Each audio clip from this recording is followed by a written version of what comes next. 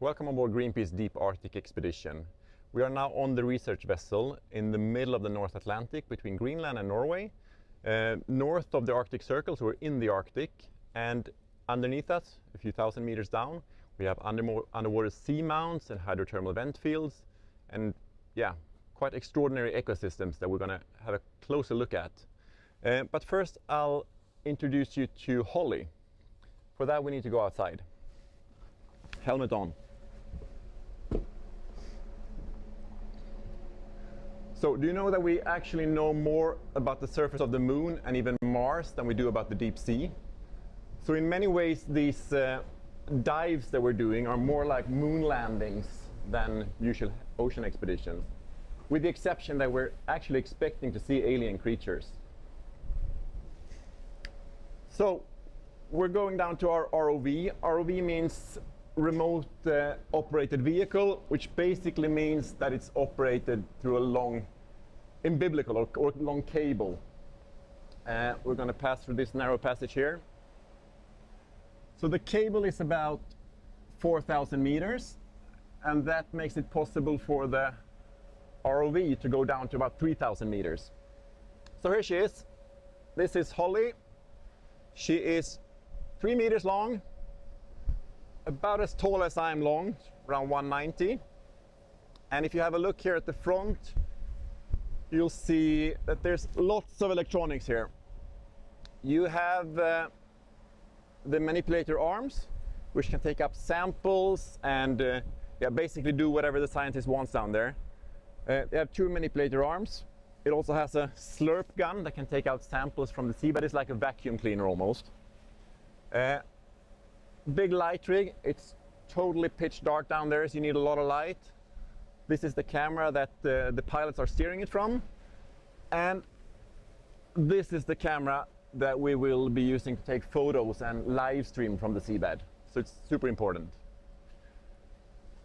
And yeah, I think that maybe that's it. Let's go into the ROV shack.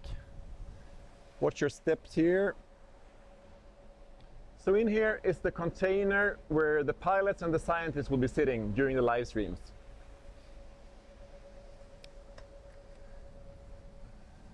Yeah, there's no one here right now, but this will soon be occupied.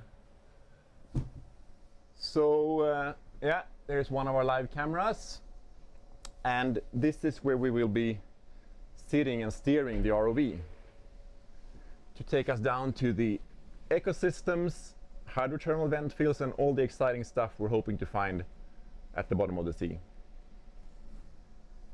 Let's go live.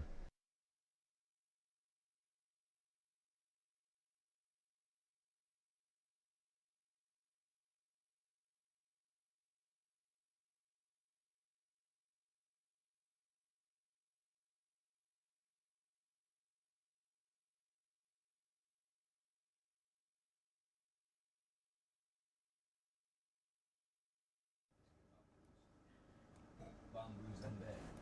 Bamboo, B&B. No, that's it. But no air.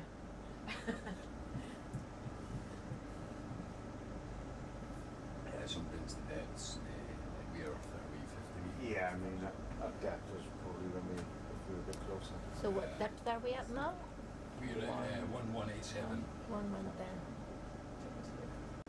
So it's not correct.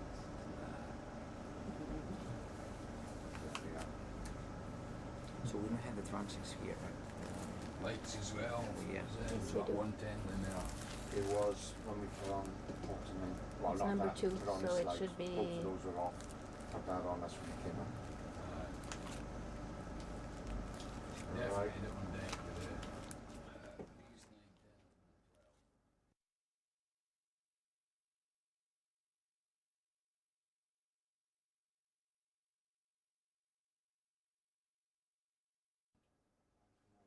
So then we should say hi and welcome.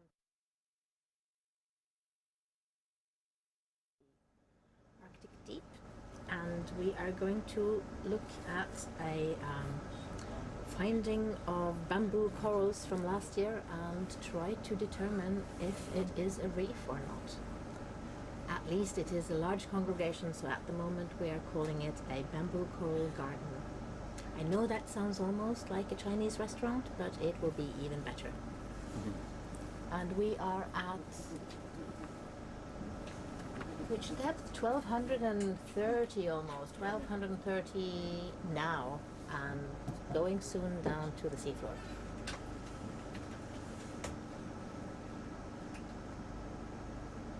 If you have any questions at all, just ask them in the YouTube channel, and we will try to answer them when we hear about them from our dry lab.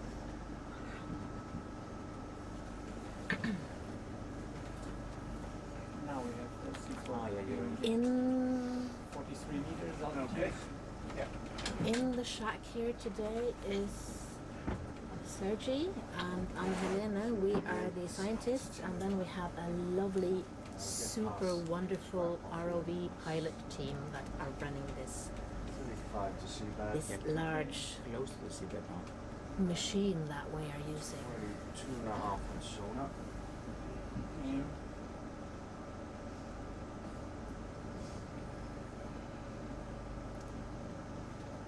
And we are waiting to get to the seafloor. It's Yeah, always we a see little it bit now. exciting. Ooh, look, there we are. Okay, 20 to see that. We are seeing the first 17 on sonar. little white dots. I think that must be sponges. What do you think, Sergi? Yeah, sponges. Sponges. For sure. Sergi is our sponge expert, so he will get excited whenever Yeah. he sees a sponge. Plenty. There will be plenty. Ooh, look at that. I can tell. Okay, 15 to seabed. Seabed in sight. Creeping down 10 meters. Clear up. Sit down.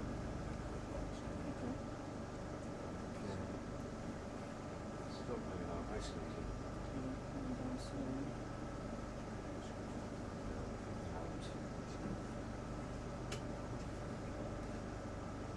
So this is a hill. We are at the 5 meters. not even the base of the hill, but somewhere in the slope of a large 8. seamount, and it seems pretty steep. 7. 6 meters to see that. And we will go up this hill afterwards and try to find bamboo coral here. 5 meters. Look at that. It is quite steep. It's Right? very steep, yeah. This is a mountain landscape, the Mid-Atlantic Ridge, and this is the Arctic part of that Mid-Atlantic Ridge. It is the largest sea chain in the world. It's part of the largest sea chain in the world. It starts up here in the Arctic, it goes all the way down the Atlantic, middle of the Atlantic, and then it connects to the other mid-ocean ridges in the world. They're all connected, so this is really Just stop here of that for now. Maybe at 3 meters. the largest And let's see where I'm going. mountain chain in the world. And this is one of the wild parts of it. Should we just record that we are at the bottom? Yeah. Yeah, we're 2.8 meters off. We're 2.8 meters above bottom, and we will start recording that it's at the bottom. The water depth is, We have to do the weight balance as well first. yes, Yeah. 1291. 1291. So we'll line for that. 6. Probably better putting your forward bullet light off and just using your aft bullet light. Forward bullet, it's in order. And you need to remember to start recording when they are done. Flying off to your port side here. Yeah, pick up a little bit there.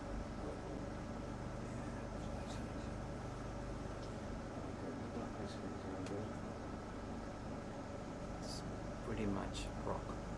Pure rock. Right? This is a volcanic mountain chain, so down here we see some sedimentation and some, I guess, breaking off of pieces and falling further down kind of rock, because this is a steep mountain. The Arctic Mid-Atlantic Ridge and all of the other mid-ocean ridges are spreading ridges, so two tectonic plates moving apart from each other, and new rock or lava in the deepest part of it is coming up in between these two tectonic plates, and this is what forms the mountains.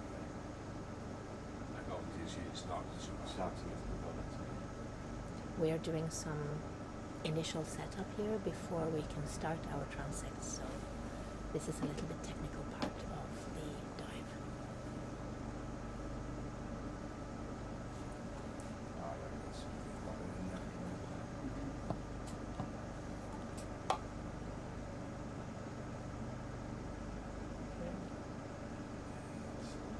Okay, I've stopped there. Okay, nice and fairly the back of the ROV there. Okay. I'll land here for the white Yeah, balance. you can get down there, that'll be fine now. Look at this shrimp. Oh, this is a misset or I would say this is a shrimp. just a shrimp. Yeah. They do that flopping together to move backwards kind of movement. I've just And we see a small anemone, pink anemone to the side there. The white small, one, right. Yeah. There's quite a few.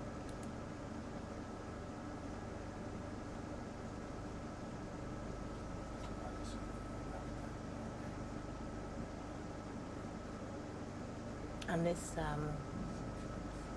little cloud of sediment is nice and normal. That means that we are above sedimentary seafloor. And our thrusters have just whirled up a little bit of that because we're testing how we are in the water right here to make sure that we can have as controlled a flight as we can. We just landed on the seashore now. We have just landed, and then we whirl up a little bit of the light fluffy sand and mud that is sedimented down on the seafloor.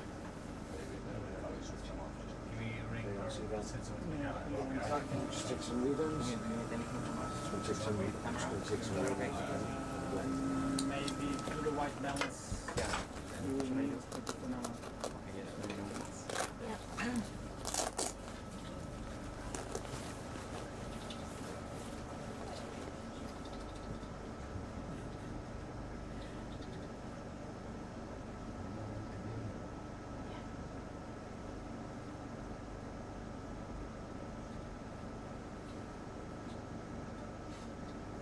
So we will wait until the cloud settles, and then we will do some checking of the camera to make sure that that is all right to film in the correct white balance and the correct amount of light and all of that. Just And front- then the front we of the will be ROV. Yeah, that's fine. It's Getting not on. flat, like it's not level, so flat. Right, if you bring out the starboard door.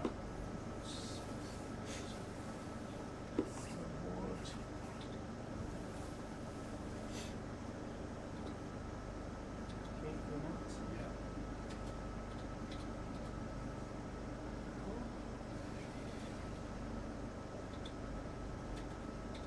Right there. Is enough?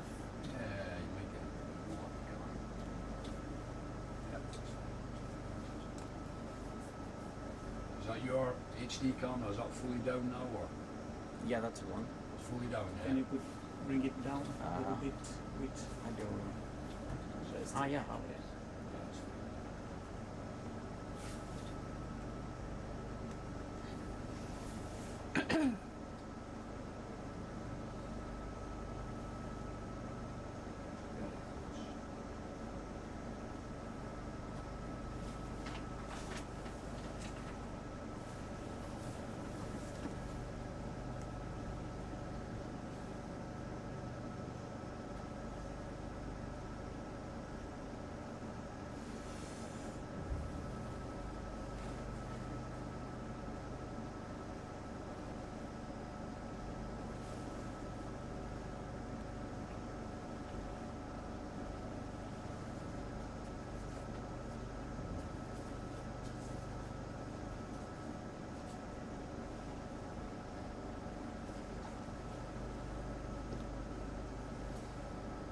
Yay.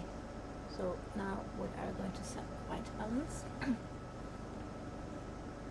So it's a 10 meters of That draw fully out like I can try a little bit more because it was. half 2 meters. That's fair.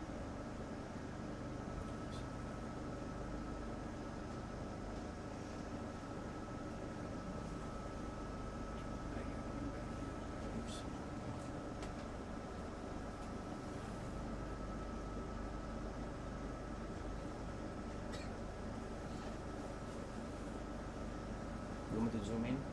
Yeah, so zoom in a little bit there. Yeah. You just pan left view as well, you can away from the 60 down the right. Just move your one left and you might turn and go. Not sure what view it is. Zoom in so it's mostly all white. Okay. There you go. I'm sorry. Yeah, do control it. I will keep an eye on the Is that okay? Yeah, that's good. Okay, make sure it's on number 2. The dial. Now? Yeah, This one is on number 2, yes. Yeah, and then just push okay. the white balance, but just make sure, look at your screen as well, you should see a small change. Is the Yeah, one go for it, push yeah. white balance? Yeah. Yes. Not sure change there. We are pretty good with it. So it's on number 2 Number and we 2, push. yeah, press again. I'll just go. Back on the 2. There's a change there. Yeah. And push white balance. Yeah, that's it. That's right. Yeah. So Aye. now we have set the white balance of our Is that enough? camera. Yeah, that's fine, Yep. yeah. Yeah, we'll just slow this part out. All done, yes? Then you will have a more balanced color view of our underworld in the underwater world here. It looks a little bit like the underworld when it's this volcanic and barren.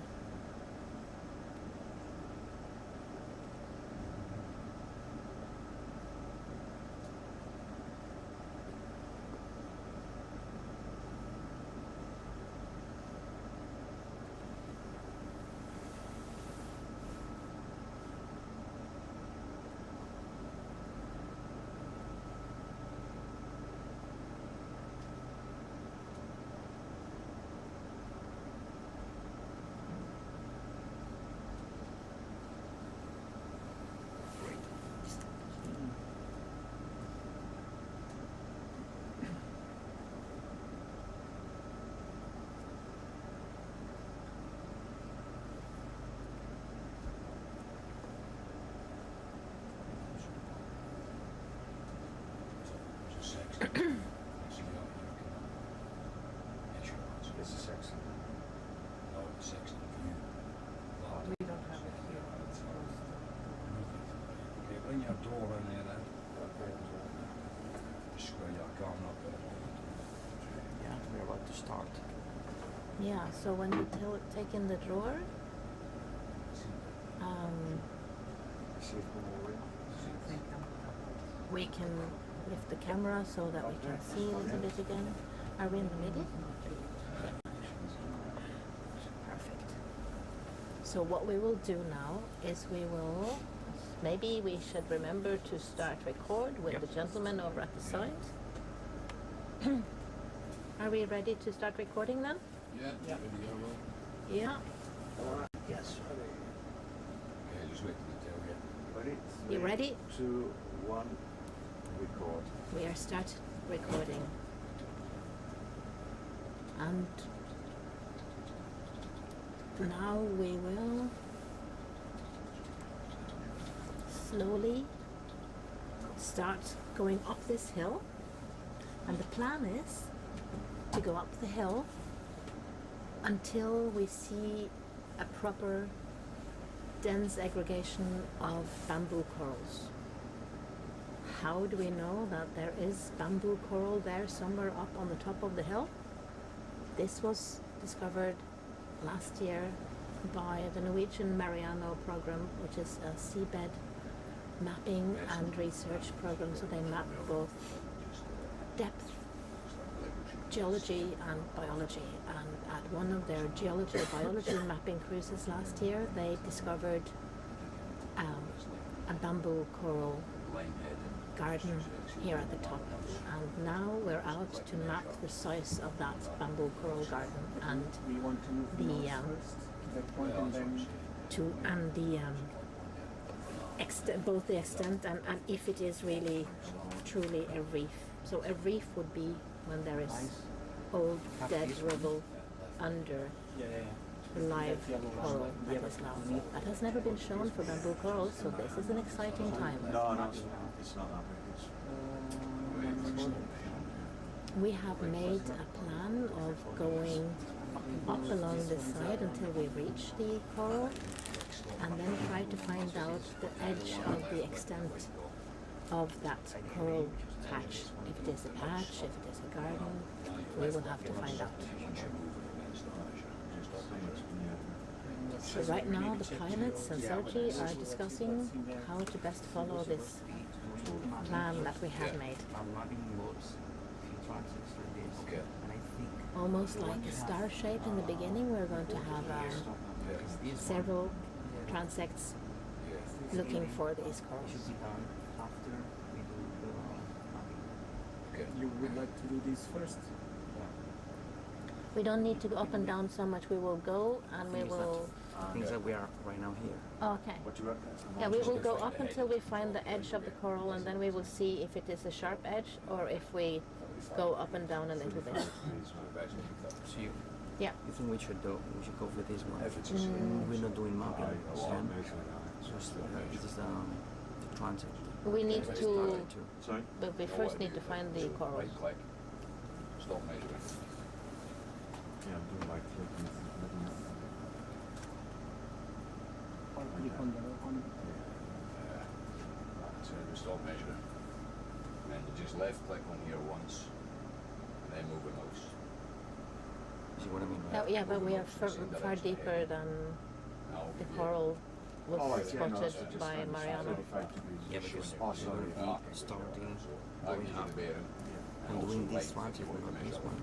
Because this is the one that that length is basically we were told to be 36 started with transect. Okay. So we do This that. will be 36. Will be Let's see when we get to the first coral where we are. So yeah, so sorry, you're wanting so you don't want to do this line first, no? We can go up to the coral. Yeah. So we go, because the corals were found at approximately 1,000 meters. Okay. So we will go up and we will see when we find the first coral area that is really dense.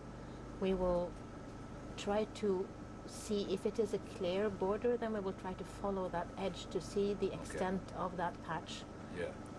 If it is a not very clear edge, then we would like to go down to the start of that and sort of find where it is, because we want to check the edges of the patch, and after that we are going to do Yeah. We get to this one over the coral. patch.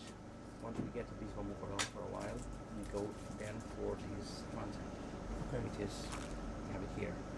Yeah, but we will see when we get to the coast. Yeah, First so we we- need to get For up. now we go in the Yeah. direction Yes. north. Yes. Yeah, so Following you this want to transect. go to the line to start with, yeah? Yeah, we want So to around 300 meters off. yes, so we want to go uphill and find the But start. I mean, Zoom out. for example, as we are now, uphill is in this direction, so 282. And if you want to go to this point, it's much more like north. Then we go north. We go north? Okay. So we see you not that we are there. Yeah. Okay, we go to the point. So just Yeah. arrange your bearing on. Probably So for the a arrow, bit you away go here. No? left click on arrow. Now we are already. And then go to the start line. We do this line. Yeah. Yeah, Ah, that's yeah. what we need to The do. arrow, see the arrow there. See how Yeah, no, it's- it's just got an arrow there. If that shows up and you press it, I'll move it. So measure it. So just left click once up to there, and then on it. So now we're discussing with the pilots exactly the detailed plan, because Okay. the maps are not like maps on land where you know every little centimeter. We have maps that are which 375. I think we have 30 meter, or is it 50? Yeah, maybe 30 meters. Should be around So, 300 meters. Accuracy of 30 meter is not like that would disappear your entire house if you're wrong, right? 300 metres. So- Normally 3-5 and then speed. We're forward. trying to get the landscape we see to fit with the map we have, Maybe a little and bit 30 less. meters on this Point depth three. is really cool actually. What do you want, point 3? But now we're going to make it even more detailed with this Can we dive. go? Yeah. Good job, Ruby. RV bridge. Okay, can put a movement in, please. Bearing 335, 300 meters at point 3, please. 335, 300 meters at point 3. Yes, please. Thank you. And we have started going Yeah. up the hill. And there is a brittle star sitting there. That's kind of cool.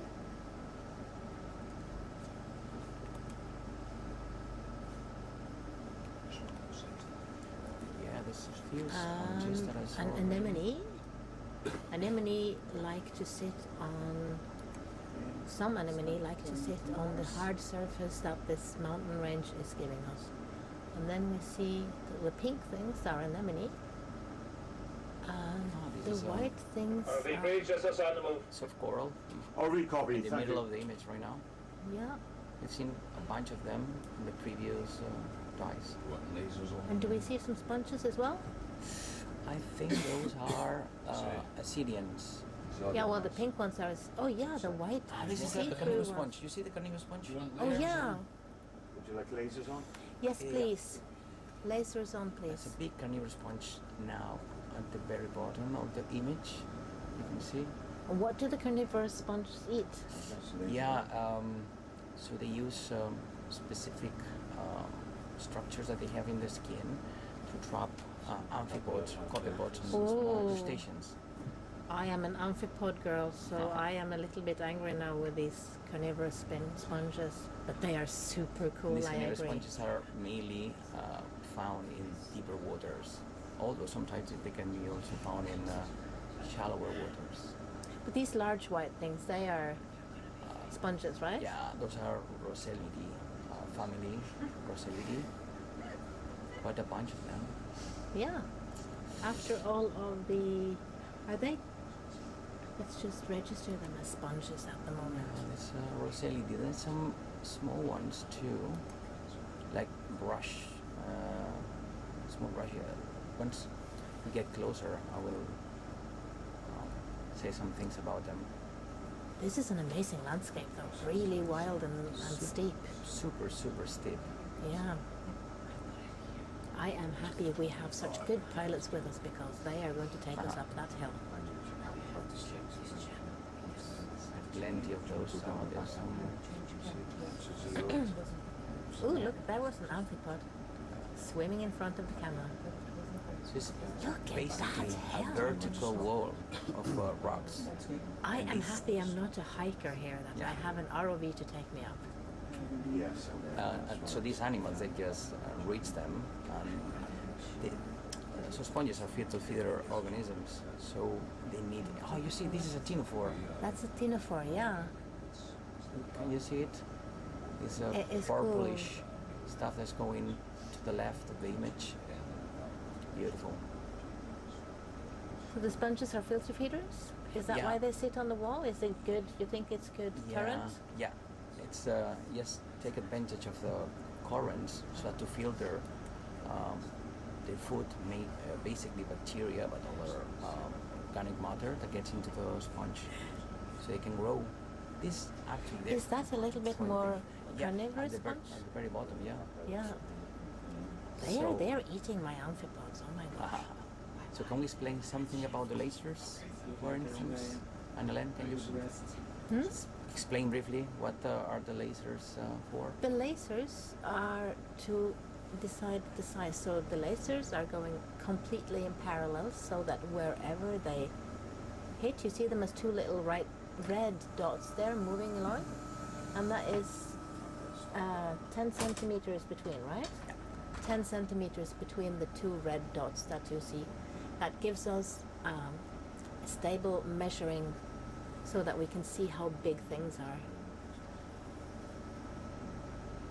This is an amazing steep hill. Yeah. And you see how that little grey fluff is on top of everything? That's a little bit of sedimentation that comes down through the water column and just lands on this rock, making tiny little fluff of grey on top Sea of it. star on the right with Oh, some soft corals. You can see the soft corals. It might be like something 20, 25 centimeters long. You can see this is a vertical wall. This is It's amazing. crazy, yeah.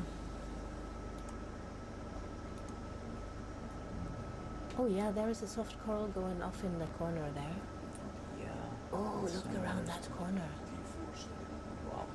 Wow. And imagine this is a mountain ridge that goes on forever and ever almost under there. Now, there are a lot of cool landscapes above sea as well, but some of the most dramatic landscapes in the world, I think, are subsea. So you can see some other sponges coming on deck. So these small ones on the left, those are Lisodendrix complicata. We'll see a bunch of them during the dive.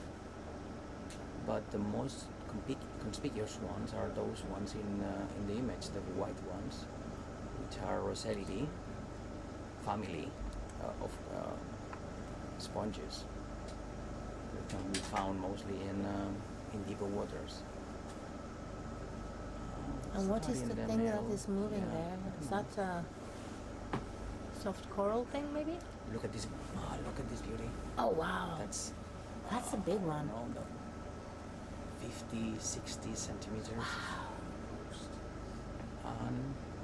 And the problem, of course, with the video is that when it's such a white animal, it reflects our lights very Yeah. well, so it's a little bit burned up. But now when it gets a little bit in the shadow, you can see all those beautiful tubes that it has coming up. Wow.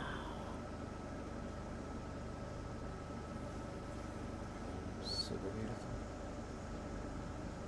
It is.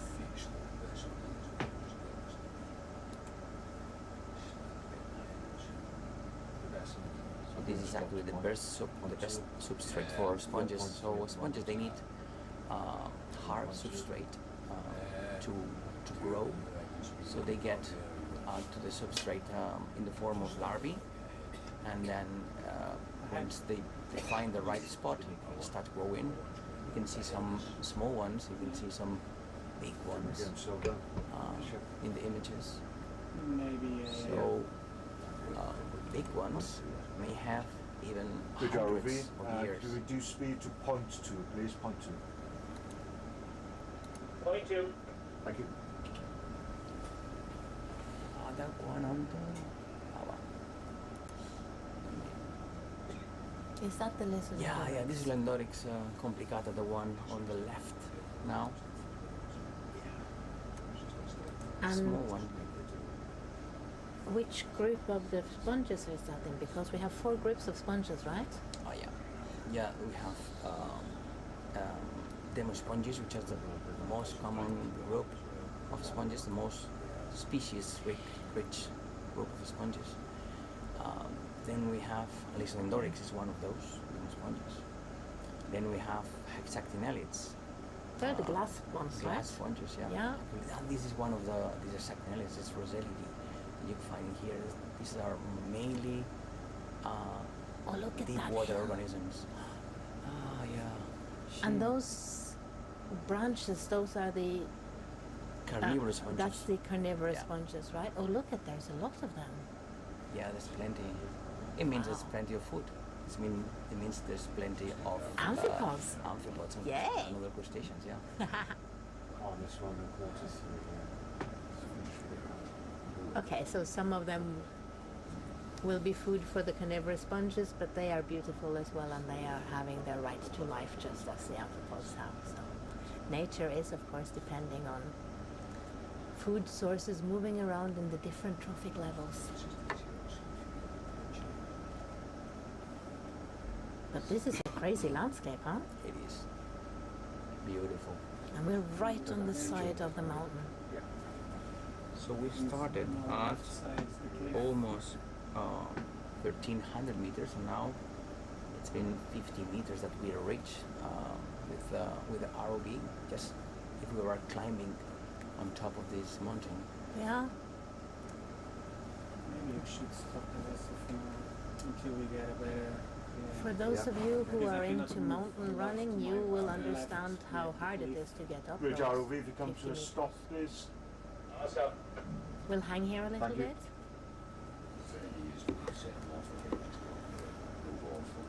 Because the ship is moving forward and we are climbing up more than we are moving forward, so we have to have the ship to wait for us now to catch up. Our horizontal movement is much less than our vertical movement, I guess, at the moment.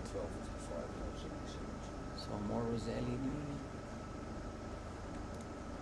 Those are clearly the dominant. Ah, yeah, there's crinoid at the very bottom. Crinoid, I didn't yes. notice that. Crinoids are called feather stars as well. They are in the group of echinoderms, See where it was, this one. and they're very old animals as well. Yeah, we'll find some others and we'll say something about them.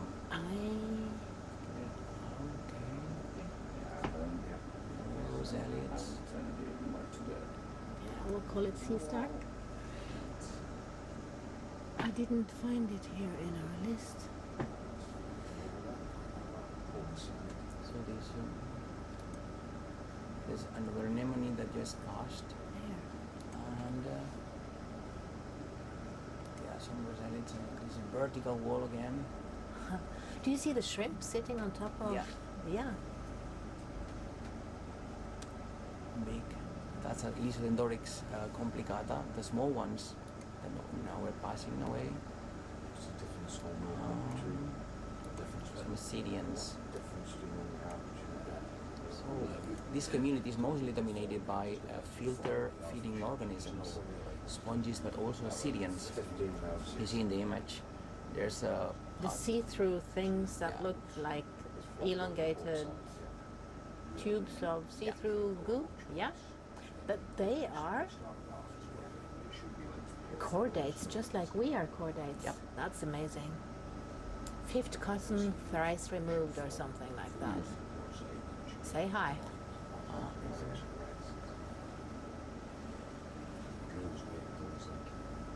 One of them is going out of the picture just now. we hit Oh, and there is a row of them there. Yeah. So yeah. these Assyrians. There's plenty of them. They're also There's a filtering fish on the water. right. Oh yeah. These are the fish. Fish. I have to register the fish. So my job is to register in our database everything we see, which is why I sometimes look for things forever instead of actually seeing our beautiful screen.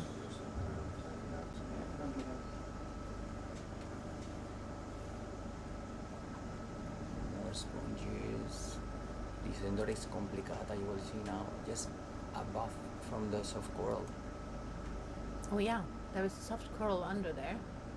They are a little bit less easy to see, so we have to keep our eyes sharp. Yeah, sometimes you see this dust coming into the image. It's just because the RV gets a little bit closer, and then it removes. It makes the dust to come to the water. But this is normal because this is actually a vertical wall where we're climbing. It's difficult for the pilots to be like in a decent distance sometimes. So now we see some soft corals, right? That's a soft coral again. That's soft corals. And the one on the right, this is another carnivorous sponge. You see? Oh, On the yeah. right, And in between these another- Assyrians. To the right, yeah.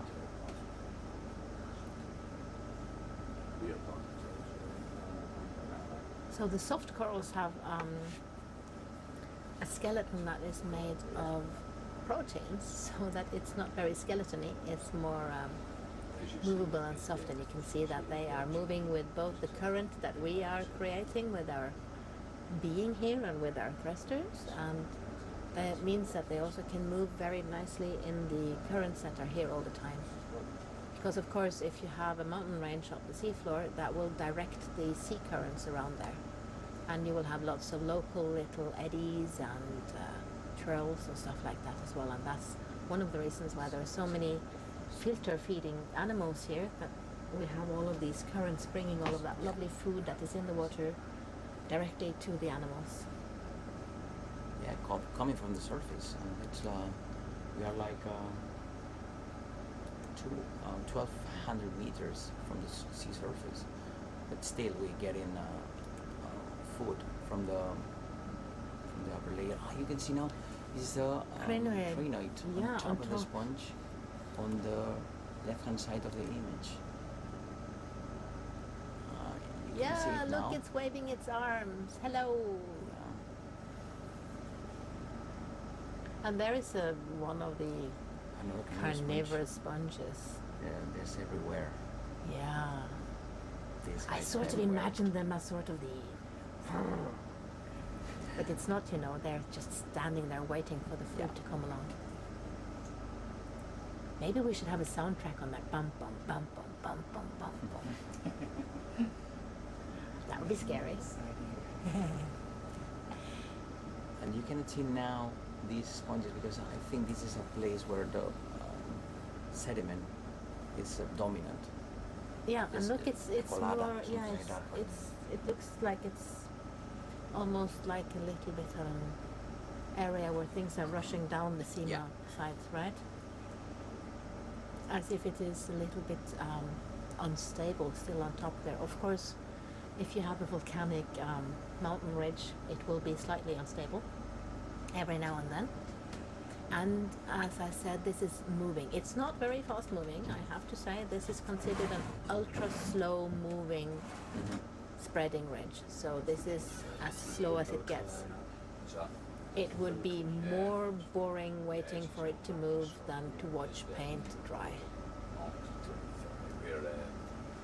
But it is moving, and that's what's creating this whole mountain ridge.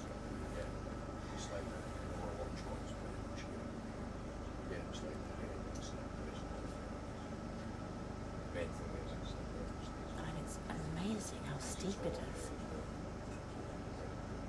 Okay.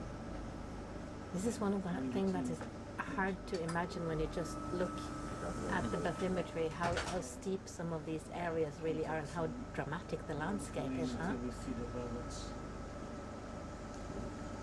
What's around the corner? Yeah, some more rosellids, And, huge ones. and the thing that sticks out there is another Ascidian, right?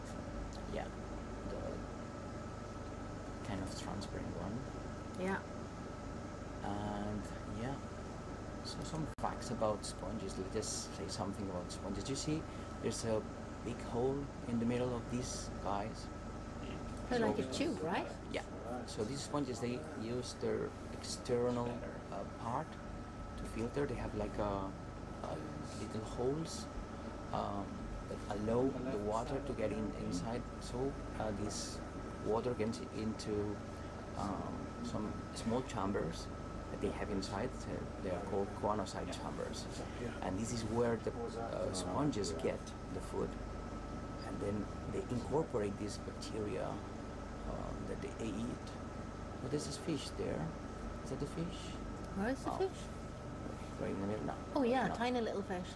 Yeah. Hanging out right So, above the big camera. now. Sponges, once they filter the water, once they get the food from the water, they transport the water, the clean water, let's say, to the very middle of this funnel, and they expel the water top. So there's water coming out of the big, Yeah. like the vase part, and then they're sucking it in through the skin. There's a sea star. Sister, yeah. So sponges, they get water and they pump water out from the animal. This Would is an animal, it be a have to remind thing? this. Yeah, it's an animal. Would it be so that you could actually feel the current if you held your hand over the opening? And yeah, there's been Okay. some tests using dyes. You can put the dye at the very edge of the sponge, at the walls of the sponges, and after a few seconds you can see how this dye goes up and exits from the oscula, from this The big hole. hole. Yeah. Look at that. That's like an edge of a hard field, is it? Yeah, I see some encrusting sponges in here probably, right? This white, now where the lasers are, Bridge ROV. it could be RV bridge. Okay, so some move other off, please. sponges, roundish. You Bearing can see here. 335 These at point stalk 1 sponges, you see the continuous, stalk Oh sponge? yeah, the stalk sponges, the ones we call the Yeah. lollipops. Thank you. Lollipop sponges, yeah. What are they called, really? We have several species it could be, right? Yeah, you said something about Caulophacus, but we still need to identify them. Yeah. And there's a So I know it's very tempting to identify everything from pictures, but I would say very often super difficult. We normally have to have an animal in the lab, especially of these small invertebrates. We need I'll to recall, look thank at it very specifically with microscopes and stuff like Yeah. that to really say which species they are. So it's easy to throw around names and stuff, and to be completely certain, especially when we're here being the nerdy scientists that we are, we will always want to say, I can check it maybe in the lab later. But we can give you a ballpark about where it should be, species-wise or group-wise at least.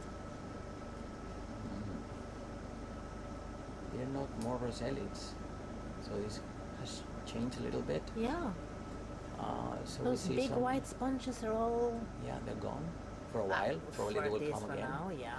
So you see in some of the rocks, you see that these We white have patches. lots of acidia. These are encrusting sponges. Ah well, yeah, you see, Yeah. they're back. These roselidae. The ones you never get away from here. Uh-huh.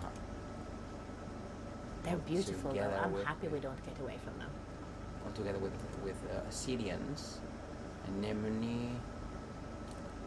We have this soft coral, and just below the soft coral, I think there's some encrusting sponges. And, there's a fish that just went away. You have to imagine these habitats as black patches. I mean, they're like totally dark.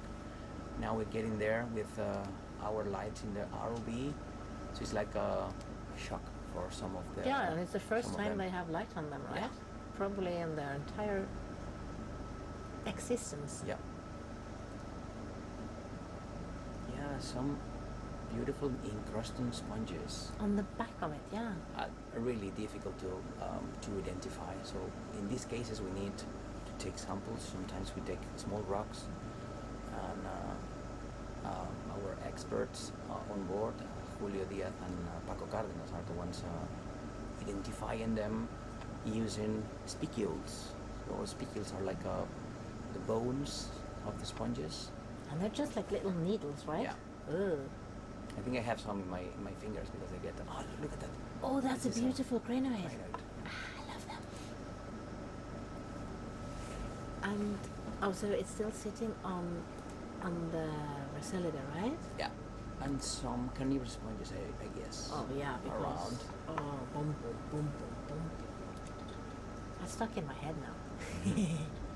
So these crinoids are getting to the top of the sponges to reach higher layers of water and then get food from the water. So they would get from the new water, right? Because that water coming out of the sponge is already kind of clean. I would say the sponges are kind of the cleaners, the Yeah. water They are. cleaners They of are. the. They can filter like a huge amount of water every day. I think there's a sea star right Yeah, do you now. see the sea star? The little. Yeah, so this rock is Fat plenty sea of star, different organisms. And you can see in the image, this is the first rock, a small rock that you see here. This white patch. This is encrusting sponge. That's covered in the sponge, the rock. Sorry, I think. And look at all of those soft corals at the edge of it. Yeah. Beautiful. It's like a little oasis there. Lots of different phyla. Wow. Most of them to the right. Oh, and because look, it's the flattening current out gets a there. little bit right here, right? So we're at a mini flat area. Yeah. But no signs of the bamboo coral yet. No, but we're still at 1200 meters. So what we know is that it was found at 1000 meters. We don't know how far down it stretches. So we're 200 meters below where they found the bamboo corals last year. And some species are very specific about where they like to live. Oh, look at that. This is skate. You see? Oh, yeah, Coming to say look hello. at the skate. Hey, skate. We saw one of those yesterday. And this one is not as shy as the previous one. He You wants see? to say hi. Beautiful. It's a really big one, I would say. Yeah. 50 or 60 centimeters, even Yeah. more. Look at that. Hello, beauty. Peacefully going down the hill. So those yellow things up in those little yellow blobs. Oops. Oh, again, skate. Skate is coming back. Maybe he likes our light. Or maybe he just thinks that Look it at would that. be nice to hang out with the rest of all of you on the YouTube Oop. channel. Oops. He found Got maybe a little bit the confused. bottom, yeah. But those yellow much light. things, are they also sponges? I think so. Yeah. We need to. Oh, and there's a grab pink them. shrimp sitting there. I'm a crustacean person. I have to point out every now and then that there are Yeah. crustaceans there. So, well, let's call it a yellow sponge, and then Yeah. I will register. We have to we come back saw later and pick some samples to identify them. Shrimp.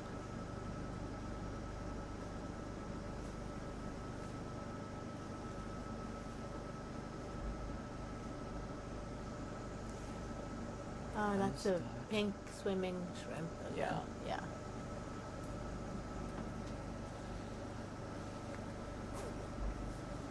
So no more rocks in this area. So It's a mostly little bit not more rocks, muddy sand, more right? muddy. Yeah.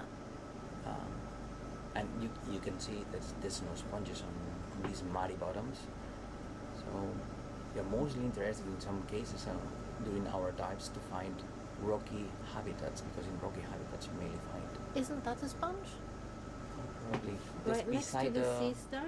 sea star. Not sure. Is it one of Here. those It could be, yeah. flat kind of sponges? Hard to I tell from don't here. have nice names on sponges because Yeah, fun shapes. I've always had good colleagues to take care of the sponges.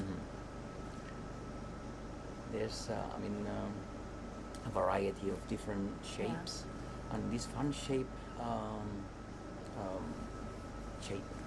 of sponges is quite common in deep sea habitats, and so they place the animal against the current to maximize the filtration of the getting more food. But now we're back on the hard and steep surface. Yeah. Have to say, we are on this cruise of the scientists. We are one group looking at sponges, and that's Sergi and Julio and Paco. And then we're one group looking at the other small, movable, invertebrate fauna, and that is Jenny and Ananina and me. So it wasn't by design, but we have the boys looking at the sponges and the girls looking at all the other things. So yeah, some Soft corals and to Acidia, the right? soft corals. And at the top right, you can see again this carnivorous sponge.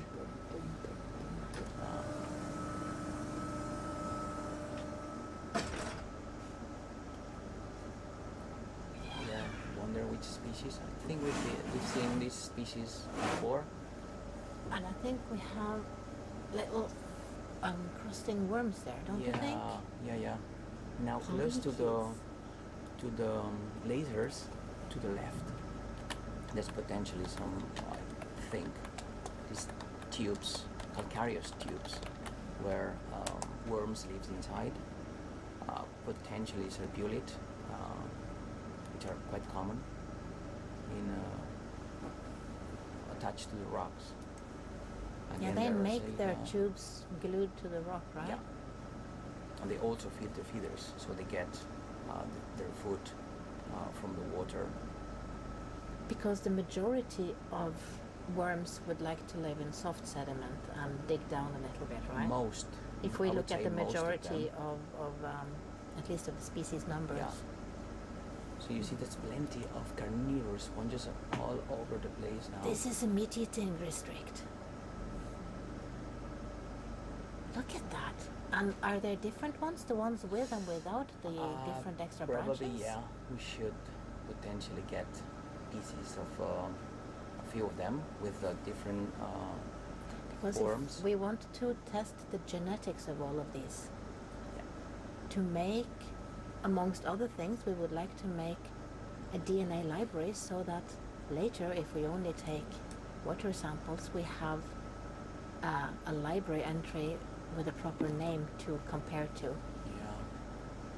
So, some facts about carnivorous sponges. So once crustacean gets attached, trapped into the surface, because they have like a special structures to get these animals.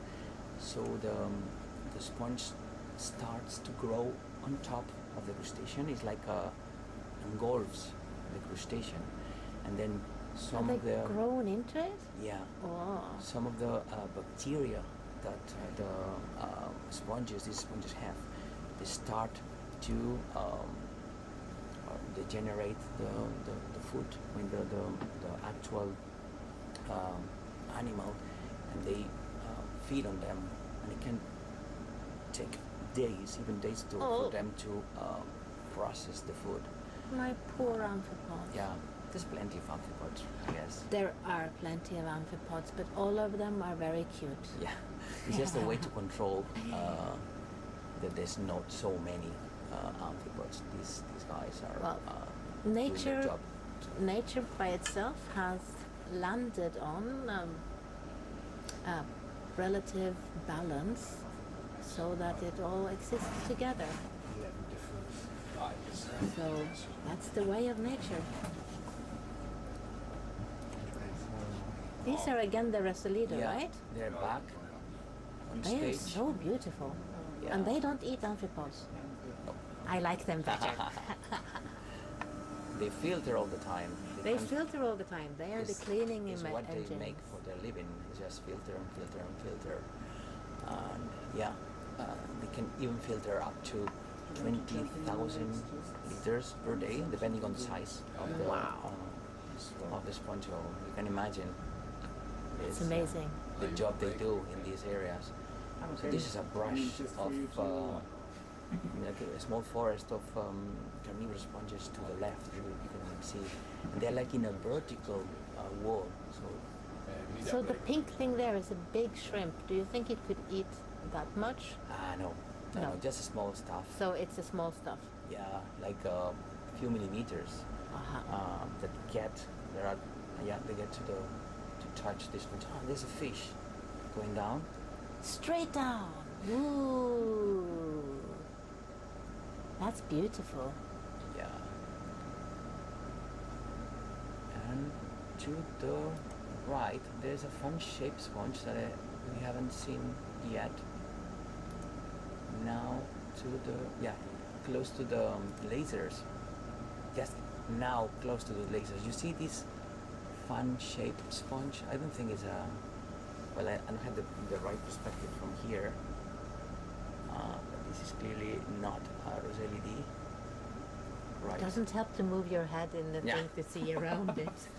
Yeah, what my Sergi is sitting here in the shack, moving his head, wants to sort of move around it. Sorry. there's another one of In this the fan view. shape. Oh, You yeah, see this look fan at shape? that. Just above from the Rosellid. Yeah. So the water just made it move. So you can tell from the disposition of this fan that current comes from the right to the left, mostly upwards. So Yeah. they maximize filtration. Another fish. Oh, they're all going down. Do you think there's something interesting down there? Probably less light. And also, we should say all of. Oh no, they're going up again as well. Yeah. But we should say that in this type of environment, the food is of course falling down and landing on the surfaces if they're flat or if they're not flat. However, the food is from the top coming down and coming down. Sometimes we even call it marine snow. Mm-hmm. And I would, if you want more food, maybe you just go down. The thing is that it's getting eaten on the way, so if you have a strategy of going all the way to the bottom of the sea to find the food, there is less food to be found there than further up. Oh, look at that field of soft corals. Soft corals. That's And amazing.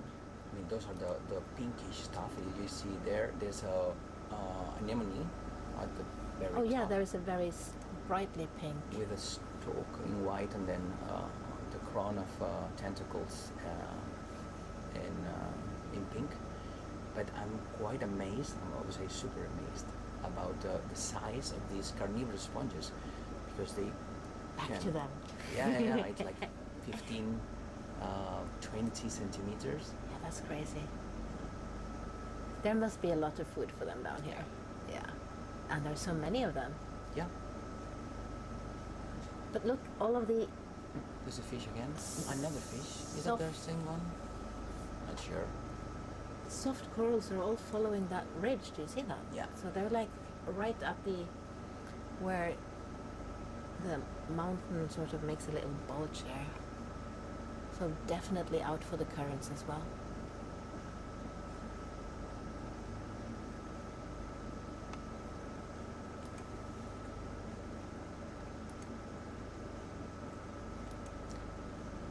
Yeah, this sponge to the right, fun shape like. And there's some other little sponges, roundy sponges, like yellowish that you can see that those are like you see them with the laser. I They think look that's- almost the same color as the mountain. Yeah.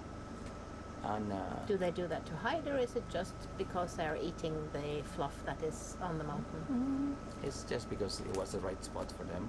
Ah, They don't need okay. to hide from anyone, I guess. Is that brighter yellow and a crusting thing? Yeah, I think so.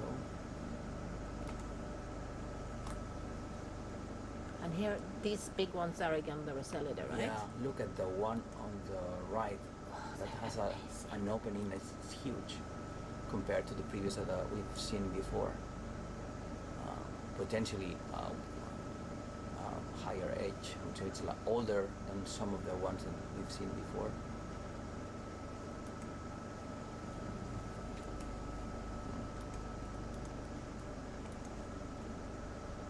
So Julio's saying we have him watching the video live that the one fun shape could be a clavocrochet, which is a genus of sponges.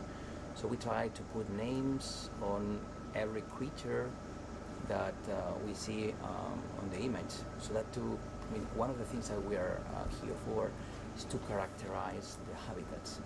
And a good way of doing this is just the right way, I would say, is to know which are the species that we are looking or that we are seeing in the images. Yeah, you need to know the players in the Yeah. habitat to understand the habitat. Really. And the more detailed you know the players, the better you can understand the habitat. I totally agree on that. Yeah, that's our job here. Well, we have other purposes that we will talk about a little bit later. But yeah, knowing what we have in here, it's crucial if we want, which is what we want, to preserve these incredible habitats. That's why we want you to see them as well. We want you to also fall in love with these beautiful areas. Look at that. Is that also Yeah, the one. This is an behind the Asconium Rosalia? foliatum, I think. The one that you Okay. see just on the left. behind the vase, right? The one that has Yeah. smaller, like hollow Yeah, tubes. yeah. I cannot say it with my words. But yeah, now at the very bottom of the image you see this Asconium foliatum. And it's so exciting that he even forgets all of the carnivorous sponges we're seeing in the rest of the picture. Yeah, we'll come back, no worries. Oh, okay. Look at the fish there. Yeah. He's trying to. It's also, of course, all of these things sticking out of the rocks are good hiding places for the fishes to look for little extra food that is stuck in between, or Yeah. Not just the crevices, but especially the sponges. So sponges, they are like kind of is there a forming fish sleeping on the sponge there? Yeah. Yeah. Ridge or Oh. RV bridge. Yeah, if you can come and stop there, please. I'll stop. Wait till we get ahead of it. Sure. So you should imagine as these sponges are as soft corals and the other animals in Oh, here as there's the crinoid again. forests. And in forests, as it happens in the terrestrial habitats, there's an increase of the biodiversity, including fish and other marine invertebrates and stuff like that. So this is something that we have to preserve in order to preserve this huge biodiversity. If we remove sponges from here, biodiversity would be like super low. Because one of the things that we can't see when we're filming now are all those smaller animals that are living together with these relatively large animals that we're seeing here. And they're super big. They're like 20, 30 centimeters, many of them. But in between here will be lots of little things that we need to look under the microscope to see. And this is what is really making a lot of the life here. What's that thing in the middle, in between all I of think the it's soft a corals? huge soft coral, you see? Like way But here. the white thing there? The white thing, Yeah, that's an right under encrusting the. sponge. That's an You see the encrusting sponge lasers? right on the lasers. Those are encrusting sponges. Okay. Those are quite difficult to identify. So we should have a piece of them, and then Julio and Paco are the ones that are doing spicules. And the other things next to the soft corals, are they the carnivorous sponges, or would that be don't know. hydrates? It could be, yeah. And I think I see a little blob sitting there, and I would say, with my wish on, that that's an amphipod. But it might be just me wishing that. So good point for this. We don't know if it's carnivorous sponge or cnidarian. So in these cases, we should just take a small piece of it, or But we can't because we're mapping right now, my friend. But we are so excited about these quite complex habitats. I mean, it looks maybe slightly simple, but there is a lot of different life here. This is beautiful. Look at all of that. That must be also some bryozoa there, right? Yeah, close to the Close to the lasers. lasers? Yes. Let's see if I Like can find small the bryozoa trees, in the branch trees, or Yes. there's some bryozoans. Bryozoans are a totally different group apart from animals sponges. again. But Animals, yes. and they are filter feeders. Yes. Again, They have these little boxes where they have a little whisper of a tentacle. Yeah. Yeah, that comes out and searches for food. sea star there. So sea stars are eating other animals. Those are not filter feeders. No, they are hunters. Yeah. Oh, look at that one. It looks like a ball because it's Yeah. eating so much. That one just below the lasers, there's a Yeah. sea star. He's hungry. Yeah. So they have the mouth underneath, So what they do is they get into their prey, and then they exert the stomach. They produce acids, and then they. So they kind of sit on their degrade. prey and they Yeah. eat it? Absolutely. Ooh, don't And get one- sat on by a sea star. And once the digestion per se has been done outside, so they get the food into their digestive tract. Ah, So that's what they eating on the outside, then sucking it in. do. Yeah. Cool. Life is so full of cool solutions. Mhm. And they eat some sponges. We don't know which sponges. So have you seen particular. them sitting on the sponges and eating I them? think Paco I saw think you some saw of them. that yesterday, yes, on the Yeah. when we were looking with the other camera. Yeah. Small garden of roselids again.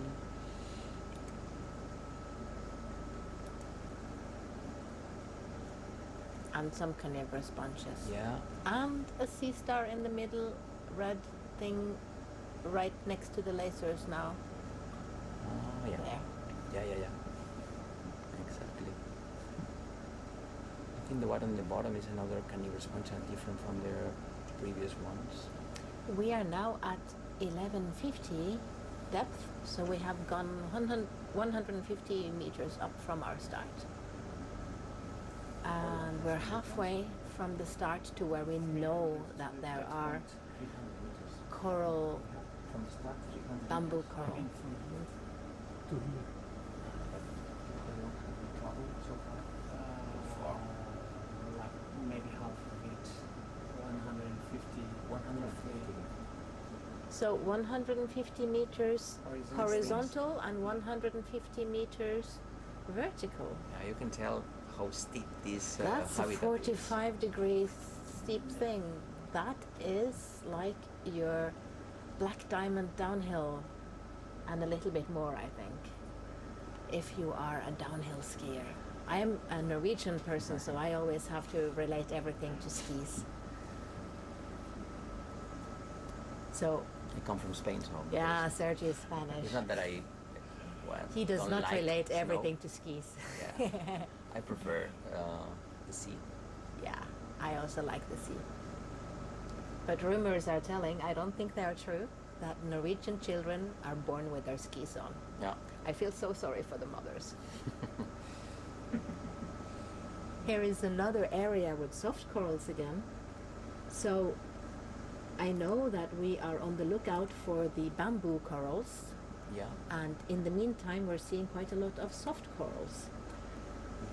They are in the same, you know, they're corals, both of them. So these animals that are Flower crusher. Cnidaria, that means that they have stinging cells. That is the same group as jellyfish Jellyfish, yeah. and as the anemone that we are seeing, actually, those pink anemone that we're seeing stuck, all of them have stinging cells in them. So that, I think, is it the Greek root of the name? Cnidaria? Probably, yeah. Yeah, it normally is. So in the middle of the picture here almost, we see Cnidaria, the little round pink thing, and then we see the fluff, the white fluff, pink fluff of the soft corals. And the bamboo corals are harder corals, and their skeleton is not made out of soft proteins, but of calcium carbonate. And we call them the bamboo corals because the skeleton looks like bamboo, you know, like the plant, the grass. Yeah.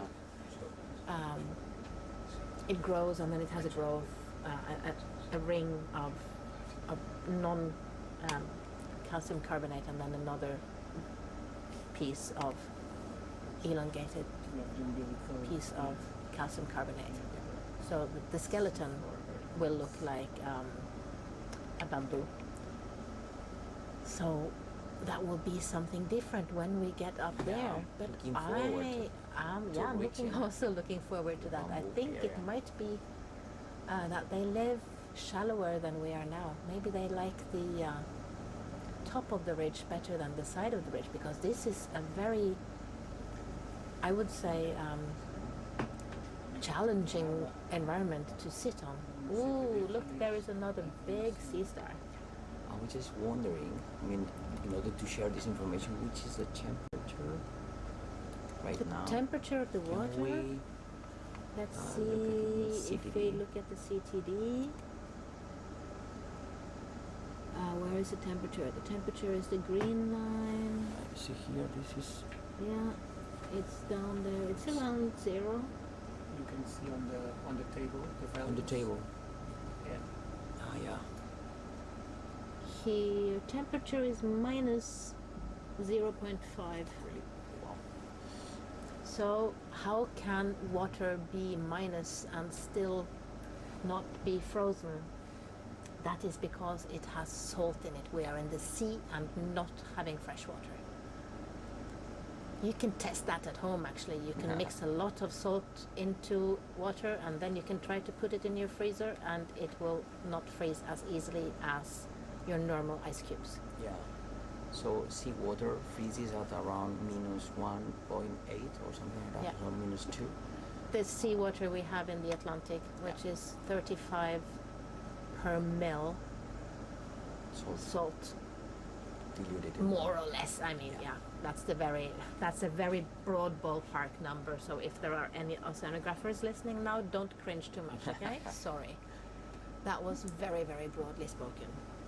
So these habitats, they stay with no light and with a similar temperature for their entire life. So I mean, these organisms are adapted to these harsh conditions. It's not that it's harsh for them because they are adapted Yeah, to those. I It should would be say that. super Yeah. harsh for us. Yeah. I tried to swim in water that was minus 1.7 once, and it's the very coldest I've ever done. That was Yeah. horrible. It was a very short swim. Yeah. I can tell. Yeah. It was not like being in the Mediterranean. Not really.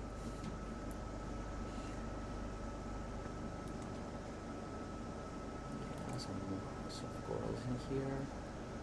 Is that very long thing still the Rosalida? Yeah. So they can have a little Winding bit of the different shapes, right? Yeah. Oh, look at how it's really just a line of the soft corals there.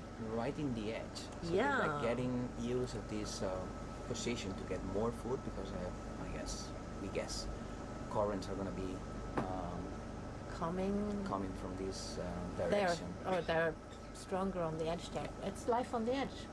Yeah. Life on the edge. Daring animals. Living on the edge. Oh, it's like the whole side here is fuzzy with all of the soft corals. Yeah, it's like a small garden of soft coral. Yeah. So corals and sponges are in different phyla, we call that. That's really large divisions of, we divide the kingdom of animals into different phyla. Yeah.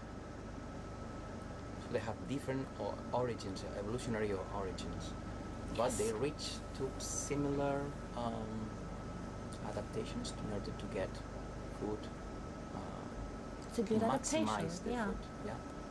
It's a very good solution, so it's one that has been reached many times through evolution. Sit somewhere smart and just filter what comes to you. I'm not sure whether this is an asconema, the one in the middle. You think that's a different sponge?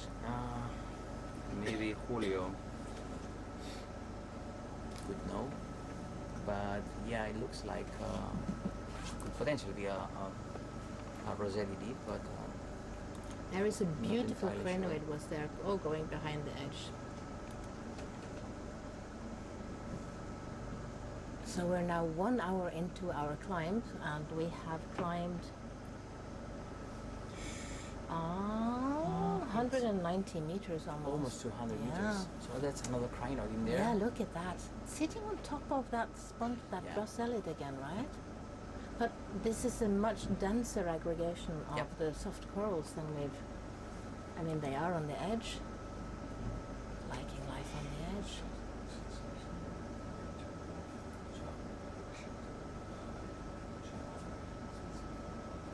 think But to even the on left this, is the stalk oh sponge yeah, again. that's the this stalk lollipop sponge. sponge. But it's interesting now? to see the landscape, how even if we're going uphill, there's also this in and out of edges and valleys sort of going down or Bridge ROV. If you can move off, please. Bearing 335 at point 1 continuous. 335.1 continuous, over. Copy, thank you. So we're changing a little bit the direction. We are in direct contact with a bridge. So yeah, that because it they have to moves move the boat ROV. so that the ROV is not dragged. But the ROV can sort of swim where we want to. Now this is a question for the pilots. Do you call it swimming or flying? Flying normally. We are flying the ROV. So even though we're underwater, guys, we are flying under the water. There is another crinoid on top On of the left, this is the Asconema foliatum. Now, the one that looks like it's a big lace thing, right? yeah. Now below the lasers, you can see this Asconema foliatum. Yeah. I think Like a 3D lace. there's another one top left, but mostly it's Rosettidae. And the Huge rocks are a ones. little bit different. Yeah. It looks a little bit flatter right here. Maybe it's another little, you know, when you're climbing in the mountains and you think, now I'm reaching it, Another it's a one. little crest. There's a bunch of these Asconema foliatum. You see, Yeah. scattered. All over Do you the think place. they like it that it's a little bit flatter? Could be. There's a fish, yes, close to to the left of the lasers, Yeah. pretending that we don't see it. Well, normally it didn't even know that we are a thing, Yeah. right? Oh, there's another fish coming down. Yeah.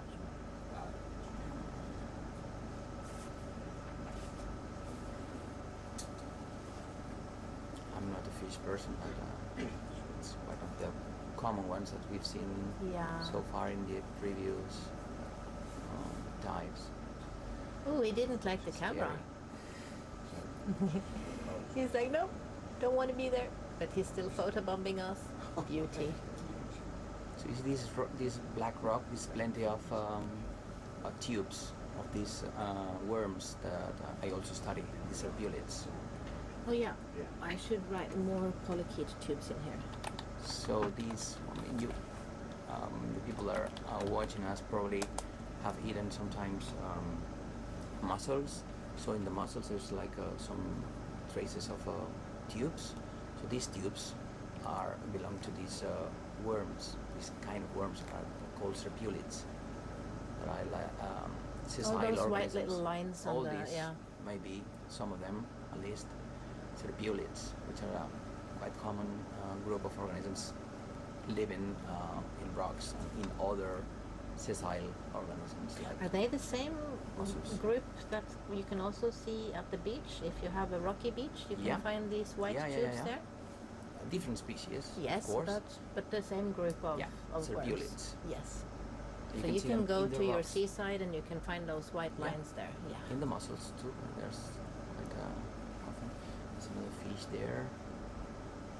And Oh, these yeah. serpulates, they seem to like the black rocks because I cannot see them in the other ones. But the black rocks are the side of the rock that is not sedimented. Yeah. So I would guess that all of this area, if we It's- take away all the sediment, would be black rock. Yeah. And Another then fish. there is There's plenty. sediment making it look grey. This is again more sedimented area and maybe a Like a little bit plateau, flatter, right? like a plateau. This is when you are breathing a little bit easier when you're climbing yourself up that hill Yeah. and not having a lovely ROV pilots flying us up the hill. See, we are not even out of breath here. We're sitting. We have gone 200 meters up a hill without being stressed out. There are two fishes here now, one Yeah. on each side of the upper part of the picture. And the shrimp. 3 fishes actually. Mm-hmm.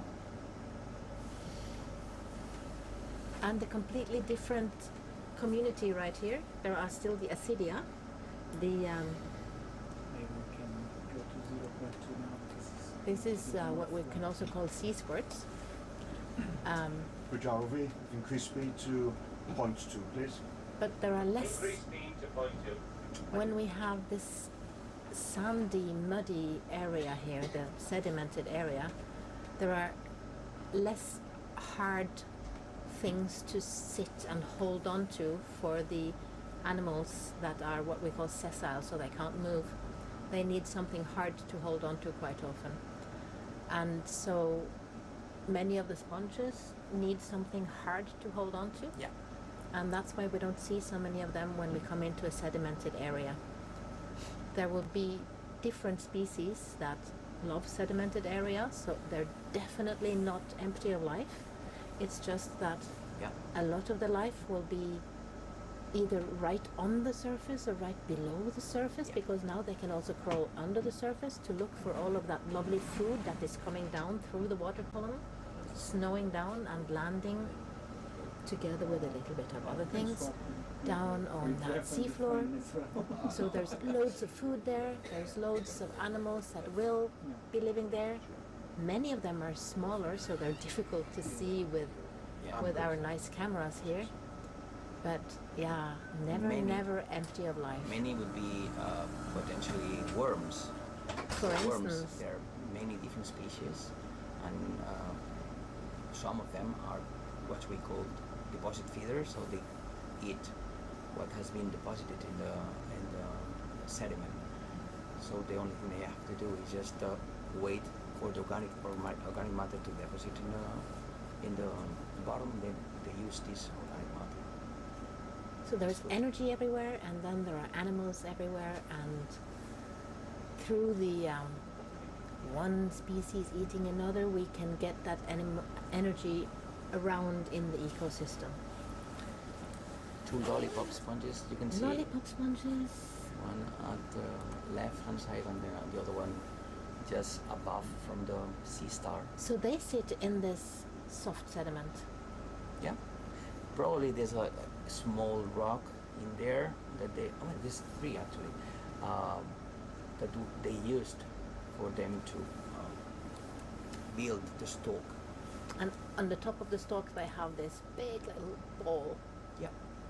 So actually these stalk sponges, they are also filter feeder organisms, and they filter just through the bowl.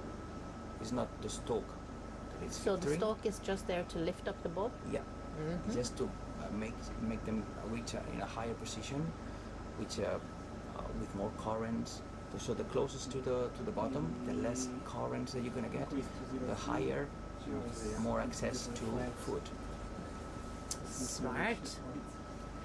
Getting a ball up there. Bridge And ROV, now, increase speed to 0.3, please. 0.3. and now when we see over there at the rocks, we see those big rosellid Amazingly sponges big, yeah, I would again. say. But it's nice. We see also that grey thing there. Do you think that is what we saw last night? Tubes. Those Forms? the foraminifera. Yeah, probably yes. We saw Yeah. plenty of these forums covering, carpeting the seafloor. See, there is life everywhere. Yeah. So don't let the ice fool you into thinking that this is a barren landscape. This is a very, very living landscape. Quite the opposite, I would say. And just again, for you that are following us in YouTube, to remember that these sponges it takes ages, thousands of years for them to reach this size. Yeah. So I mean, these are big. They have stayed there for a long time to become that big. they've been here for ages. So in the middle of the image, this is again this Asconema foliatum that you can see, different from the ones that are whitish, the Rosellidi. I think they are both white, Yeah, but they are more. gray, right? The Asconema Oh, foliatum. okay. I would say also the structure is completely different. And in the middle there, what is that? I think this brushy, smaller sponges. Those are Lisodendorix complicata. They look like a bunch of spaghetti. Yeah. Okay, the spaghetti sponge. These are not carnivorous sponges. Yay! Look alike. Are they still filter feeders? Yeah, they're all filter feeders. The And, spaghettis are filter feeding. yeah. And they have another strategy to filter. It's not that they grow up, but they expand themselves. They're quite common. We've collected a bunch of them. And these guys are really interesting, at least for us, because they occur in very There's a deep skate on habitats. top there, Yeah, okay, Yeah. skate. isn't it? Yes, it is. Yeah, it is. It's hanging out there. Probably the previous one or another one. So these Lisodendorix are found in 3,000 meters and also 1,000 meters or so. And one of the ideas that we have in here for scientific ideas is to collect a bunch of them, deep water, shallow water. So and from then- different places. Yeah. Mhm. And in different places or different depths in different places, so that to study the connectivity of these organisms. What do you mean by the connectivity? That they are different at different places or the same at different places? Yeah, so you can find different, the same species at different localities or at different depths, but it doesn't mean they are connected. So it could be that the ones in the top and the ones at the very deeper high areas are Would never meet. isolated. Aha, so then you can look at the genetics and Yeah. find that out. That's So a cool this thing. is the genetics are going to give us this information, but I just focus on this skate. That's beautiful, here. huh? Again, pretending that no one is seeing it. Yeah, well, maybe it's just hanging out and relaxing. It's still quite early in the morning here, so maybe, it's 4 UTC. So we have been up for 2 hours. We started our shift. Yeah. No, we have been up for 3 hours. We started our shift at 1 UTC. And maybe, no, he doesn't know the time, right? No. No, he doesn't know the time. Pretty sure. He's just hanging out, having a relaxed day. So There is a beautiful crinoid also Crinoid. hanging at the Rosellidae, and then the small stuff is this Lisodendorix complicata. There's now close to the lasers. There's this Ascornema foliatum, potential fan-shaped sponge that Julio told me there is potentially Cladocroce, genus Cladocroce. So these Asconema, are they also the demo sponges or are they Those are hexactinellate. so they are the glass sponges? Yeah, I think so. I think it's amazing that we have animals that are made out of glass. Yep. That is crazy. Talk about being very fragile thing. Yeah. Huh? Bridge ROV, There is a small fish again. Yep. RV bridge. can we stop the vessel for now? Oh, stop. Another beautiful crinoid.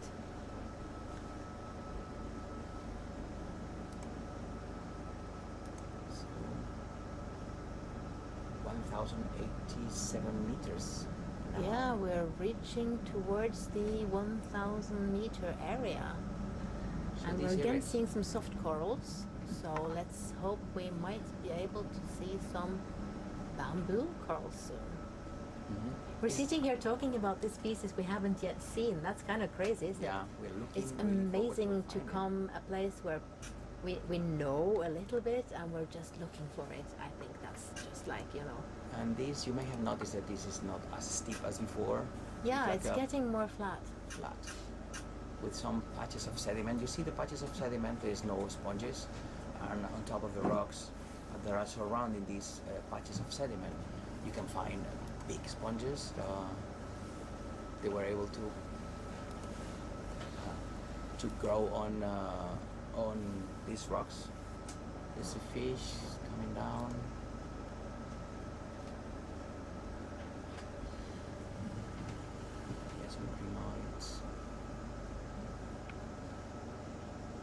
I love the crinoids. This is another skate. I would Oh say. yeah, Right? that's another one. I don't think A it's our smaller sleeper. one. But is it the same species? Yeah. Probably the same species, but a different individual. Sea star. And there's a fish sleeping on top of the rosellid.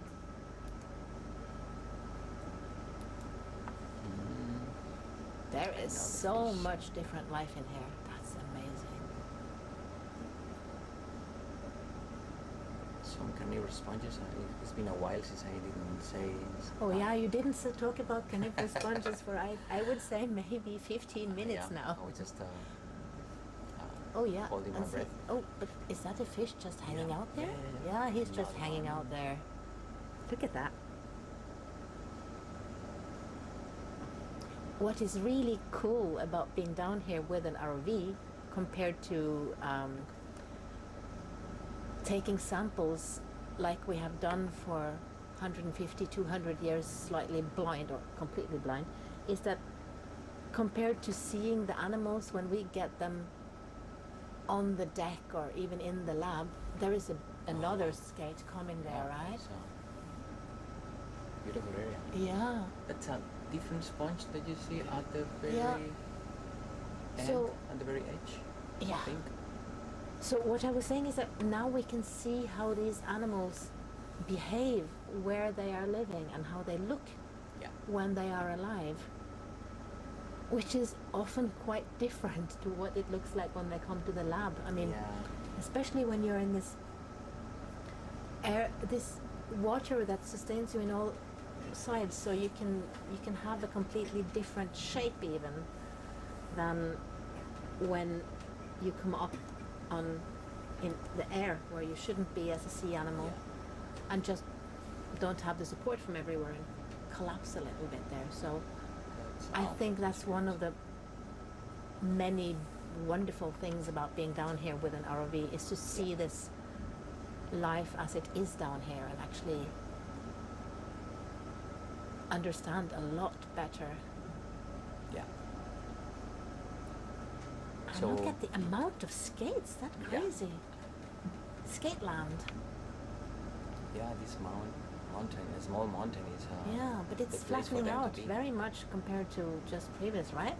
Yeah. We have another crest, It's maybe. like if you had reached to top of the hill. Yeah, this is where I would have a cup of tea if I was climbing. Uh-huh. Can start moving again. 02 maybe. 03 was too fast. So I have to remember to click Joe, on Reef, move all off again, these. please. 335 at point 2, please, continuous. 335, It looks like getting up there. Yeah, we just have a small place to see different things. The sedimented area again because it's So- flatter. Lisendorix complicata seems to like not super steep areas. You can see this is a small garden of these whitish spaghetti-like That's what's on the move there now. sponges. This is Lisendorix Go for it, complicata. thank you. Rosellidi, they don't care. They stay in flat or Oh, they seem to like it steep on or the whatever. vertical hills, yeah. But this is a slightly more sedimented area, so it must Yeah. have some hard substrates under it for all of that sponge community to thrive so much. And we already here see the rocks with the Rosellida on again. I'm testing Yeah. out my Latin names on sponges Yeah, here. yeah, fine, absolutely Yeah. fine. Getting there. Crinoid again on top of this Rosellidi. Crinoids, another one, Yes. another fish. It used to be 150 years ago, before we started even thinking about life in the deep sea. We didn't even think that it could be life in the deep sea. We only knew crinoids from fossils. So at that time, researchers thought, maybe 200 years ago now, that crinoids were part of the fauna that had only existed in prehistory. So they were considered together with the dinosaurs.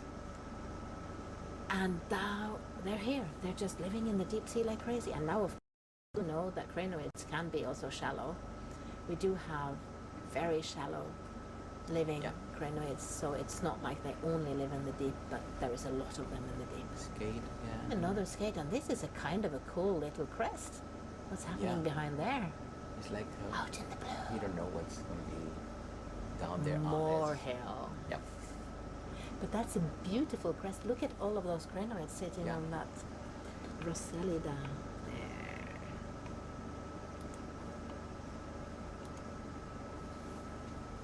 So the idea in this dive is just to try to climb a small mountain. It's Uh, not small, it's well, 300 meters.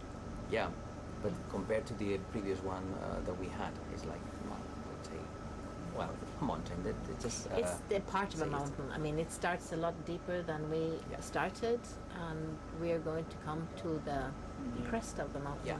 So we're following this transect that it's going to get us to the very top.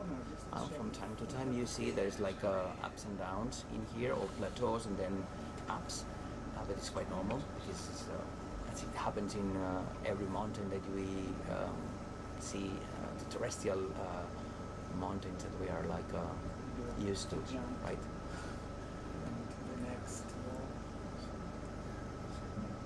And also in the mountains that we are used to on land, we can call the flatter areas slightly more, maybe not sedimented, but we can at least have soil living there or hanging out there because it's not washed down on the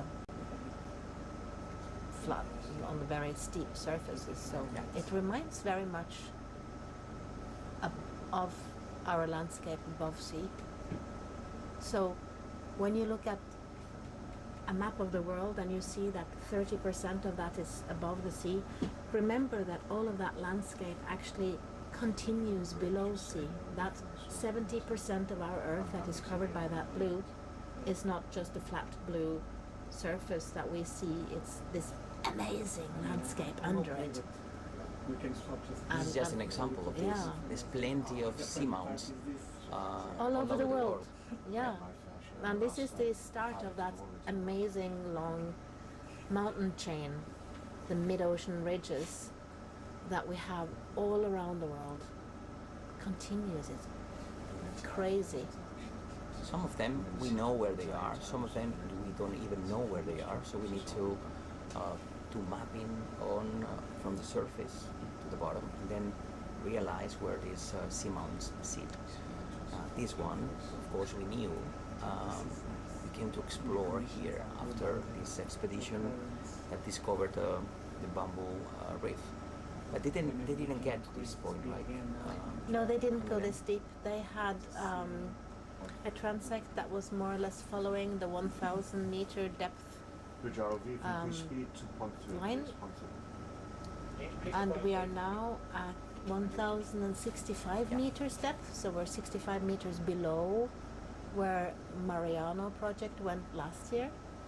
And so we talked to the scientists that did this last year and planned a way of making a map of this coral area that they discovered last year. So this is, I should say, this is very, very important and serious. We don't take away that research from them. We are planning it together with them. Look at this. This is a different sort of matrix we're seeing here. Do you think this could be? Sticks or whatever. Do you think this could be the beginning of It could an be. early beginning of bamboo corals?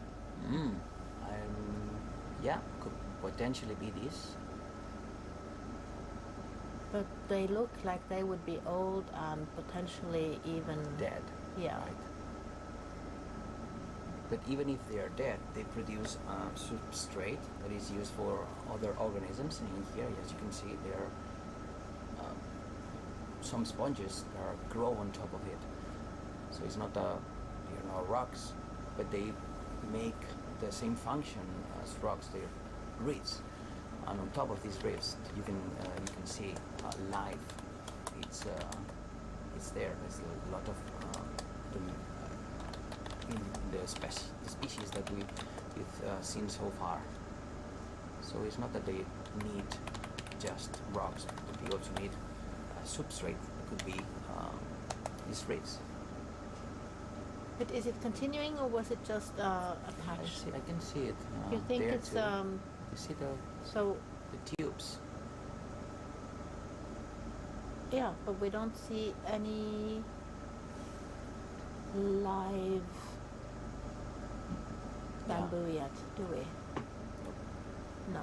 It's supposed to be just bamboo, right, in there? Well, Like, it can be a lot of corals. different things. It's a fish.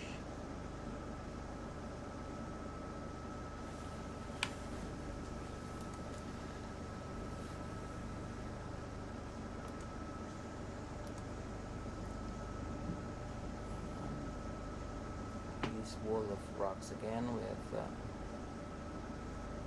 same sponges we've seen so far.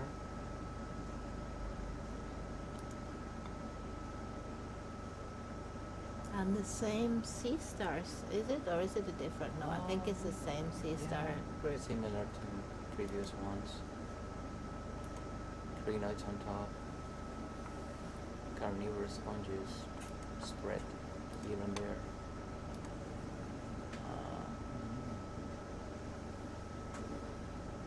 Soft corals again. And it's going steeper again. Yeah. So we're climbing a little bit more rapidly again.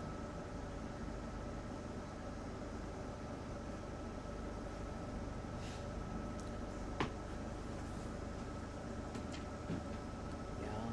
Like vertical wall to the right. Oh yeah, look at that. It's like amazing.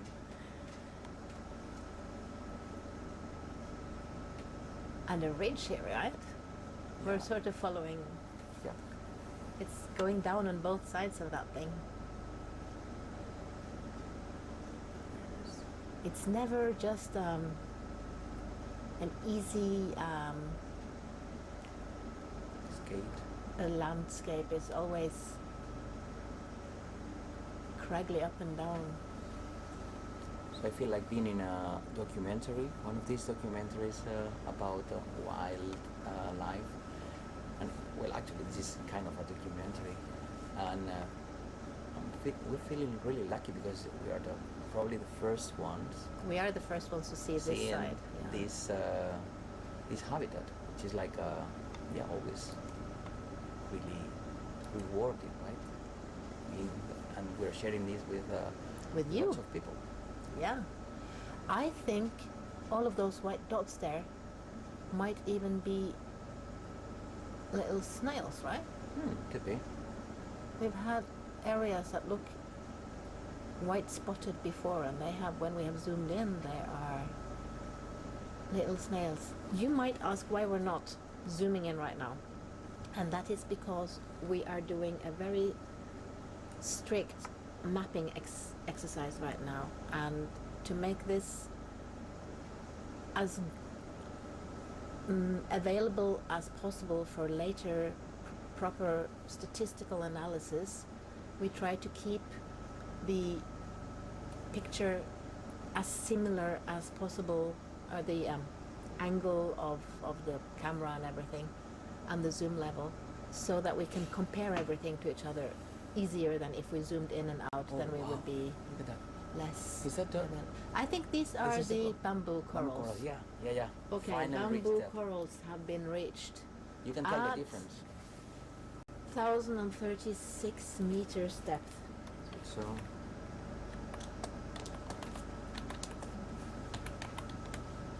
I'm going to stop here for a while. Could we maybe slow down at least?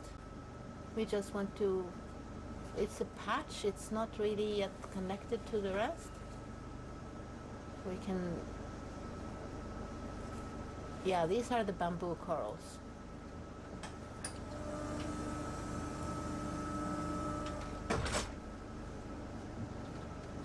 We found them.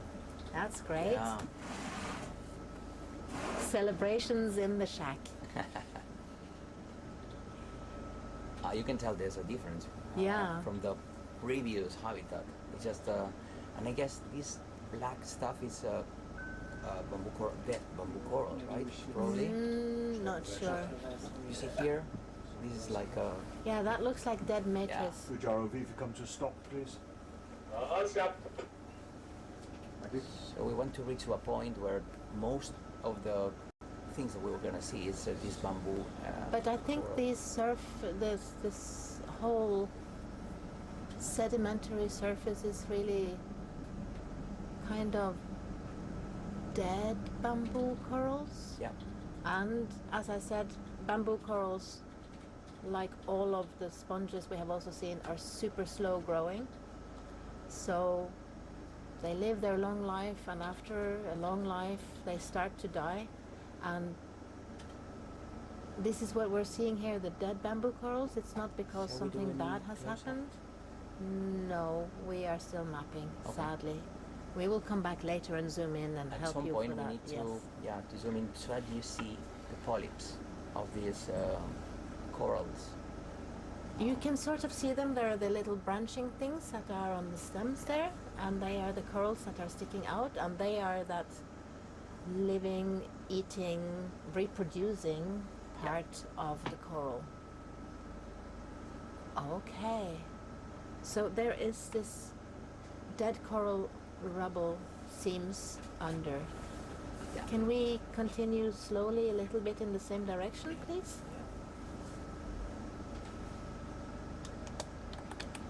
So there will be more bamboo coral as we climb the hill. Hopefully. Let's see. Yeah. We never Very know sure. because we have never been here before.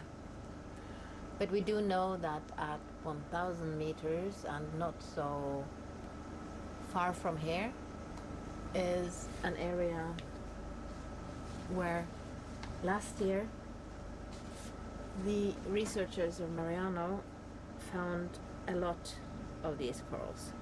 Is that a log? You see here? This is a piece of wood, right? You see this? Yes. In the right, in the middle of the image. Oh yeah, This is a a- wood piece. Wood piece that Oh. made it here. Yes. Can we make a point about where this is, please? This is an interesting piece. So what happens with wood pieces is that there is a lot of wood floating around from rivers where there is a lot of large rivers in the north of Siberia and the north of Canada also, I guess, where there is a lot of logging industry. And some wood floats out with the river, and after a while it gets so heavy from all of the salt water that it will sink to the bottom. This is a very natural thing. In Yeah. the Arctic you find a lot of these logs on the coasts of the islands in the Arctic. So, but they become a different habitat again Yeah. when they land on the seafloor in the deep. So that's why we wanted to make a notice of that. We wanted to go back later when we're not making a mapping to see who is actually living on that wood piece. Yeah. So I'm studying these habitats in the Mediterranean, and there's some cool organisms that live just. I thanks to know. I have consuming described this wood. an amphipod species Yeah. from the Norwegian Sea here that lived only on wood, and we even Oops. named it from eating the wood. More bamboo. So this is these pieces of wood are like a reservoir of organic matter, and there are some organisms as amphipods, but mostly mollusks that live in just in these logs and these wood pieces, and they consume it. Probably this I don't know if they reach to the Arctic, these organisms, but I've seen them in the Mediterranean, so they eat the wood. So they have some adaptations, special adaptations in their guts to consume cellulose, I mean this organic matter.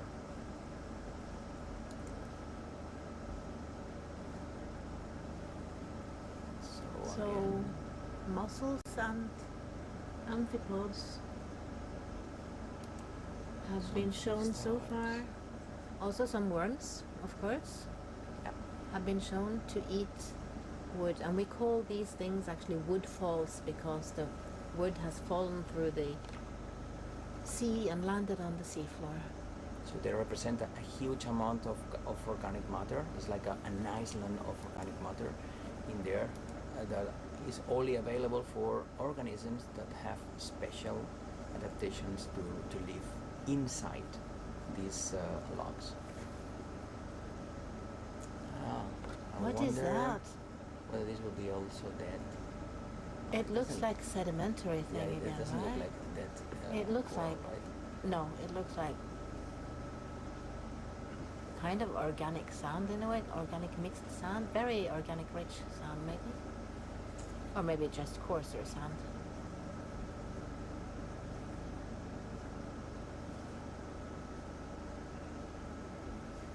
Or maybe this is, It could be. I see some stick-like.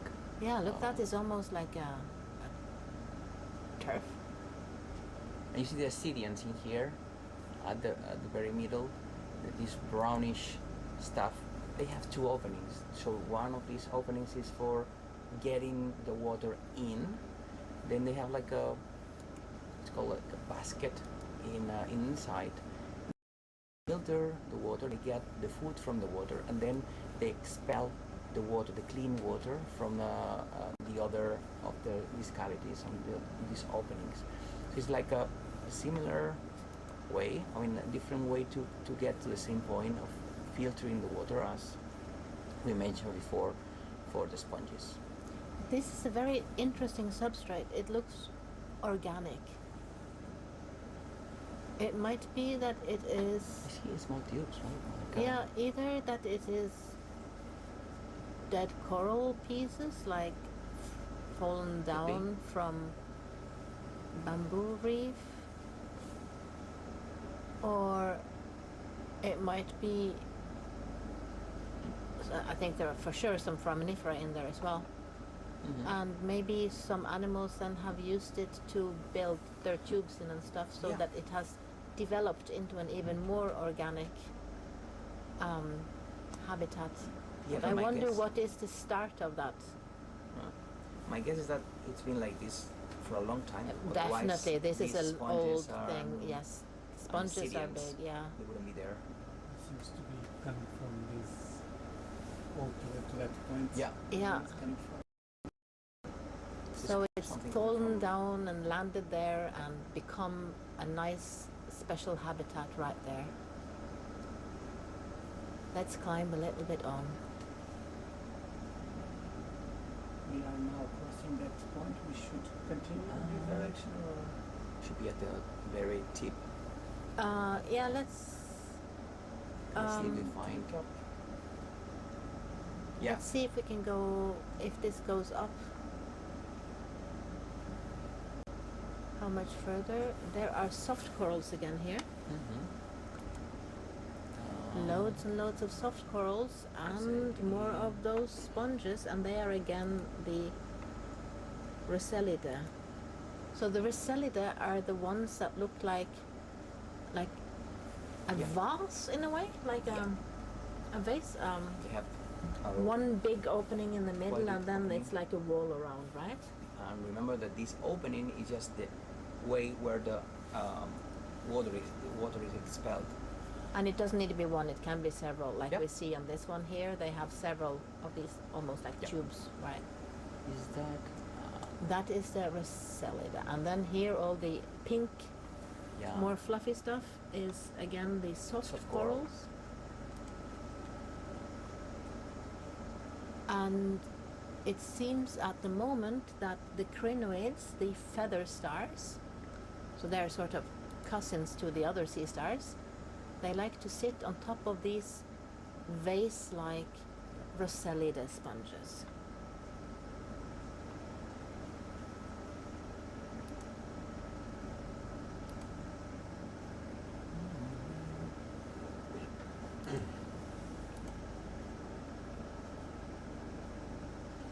But I think we're starting to see some bamboo coral Yeah, again.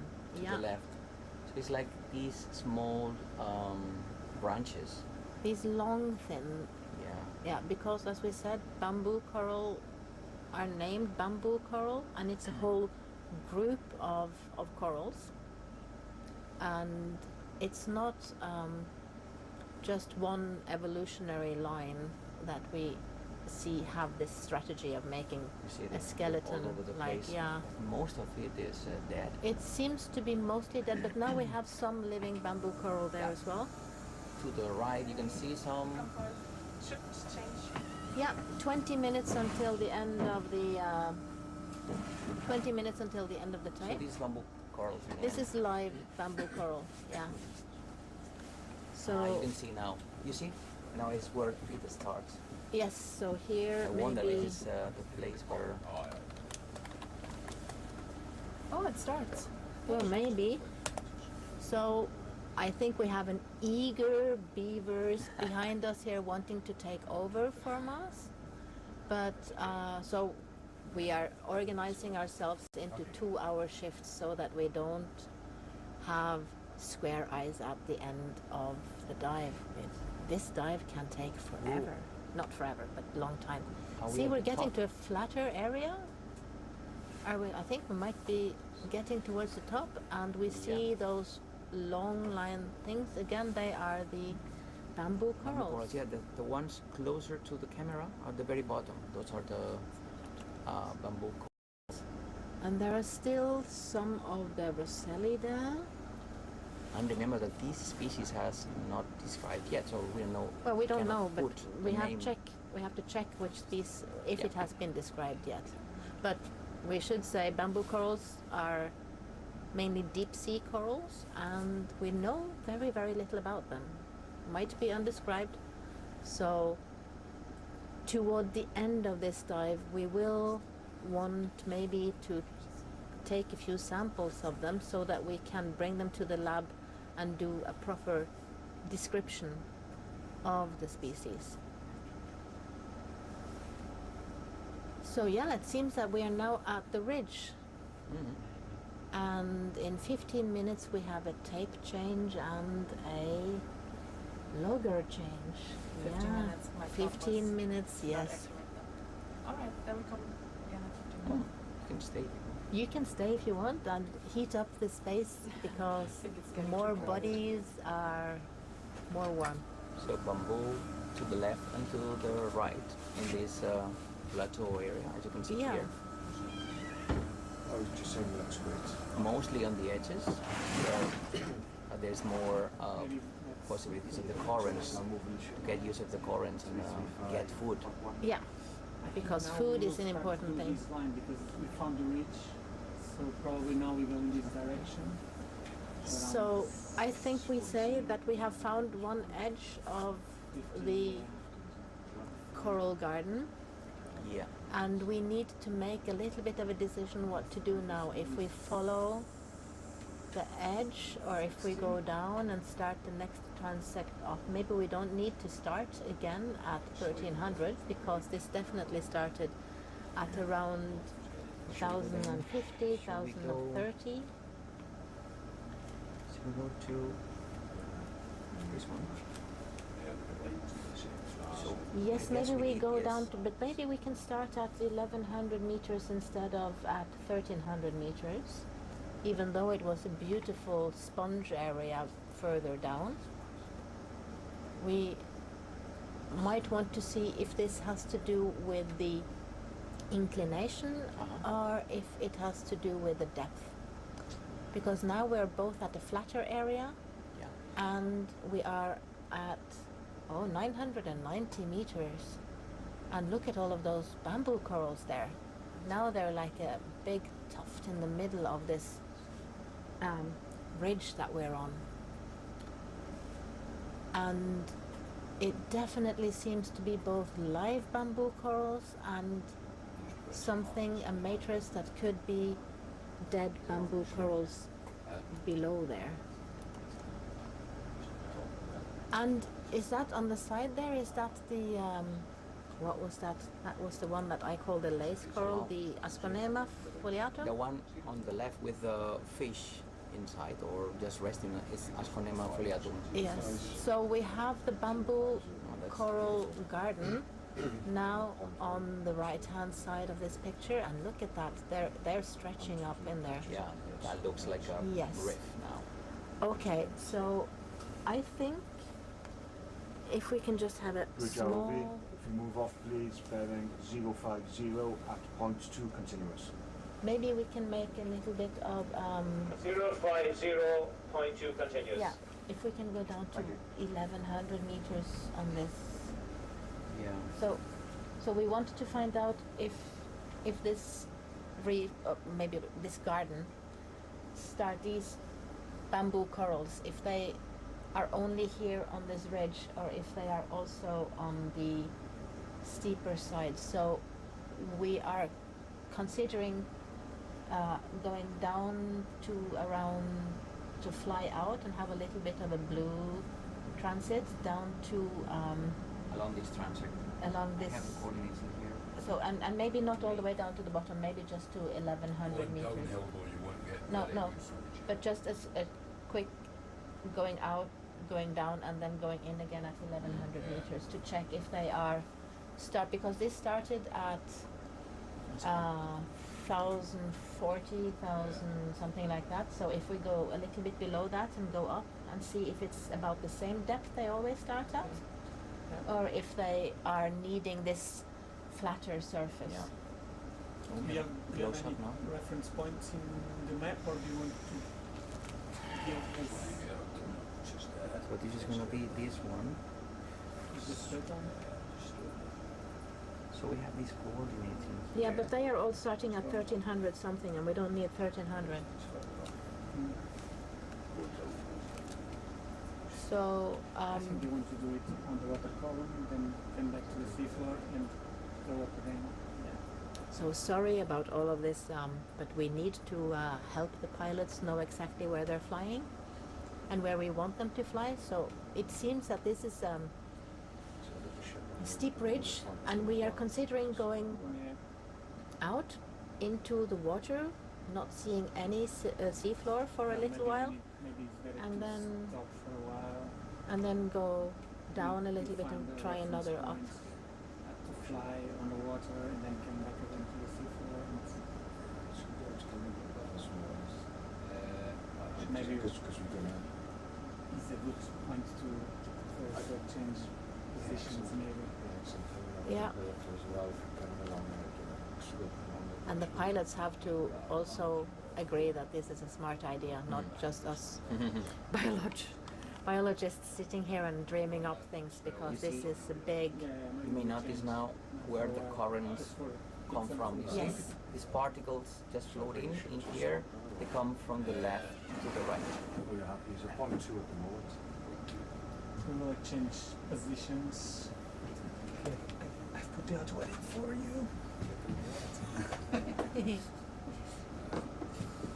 Thank you so much. You're welcome. So we are going to go a little bit out and then go down, right? Yes. So we are repositioning the ROV so that we will be able to find out again how far this bamboo coral area stretches. No trees at all. So now we are just seeing out into the water, and we will go a little bit out into the water, and then we will do a descent again, and the pilots definitely will need to do all of this on the map, and then we will start seeing seafloor again. We So don't have we will have a little bit there, of so, a go out into the blue before we see seafloor, because we need to see what is in front. So we need to go a little bit out away from this wall so that we don't crash into it. But look at that, that's a lot of filter feeders Yeah. hanging out there. So we're backing away a little bit from the mountain so that we can get the possibility of going down without crashing. This is important. so we don't have any So do we have the coordinates? We have the coordinates for the 1300, right? Yeah. And We're gonna then try to reach somewhere here, right? yes.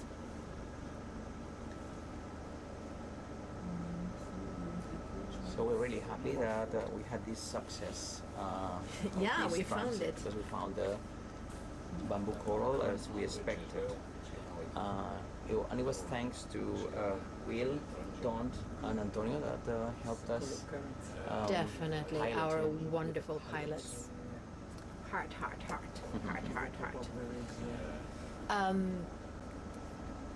Also, I will have to say thanks to the Mareano project who visited her earlier and shared the coordinates with us and shared the thinking about trying to find out how large this area is. And we're looking so much forward to continuing this, not only through this dive but also afterwards to continuing describing this this area and hopefully also in the end in scientific papers, right? That's always the dream for scientists. You happy to carry on up the line just now, or? Yes, we are a little bit parallel to where we were, right? Yeah, I mean, we're on top of the ridge, heading up. Facing the other side. Yeah, so But the idea is going. do you want me to go northeast up the line, top of the ridge? We were actually hoping to go to go a little bit out from the ridge and then go a little bit deeper again. Yeah, We are here, that we- direction. We didn't have this on our map, so Yeah, it's very okay. difficult for us to see where you want us to go there. Then it would be super nice to go a little bit southeast of the line, and I know that's going down again, so then we Yeah. would have to go a little bit blue for some Going time. downhill, you won't see. No, much that's at all, okay. so- We can have a little bit of a blue stretch if we could get down so that we can climb up again. Yeah.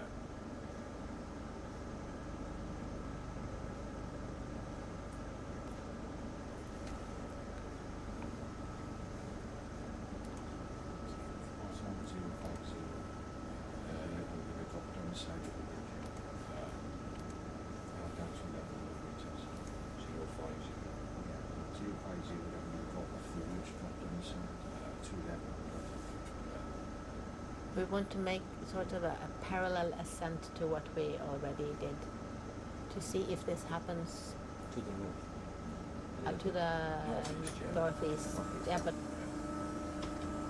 a parallel sort of thing.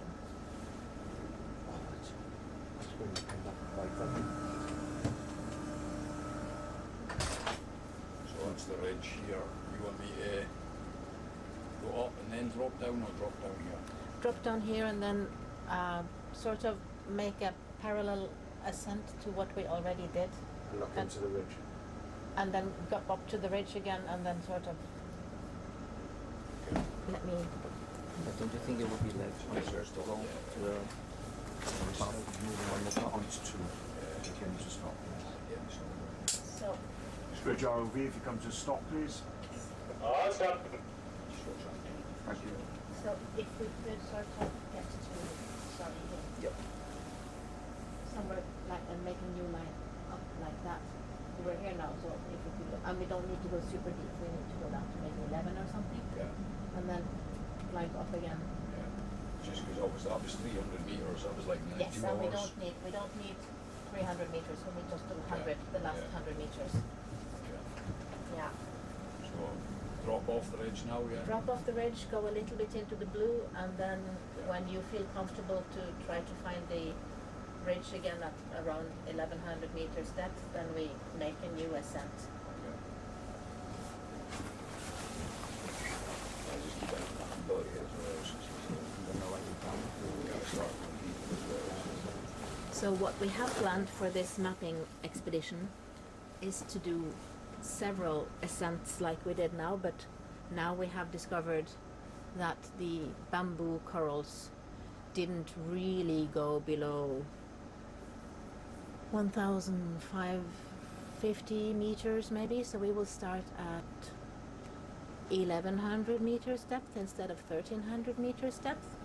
since we are mainly after finding the edges of this coral patch. So maybe it goes a little bit deeper in another side or another area of this ridge. So we start a little bit below what we think that they will live around, and then we will test along the ridge here how far it stretches, or the whole area, the whole patch stretches. So we will have another exciting ascent up along this amazing And this mountain will be with range. Franzi and Julio. Yes, so Franzi They're and taking Julio over. will take over in 4.5 minutes, I guess, if they have the same coordinated watches as we have, because we are doing 2-hour shifts, and that is actually also set by our backup tapes, which are also 2 hours, so that we will bring the backup up to our dry lab now and start filling the backup into our computer so that we have all of the data not only out on the live stream to you guys, but also in our computers for analysis in the lab when we come back to land. You can spin around that way, but you won't see any spin bumps. Yeah. So our lovely pilots are actually backing out of the ridge instead of doing a much more easy blue swim, just to make sure that you guys have something to look at. We really love our pilots. Thank you so much. Now we will reposition ourselves a little bit along this mountain ridge to make sure that we can get some almost like a parallel line up. So we will go several of these parallel lines up. That is going to be our wonderful day.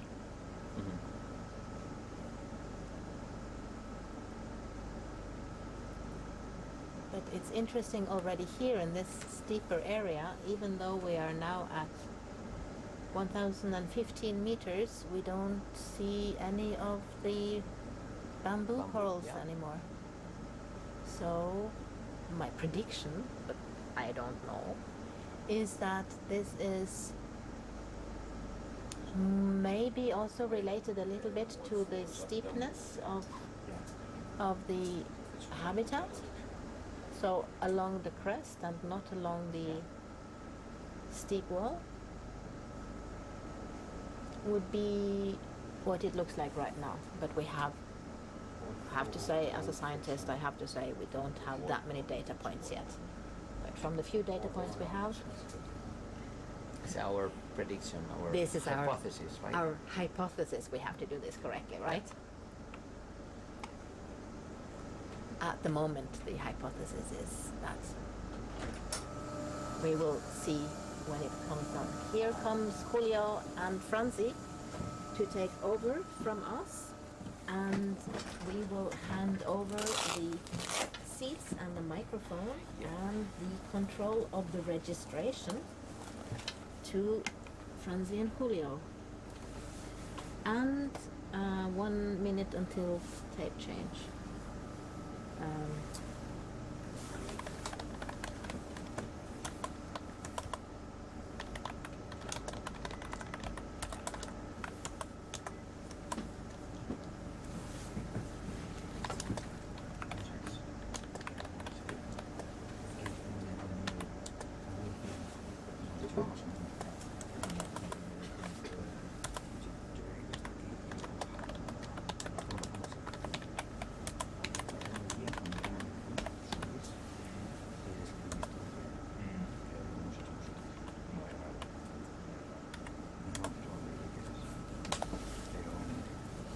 So are you taking my seats? Yep. Yes. And I will up with me. You will have Franzi. See you in 2 hours. Mira, alrededor de 1000.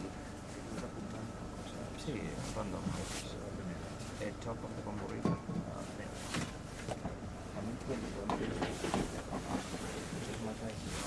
So we should also change. Yes. Yeah, they're in each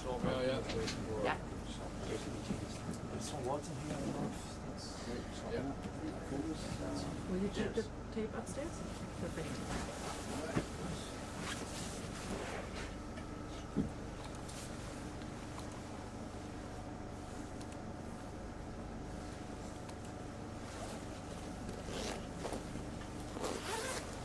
So you let me know when you're ready to change. Yeah, it's we're doing a moment.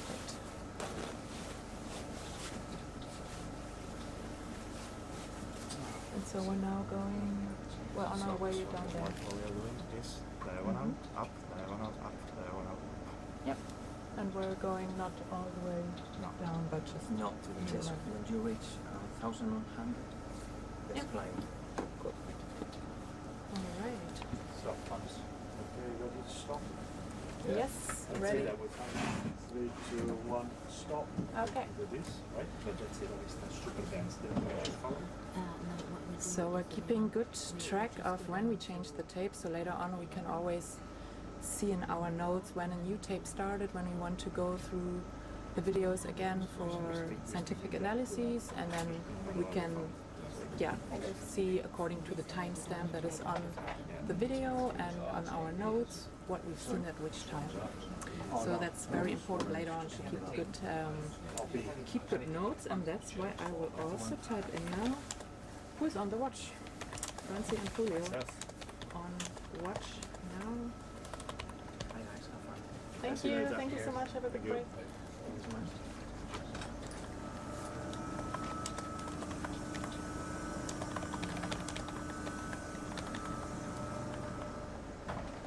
All right. Just in time for the new transect. You ready from the start recording? Yes. Yep. 3, 2, 1, start. Thanks It's a lot. recording. Yes. Recording started again.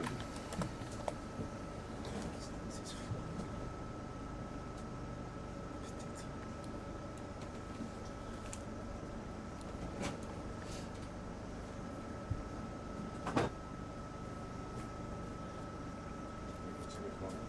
And right now we're not climbing up yet, right? Oh, we have blue transiting. Blue transit, yeah. Blue transit going on.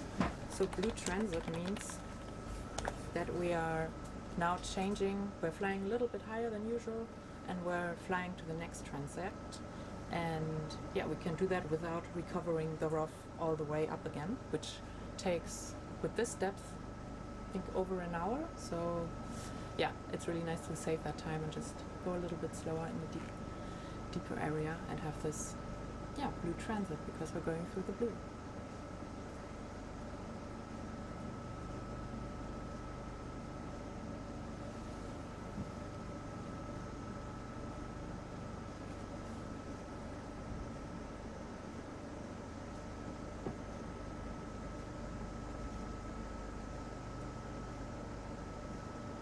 And again we have all the foraminifera.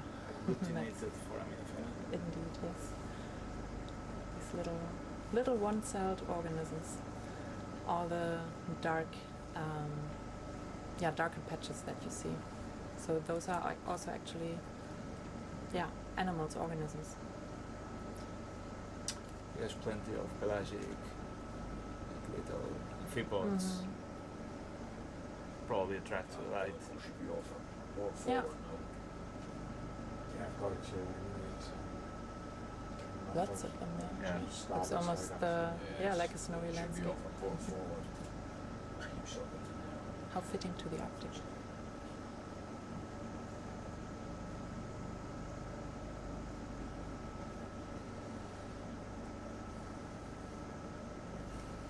What depth are we?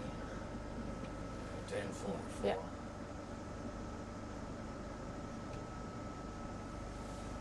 There's a flat bit here. We've been coming down and there's a flat area now, so I Mhm. don't know if you want to keep going down or. So where's the transit? Yeah, I mean, up here it's got, so we're up here, they want us to be down.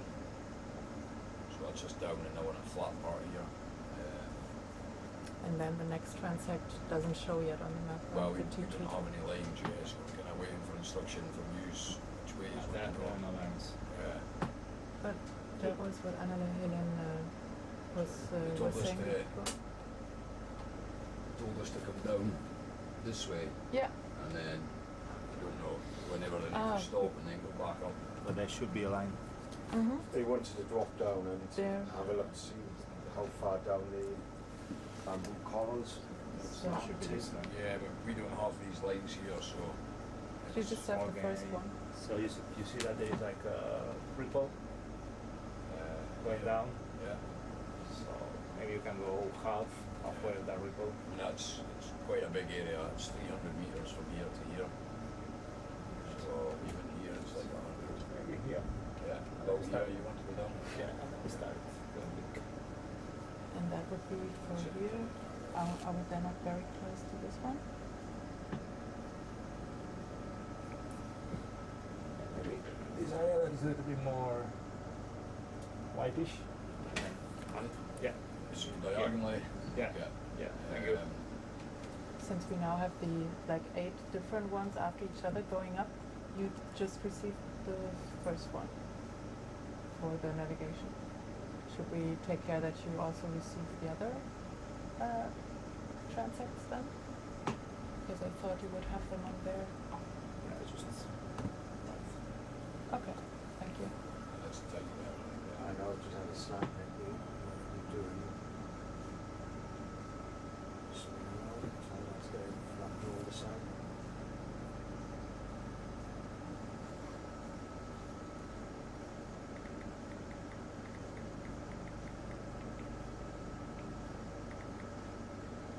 sorry, that's the Quite a big bridge boulder that's there. taking care of the transects. If we want to give you the lines, Yeah. should we go with the bridge?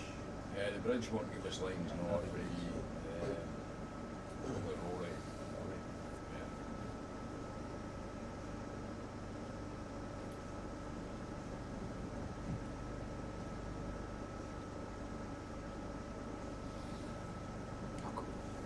Yep. Because we're going downhill, you're not going to see a lot type of light. No, You're not we going to just see a lot when it's. Wanted to move a little, like those would be, I guess, when if this one was Yeah. like 400 meters, then that would also again be almost of a blue transit of the field sometime until we went up again. So we want to cover all the space, and I thought we Yeah, it already would have had been the- easier, like if you give us actual lines like Yeah, start, yeah, and, exactly. I thought that would it's already like just get now we in the don't have computer. any. Yeah, no, that's good to know. Going downhill for us is not good because No, it's- no, no. as you can see, you've Yeah. got no face. So that's T1, T2. And if you moved a little bit to the right, that's all that the picture covers, right? So that's only up here. So that says T1, T2, so I would think, T2's up here, yeah. okay, yeah. So that would be, yes, we need the A's and B's of our transects. I don't know why they haven't reached you. Sure. Sorry about that. It's dropped off the back then, so Aye, but look where we are, Will. So far as you're umbilically going forward, shouldn't be up high. We're facing northeast, shouldn't be up. well, when I just had it up, you just told me to pay more out. I picked it up earlier, so it's slack over Yeah, the side. so So when you're spinning round, I can only go off like it's this. spinning. So now we're just making sure that we do the transects along the ridge, one after another, in a good distance to each other, and that we get the maps we created for that also to the ROV pilots. Mate, I'll be managing it, but Just go on a break if you want. I don't need a break. I can fine with Antonio. But so It's okay, we'll do it. okay. So we just move a little bit more to the He's right. yeah. And how much longer should we continue? Still like, a bit longer. Yeah. Okay. So now we're moving sideways at the moment, right? Yeah, well, I can turn my head and face down, but you're not going to see much going down. No, that's fine. That's fine. Yeah. We don't need to see now. But just so for you just- flying So, side. yeah, so like this. So it's southeast now I'm heading, so I'm heading down this way. Is that the way you want? That's perfect. Thank I'll try and stay as close to the bottom as I can. Obviously, the closer I get, the more the visibility's going to be kicked Well, we up. don't really need That's it. visibility You don't during have- the blue transit. Yeah. It's better to get to the point Yeah. and then start. Mhm. Come back up. Yeah. Yeah. Thanks a lot. Thank you.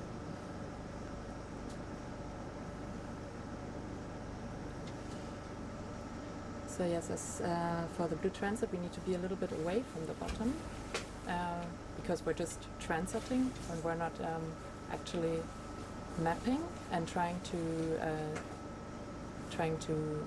define the communities we see, but we're more looking into getting to the next starting point of getting up the ridge slope again. So just bear with us while we transit and then start up again. You're seeing some nice sponges in between Yeah. anyway. That's the Rosalide community. Yeah. And also all on like the elevation parts. There's Yeah. guess On the again, ripples. to better filter their things out of the water. It's quite interesting. It's very dense, a lot of biomass. And you can also see that there's a lot of the stony bottom in comparison to all the sediment on it, and that's where the sponges go on. That's probably because of the current. Also, yeah. So the current will remove the sediment, and that's why you see the rock. And at the same time, that's why sponges are there, because they are trying to capture the food that's coming through the water. And you can see also in our lights that there's quite a lot going through the water and the blue Right, Jonathan. for them to catch. RV bridge. Yeah, if you can start moving off 147 speed 0.2, please. 147, 0.2 continues. Yeah, cheers.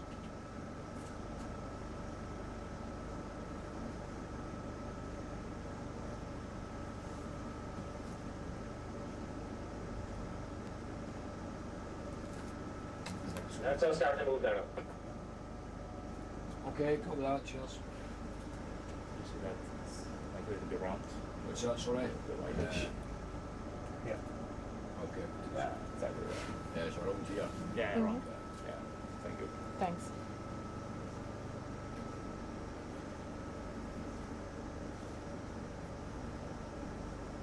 And yeah, fine also to go a little bit higher, I guess, with all the sediment bottom. Oh, and there we have some feather stars on the sponge.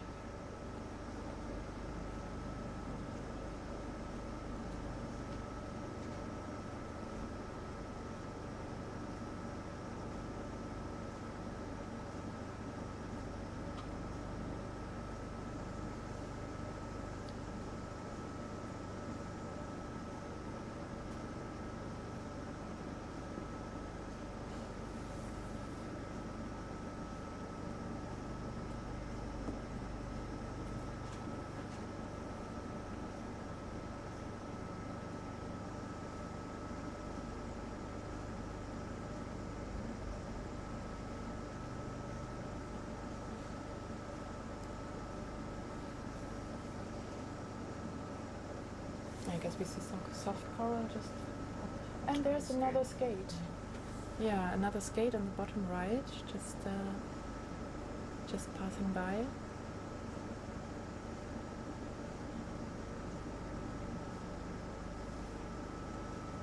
Ooh, nice.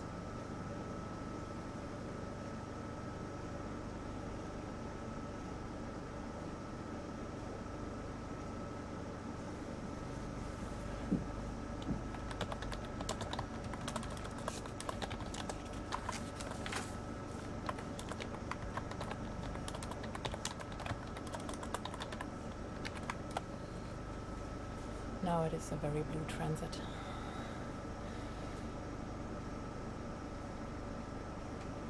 So once we get to the point, Mhm. they will ask us for a direction. Yep. Since we don't have the end point, maybe we can just Huh? give them Showing your hand, trying the to point that is on the That's yellow, parallel. on the line that goes across the breast.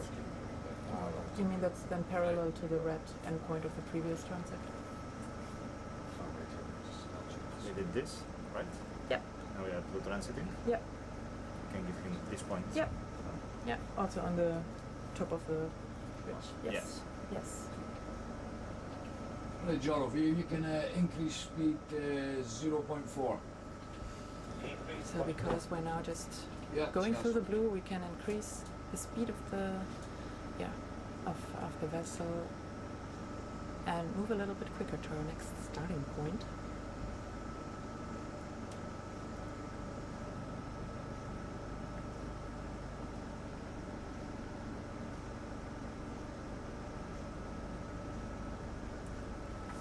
So once we get to the point, we will want to go to this point, more or Back less. to the ridge. Okay, yeah. Yeah, so That's here, right. here, and then up to here. Maybe a little bit south. Maybe here.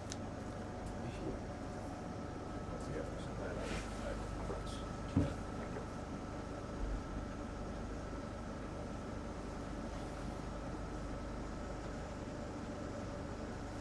And on the map, that would more or less be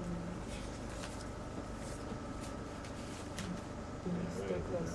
So Yeah, we are getting there. then we would be somewhere in between here or so. Oh, you think we would be? Yeah. Yeah. We're going here. You see Yeah. that there is this irregularity on the map? Mm-hmm. That's where we are facing towards.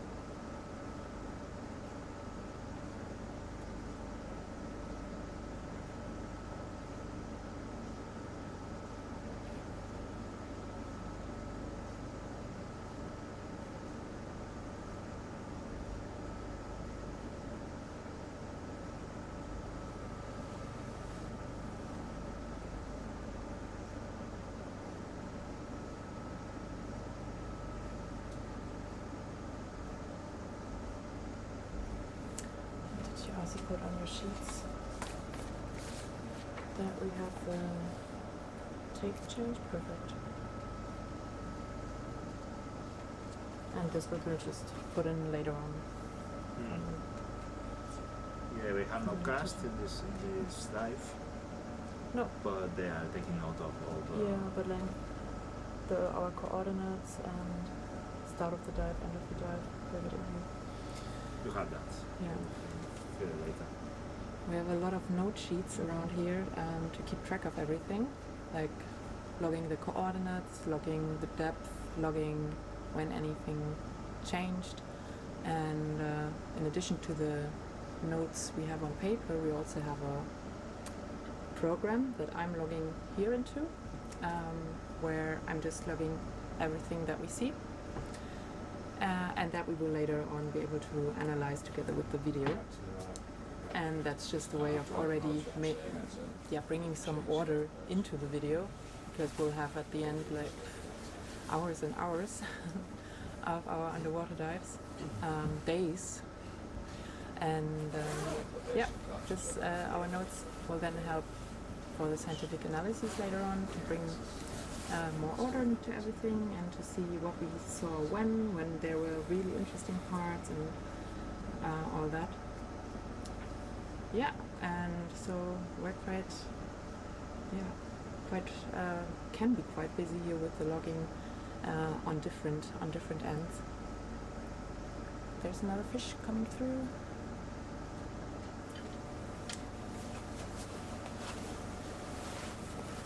It's quite chilly after all. Yeah, I'm glad I put my big jumper on. We have a lot of ventilation in the shack here because a lot of machines need to keep running, computers running, creating heat, and they need to be kept cool. So we need to keep ourselves warm in here. it is the Arctic after all.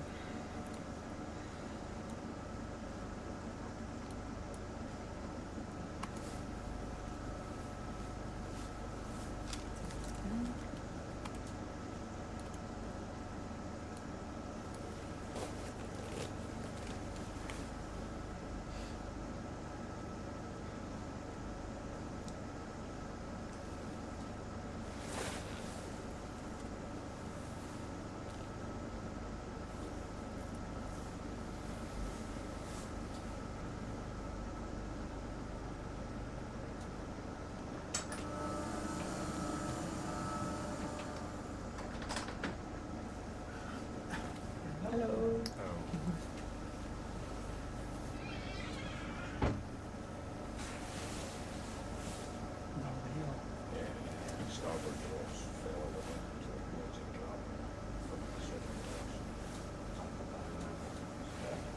I bring it.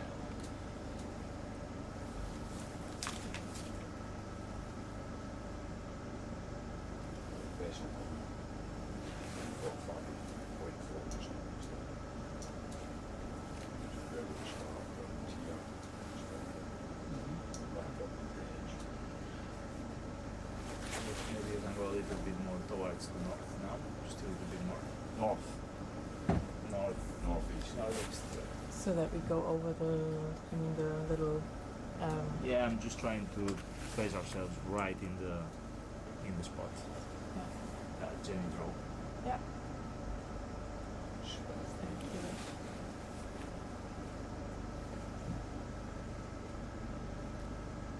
So we are getting to our next starting point to start the next transect up the slope to discover more of the supposedly first bamboo coral reef that is known, and to discover if it's indeed, or to help to show if it's indeed a reef and help with the mapping.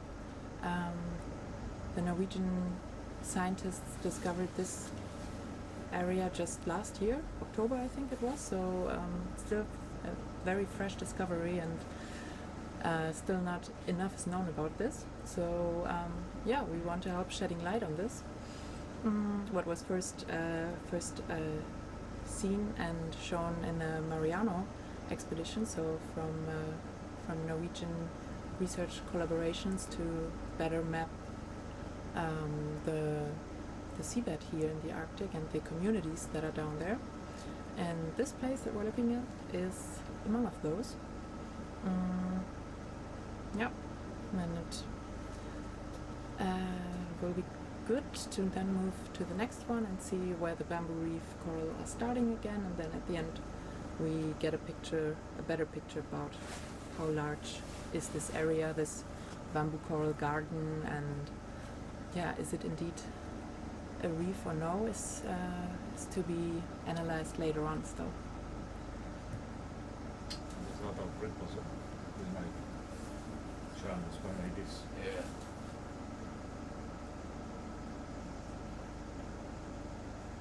And we are closing in again on a lot of sponges. Are those Rosalidae? There's Julio? always a yeah. We have, Julio is the sponge expert here, and I'm getting into learning more about these species. We have almost 3 species of Rosalidae in these waters. Those are glass sponges. They are long-lived animals. They thrive in really deep waters. You won't find them in shallow waters. And they are very common here. That means that it's a really healthy area. They help creating habitats, as you can see.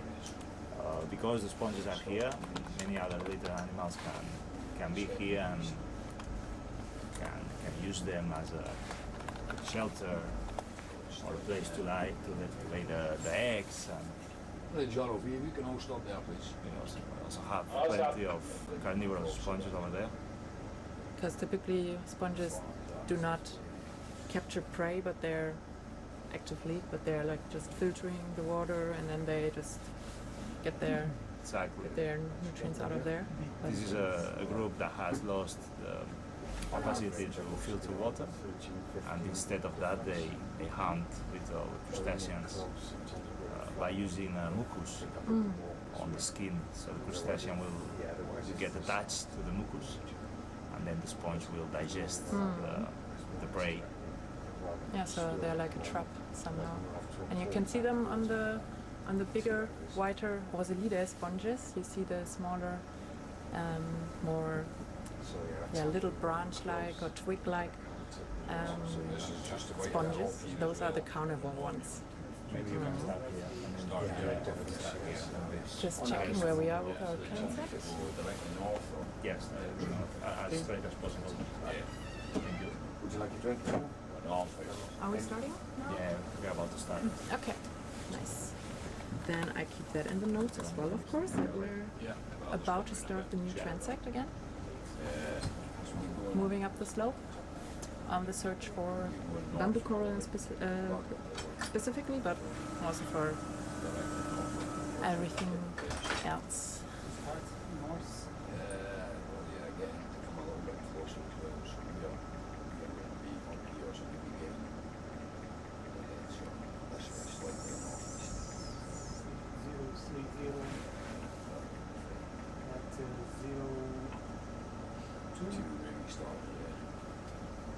Bridge ROV.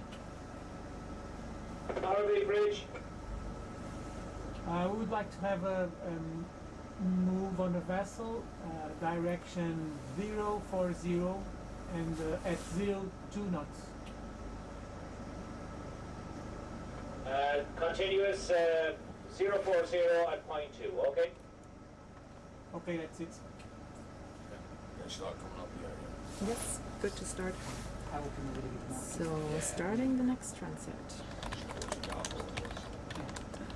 2 and going up slope. Alright, let's see it. What we find here. Carni sponges, Roselidae. So yeah, we will have this community repeating until the very summit probably. So this is basically Roselidae and Avestoptuma probably. Do we see those yet? No. The carnivorous, so the little trees that are all over the place. Yes, yes. Those are the carnivorous sponges. And you said Roselidae are glass sponges, right? So Those they are, glass sponges. they produce glass down there in the deep sea. So most of the sponges produce glass. That's what the skeleton is about. But glass sponges produce a lot of glass. So they basically have almost no tissue, but glass. And that's why they look like that. Yeah.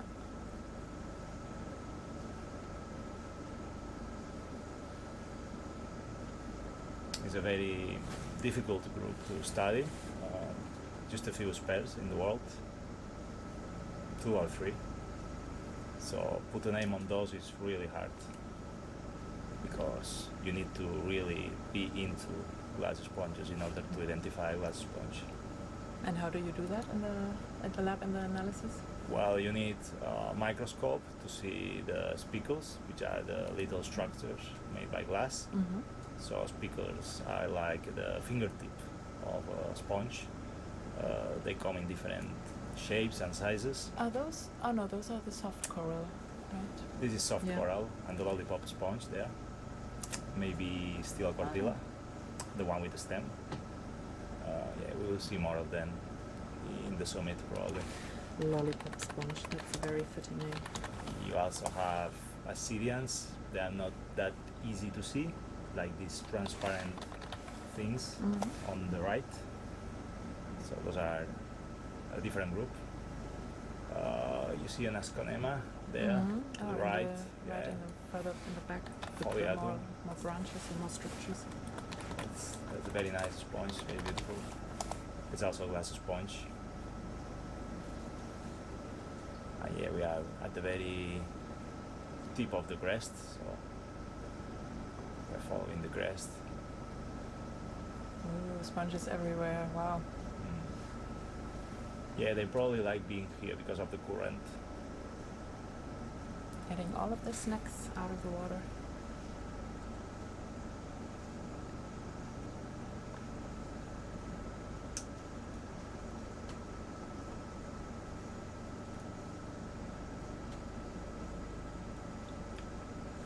This is actually a very interesting landscape. Yeah, it's like a little, little short mountain on the side. And we have a fish.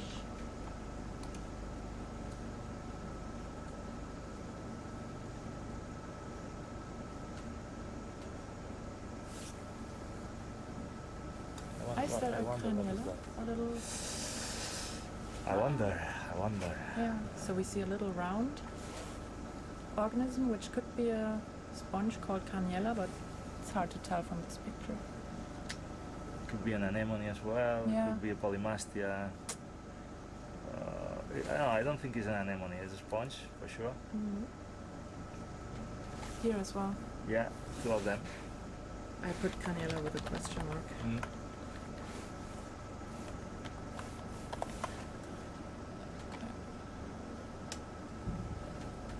There's a sea star over there. Oh yeah, Little little one. tiny one.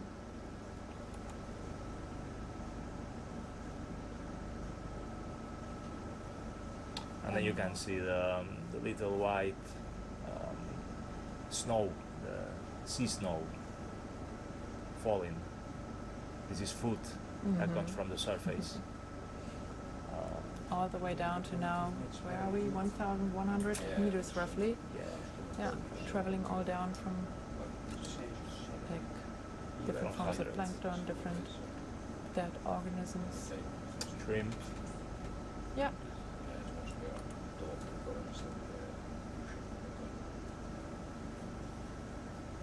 This one here is also a carnivorous sponge. It looks like, yes. And another sea star.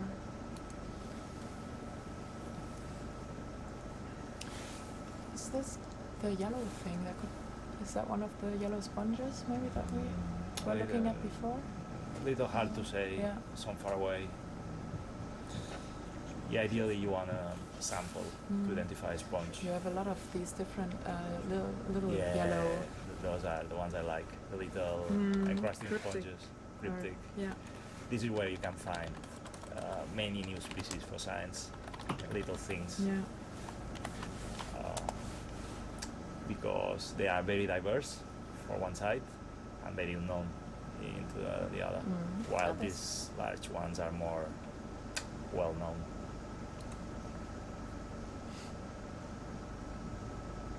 Acidia again. This is also interesting, this one that we have in the middle. That could be Cladocrothe, With the little one, you see, yeah, that's yeah. below the shrimp. That could be Cladocrothe, could be other things as well.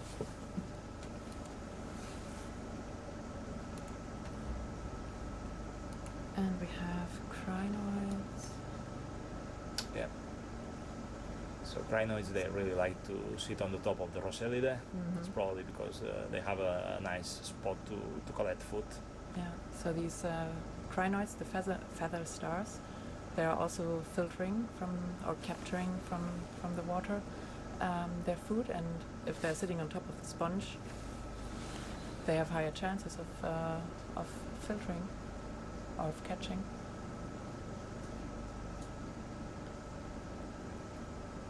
Also nice decoration to the sponge somehow. Is there a little fish inside? I don't No, know. hard to tell. How about a sea star? And Sea star. carnivorous sponges. Sorry, what? She started Yeah, to I left. have that. We should open a little bit more the movement of the vessel. Yeah. Bridge, ROV. RV bridge. Oh, fish, they're like Can on we the change the Rosellide. direction of this movement to 070? So the fish seem to Okay, like to hang around the sponges as well. 070.2 continues. They're really building. Okay, that's Yeah. it, thanks. Now habitats. Cladocrothe over there. Is that also in our list already? No, probably not.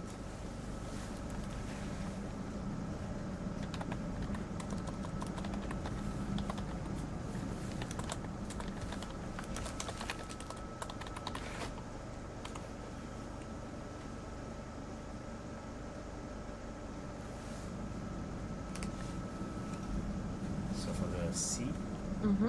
just give them the coordinates that are here. Ah, yes. Not to be on the map, but we have coordinates, so Yeah.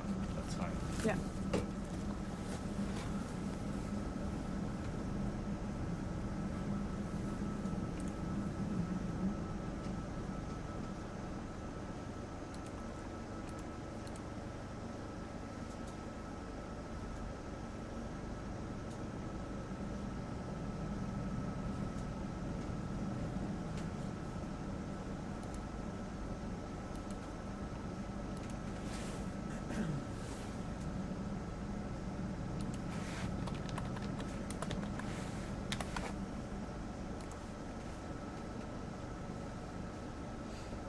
And some more little sea stars here as well.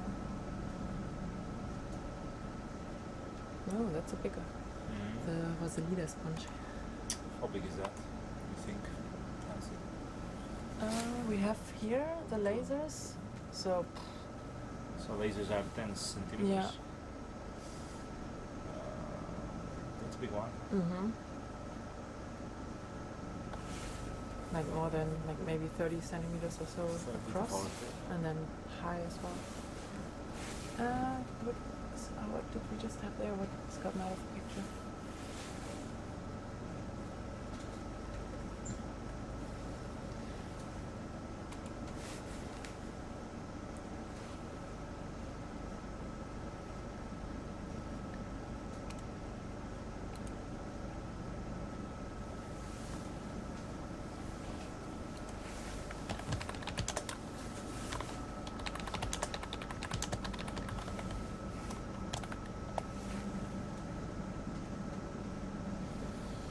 Yeah, we should try these yellow little. Find out what these are. Yeah, those. Seem to be very, very dispersed around the area. Is it? I have a very good eyes. Yeah, no, that's right. Yeah. Oh, Yes, so there are still a lot of animals, organisms that we do not know yet, that live here, and basically at every research and study sampling that you take or dive that you take, you can discover more of, especially of cryptic species, of species that are very hard to describe, that are often also hard to detect in the first place, are small, yes. well hidden. So yeah, it's still a big area of exploration down here. Also, the lack of specialists is a problem that we have. That not so many people that know how to identify organism, especially for some groups, like sponges. So it's only a bunch of us, and there's a lot of diversity.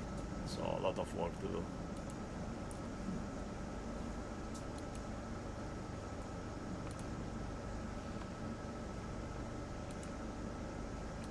And you've already studied sponges also in other places, right? In the Mediterranean and Yeah, also.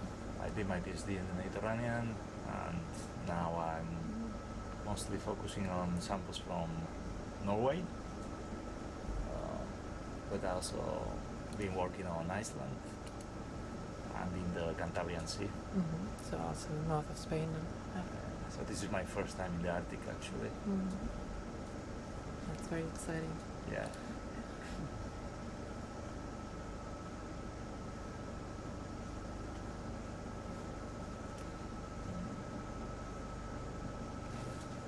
And you've already described new species, right? Couple. Yeah, I don't know how many. Not that many. Still a lot to come, I guess. Yeah, as soon as you go a little bit deep in the ocean, Mhm. you start finding new species of sponges. Sometimes you don't even have to go that deep, but in front of your, also in shallower waters. But yeah, especially in the deep sea, Yeah, because no, it's so hard to reach. Yeah. All right, all right. So I have a couple from caves as well.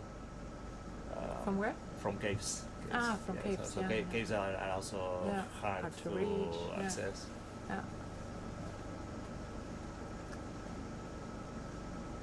Now we start finding soft coral. Yeah, and it's getting more and more covered also.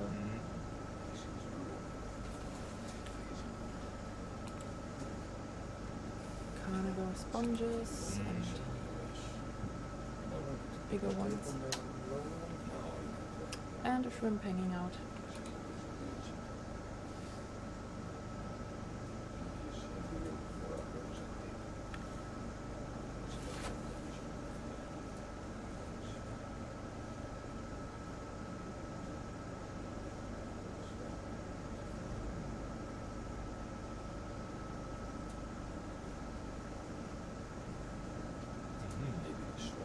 Yeah, that's a big one.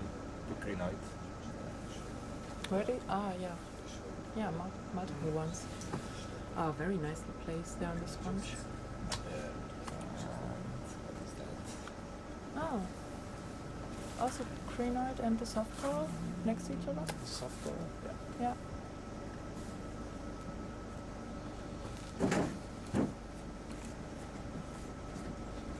Fish. Always underneath. It's spring. Yeah.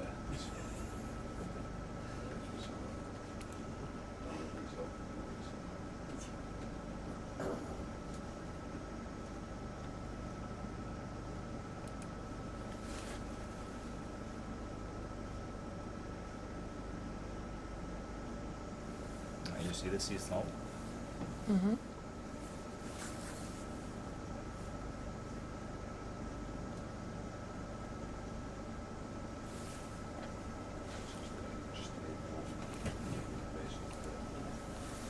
A little bit slower. Just more vertically. 0-1. Yeah. Just Bridge, are we? What's over there? RV Bridge. Coral? Okay, we would like to adjust I the don't know, actually. marker, Yeah, changing yeah. the direction to north. Sponges And around, then or reducing do they speed just to look a little bit 0.1? different there? I'm not sure. Yeah, looks different. North and 0.1, okay? Looks like coral to me, but a different species. Okay, that's Yeah. it. Okay.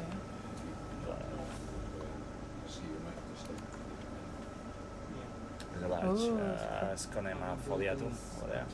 Mm-hmm. In the edge of the other reef and all the Asconema Foliatum. foliatum here.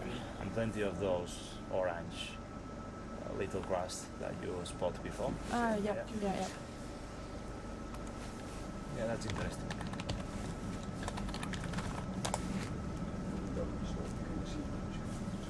Specifically on the rocks always. the best is So just yeah, and crusting as you said, right? So Yeah. building a crust around the sponge, Yeah. attaching Exactly. to the hard substrate so they have something to cling onto. Some Yeah. have enzymes to erode the rock and to Mm. actually attach to it. Oh, like acidic somehow, or just some. Oh, is that Craniella? That Which- looks pretty much like Craniella put a question mark. and Cladocrothe, just below. See it, Cladocrothe? Yeah. How do you Thin. spell that again? Frado? Cladocrothe.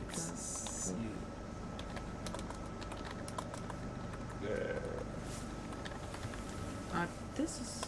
Why is it doing six? Still have to get used to this keyboard. No, Yeah, it doesn't make an. Oh. it's weird. Because I have caps lock maybe. Crothe. CR. Why is it just doing That's sixes? okay. It's not Fix that later. Clat. I write clat sponge. Yeah, let's fix that later. You can write fan-shaped sponge as well. Some keyboard issues over here. So I'm from Germany. I'm not used to this sort of keyboard where the letters are different, a little bit differently organized.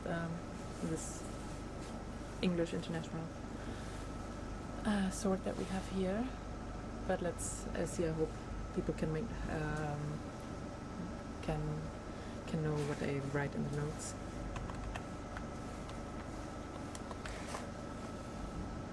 So this sponge that we see is one that we collect a couple of days ago. The one with the crinoids. Mm-hmm. That looks to me like Alichondridae, species of Ah, okay. Alichondridae. We don't know the species yet, Yeah. but there were a bunch of them a couple of days ago at the Louis Boyd Seamount. Yeah, they could be interesting. Mm-hmm. That group is not so well known as well, and yeah, we are working on it. you never know when you get a new species in this kind of habitats. And you have to do some forms of molecular analyses and different sorts until you can be very sure. So, how long did it take you to describe the species that you discovered? Since the very moment that you saw the species, that you collect the species, it can be 1, 2, 3, 20 years. You never know. Yeah. You never know, because then it's like a puzzle. Sorry, what's this? Yeah, that's sponge? that's a different sponge. Let's see if we got a better view.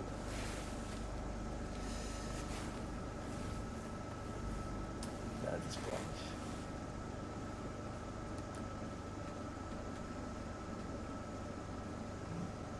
Has more finer structures, Yeah, I don't almost know. brain-like somehow. Yeah, I don't know the species. No.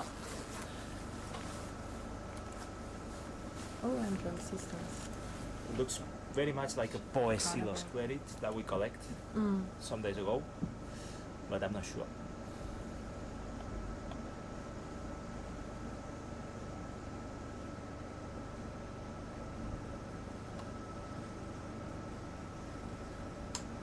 You have a lollipop sponge there. Oh, where? Yeah, is it? Ah, yeah.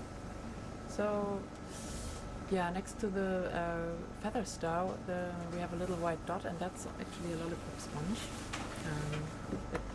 It is on a stem and has, or also called tulip sponge, right? Because the head, it looks a little bit like a tulip. Shit, this keyboard, I cannot write anymore. With this part where it has the numbers, it just puts the numbers there.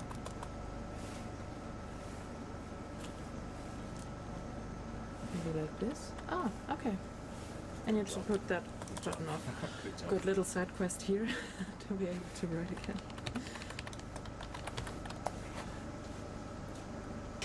So the lollipop sponge is probably Stylocordila. A what? Stylocordila? Stylocordila. Ah, and stylo because of the like it describes the stem stylo. It's a good question. I would say Sounds that to me like that. I would say that it's because it has a particular type of spicules that is called styles. But I may be okay, wrong that makes more about. sense. Yeah.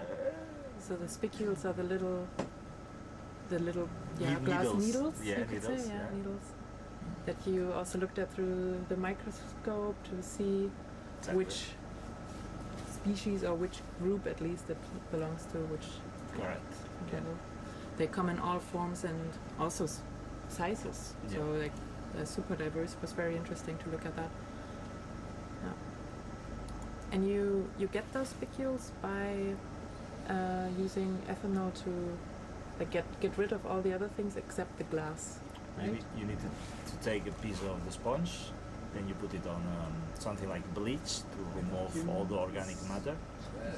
So once you have done that, you only have the inorganic parts, which in the case of glass sponges or demo sponges, the ones that we are seeing now, it's only the spicules. And then you will clean that bleach. You will do a couple of steps, and then you will go to the microscope and check the spics, and then you will measure them, you will compare them. We have a lot of books, we have a lot of keys to identify the sponges based on that. But in many cases it's not enough, so then you need to do molecular work. You need to barcode, you need to take a piece of the DNA of that sponge and compare the piece of the DNA of the sponge that you are trying to identify with all the other pieces of DNA that are sequenced by other researchers. So you have a big database with all the DNA Exactly. sequences, and then you can compare. And if it's not matching, then maybe you have described a new species. Exactly. Is that a rock or a ray down there, the shadow? Has a little bit of a... No, rather a rock. Yeah, it's a rock. But here you see that the community has changed now. The little bushes to the right and to the center. This is Lisodendorix complicata. Yeah. Oh, Lisodendorix complicata sponge. What's up with that one? Yeah, we are we together with Sergi Taboada and Paco Cárdenas, two colleagues that are here on this cruise.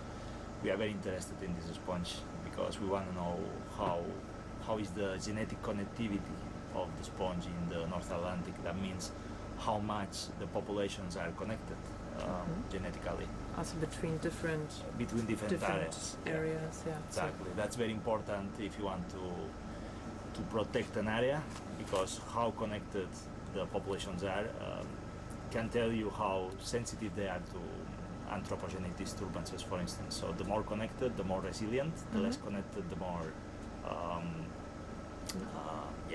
Likely to be very severely impacted if that place is exactly. is impacted by humans, for example. Then if you destroy that place, then like there's no chance or lower chances for Well, then the good population recovery. will get isolated, and there will be not so much variability inside the population, and then you are not so good by adapting Reach RV. towards the changes on the environment and the pressure Can we that can happen. speed up to 0.3 knots? Yeah. 0.3.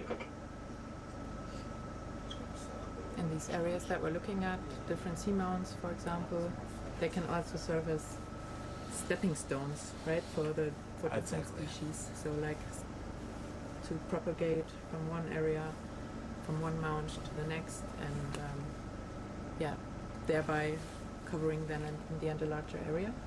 So if you can see that the sponges are most on the summit of the seamounts, that means that they are not on the bases. So Are those already bamboo? summits, no, Like maybe dead? This is like rubble, I would say. Yeah. So coral. And here you And have some again the alichondrida, that one, yeah. the one in the middle, next to the asconema.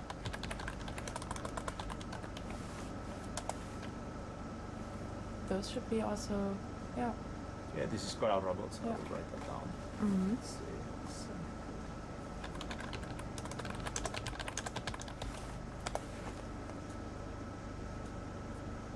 Sorry, I'm always interrupting you when you're about to No. explain something. I'm like, here's that.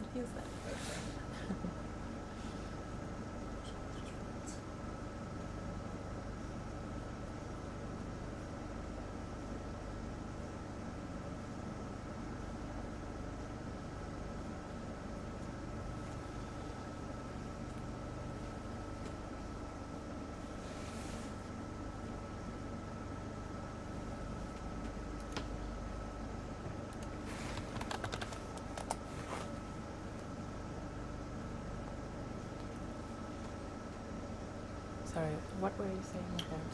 Now that seamounts, the summit of the seamount usually has a very different community of organisms, and Compared so to the side or the valley? exactly. So of course, if you want that community to be in an area, you need a seamount. So sometimes seamounts are very far away one from the other. That's why it's important really to know where those communities are, and Yeah. because those habitats are not continuous, they are patched, so Yeah, we will see. they are like little islands Yeah. in a way. Lollipop sponge. Oh yeah. Well, many of them. Oh, many lollipop sponges coming up.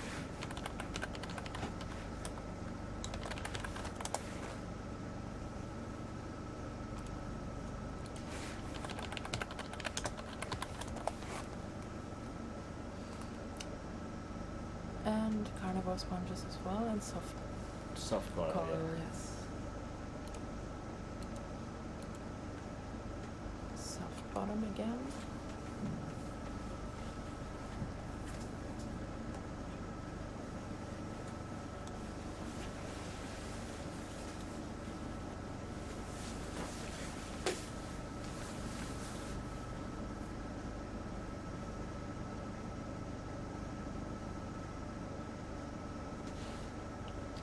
Asconema, Mhm.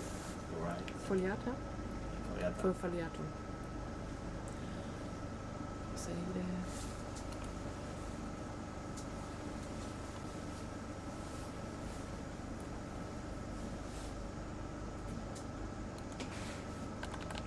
we have a button for the lollipop sponges as well somewhere here that I can press?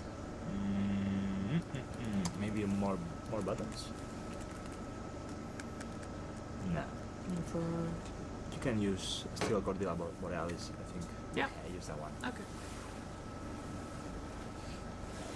So on the screen I have here, I have a lot of different buttons and lists for the different animals and species that we're expecting. So I don't need to write every time the whole word or words, but I can click on the list if we have it in the list, and that makes it easier if you know where to find everything, because yeah, it's quite a lot that we can find and do find down here. So yeah, still getting around this sea stars. Yeah, more anemones. Lisodendrorids. There's plenty of Lisodendrorids over there. Little bushes. Here, right? And this one is the Asconema. Yeah.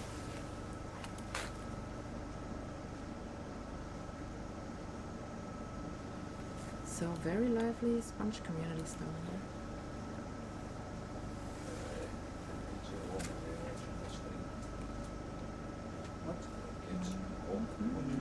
It's too soon.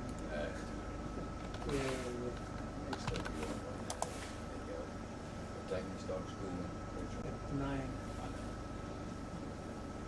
already wake up at 7:30. Double check in.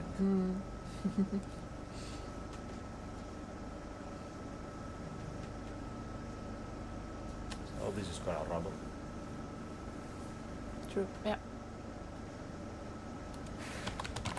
Loading more coral rubble here.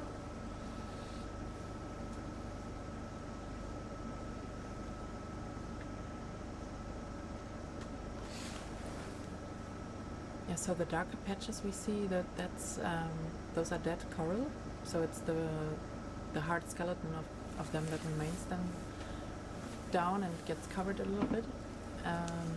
Yeah, like other corals or like other corals that have a hard skeleton, they produce calcium carbonate, and that's also why they're more likely to be impacted by ocean acidification, so by the ocean getting more and more acidic everywhere. So that's also especially an issue for I wonder what is that. Yeah. That may be We have a maybe a gorgonian, little gorgonian. yeah. Not sure. So the It may branch- also be a carnivorous sponge. We should.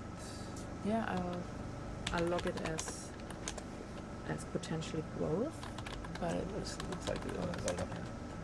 yeah, more like it, no? So the And- one that we now have in front of the camera is also likely a coral. And the massive sponge to the right, Oh, yeah. the brownish. Massive sponge.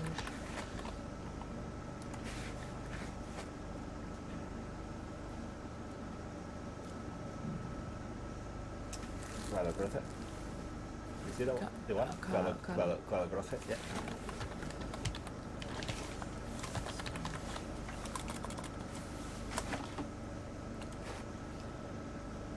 And we have Asconema.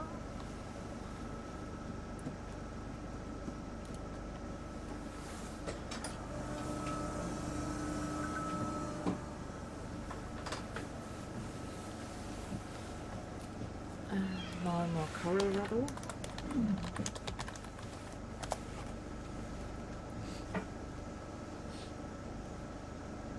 So coral rubble also plays a function in the ecosystem because it acts as a substrate for instance, sponges to grow. Yeah. So even if it's dead, it's helping the ecosystem in Yeah. a way. So it's still a hard substrate to Yeah, it's attach like, to. It's like a rock. Yeah. It's like a rock. We don't have rocks, but we have coral rubble. Then sponges can grow. Yeah. Sponges and nidarians or whatever.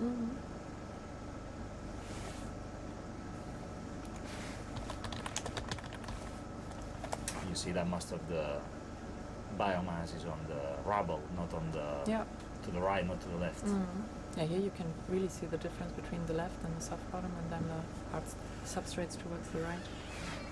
The substrate having hard substrate is really important in the deep sea. If you live in the mud, you need special adaptations. It's not that there is not plenty of life in mud, but then you need to be specifically adapted to that. They have it's Oh, There's a lot to they're all look. a little anemone there. yeah, I got the anemone, different sponges, asconema, the is Carnivorous. yeah, like those are the carnivores, right? Yeah, Yeah, those are carnivores. was the leader. And So, we have bamboo, coral. Yeah, Looks like. yeah, bamboo coral. So this is.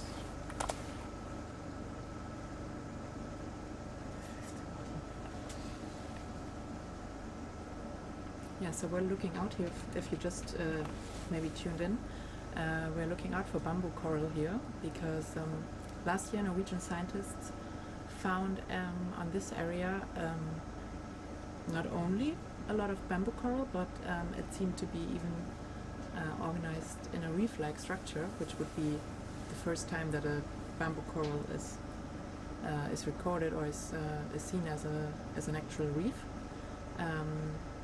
So we're here to gather more knowledge about this area and see and map better the extent of this coral garden. And we're also looking how far the rubble, so the dead coral underneath, extends.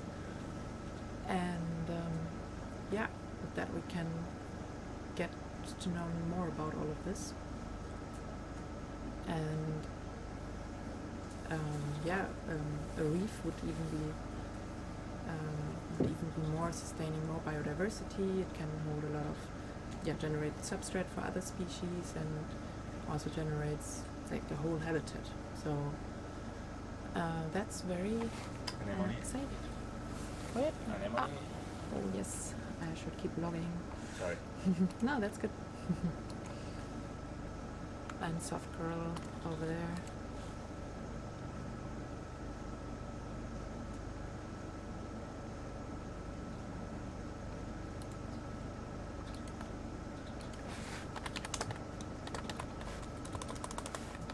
Don't see more bamboo coral at the moment, and also no Soft more rubber. coral. Yes. Soft coral, tunicate over there. Mhm.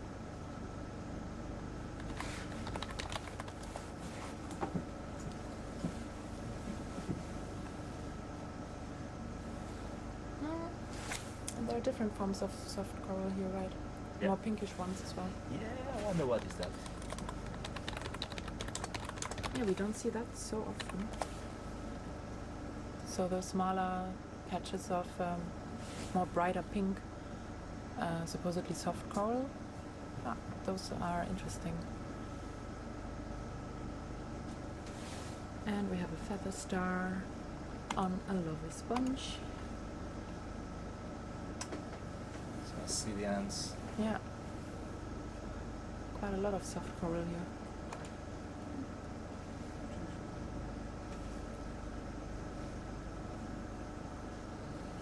So we are now at the southern part of this little seamount, right? Yes. Yeah, it will be interesting to see if the north is similar to that. Mm-hmm. Yeah, we'll find out in some hours, I suppose, because we're gonna circumvent this mount and coming up from the diff sides on the slopes, and then we'll be able to tell more about the extension, about the communities on the slopes.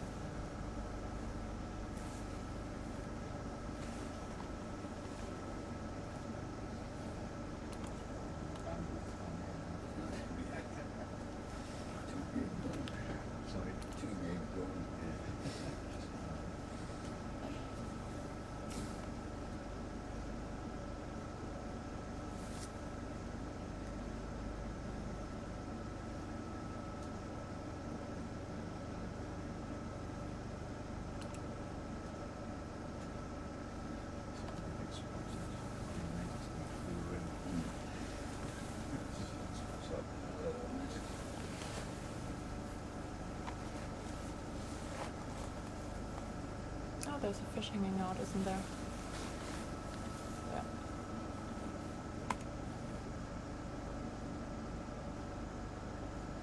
And we have more of the pinkish ones there on the side. Yeah.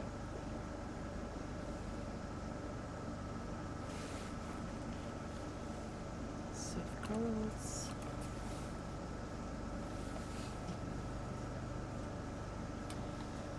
And a patch of coral rubble where everyone's hanging out on. For the next line, I will give you the coordinates of the starting point. Okay. That will work. Yeah.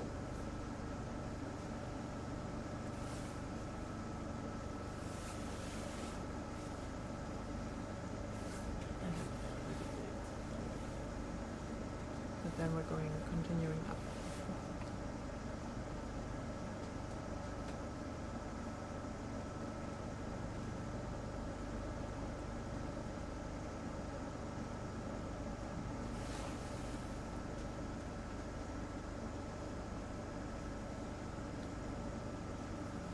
So when we're Now we are facing that way, North. Yeah. Northwest there. towards the yellow line. Yeah. We are looking. So maybe a little bit more southeast, southwest, sorry, that would be possible. just that, So, yeah. you mean that way that we end up at the parallel to the first ending? Yeah, exactly. But that's not south. Southwest. Southwest. Yeah, southwest. Uh, To the line, to the yellow line. You know, at the end of the last transect, we want to be parallel to that one on the top. Ah, I always confuse the yellow line with the one that we did before. I'll let you do it. I'm gonna concentrate on my logging. Because we have here more. Yes. Bamboo coral.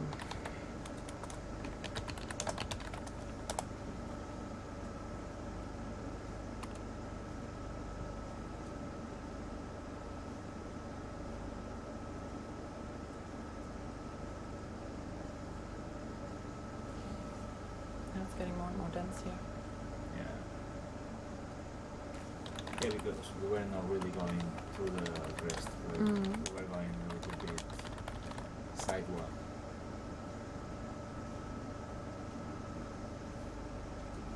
You decrease the speed in the vessel. Yeah, once you get going. Makes it going full already, eh? Maybe just change his direction a little bit. We're like northwest or something. 7. 270. No, that's west. Going to go west? No. Well, yeah, but we'll be heading south. Southwest.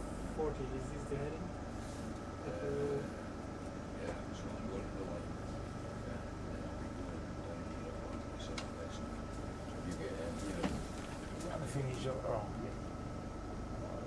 Just to reach the line. If you want to Yeah, get down. just towards the line. So it's roughly 330. Yeah, northwest or something. Just now. So we're nearly reaching the end of our second transect up the slope. Bridge Just RV. giving RV bridge. a shrimp Can we coordinating move everything a bit with to change the direction of pilots this and the ship. movement to 300 at 0.1 knot? 300.1, okay? Is that okay? Yeah. 0.2. Yeah, I'll sky. Sorry, Bridge, can you make 0.2 on the speed? 0.2, okay? Okay, Here you thanks. can see really beautifully how many species congregate with each other, like sea star, crinoids, sponges, And I different wonder, sorts. you see that on the bamboo Mhm. areas there is this like layer, Yeah. yellowish. Here are also the yellow dots again. Here as well. Talk about that. All this like Yeah, I know. Yeah. mat. But above that.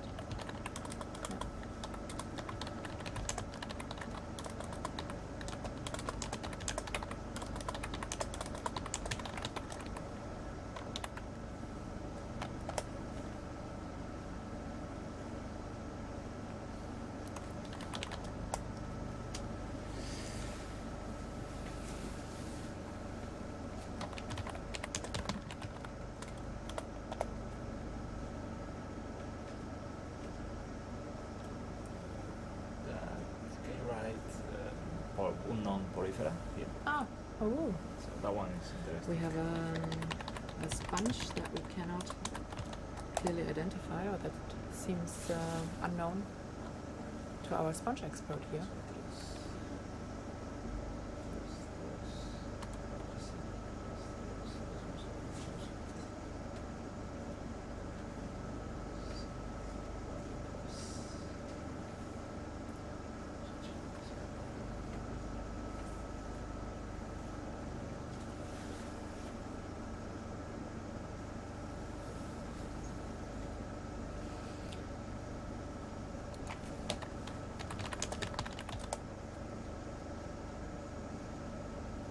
Want me to keep going northwest over it or stay with the ridge? Maybe stay with the ridge. Yeah, stay with the ridge, thank you.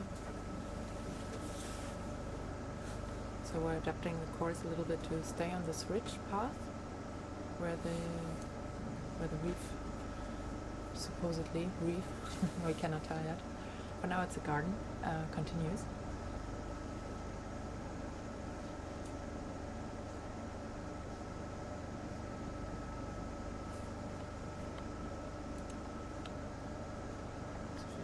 Yeah, got it. And a big anemone up there. Can see the tentacles, right? Yes. Yeah.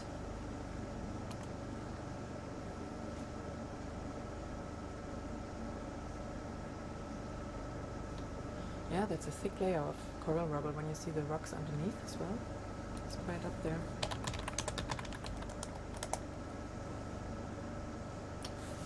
I wonder what is this, like mat, you see? Mhm.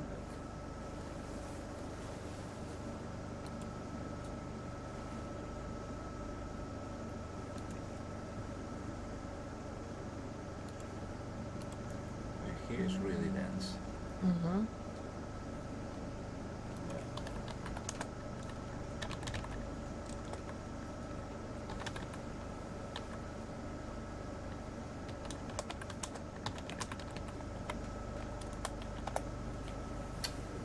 Really dense. And we're almost up the... Yeah, not nearly.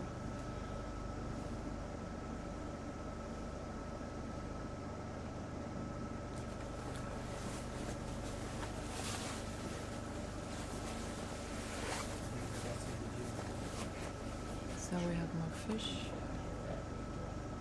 hiding or relaxing, hanging out in the coral.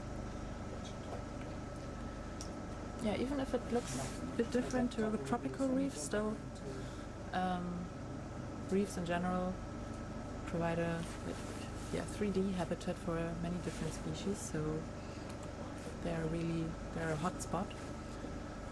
So you have a nice anemone over there and the cladogrotha. Yeah. And a shrimp flying through.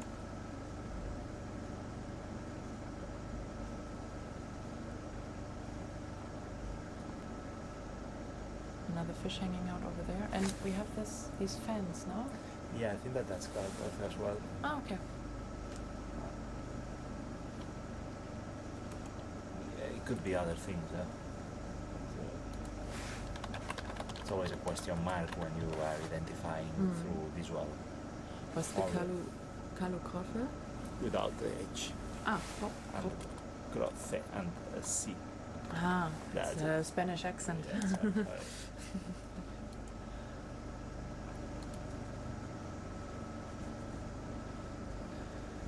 I'd love to get there.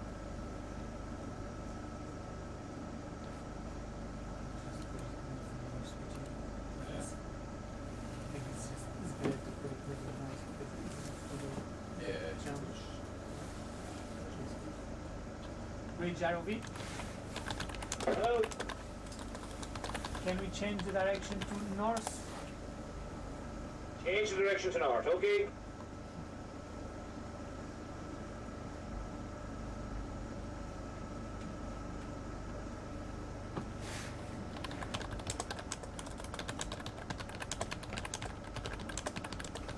It's really dense.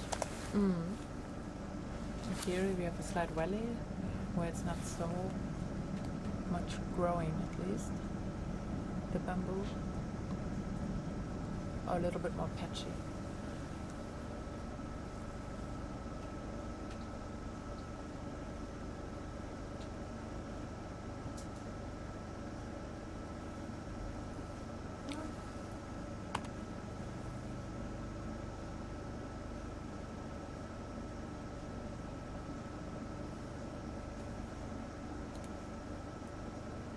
Oh, that looks really nice. Beautiful. Ooh. I think I spotted 10 of her. Ah. You're right, yeah, it was just a little more.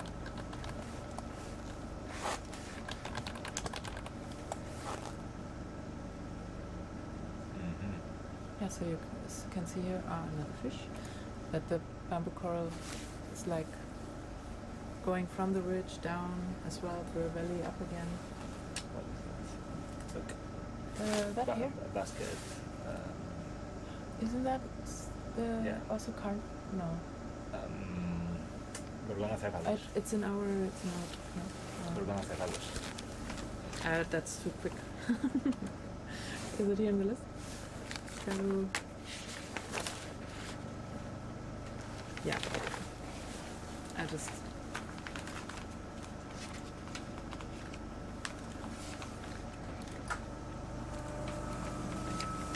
Doesn't it?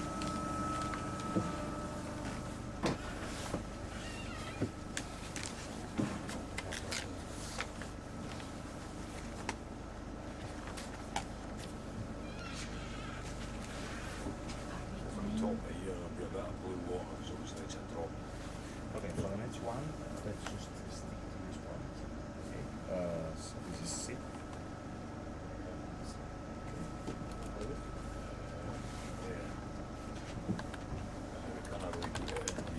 You can put it.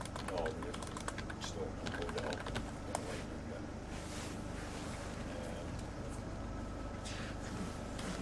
Hard to say. So it's like sharp.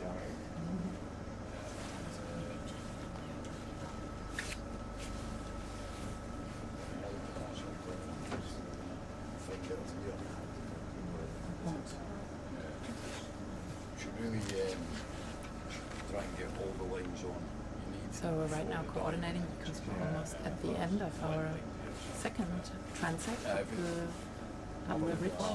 That we're now doing a third one to get a even more complete picture, but we're going to continue with replant 8, so 4 on each side of this little mound, and make sure that we get a good idea about all that is going on in this area.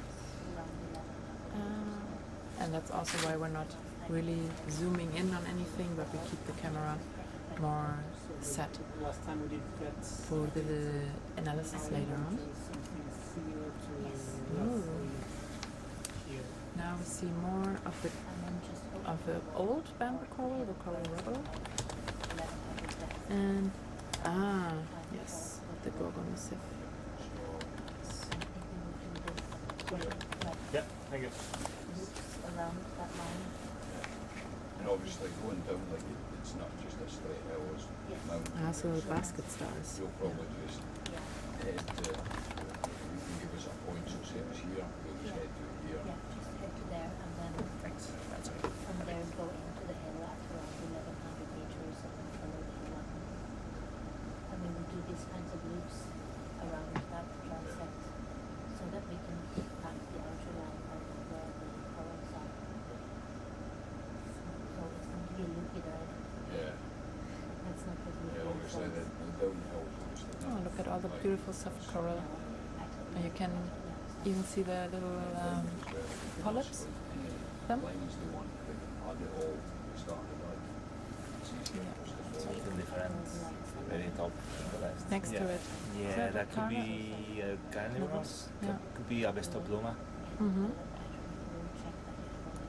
Should I write that with a question mark or just carnis one? Go for it. Go for it. Avestopluma. Avestopluma.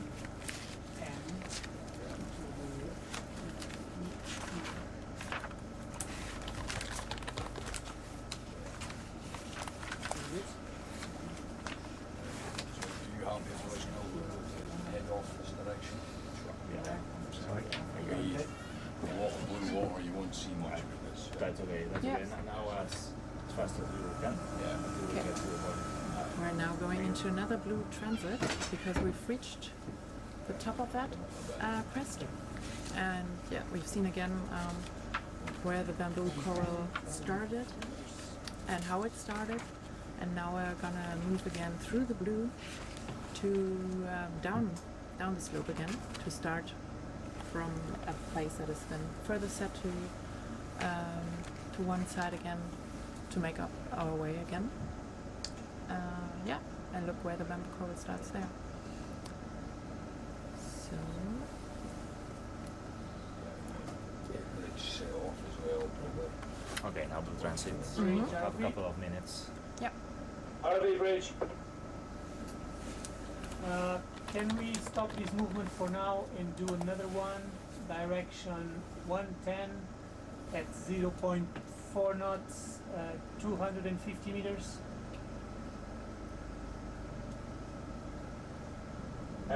Direction 110.4 and 250 meters. Okay. Okay, that's it, thanks. End of transect. yep.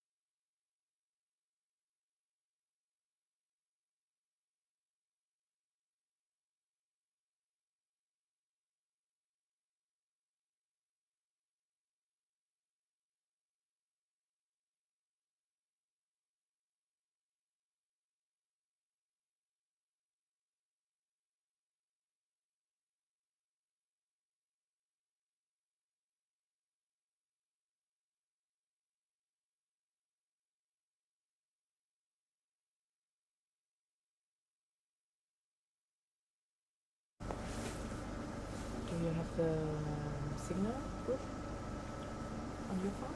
Yeah. For questions maybe? Yeah, I was trying to connect to YouTube. No Because success. I forgot mine unfortunately. No success with YouTube. Yeah. No, I was thinking of the signal group because they're gonna post there as well.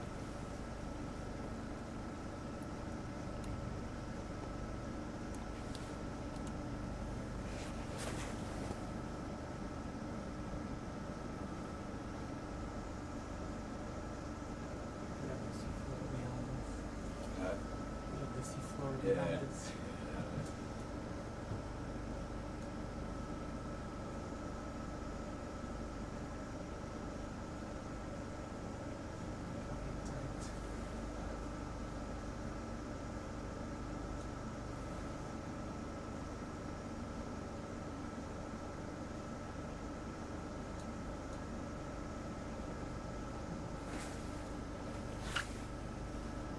So this will take a few more minutes and then we're up again.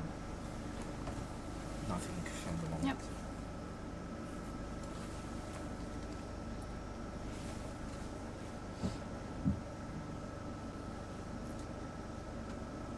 So how did you start with the sponge research back in the days? How did I start? Question. How did it all begin in the first place? Well, I went into a crew 2016 in the 10 years ago. Yeah, 10 years ago in the Mediterranean, and that was a trawling assessment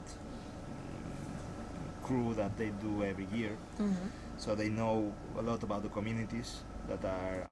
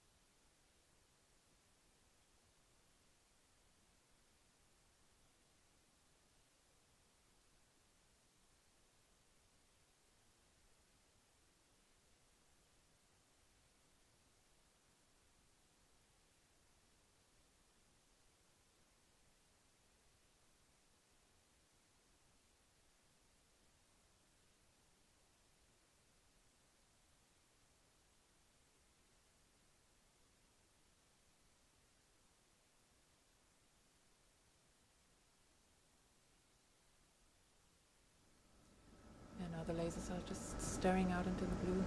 With the two lasers that we have, we can do measurements, or we can know how far apart things are from each other and how far we are from the seabed. So it gives also later for the analysis a good indication.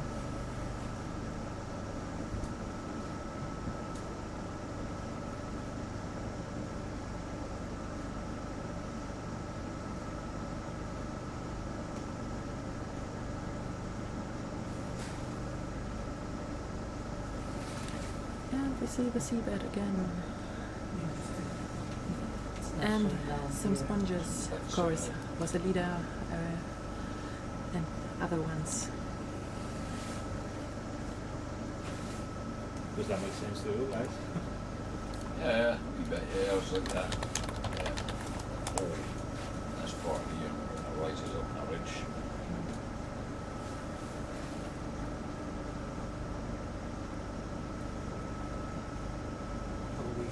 This ridge here.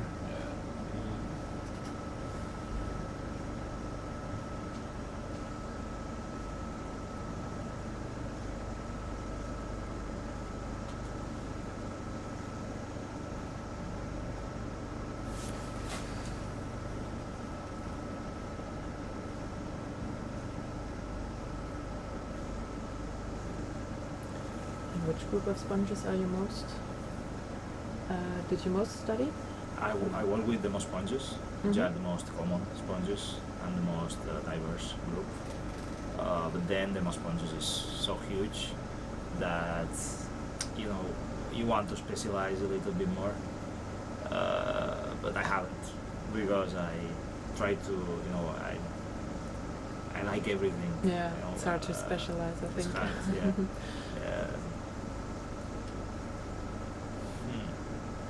Here we have Paco Cárdenas, which is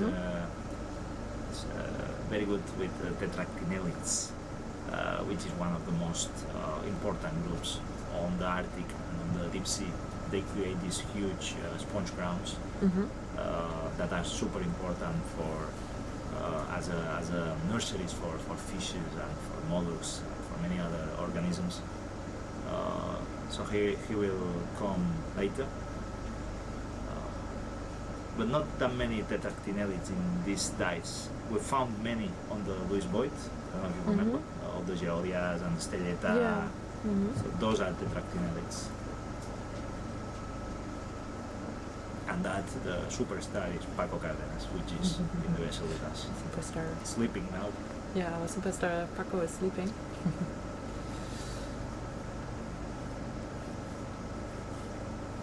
Because we have 12-hour shifts, so 12 hours on, 12 hours off, and then we sleep in the meantime.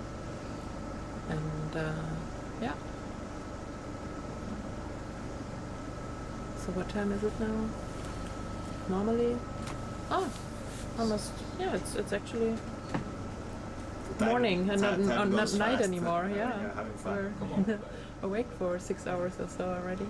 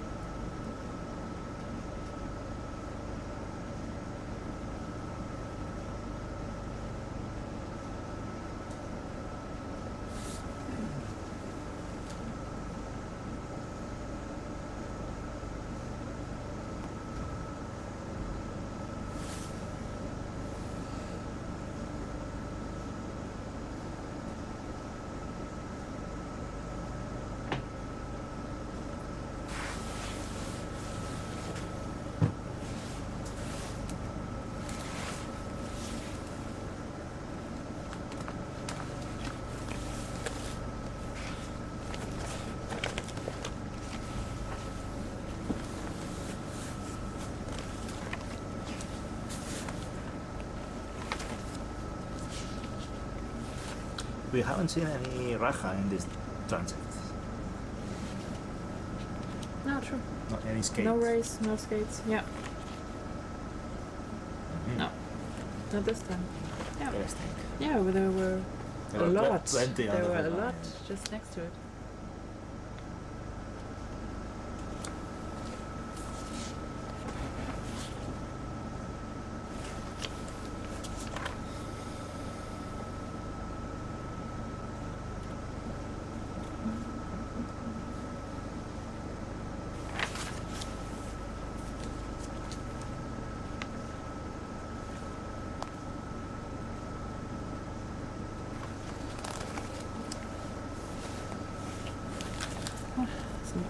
spacey.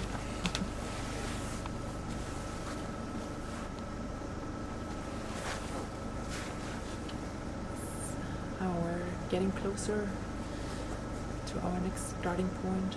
And was there also jelly? Yeah.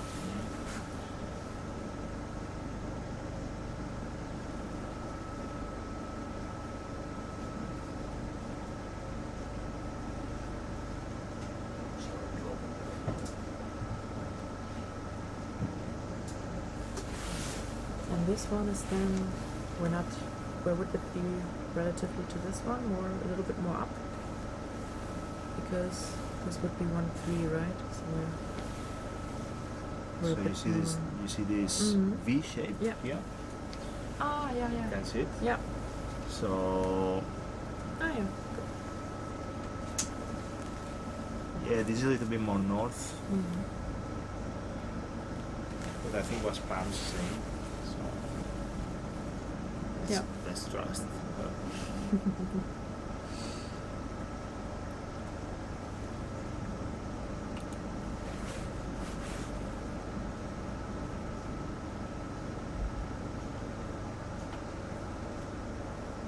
It was around Iceland that you also did this deep sea research, right? Yeah. Yeah, that was in October on the Denmark Strait Mm-hmm. between Iceland and Greenland. Was 10 days.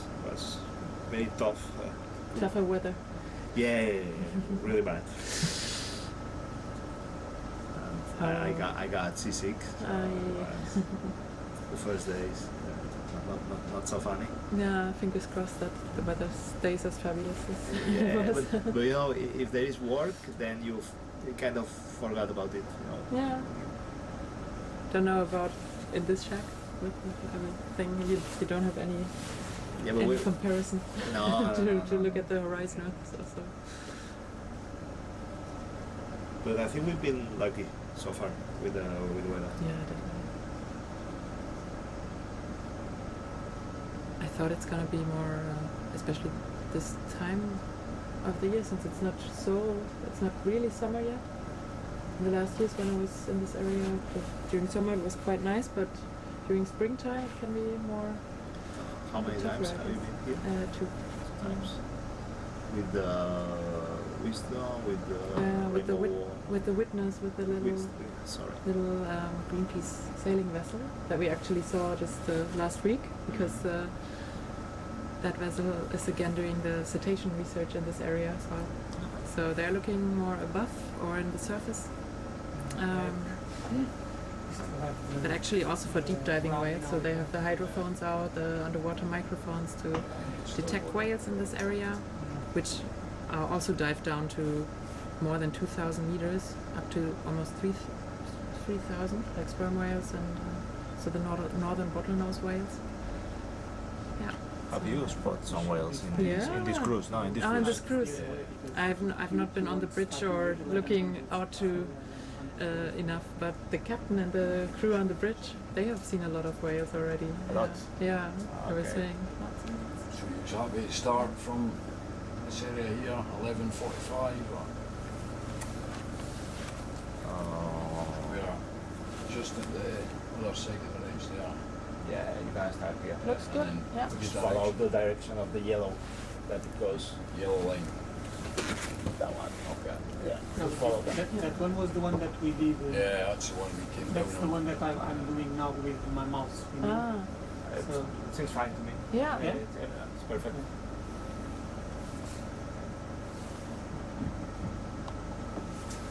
Yeah, cool. Thank you. Because we end the first here, right? Yeah, so the red is the ROV, so the red line is the way we came down and up and down. So can you go a little bit more this way? Maybe a bit more north. Mhm. Yeah. Antonio, can you try to draw?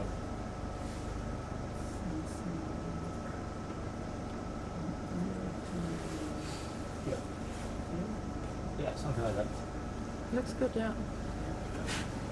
I'm making last plans to get up the ridge again and fly the ROV up again closer to the ground to actually look for the different organisms and the bamboo coral in particular here. Bridge ROV. RV bridge. Can we stop this movement for now? We would like to start another one. Direction 310, 0.2 knots for now. 310, 0.2 continues, okay? That's it, thanks.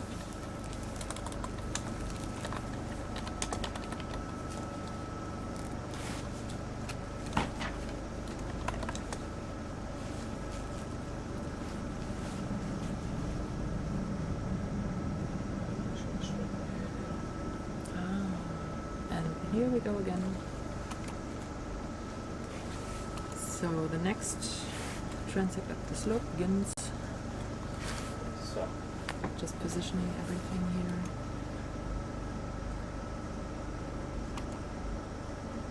So that we can go up again.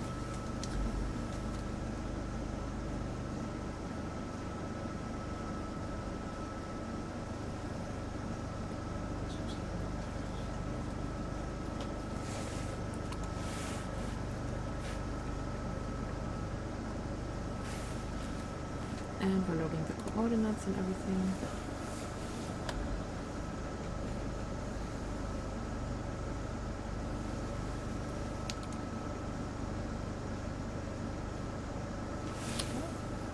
Oh, that's an anemone. that's an animal. Yeah, I thought there was at the bottom of the soft coral, and it was somehow another That's an animal. another animal. Oh, there was the You see the yellow. yellow one? It had Yeah. more structure.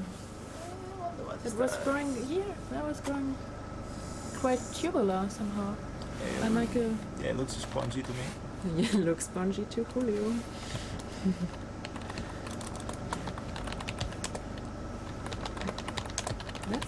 That looks very interesting. And there was also a pink one more. These are endorphins. Yeah. Calocrothe. Oh, yeah. We should make an entry for that one. For the Calocrothe. Oh yeah, you have these endorphins, right? Yes. Could not forget about your little endorphins. Why is it called complicata, you think, because it has so many Yes. twigs? It's Yeah. intricate. It's so- yeah. And that's a carnivore sponge, the Yes. small one, Yes. and a fish eel pout. It's full of carnivorous sponges. Mm. This has almost an anemone-like structure. This one, and That looks like tunicates to me. they were too Very transparent. Yeah. And the yellow dots of those yellow sponges, probably.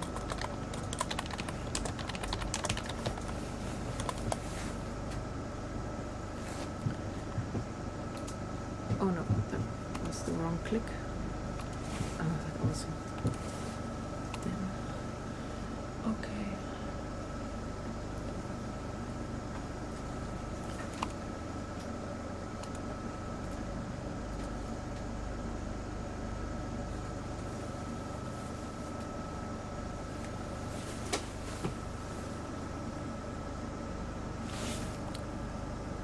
It also looked a little bit structured, the yellow sponge over there. Yeah, that's probably the same as before. It's Mm. probably grassed skate. Oh, over there. oh, nice. We have an Arctic skate coming up.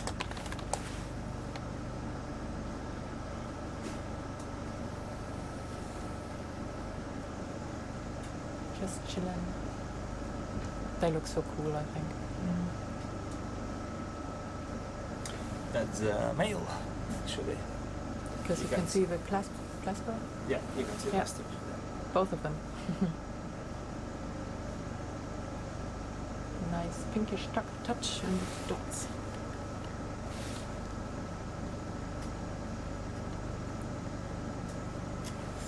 So, what is that? Rosaida with carnivore sponge. Is it? You don't think so? Yeah, probably.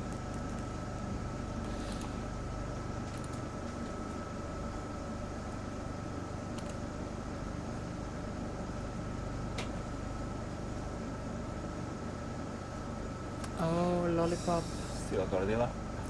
or Stylocorilla, if Yes. you're scientifically correct.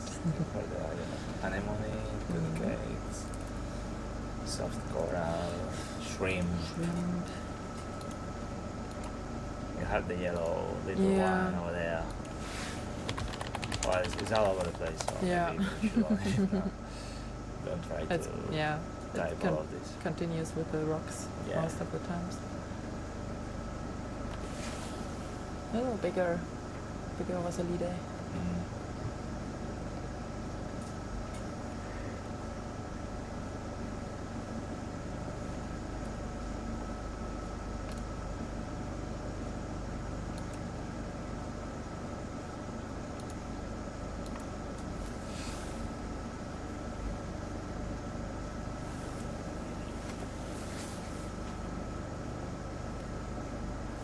Is there another skate? Yeah. Yeah, there's you're another right. skate lying there. It's a female. Looks like a female to We me. don't see the claspers. Do you also Yeah. call them claspers with Yeah. skates, right? Yeah. So maybe there's something going on here. What's this? Mm. Yeah, looks like maybe they've seen each other before.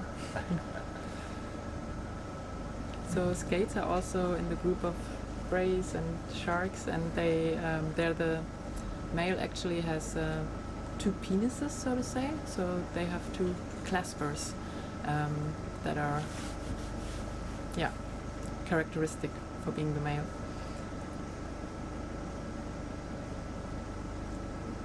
It's a fish here. So Oh, yeah.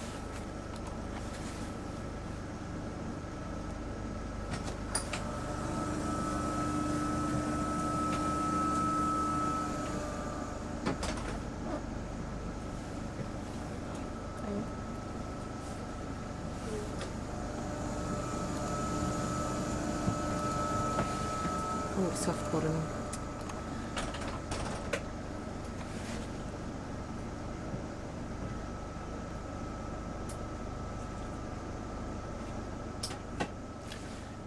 it's a And a fish fish, over there. yeah. Yeah. Shrumpy.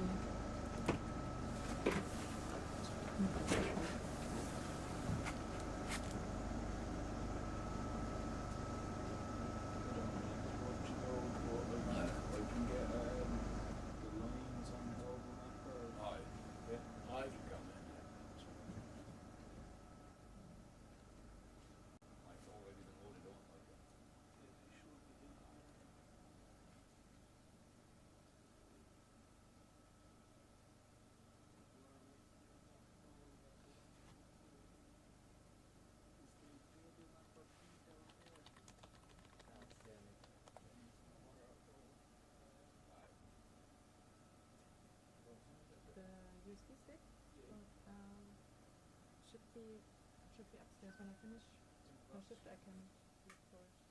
Yeah.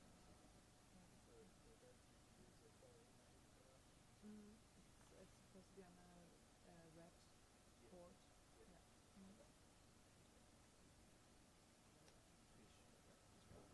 Oh, yeah. It's a really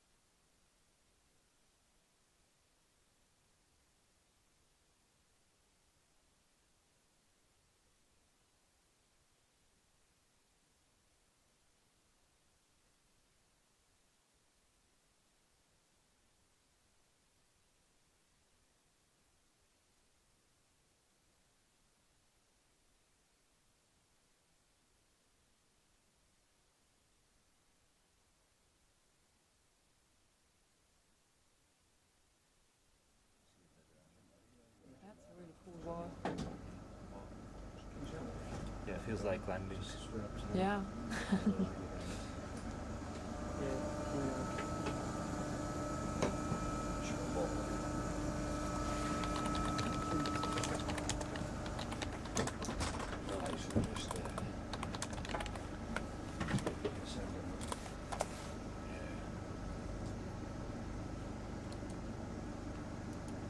So Anne-Helene and Sergi are getting ready to take over again here. Yes, we are getting ready to take over. 2 and hours to are let flying you by. have breakfast.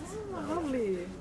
Off to the line again, and then we'll probably see. Yeah, actually getting hungry again. Oh, it's gonna be lunch for us. Yes. Time is getting crazy here on these ships. Okay.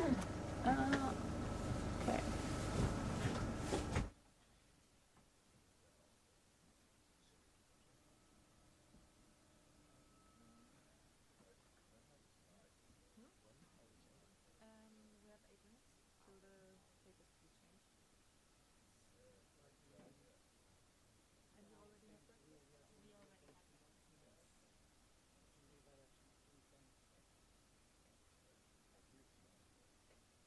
They're getting closer again when we can. Right?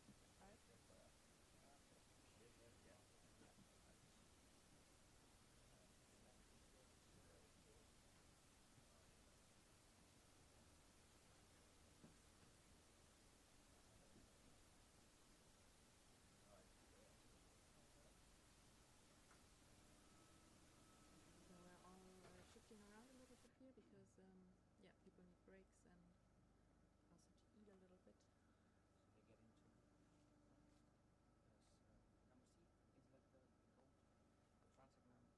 Yeah, we're now in the in number C, yeah, or in the third one. But it's not yeah. the number of the sea. I've written here like three. More or less. Like C, not 3, yeah. Right? Yeah. I've written here 3 because they don't correspond. They are not the Now same. you see that on the map. Yeah. Now next one, Oh, great. ideally.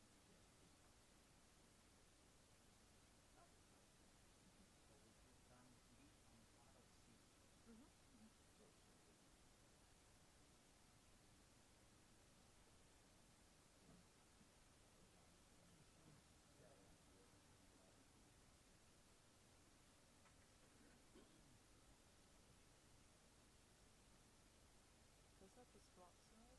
There's no more space at the moment. No, that's just rocks. And for a minute, Ooh, I love the foraminifera, of course. Little foraminifera mats, little organisms. Looking unspectacular, but actually playing a big role as well for substrate. So even though it might look a little bit boring, it's actually very important for the ecosystem.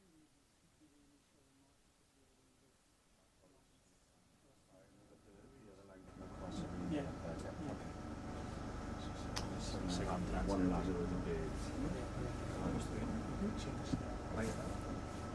Direction is not. But you've reached the top, right? And Yeah, you could identify the area where Yeah. And the bamboo the coral. break was.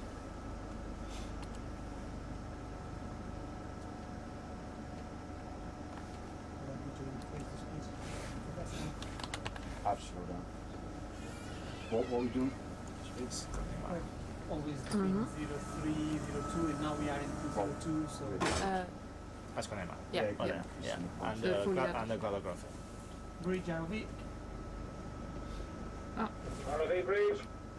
So Can I increase 5 the minutes. speed to 03? Increase to 0.3. Okay, thanks.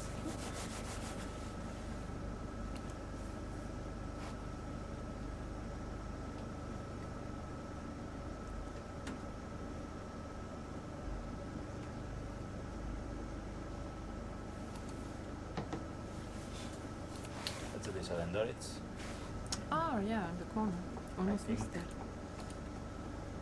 Yeah. No, go on. Yeah, no, yeah, no, when you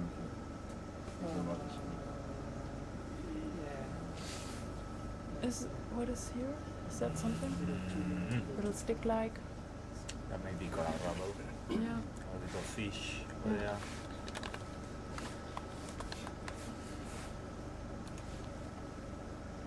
Oh yeah. And the yellow little sponge dots are starting again.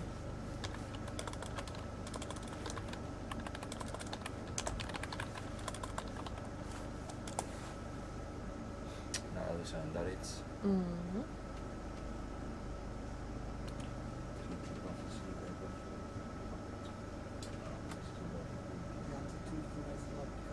Well, yeah, You have quite a lot of these sticks. Stick-like. there has to be pieces of the Yeah, looks like coral rubble, very, very isolated. you have the yellow question mark sponge again Oh, yeah. in the middle, you see? We have this tubular yellow. Yeah.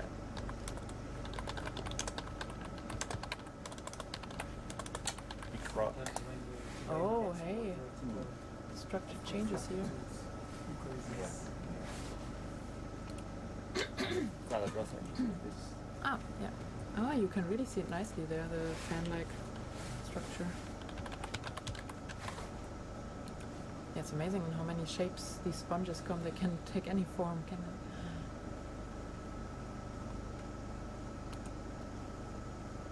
Fans, branches, tubes. That's the advantage Crusts. of being so simple. You can reshape your body Yeah. depending on the environment.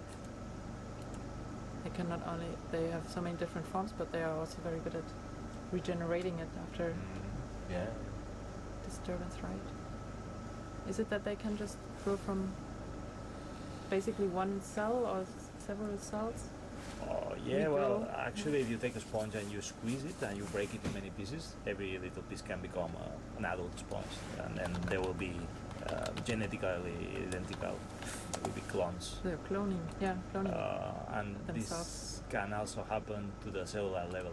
If you break them into cells, the cell will rearrange into a new sponge, just like Terminator. You remember? The sponge terminator. Yeah, speaking about simple, that's actually very, yeah, I don't know. I mean, And you cannot do that. they are quite complex. What is simple is the body shape, Yeah. let's say, the way the body is constructed. But then they have a lot of complexity. Oh, and we have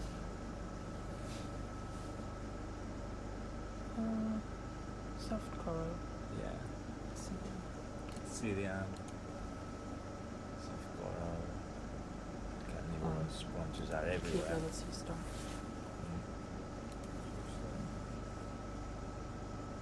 You have a granelia there, to the Oh, yeah, top to the the little- right. Oh, 1 minute to change tape. So you're gonna hold here? Yes. Thank you.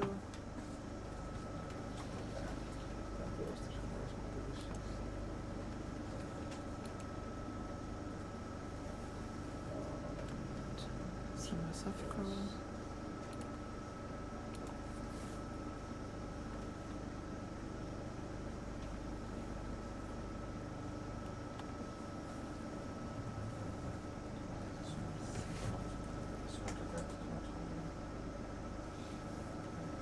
Ooh, and we see another nice crinoid on the sponge, which is also having a carnivorous sponge.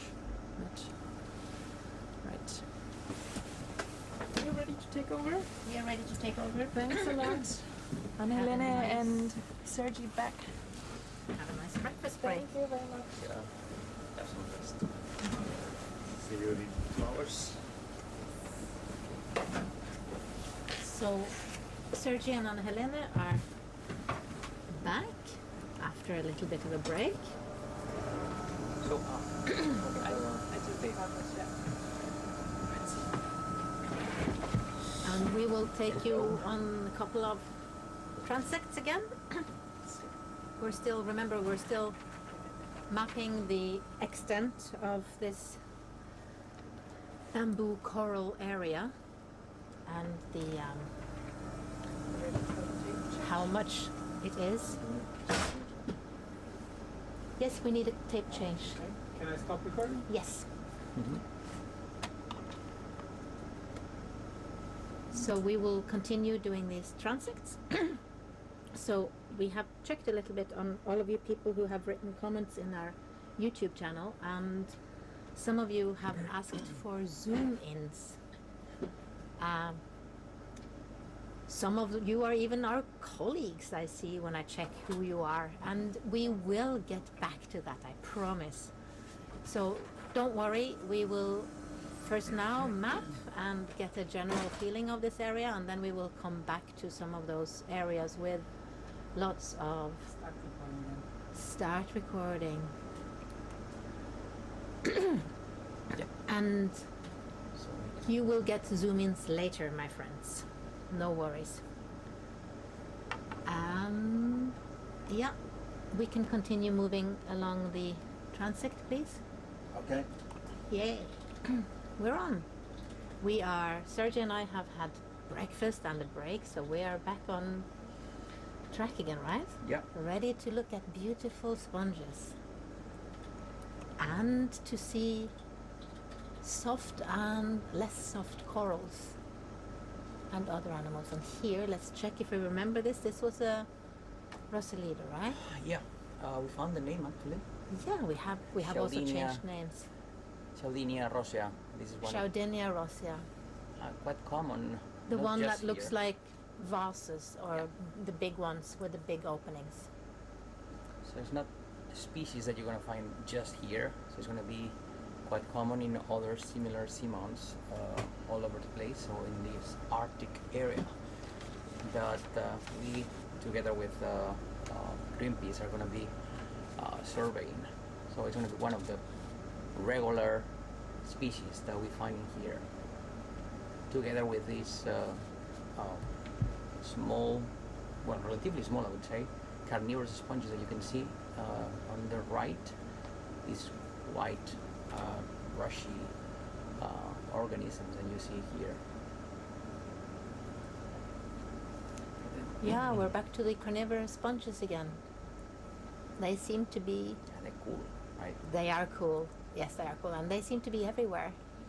And here we also have these fan-shaped Fan-shaped. sponges. Yeah, way more common than in the previous one that we The were first- commented. Yeah. Yes. This is genus Cladocrossae. These fan-shaped organisms that you can see sometimes in here. There's a fish there too. And we are again on the steep side of this rise, or this hill that we are looking at. So we are going uphill to see how close to the ridge we get before we start seeing the bamboo corals. And in the meantime, we get to see this lovely landscape, really fascinating deep sea steep landscape filled with soft corals and sponges and crinoids, I think we have decided, and the Acidia. Those Yeah. are the four main Yeah. players in this area. Yeah. In these- addition, of course, to the fish and the sea stars. Sometimes.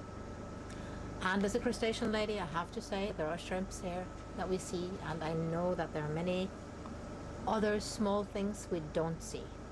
Yeah, plenty. There's gonna be plenty.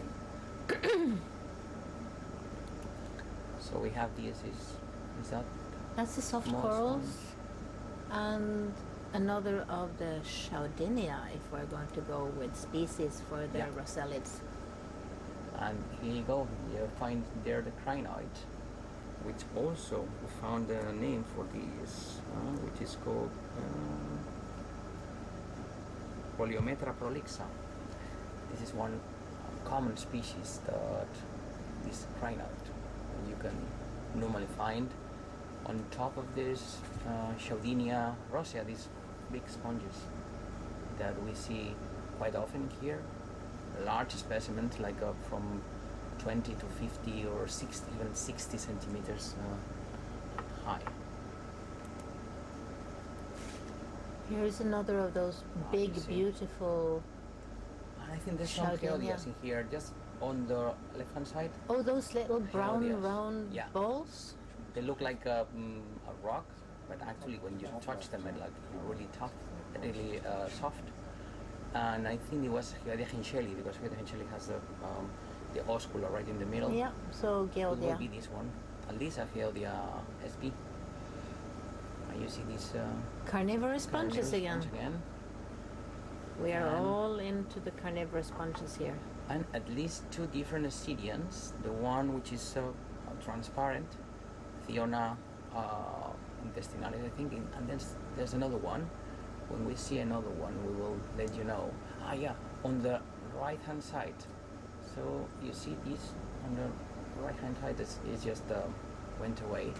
It's a brownish ascidian with clearly these two tubes, the inhalant tube and the Reach exhalant Alvi. tube. Go ahead. Can we reduce the speed to 0.1 now?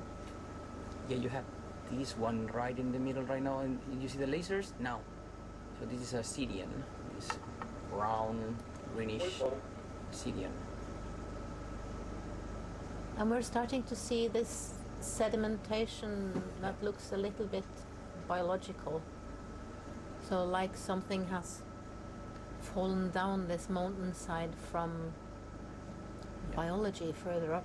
This will be, of course, very old. As you see, a lot of large animals are living on it and in it. So yeah, carnivorous sponges. This ascidian now. There's another ascidian close to the lasers right now. Just past the crinoid. So it's a quite homogeneous community habitat just below the summit. Yes. If we compare with the previous one, with the previous transect that we did, and also with the transect that Julio and Francie also were commenting.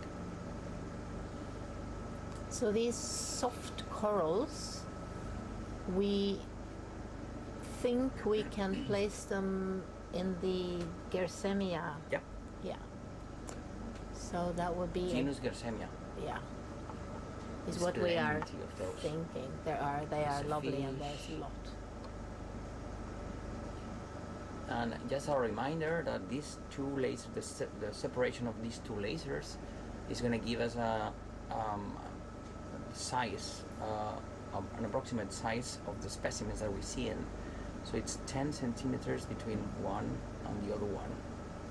So. And with these this- lasers are of course parallel going from the ROV, so that wherever they hit, they will still be 10 centimeters apart. Helping us when we are analyzing these videos when we are back in the lab. Because this is not I am annotating like crazy here now on the side. And you heard Francie, she's very good at typing all these extra commentaries also in the annotations. And this is just the first analysis we're doing of the videos. We will bring this back to the lab and do a thorough sit down, frame by frame analysis of the community here.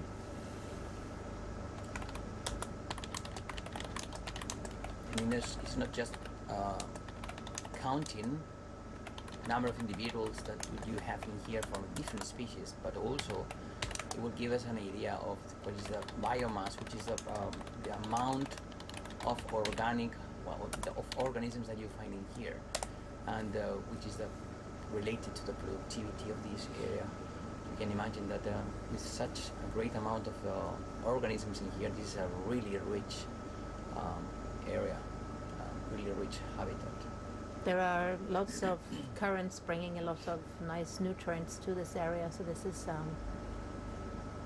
this is a very nice place to live, it seems, for all of these very many animals.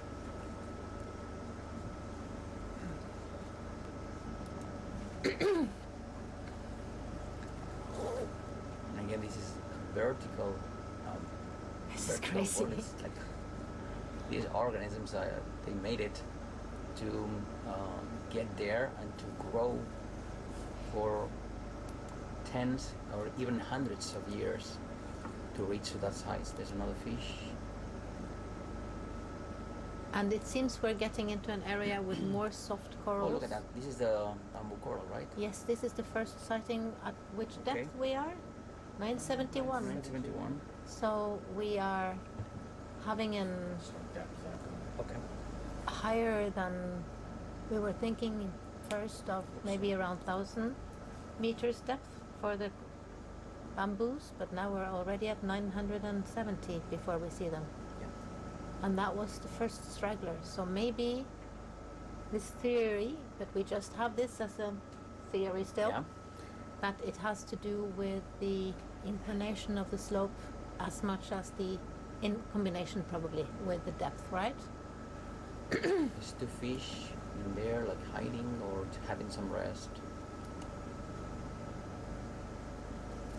It's good to have a place to hang out Yeah. and just rest a little bit. I can understand that. We've just had our rest, so we can be more active, sitting here very quietly in our seats and looking at videos with you all. Yeah, that's a crinoid. This is a soft coral Poliometra area. Yeah. Fish.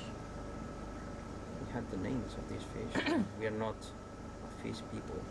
No, we persons. have to say we are both invertebrate Sorry. people, so whenever there are oh look, there is a sea spider. That's Right on the Pagnagonid. left-hand corner. Yes. Big and nice one. So these sea spiders or pycnogonids in areas such as the Arctic and the Antarctic, they can reach to really high. I mean, they can be really, really, really big. Whereas if you find them in the Mediterranean, for instance, I've been working in the Mediterranean for many years. They can be tiny. They can be like a few millimeters or even a few centimeters. So, have we reached the top of the hill? We've reached the top of the hill. Then let's try to go, like we have done for the other transects, to go a little bit out into. So which way do you let me go? So Let's go to the D transect then, please. But you want to really No, we don't want to go all the way down there. Let's go somewhere in the middle of it. So, for all of you who are watching and listening, we planned originally to do transects from 1350 or something and up to the summit, but as you all saw in the first, or those of you who were with us from the beginning saw when we started at 1300, we spent a couple of hours before we came up to the level of depth where these animals, the bamboo corals that we are looking for, actually seem to hang out. So we are now shortening those transects to start at around 1100 meters depth to make sure that we are not spending too much time, even though it's beautiful and super exciting to look at this very steep hill covered with sponges. We are on a mission to map the extent of the bamboo coral area, so that's our first priority on this dive. Yeah. So that's why you're right now seeing blue water, because our pilots love to go uphill or flat, because then they can see what is in front of them, and it's really much more difficult to go downhill, so we go out into the water before we descend a little bit again. And we need to face the away so that we can actually have control over where we're going. So that's why we are in the blue. But Sergi, you have mainly worked in the Mediterranean, right? And Antarctica also. And Antarctica, so you have been in the cold areas, but Yeah. you have never been in the Arctic before? No, my first time. No. And we Yeah. didn't even have celebrations when we crossed the Arctic Yeah. Circle. Are you? Well, we can at some point. We can make a celebrate. celebration, yeah. Yesterday we had celebrations for 17th of May, which is the Norwegian National Day, when we are celebrating the Constitution. So we had cake and we decorated around with flags and stuff. I was very happy because I'm the Norwegian person on board, Oh, we're not but following Right, okay. we can sort of count it as, yeah, it was a little bit fun. We even sang some Norwegian 17th of May songs. Well, you did. Yes, I did. Follow. But we didn't make a specific celebration for passing the Arctic Circle. Okay, we have to then. Or maybe we just In the to-do list. maybe we just know that we have reached the latitudes of the midnight sun. So there is no more dark when we get up in the middle of the night for our shift. Like to have a new movement. We still have some up because now we are 0.4 knots at continuously. 72.3 degrees north, and this is midnight sun time up here. Yeah.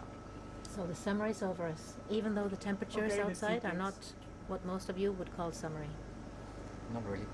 No. I come from Madrid and it's not exactly the same temperature, I would say. But yeah, so Annelen mentioned about the shifts. So in order to get as much as we can from this cruise, the scientific people in here working in the cruise are divided in 2 shifts.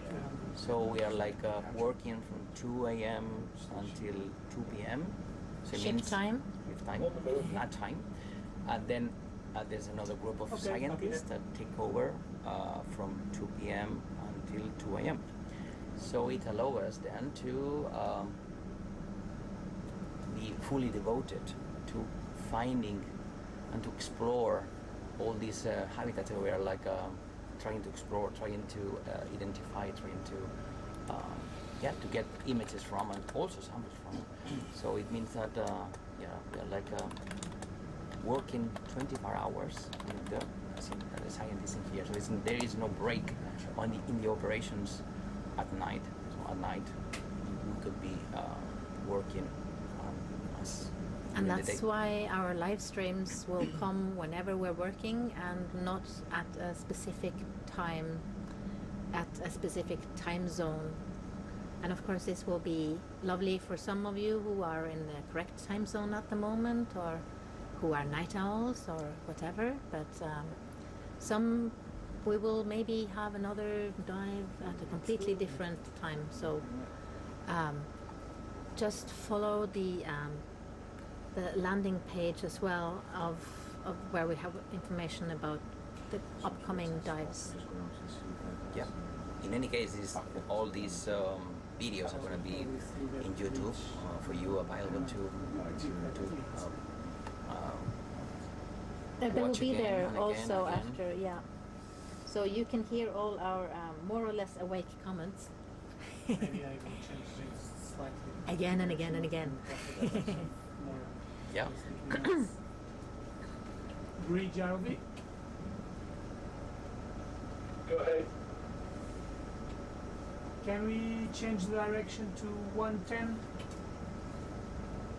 110. Okay, thanks.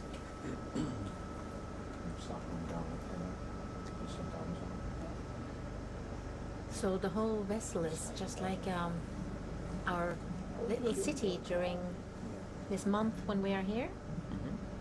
And one of the lovely things I find about being at sea is that I don't have to do any cooking myself. There are Yeah. these 2 wonderful men who are cooking for us, and they are doing 3 warm meals every day. So it's strange when you get home from a cruise like this because you don't remember that you have to cook yourself, right? Yeah. All of a sudden you have to make your food yourself when you get off the boat. And I never managed to Look make at as that. good What's food. that Oh, in the that's image? Tinophore? No. Is that a Dumbo octopus? Is that a Dumbo? A Dumbo octopus. Yeah. With the Skirt out, yeah.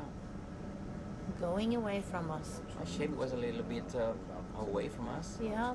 We're really looking forward to have one good footage of this charismatic species. If not, I'll just have to show you my gloves. I have knitted gloves with octopus on them.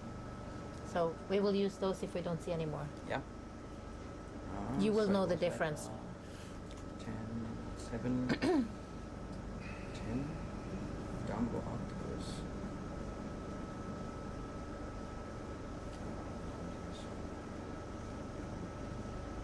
And you see there are a lot of movements of little things in this blue water that we're seeing. These are all those animals that will become, in the end, food for all of those animals living on the seafloor, if they're not eaten by the fish or swimming around anyway. So it's really a water mass that is also teeming with life. And here, remember, we're only seeing the big animals. We don't see the smaller things very easily, but they are definitely here as well. We have done some light traps further up in the water column, and we've gotten loads of animals in those as well. Yeah. We had an onboard photographer, Solvin Zangbo, and he made a special light trap that he could hang 500-600 meters under the boat so that he could see which animals were in that water column. Okay, can we come back to the previous direction, 090? So we are still heading to the new Okay, transects. thanks. It's gonna take us a while. Yeah. So that's us here now. How far is Yeah. it gonna be? How far is that distance you know? Oh, sorry. 150 meters. Okay, 150 Yeah. meters to reach that point. So we're flying in the blue for 150-60 meters more. Maybe a And- bit less. Yeah. Total length. And then we'll go into the mountainside again at approximately Yes, 1100 meters. We come down Yeah. on that point here. Yeah. Then we see where we are. Then we see where we are. Whichever direction Yeah. you That's like to go. so we are just trying to find out the extent of this bamboo coral patch, and then of course we need to start from the what we know will probably be the outside of the bamboo coral patch and work our way up to it. And we have to do several parallel tests of this so that we can frame it in a way. Yeah. And this is in collaboration with researchers at the Norwegian Institute of Marine Research and the University Museum of Bergen, which is where I work. The researchers at the Institute of Marine Research in Bergen were here in October last year and discovered this patch of coral, bamboo coral, and we have designed this plan so that we can, together with them, find out the extent of this area, and we will also try to find out more about which species it is and how it has structured this patch. Is it a long time place, or is it it seems really much like it's a place where it's been for a long time, but we will do specific tests for that as well.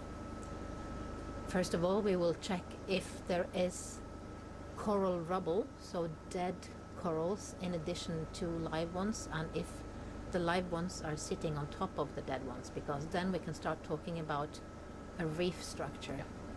So multi-generational area where the old and dead animals become the substrate that the living generations are sitting on. And when we have Ctenophore now, yeah. a ctenophore floating by, when we have more documentation about this, we will be able to say if it is a reef or not. If it is a reef, that would be super exciting, because reef building in bamboo corals has not really been shown before. Of course, bamboo corals are deep sea corals. These animals depend only on feeding using their and getting energy using their stinging cells to catch prey, which is a big difference to what you would if you think of that more well-known type of coral reef like the Great Barrier or any of these shallow water coral reefs, these corals would have associated algae so that they can also get energy from photosynthesis. Yeah. But all the deep sea corals, of course, since there is no light, don't have this association with algae or symbiosis, and they only use their stinging cells to get food. And since they're so deep, we know a lot less about them. I mean, there is no possibility of having a snorkeling holiday on a deep sea coral reef like you can on those beautiful tropical coral reefs. They're still extremely interesting and extremely beautiful, so they've sort of come a little bit in the shadow from all those more world famous shallow water ones, but I think these are just as interesting and beautiful. And as important ecologically as Yes, the ones that we definitely. find at the shallower waters, because they are engineer organisms, so they build three-dimensional structures that are used for other species. We've seen many different species of fish, but not just fish. There's other invertebrates that live in there. So if you find these organisms forming these three-dimensional structures, biodiversity is going to increase. So it's not the same as, so if you compare areas with sandy bottoms or muddy bottoms, so the Or even the biodiversity- rocks with the beautiful sponges that we have been looking at quite a lot today. When you get these reefs, a lot more species will aggregate together, and so it's, even higher than the sponge walls. Yeah. Indeed. So it's super important that we here on with this Greenpeace expedition, but in other expeditions that other researchers are doing, we document where these areas are. These areas should be preserved. These areas should be untouched, because they are increasing the biodiversity. They are like organisms that have been there for tens or even hundreds of years. Maybe even thousands, Yeah. because if it is a reef, then these very slow-growing animals have already had the time to become adult and die a couple of times and become this coral rubble structure that is the basis for the ones that are living now. So coral reefs are extremely old.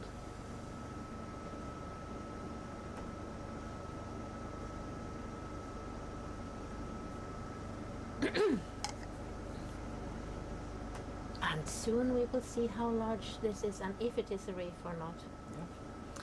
But definitely I'm getting the we feeling it yes, is indeed a reef, right? Isn't it? Yes, as the researchers from IMR already said in their note, they thought that they saw some rubble, and we have also seen some coral rubble, so dead corals that are becoming substrate. Starting to see the seabed. Yeah. Not that far away now from the point. Yeah, we that see some want to seabed start here. this transect.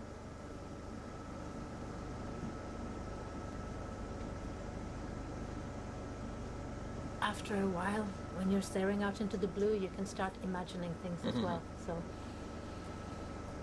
we are continuing a little bit, but we're getting there. We have very steady pilots who are flying us there. And now that we have learned that we are flying, I feel like I'm in this jet pilot things. I mean, you've seen the skates. They look like flying, right? With this Yeah. movement of so characteristic. We've seen a bunch of them already, right? In the, The skates. previous one. Amblyraja. Well, there are several species of Borea. there are several species of skates and rays in this area. So And as I said, we're not exactly fish ecologists, so we're not, or taxonomists, so we're not. So I mainly work with sponges, but I used to work in the past with worms, marine worms, annelids, and annelid. I am a crustacean person, so I work with mainly with amphipods, but I have also worked a little bit with the other crustaceans that very specifically don't have pelagic larvae. So this is a group we call Paracarida. So that's the amphipods and the isopods and the commations and the tanaids and stuff like that. Really difficult to identify, right? They're tiny, mostly. Some of them are big. And when you work on worms, which I think is super difficult to identify, Yeah. I have heard it sounds very difficult to identify crustaceans, and sometimes it is difficult, but I think it's all what we get used to and what we learn. But what I really find interesting about my amphipods is that they don't have this larval stage that is floating around in the water, so they have very limited dispersal possibility, which is interesting when it comes to evolution and how the species are related to each other. So in addition to finding lots and lots of species, some of the species that are in this area were new to science when I was part of describing them, which is super fun. Some of them were described 200 years ago, which is also cool to find them back. And when you don't disperse so much, then it's an evolutionary result is that you get many different species. Ooh, seafloor again. Yeah, we are about to start it. And this is the start so that's of our... pointing the direction I'm facing at the moment. Yes. So same, also, I think it will actually count. It will be at the same direction. Yeah. Yes. That'll be awesome. Thank you. So now we are at the start of our next transect. This seems again to be a mix of sedimentary and cobbles, and I don't know, should we call them large enough to be boulders? Yeah. I never remember the size that needs to be a boulder. But there are both rocks and some sediments here, so we seem to be at the bottom of, or not bottom, but so we are starting on middle part of... about 1100 meters. Yes. So 1096 meters, and we are facing this mountain to get to the summit, and we will be describing again the communities and the species, the most common species that we find here, which is going to be more or less the same, but still super beautiful and super interesting. So again, first view, you can all identify these rosellid sponges, which are Chaudinia rosea, which we mentioned before that they're quite common in this at these depths in areas which are like with lots of current, because these guys are feeder organisms, and they do filter the water all the time. So, to answer my own question to myself, what is the size of a boulder compared to a cobble? And that goes at the 25 centimeter difference. So, below 25 centimeters is cobbles, and boulders are larger than 25 centimeters in our substrate definition right here. That's maybe a thing that a lot of you will discuss, and if you do so, then that will, I'm sure, become one of the discussions on the YouTube thread. We are of course mainly here for the biology, but the biology depends on what sort of the sessile animals here depend on what substrate they can live on. Some of them need hard substrate. Right now that would be boulders mainly available here, some cobbles. And some animals depend on having a softer sediment to anchor into, even if they are Yeah, there's a sessile, fish there. or just burrow in if they are more motile and move around. Now let's start looking at the Rossellids. Chaudinia, was that it? Chaudinia rosea, yeah. This is the large sponge that you see there. Up with in a the wide left-hand opening corner. there in the middle. This is the Yeah. oscula for sponges. And we are getting a little bit closer so that you can identify some other creatures, as the ones that you see just below the laser. There's some kind of transparent organisms in there. Those are ascidians. This is Thiona intestinalis longissimus, and it's a filter feeder organism as well. We mentioned that before. Water gets into the body of this organism. It produces a mucus. It traps all the organic matter on different bacteria, blah blah, all this stuff. Then it eats this mucus with organisms that it's captured, and then it expels the water, the clean water, through another hole that it has, sort of inhalant hole and exhalant hole that they have. So Yeah, and cool that they are our fifth cousins thrice Yeah. removed. They are chordates like us, so they have, in parts of their lives at least, a nerve cord.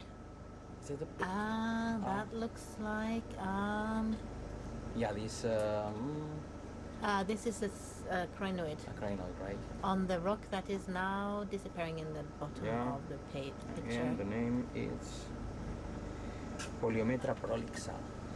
And this is an area with a lot of these Ascidians, right? ascidians, yeah. And you can see now there's a sponge right below you're gonna see it now, just below the image. This is a fan-shaped sponge. It's quite common. I wouldn't say super common, but it's Julio said is genus Clatoclothe, one of these sponges that are like fan-shaped. And you can see now these organisms in here on top of these sponges, these crinoids. Yeah, they this is are skate. feather This is stars. skate. Oh, You and a can see it now. sleeping feather, sleeping skate. Yeah. Yeah, Amblyrhita inverborea. Oh, he must have been there sometime because he's a little bit sedimented as well. Or maybe he just decided to hide. Well, He looks like he's we sleeping. spotted. Haha, we found him. And that pink dot up on the left, that is an anemone. And we Plenty of see those, those small pink dots. And anemone are cnidaria, so they have stinging cells, just like the corals. Both the soft corals that we see, kind of see-through whitish or pinkish fluff in a way right now in this distance, and the bamboo corals that we are looking for are also cnidarians, so they have these stinging cells. There is a soft coral These here two on the side again. crinoids, on you the- see on the right hand side of the image, you see two crinoids. Yeah, beautiful, Just, standing on a standing on very top of the large Chaudinia. Chaudinia. Yeah. If we practice and say it many times, we remember Chaudinia rosea. remember the Latin names when we say them many times. There's a bunch of carnivorous sponges. We have carnivorous sponges yeah, again. Yeah, yeah, I have to say Yay! it. I think it's Asbestobluma or Lycopodina. I think they changed already the genus for this Asbestobluma. Okay. In any case, these are carnivorous. So it's a group of sponges that they only live upon capturing prey, small prey, such as crustaceans. Unfortunately Ooh. for you. Yeah, unfortunately for my lovely animals, I am. Okay, I still have to love the carnivorous sponges because they are amazing animals, and I don't know. They're all over The place. nature consists of a series of eating each other, so that's how nature is. So all of these white stick-like things with like little empty trees, that will be the carnivorous sponges, Yeah. right? Yeah. All of those And these balls in that the you see middle of the here, picture right now. the small balls that you see there, like oranges, those are, I think, craniella. These are sponges too. Those little balls? Yeah, we just got some. Yeah. Once we find some others, I will just try to point the people Yes. where they are. But right now we are seeing the Chaudinia. Some of them have crinoids on them. Yeah. And then we are seeing the more stick-like carnivorous sponges. And we see the Yersemia. we see the Gersemia, the Soft soft coral. coral, the pink whitish things, and the more strong pink things are anemone. And see, all of a sudden here comes this sediment that has sort Yeah. of run down on the side. Oh, do you see that yellow Yeah. spot right next to the crinoid on the left-hand side we there? need to identify it. I mean, But it's a in- sponge, yeah, probably yes. yellow sponge. That is what Julio said. He And suggested. now, almost coming to the middle and a little bit to the left is a sea star, huh? Yeah. Normal, happy, fat sea star. They are There's the a fish there. they are the predators here, Yeah. right? Together with the fish, I guess. Yes. Oh, another sea star under that carnivorous sponge, going down on the left-hand side there.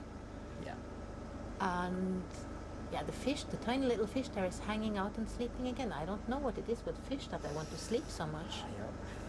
Maybe we are misinterpreting this and they're not sleeping. Yeah, probably not. Yeah. Who knows? There is another fish between the Yeah. boulders here. So this is the right habitat for these organisms to flourish. So they have boulders to grow on top of them, and they have food and they have currents. So if you have currents and food, you maximize the quantity of food that you're going to be filtering. Most of these guys are feeding organisms. These sponges, the crinoid is also getting the food from the water column. These Gersemia, the soft coral, and the other guys that we will see in a minute, these bamboo corals. So most of them are filtering the water that surrounds. So it's actually just the of what we can see easily here are just the carnivorous sponges and the sea stars that are eating. Predators, we'll see. Right? Yeah, well, they are predators, and maybe the sea stars are a little bit more active because they go and sit on top of their prey. Yeah. Imagine that you just get sat on of a big sea star that starts eating. Yeah, they take their time to get there. Yeah. It's not that they are the fastest in town, but once they reach a potential prey, they avert the digestive tract. They start to digest the prey, and then they suck the organic matter they feed upon. The world is full of beautiful and interesting ways of eating. Yeah. There is another lovely crinoid sitting on top of Yeah. This Chaudinia. Poliometra prolixa. Apparently. And again we see these two species of Acidia. We see both that very translucent one, the Siona, and the little bit more brownish one, Yeah. and a little bit more sturdy maybe, which was the I don't know if it's Acidia. Yeah. Genus Acidia, probably. genus But Acidia. I mean, two different species, a list of quite common ascidians in here that are like, again, filtering the water. And well, one of the things that we are studying, or at least what we are studying during this expedition, is it's related to this capacity of filtering the water. So we're going to be collecting pieces of some of the most common sponges, and we're going to be analyzing the environmental DNA, where we're analyzing the DNA that are filtering all the time. So it's going to give us an idea on the different species that surround, that are a part of these incredible habitats. So it's like a way of indirectly identify the different species that compose these habitats. And to be sure to do that very accurately, it is very important to have what we call DNA libraries.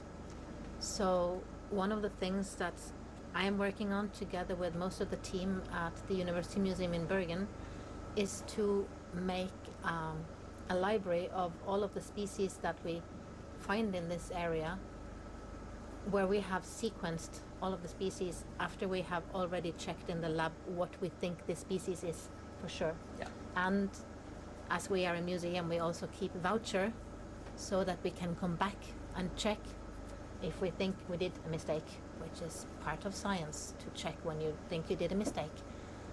And using a library like this, a list of species with their associated DNA sequences. If I have made that, for instance, and Sergi can come with his eDNA list and compare what he has found in his environmental DNA, the eDNA, to what we have in the list, and he can say, oh, I have that one, and I have that one, and I have that one, and then we can get the species list from a water sample, for instance, or a sediment sample. So it was, in the past, it was just seawater that was filtered, or sediment, DNA from the sediment that was analyzed. But given that the sponges, they do filter like hell, actually. They can be filtering up to, depending on the size of the sponge, like 20,000 liters per day. So given this ability of sponges, we are going to be using the tissue of the sponges to identify different species. Yeah. So instead of using expensive filters, we are using tiny little pieces of these animals that are, and remember what Julio said right before we changed, these animals are very able to regenerate themselves from a tiny little part of them. So even if we take a small part of a sponge here, and I know that looks horrible, that sponge will be able to patch up that part, and even if we lose a little bit of it somewhere along the way, that part would also, that lost little part would also be able to make a new sponge. Yeah. So even if we sample pieces of these sponges, we are not killing them. So you have to bear in mind that the studying the deep sea in the past was done mainly using like very aggressive tools, like what is this? Is this already the bamboo? I think this is already. Yeah, that's a bamboo. So yeah, we have seen the bamboo. So it's you see the lasers to the left of the lasers. There's like a flagellated sponge. Just below, there's we're starting to see the bamboo corals. Yeah. So now we are at already at 1,052 meters. That is a lot deeper than we saw them before. But this is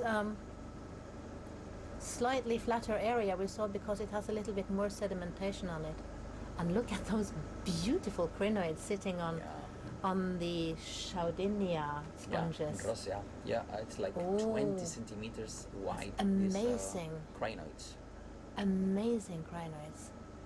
So the common name of crinoids is feather stars, and they are lovely. They are the cousins of both the normal sea stars and the brittle stars. So they're sort of and sea urchins. And what is that? Is that another those spiky, those tree-like. Are those You see that ball, orange ball? the orange above? ball down there? Is Yes, that a above. sponge? Yeah, that's a But sponge. is the white sticky things also sponges? Yeah, probably yes. Everything down here is sponges. Yeah. Especially if you ask It's Sergio. a realm of sponges. It's the area of sponges. That's why we have brought three wonderful sponge gentlemen. So it's Paco Cárdenas, Julio Díaz, and myself, Sergi Tawada. Or the three sponge bobs. Yeah. And yeah, we're gonna be doing covering different aspects of the biology and ecology of these creatures that we are finding in here. And we're back to the Chaudinia. Chaudinia rosa. Chaudinia. This is an exactinellid. So that's a There's glass sponge. A glass sponge, yeah. They're all made of glass. Yeah. So there's Just like 4 your groups. windows. 4 groups of sponges, and exactinellids is a group of them, and it's mainly found in deep waters. Not that you only find them in deep waters, but mostly in deep waters. There's another group which is called demosponges. We haven't seen so far this Lisodendorix complicata. When we find it, I will let you know. That is the one that looks like spaghetti. Yeah, the spaghetti one. And then you have another exactinellid in there that didn't appear so far. The one in between the two Chaudinias. The one that looks like smaller tubes, not so Yeah, big as the flagellated. others. If you see the lasers now on the right, you will see it now. This is the sponge which is called Asconema foliatum, I think. To compare it with food like we do with the spaghetti one, this would be more the large macaroni. Yeah. Uh-huh. And we just had breakfast. We're not even Yeah. hungry. How are we comparing everything to food then? So this is a little strange. We just had that one little patch of bamboos, and then Yeah, that's it, right? and then we are back to sedimented boulders and cobbles and Chaudinia and a few other glass sponges. Yeah. And sometimes the carnivorous sponges. I wonder this, where the lasers are going through now, I think it might be the remainings of these bamboo corals, right? You think? Yeah, maybe. That is a little bit browner part there on Yeah. the side. Yeah. Let's see when we get a little bit closer. Yeah, that might be that Yeah, I think so. biological sediment thing. It reminded from, if you compare it with a previous dive that we did, it was like something like that.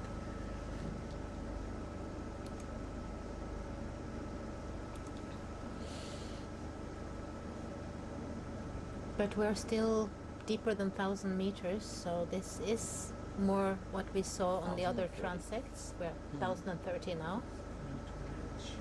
But we're coming to a ridge, so maybe when we come to this ridge, we might see if there are bamboo corals on the top of that one. Because so far, all of the ridge parts have had, when we are at this depth level, we have had bamboo corals. It may be that we have like one of these plateaus. Let's just see when we get there. I think the map sort of shows us that we are towards the ridge. It looks like when I'm finally getting towards the top of the mountain, you know. You want to sit down and have that cup of tea. You see now. Let's see what we have. Let's see. Oh, it's a little flat area. There's something going And let's down. see, there are at hopefully- least some carnivorous sponges there, and there are some of your Chaudinia. it's going up. You see Oh, at it the very continues back there a little bit. Yeah. Let's see what comes then. sedimentary plateau.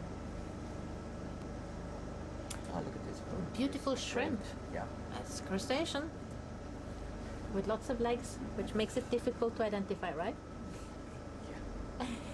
Too many legs. For me, impossible. I can help you in the lab later Yeah. today. So yeah, looks like sedimentary, but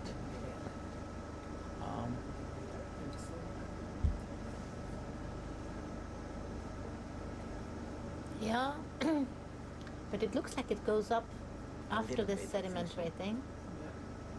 Yeah, 50 meters. yeah, awesome. so our pilots say 15 meters to the next uphill Yeah, stretch. because they have that's a radar, right? Yeah, that's a sonar, yeah. It's a sonar. We have a Sonar. sonar that tells us everything. So we identify in advance what we're gonna be facing, and this is actually I am so happy we Hill. have lovely pilots to fly us here because I wouldn't find anything. Is that the sea star at the bottom? Or is it another sponge? Oh, probably another sponge. Probably another sponge. Yeah. Sponges everywhere. So half of the scientists on board are sponge bobs, Yeah. and the other half of the scientists on board are This is the spaghetti one, the one you see the at the very bottom. Lysodendroryx. Yeah, exactly. Yes, I got Lysodendroryx complicata. This is one of the most common species that we find. A target species for us because we're going to be studying the connectivity of these species, collecting samples from really deep habitats around 3,000 meters and also around 1,000 meters from different areas, and then try to study how to establish which is the genetic connectivity between different areas and at different depths. So here we see again soft corals and your Chaudinia, which are the vase-like structures. So we go from the large structures, Chaudinia, via the Asconema, which are the really large macaroni size, to the more spaghetti type of Lysodendroryx. Yeah? There's All some through the small- Italian cuisine. Yeah. There's some small roundish stuff attached to the rocks. Those are, if I'm not wrong, Granielas, which is another genus of sponges. Is a fish that you can see there on the right hand side. Oh yeah, very much on the right hand side. He's sleeping again, Yeah. or at least resting or something.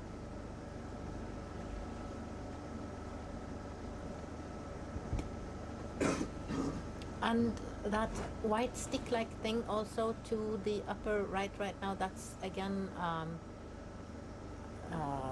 These ones just to the right of the fish. Yes. This is a carnivorous sponge. carnivorous sponge, Lycopodina genus. Lycopodina And look, furcata probably. the soft corals are kind of nice there. Yeah, could be. So sometimes I get so excited by everything I see that I have to remind myself that I also have to Taking notes. register everything in our database.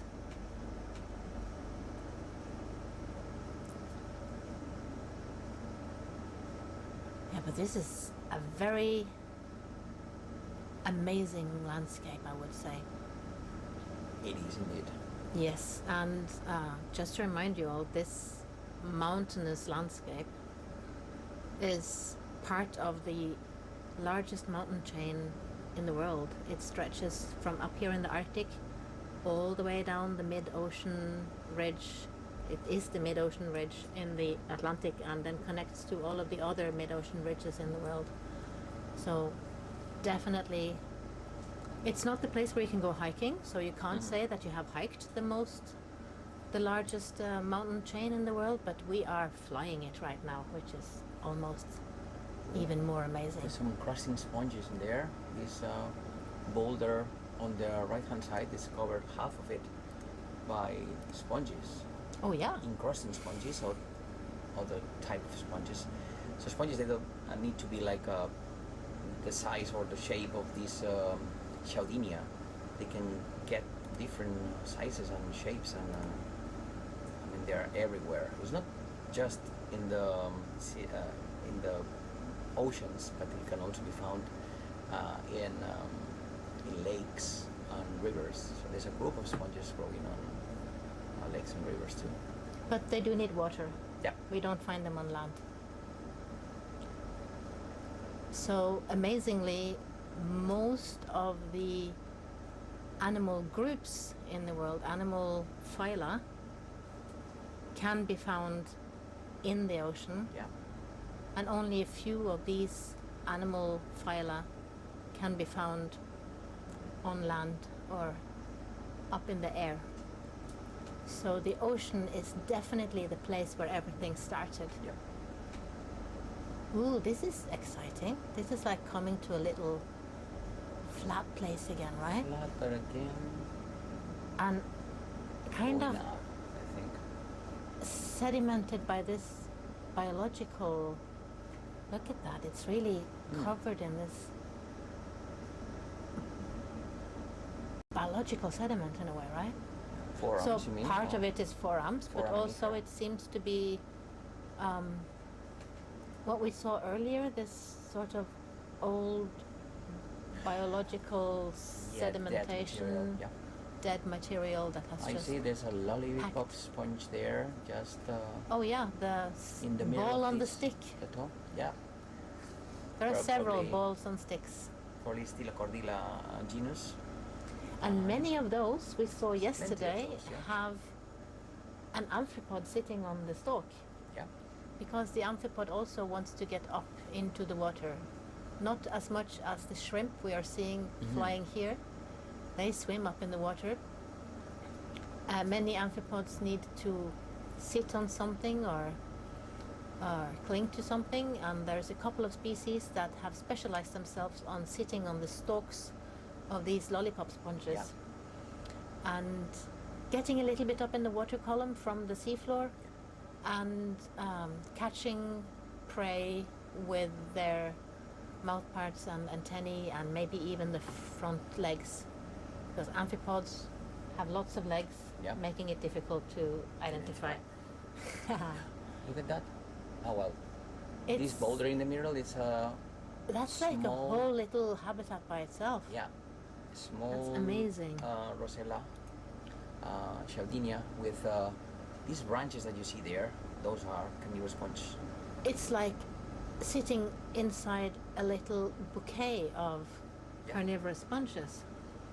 And behind are lots of soft corals. Yeah, And we were Gersemia, we were Gersemia, thinking yeah. that they are, right? And now about in the middle of the picture is again the Chaudinia, but now with crinoid Poliometra prolixa. sitting on top of it, and we see that this combination is also quite common, right? Yeah, it is. The Chaudinia together with the crinoid, Yeah. and the crinoid is using the sponge to get a little bit further up so that they can get further up in the nice food-rich water column. Yeah, indeed. I think, yeah, we get into a place with these bushy sponges, these spaghetti sponges that you can see in the middle of the image. Those are Lisodendorix complicata. You see like I see 8, something about 10 specimens in the middle of the image of these species with some carnivorous Spaghetti. sponges also Yeah. around. But it's bowls of spaghetti without any meatballs. Yeah. Yeah, so Yeah. not so And good this for is our the dinner. organic substrate. Yeah. Thing, right? With, Yeah, the one in the front, and here we see more of the foraminifera layer Yeah. on the sand here, or the mud. 1,012 meters right now. So we're getting to that 1,000 level where we're thinking that we should find the bamboo corals again, Yeah. and we see more. This substrate here seems to be old Dead biology again, coral. right? Probably. And please do remember that this habitat that you see clearly now, thanks to the light of the ROV, is completely dark all the time. Yes. And we're like measuring the temperature. Can you remember the temperature that? Well, earlier We today when we had- checked the temperature, it was minus 0.5. Now it is minus 0.47, so Okay. still minus 0.5. Something around 0, which is like Minus. super cold waters. Super cold waters, no light, and incredible pressure that they have to withstand. So they are adapted So- to very harsh conditions. All these organisms that you see here. Here we have coral rubble again, I Yeah. would say. Yeah, Yeah. this is the coral. You see now, close to the lasers, to the left now, this is the bamboo coral that we're like trying to find. These branchy So, and organisms, now we are white. at 1007 meters.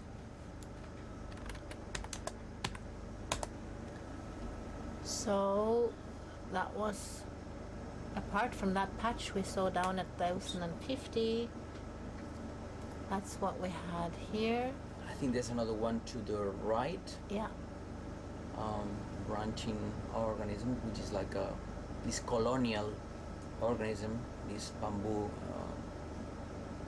coral.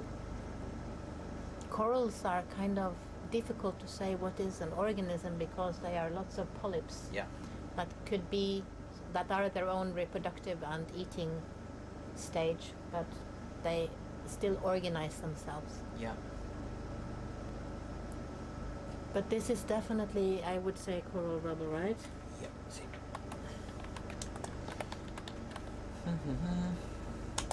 This Assyrian that you can see now in the middle, down the lasers. This area mostly sedimentary, but when it gets to the rocks with species that we've been talking about during the whole life, we haven't seen many skates. In the previous one, we saw like I don't know, 6 or 7 skates. In the previous transect. Yeah. Well, maybe that was where they all hung out. Hmm. That's where the cool places are. And there are some ascidians again This here. is definitely the dead coral that you see. So in the middle of the image, you see like small branches, brownish. This is a result of corals being dead. To But the now we left- also see the live Yeah. corals on To top. the left of the lasers, you see now these branches, which are like orangish or pinkish. This is the coral, the living coral. With all the polyps out feeding and who knows, maybe even reproducing. Mm-hmm. Let's just go on so they can get some privacy. So Lysaendorix complicat in the middle, and then we are getting almost to the Ooh, top and a pink of shrimp this mountain. sitting on the rock now. I just have to mention every little crustacean I see because nobody else are going to do that. And this is again the spaghetti. The Yeah, spaghetti that so we, the looking for. Lysaendorix. Yeah, a bunch of them. So they like to be. in this And area some apparently. carnivorous sponges and an anemone. We have lots of things here. And this is And is another the- area with coral rubble, right? coral rubble. So this coral rubble Plenty. forms a substrate also for all of the sponges that we are seeing now. Yeah. Which is what would happen also at a reef, that the dead corals become the hard substrate that provides a living area for all of the other animals. Mhm.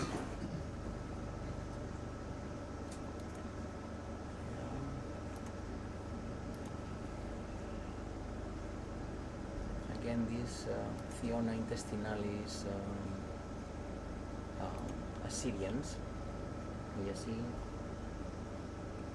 Then Yeah, they seem to like it here as well. yeah. Oh, look at That's the a big. oscula of this Wow. sponge. This Chaudinia rosea to the left with the crinoid on top. That's It's got a amazing. massive hole. This is where the water is expelled after the sponge has filtered the water and gets the food from it. So we're looking straight down into the outflow of this Yeah. sponge, right? Yeah. Cool. Yes, so we're at the top now? Yes. Can we go a little bit farther? So here we are actually seeing mostly rubble, Yeah. but we have seen some. There is a live coral over there in To the left. to the left hand, upper left hand side.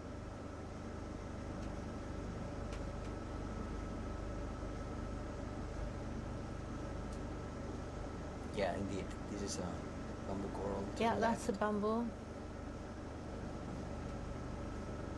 And we have to remind everyone that this bamboo coral, we don't have a name still for this species. And one of the things that we're gonna be doing is just collect small pieces of the bamboo coral and try to identify trying Which to get to species the is it? species level. Yeah. But this is gonna be Oh. done once we come back to the lab. Yeah. So our colleagues in Bergen are probably excited to get these samples brought back to the lab, and I hope some of you are watching now. Look at that. This is an amazing substrate. Mm-hmm. This all looks like old biology. Yeah. We see these rocks now. Yeah, what's that? That's like a, oops. That's like a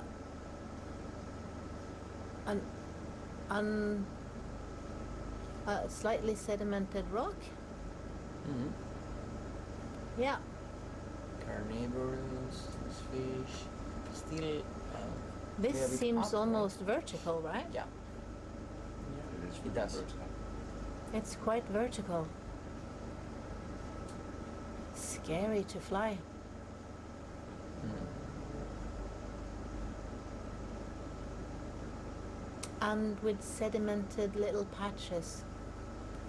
And it looks like, you know, when you have a little bit of sediment or a little bit of this biological sediment, it's easier for the rest of the sediment to land there when it, so it Yeah. sort of grows a little bit.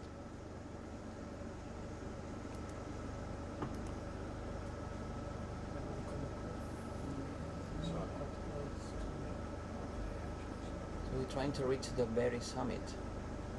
But Apparently it's a little bit. Is it a cliff going up to the summit now, or? It's okay? This is a mountain wall. Yeah. So it looks like we're reached now. Summit. What do Yeah. you think? Oh, look on the side here. Ah, yeah. There's a lot There of was bamboo some coral. corals. We're still getting up. I have Some bamboo corals here too. Yeah. So the ones in the middle of the image, as you see in the image, the two lasers, this is where the living bamboo coral is. These branches, these whitish to pinkish branches.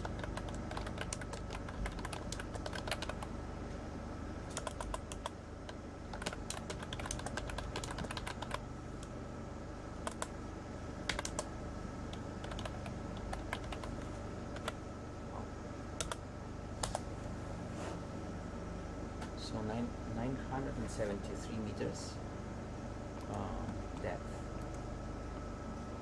And is that a pycnogonid or still? Yes, that's a pycnogonid. pycnogonid. That's Just another below sea spider. the lasers, a really big one. And some of these. Here it is. This is where Yes, most this is of the bamboo coral coral is. slabs, yeah. And it's definitely sitting on top of dead bamboo coral.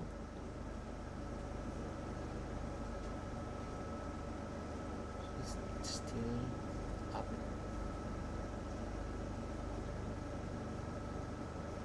This sea mountain, this ridge is Look at that. Left-hand side to the top yes. is a really big specimen of the bamboo coral. You see?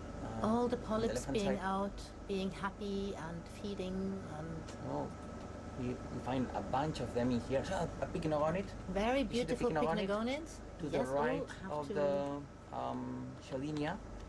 You see this orange. sea spider. Yes, sea spider. Orange with black colors. The very bottom right now. Yeah, You're gonna colostates, I think. Yeah. Colors and days or something. like Yeah. that. And this is where This this is- bamboo coral Yeah, sits. this is the bamboo coral Yeah. heartland. As you can see, this is a totally different habitat. Yeah, It's and you dominated. see Oh, the wow, look at that. sea squirts as well, This is the Acidia. What we're looking for. Yeah, that. look at that. Wow. Beautiful.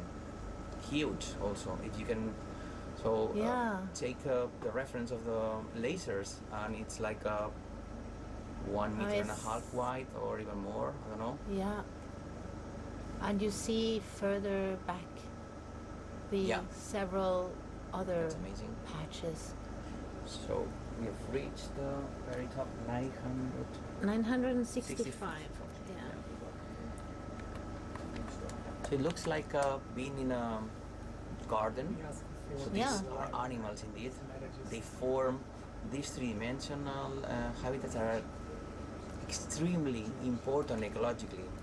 Yeah, because So- you have all of these Acidia sitting there, you have all of these sponges sitting there, fishes are resting in the garden, and yeah, everybody are sort of aggregating around this. Of course, it's at the top of the hill, so it has all of this currents coming around with beautiful, probably very nutrient-rich water, but also it is really very biodiverse area It's here. amazing. Thank you. This is a really special place. Yeah. Should we manage to go to the next type of, so the same thing for the next transect? The same, roughly.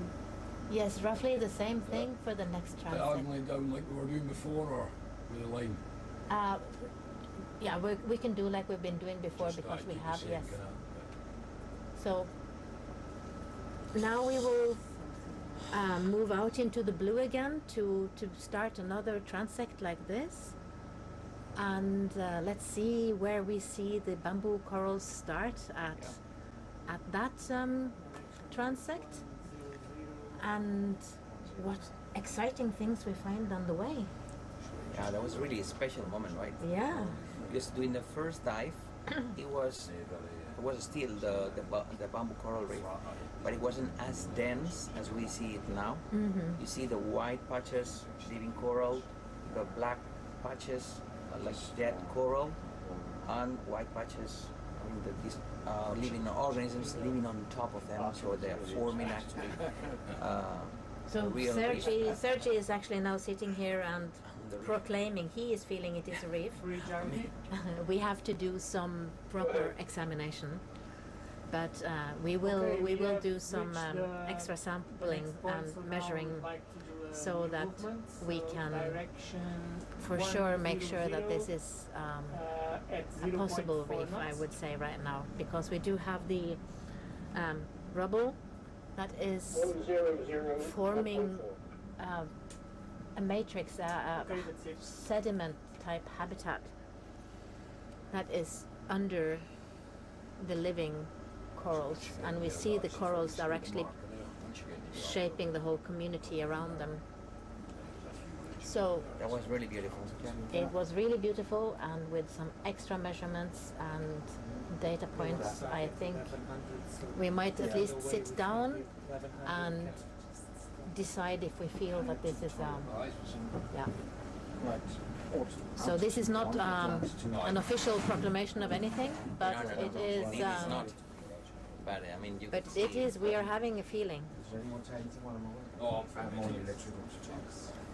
So the pilots are going to also get a well-deserved break. We need to change around in both the pilot seats and the recorder seats every now and then to keep fresh eyes and fresh reflexes here. And especially if you're flying this big thing, then you need your wits around with you, so then you need to have proper fresh breaks every now and then. So we're back in the blue, and we're going to fly to, again, I think we will start at around 1100 meters. This seems to be this is a good. This that is a was Tinophore, right? that was a Tinophore. That was because Well, I think went it away. had. I think it had its moment. Heaven. Well, they haven't now. Yeah. Tinophore have the Tinophores are very interesting animals as well. They are all pelagic, and they have. Well, there's some benthic. There's some benthic Yeah. Tinophores. They have a lot of things that we would think they are they're very early at the evolutionary tree, so they branched out from all of the other animals quite early, and still they have a lot of these things that previously we thought would come with more so-called higher animals, you know, like more later branched away animals, like a gut going from one end to the other end of the animal, or strange symmetries and stuff like that. And then all of these things are still also in the Tinophores. They have the most amazing symmetry across two non-perpendicular planes, and it's amazing. Yeah. So It's still a debate between sponges and Tinophores being the first, the earliest splitting of the animals. I do believe it's just sponges. Oh, But is in that some because that fella- you are a sponge man? Yeah, why not? Uh-huh. Well, probably yes, yeah. Yeah. And it's easier to understand evolution if you think about complexity and stuff like that. Yeah, but you know, complexity can rise many times. Yeah. I mean, as Julio mentioned, these filter-feeding organisms, these sponges, they're like a kind of, if you look at them, they're kind of simple, but if you look inside the genes, you look inside what they're doing, you will be surprised that they have like a lot of complexity. Yeah, well, they've had a long evolutionary time to become more complex as well, I am sure, since they split out from all the others so early. More than 500 million years ago, they appeared as their own, what we recognize as their own group of, as their own lineage of animals. And yeah, they've been really successful, as you can see, in habitats like this, deep waters, but you can find them everywhere, actually, shallow waters too, in every area that you are going to be studying. So, yeah, really interesting organisms. Crustaceans are also very interesting. Well, crustaceans are part of the arthropods, which also include the insects. And if you talk to a crustacean researcher, we will tell you that evolutionary insects are part of the crustaceans. Yeah. Which I think a lot of insect researchers will say, no, they're something special. And they are, of course, something special, all the insects, because they have developed wings and have taken on this three-dimensional habitat of the air. But all of the crustaceans that are in the water are all the lineages where the insects came from are in the middle of this group of things we today call crustaceans. So some of them just left the ocean, but the crustaceans in the ocean are also very, very successful and very, very speciose, and not only in how much biomass there is of them, but also in number of species. Some of them because they don't have a large area to spread around because of, as I told you earlier, these paracarids, the amphipods and isopods and cremations and tanides and a couple of other groups. They don't have any larvae that can float around in the water for some time, so they don't spread very wide, and then you get many species. And some of them just because they're also a quite old group of animals.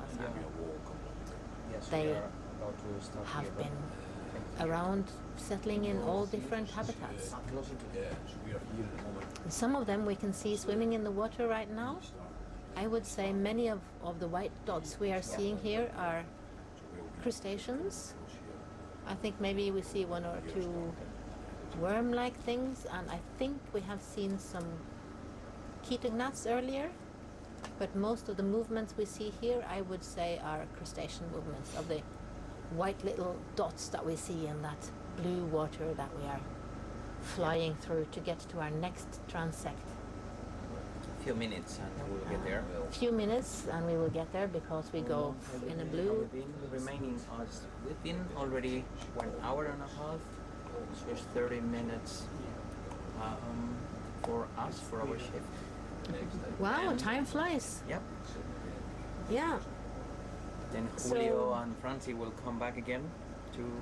In another half an hour, so we have a little bit more time to get to the next transect and start that. And this might feel quite repetitive for a dive that we are live streaming, that we're doing several of these short transects and not a long exploratory thing, but for us it is very important, as we said earlier, to map the extent of this bamboo coral, let's call it patch, garden patch, like a parcel or something. Reef. Well, Sergey wants it to be a reef. No, well, but we want to map the extent of how wide, how far does this area with the bamboo corals stretch to give. If we decide that this is definitely a reef, then it would be nice to know how large the reef is, right? So that's our incentive at the moment, at this part of the dive. And after we have gone around and done this around the area we think should be the patch from both from the dive that our colleagues from the Institute of Marine Research did previously, and also from looking at the bathymetry, we will do a more focused on bamboo coral part of this dive, where you will see the bamboo corals, and at that time we will be able to stop up a little bit more and zoom in and look at all of those beautiful and exciting animals that we are seeing, and focus on little details, and maybe even seeing little amphipods sitting, for instance, on the stems of the lollipop sponges. So we will get there, friends. Don't lose your trust in us. We will just do this scientific mapping first, and it's important to do all of these things that might seem a little bit repetitive and boring, because this is what gives us good data, and data that we can use properly in hopefully even publications for this. So you may say something about the ROV. Oh yeah, the ROV, her name at the moment is Holly. Yeah. we have slightly renamed her, but she's lovely. And so how big is she? It's, I can't make the exact dimensions off the top of my head. It's 1.5 meters wide. 1.5 meters wide? Right, we've got a skid on as well, so maybe around 2 meters high. Aye, 2 meters. 2.2 I think it is. And how deep does she? I'll have to look at it. Yeah, because she's like a box, right? But she's deeper than she's wide, right? A little bit, or is she like a? Yeah. A little bit, yeah. And the weight you told us it was like 5,000 kilos, something like that. Yeah, near enough. With all the equipment and that on it, yeah, probably near 5 tons. Yeah. So a 5-ton yellow, beautiful box that is flying here. Smoothly getting Smoothly, these yeah. great images. And you haven't seen it yet, but probably at some point we will if we are sampling. It's got 2 arms, and these 2 arms allow Holly to collect samples, to collect small samples or big samples during the transects. After that, after they collect the samples, they are like put into what we call bio boxes. So they're like boxes where you can just land the different specimens, and they get closed so that they don't fly away. So these are like little drawers in the front bottom of Holly that our pilots can push a button and open, and then they can put the samples in there and then close the drawers again. And that way we can bring some samples with us up to the top if we want that. And to be able to identify the species of this bamboo coral, we will have to look at details that is impossible to look at only with a video. So we will have to get small pieces under the microscope to be able to tell you, and the different bodies that are managing water masses and seafloors around the world, which species we have, and to be able to say something more than this is a bamboo coral. So the more precise we can be, the more we can also come with good information about the habitats and about the ecosystems and about all the life that we see down here. And these reefs, as they are so important for a lot of biodiversity around them, we really need to know which species is building them. Yep. So we might at a later stage of this dive or at another dive take a very few small samples.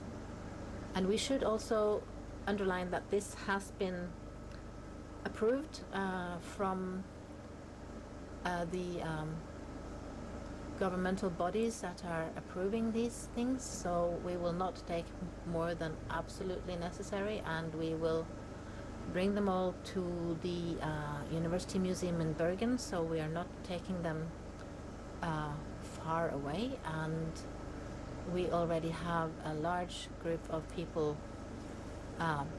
awaiting these specimens so that we can do all of the research we can do on the samples. Yeah, we are not experts on this group of animals, so we need to handle these samples to the people who are experts.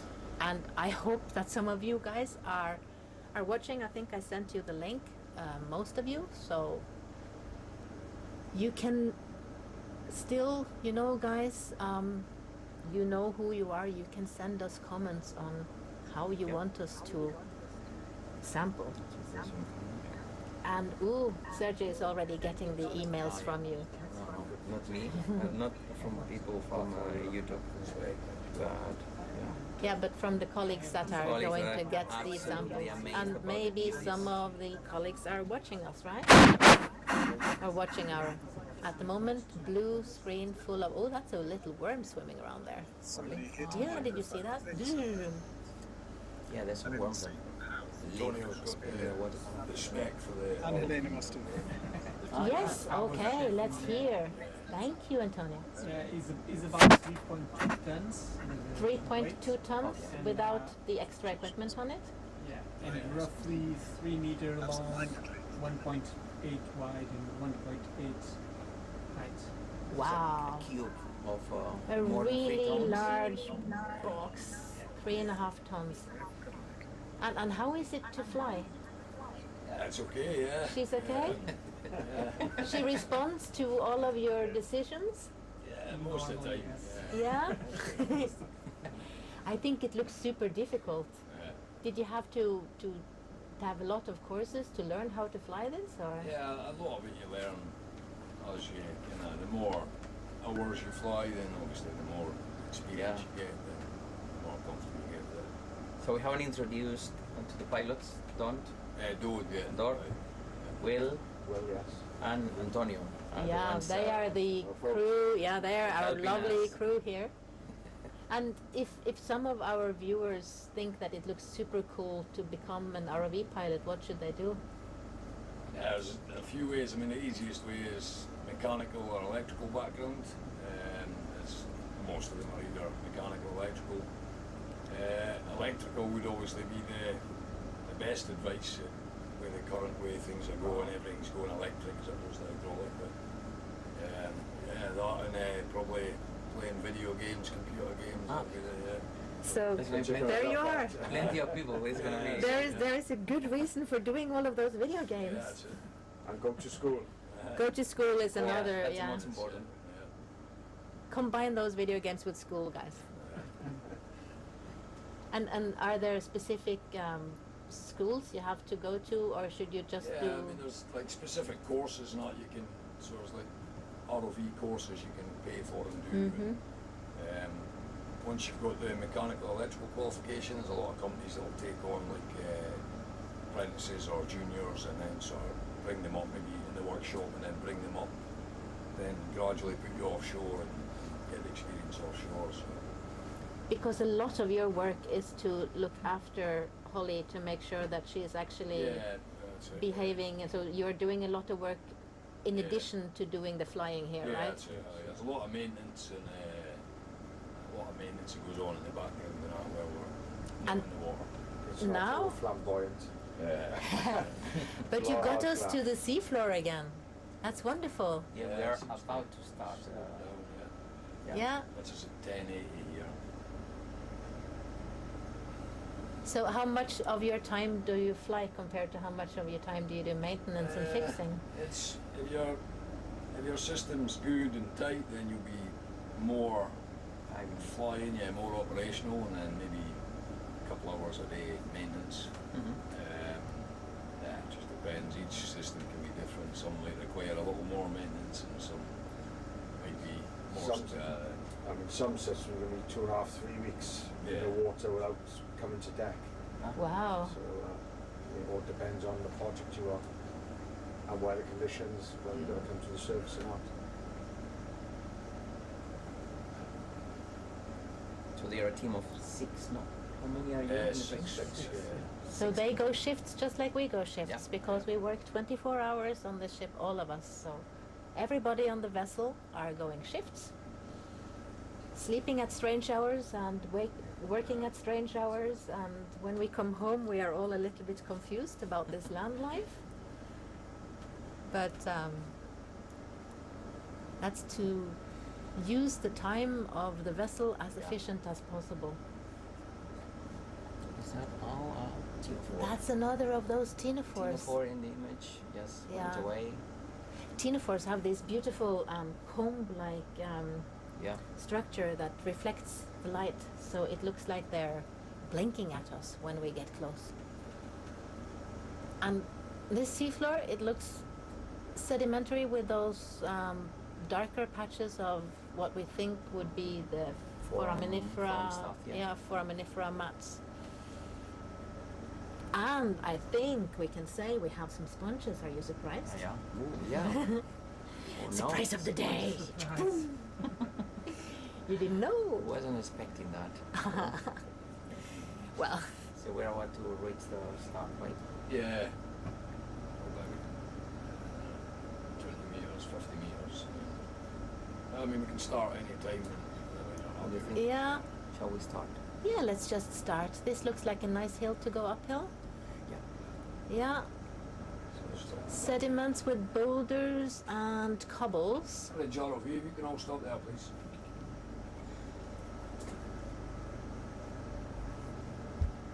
has stopped. Okay, cheers, Anthony. And then we start the next transect. Which number is that? Transects 5. Transect number 5, guys.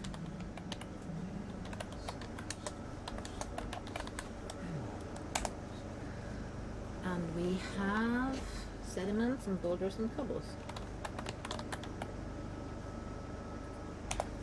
Yeah. 20 minutes. For this one, are you wanting to go same as the line heading, or do you want to go back?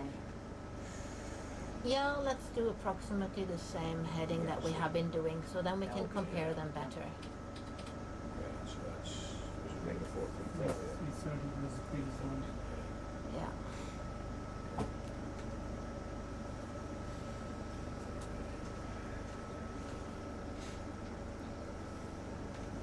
And now let's see if we remember the Latin names of Yeah, of the course. sponges.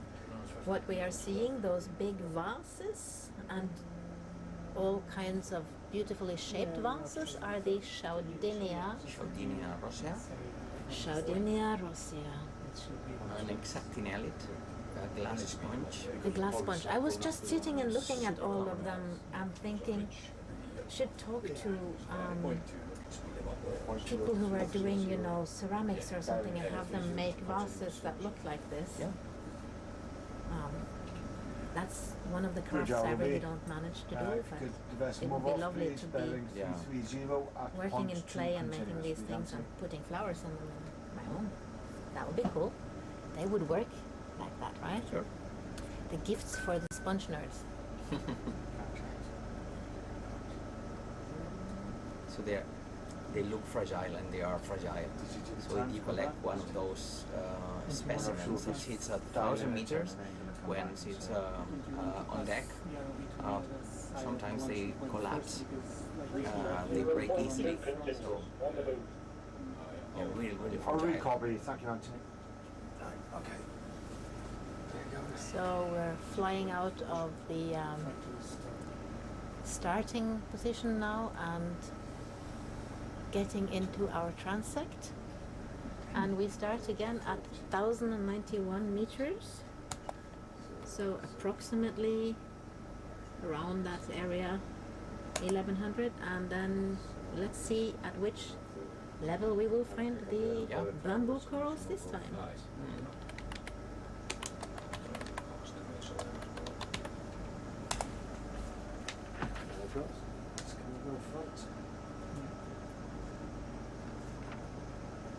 From 990 to 965 meters. Has been the the various area. transects that we've been through. Oh, okay, So the very so top that of the was summit. that was the face for the so far. Let's see if it continues here.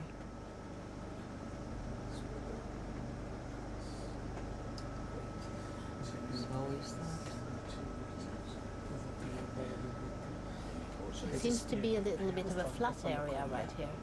But remember, this is just the upper level of a much deeper mountain. The start of this mountain is much further down. So we're just going into the mountainside at a quite high level. Because we know that this bamboo coral is not that deep. So we're trying to find where the bamboo coral starts in different parts of the transect. So again, These are the Stylocordila species, these the stalked, lollipop. sponges. So they have this stalk. This stalk is just for them to reach a higher portion of the water, and they do filter the water just with the very top of these sponges, the whitish stuff, not with the stalk. The stalk is just for them to get attached to the bottom. And get higher up. Yeah. But did you see any amphipods on that stalk this time? Not really. I want us to find the amphipods as well. So last night we had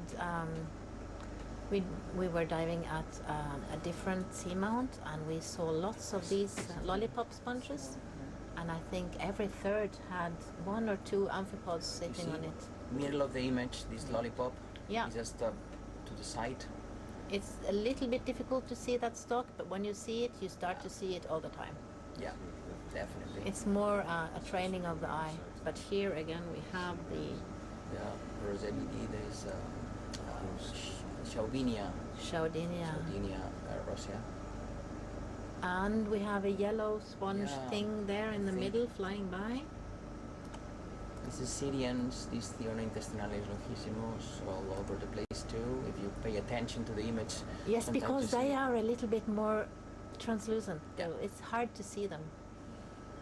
Sea star. And sea star, yeah. It's always easier to see the animals with a little bit different color Yeah. than the background they're sitting on. And this is again a very steep hill, I would say, right? Yeah, it's fairly steep. Yeah. It's like a cliff going up. Oh, there are, This is carnivorous sponge to the left. together with a fish that is sleeping yeah. on the carnivorous sponge without being eaten Nothing because gonna it's happen to these fish. because it's too big. These it's- carnivorous sponges are devoted to eat small organisms. No. So the fish can just hang out there. Do you think maybe that fish also likes to eat some of the In, small things that are landing on the sponge? I don't think so. No, you don't think so. So you don't think they're fighting for the food? They are There brave is enough to have some food on their own. Yeah, they are. There were some soft corals there, and Closer in, yeah. so we have the things that look almost like little feathers. I would say that one looks like the long thin thing with thin branches on it. That would be a carnivorous sponge. And then the vases are the Chaudinia sponge, the glass sponge, and on some of them are crinoids sitting and Yeah. enjoying the lift up from the seafloor a little bit higher up into the water column. These crinoids, they can just kind of fly a little bit in the seawater. Yeah, they swim like that. Yeah. They look like they're really flying. It's beautiful when they're I swimming. haven't seen any of those flyings yet. Maybe they're sitting at a good place, all of them, and don't need to move. But Oh, here look we at that. have also soft corals, and and a fish Think you- sleeping. We already have this. This is the Oh bamboo coral. yeah, You see? the In the middle of the image. yes, we do have some bamboo corals So there's there a already. clear difference in between the John, boulders that could you see you and reduce speed to 0.1, on the right please? hand side. 1067. You can still see. You can now see this bamboo coral occurring. Point one. Copy in. Thank you, Anthony. That's amazing. Yeah, look, they're early. I thought it was. So it has a sea star. crinoid inside, sitting on top of the bamboo Of the coral bamboo there, coral. and This there is an anemone right right next in to the it. middle. You see this bamboo coral. That's nice. It's a lot deeper than we've seen it Yeah. before, because last time we saw it at 1050 and now we were at 1060, almost 1070. So that's amazing. And this is a little bit, again, a little bit flatter. Yeah.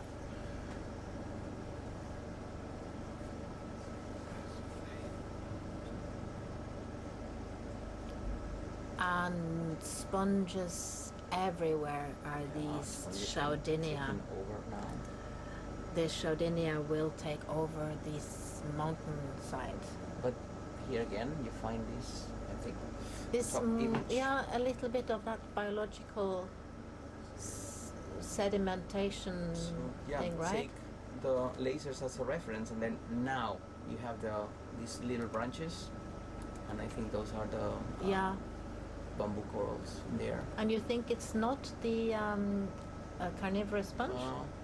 Might have be my the doubts. carnivorous. Yeah, well, Yeah, maybe they're a carnivorous sponge. But the At least the sediment previous is a ones. little bit, and we see the sediment is a little bit biological in a way. Mhm. But then mainly now we have, in the picture now we have mainly Chaudinia, but is that in the middle a Lysodendorix, the spaghetti, or no. is it something else? Yeah, potentially, yeah. Lysodendorix complicata. Oh, every I will now and come then. home and know some Latin Yeah, names yeah. of sponges. That's going to be scary. Really useful for you and with your friends right now when you chat Well, with I have some sponge friends around in the world. Maybe some of you are already looking at this, and I am trying my best to learn some species names, my friends. I also see some Acidia around here. Yeah, this Diona Intestinalis, yeah. And this is a little Top of a hill thing. Probably it's gonna go down a little bit and then back again up. Because we have quite a lot of meters to cover before we're up at the crest of our main hill. See, wow. Oh yeah, see back in the back there is the next hill coming. Yeah. Oh, look Yeah, at that you can see it big now. crinoid sitting on the sponge there. So 10 minutes until tape change.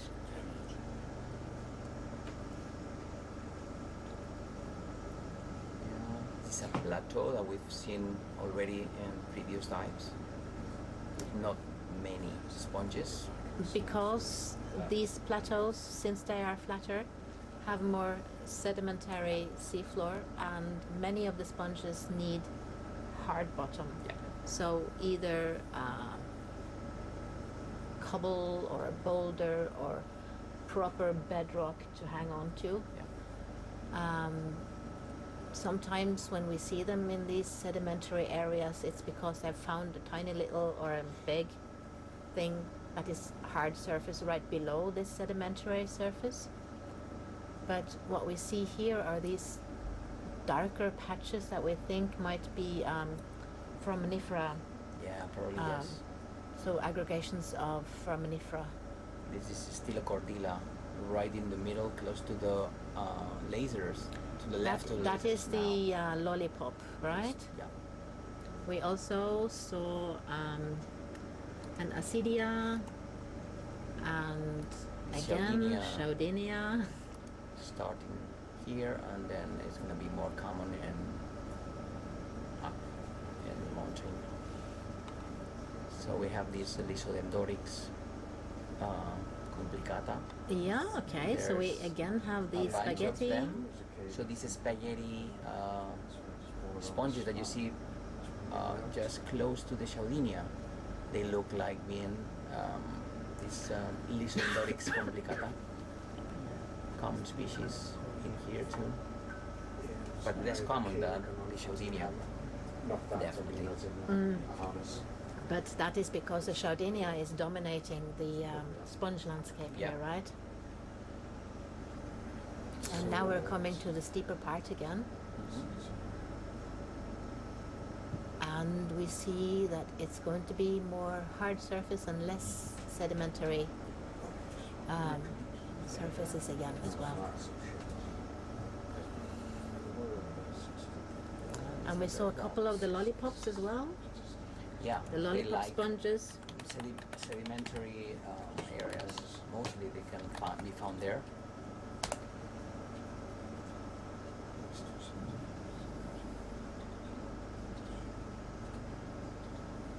So do they dig down into the sediment to get stuck, sort of? The stalk. Yeah. Not really. I think it might be covered afterwards, but I think they have. I mean, these larvae, when they get there, they start developing as adults, and they need something to be fixed. So they still small need rock. a little bit of a And then this pebble rock or can yeah. be covered by sediment, but it should happen afterwards. And now we're back into the Chaudinia area. Yeah.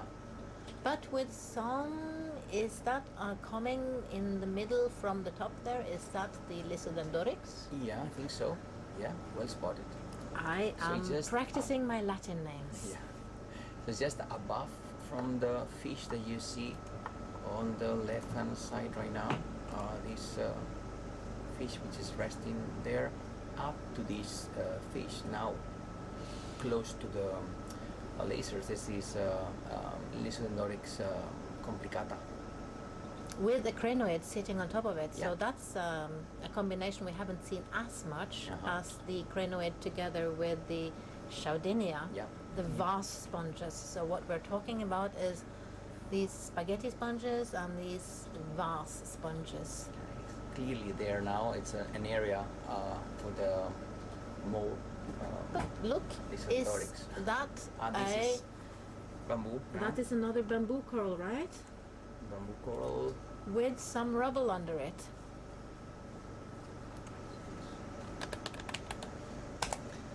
Which is amazing, and it's again a little bit of this half flat Yeah. clump. And look at the fish who's resting right next Yeah. to the bamboo corals as well. So this is structure, whitish, pinkish. It's the living bamboo coral that you see just above from the fish. Yeah, and you can see obviously that some of them look more fussy than others, and the most fussy have their polyps out and Yeah. eating or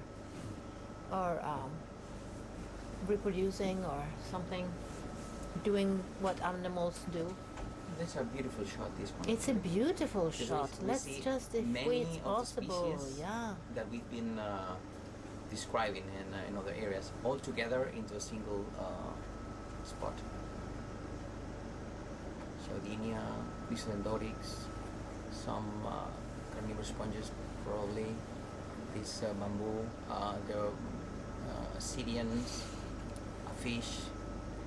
Yeah. most of And it. I would guess if we So very looked into all that coral rubble and into in between and inside all of the big animals we see here, we would see a lot of smaller Yeah. animals.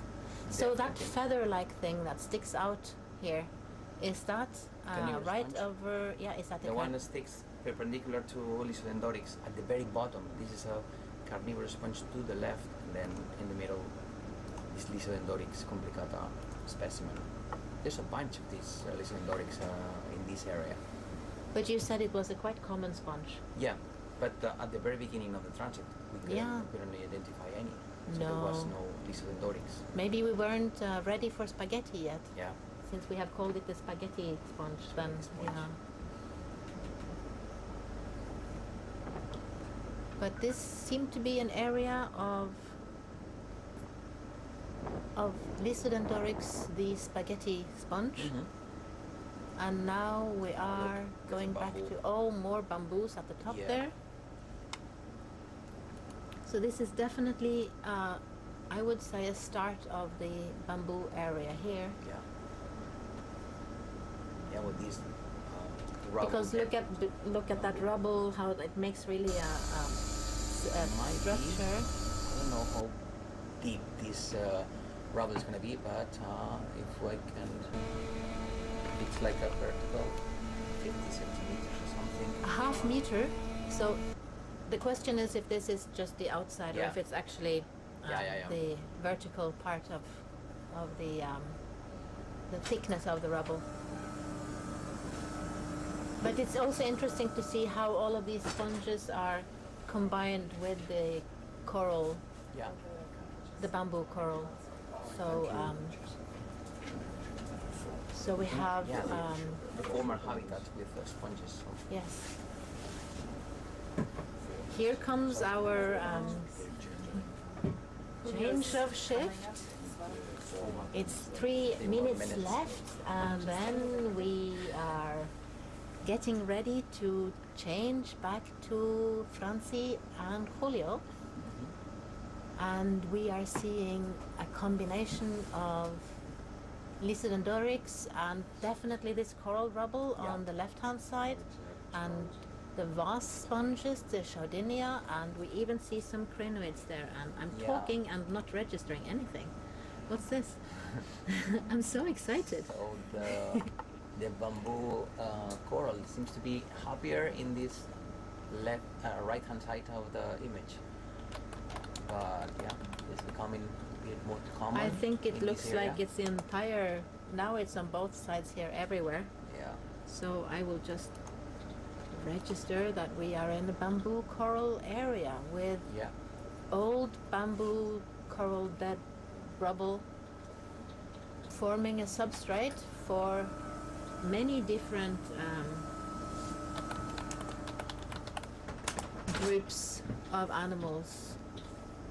Both the usual suspect, the Chaudinia, with its friend, the crinoid sitting on top of it, and for the Lysodendorix, the spaghetti sponge.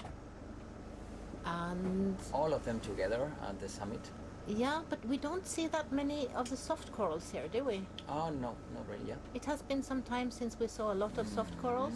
Of course, now somebody is going to sit out there, you guys, on the YouTube channel and say, but I just saw one, and we're going to be happy to hear about that. Yeah. But here again, we have lots of beautiful These super beautiful. bamboo This is corals. similar Look as at the- that. As the one that we observed at the very end of the. Yeah, of the but now transect. we are still at 1,040 meters, which is 80 meters deeper than we were on that previous. Yeah, it varies a little bit. Yeah. I guess So it maybe depends they on stretch where the down. summit gets, Yeah. right? Because the summit is like going up and down. But then we have to go to the Okay, we have 1 minute until tape change. So, Franzi, do you want to take over? Yes. Now, Franzi and Julio will take over, and we will bring the cassette of the backup tape up to the lab so that we Ooh. can start making the backup. Nice. Getting warmer inside.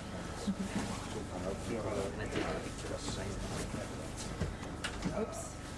Settling in here. so this is end of the line. No, we're sort of in the middle of the line. Yep. Ready So to stop we the go back. recording now, or Sorry? ready to stop the recording? Yes, just a second. Now we can stop and change. Yeah. Okay, happy when you stop. Yes. Okay. And Stop. tape change. Yeah. Yes. Perfect. All right. Then up for the next 2 hours. Okay. Thank you, guys. Thank you very much.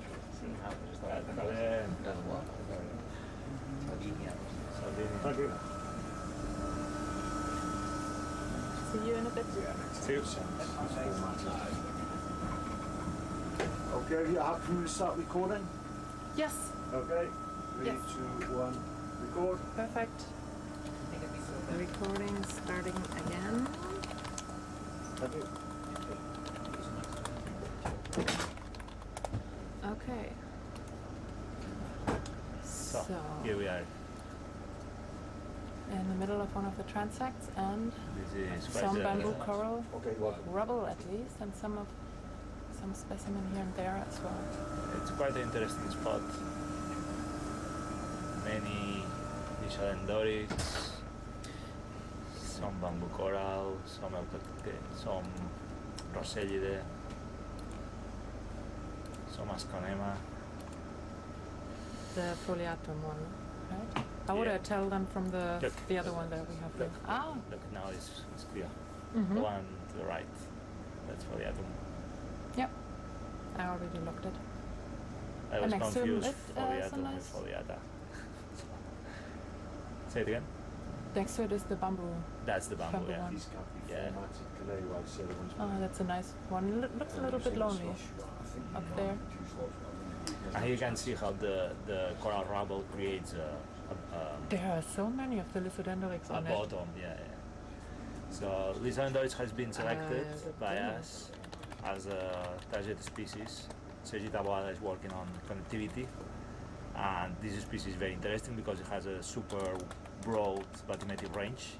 You can find it at the summit of nearby seamounts like the Schulz or the Lisaboit, but we found it also really deep, about 2,700 meters. So it's very good to see if the water masses play a role into the connectivity, because it's found in both. Yeah, not Really all deep, sponges can do that. No. So they can also see if there are some genes involved in adaptation to these different habitats. So it's a really good model. And the more we explore this area, the more happy we are in having select these species for that study. And do they only occur in the Arctic area, these Lysodendroics, or these spaghetti sponges? I'm not sure how south they get, so you can find them on the Denmark Strait. I have some samples, but I should check that. Another bamboo coral coming up. I think in Norway, in the coast of Norway, it's also present. But not so much then in temperate tropical no, areas. not at all, not at all. Specialized on cold water. Yeah, cold water species. Oh, now we got a soft bottom area here with our foraminifera.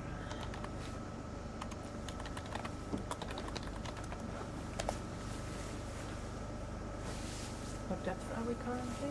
1,000 something. Yeah. Okay. Oh, that's a big. Rosalie there. Yeah. Sardinia. Now. Is it? Yeah, it looks like. Big sponge at least. No, I See the hand in the middle. There, yeah. Yeah, that one.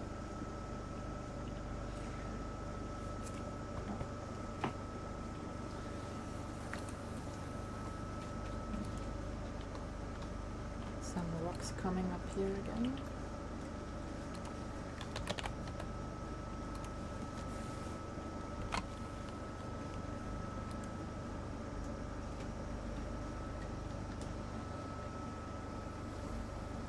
There's again one of our little yellow friends. Well, you see this one? It looks also a bit tubular. I don't know. Doesn't look like a crust, at least. You know, sometimes crust they can grow on top of. I don't know if this is like a speckled mat or something that is really hard. So it's still a crust. So all these are little crusts. You see. Okay. It's not only on rocks. Yeah. Encrusting habit is more something really thin, spreading towards the substrate, instead of growing as a massive or tubular shape. Just looked as if it had a little bit more structure. Yeah. In so crust. vertically. Yeah, well. they are more two-dimensional rather than three-dimensional. Do we have a white anemone there? No, that's a sponge. That's a Rosalie there. Yeah. Or Sardinia. A classic here. Lollipop sponge. Left. Oh yeah, a little lollipop. Stylocorilla. Potentially. Yeah, always. Because Try it's just to easier. be cautious. Just easier to press that button for a Yeah, Stylocorilla. press, yeah, it's okay. Been typing everything.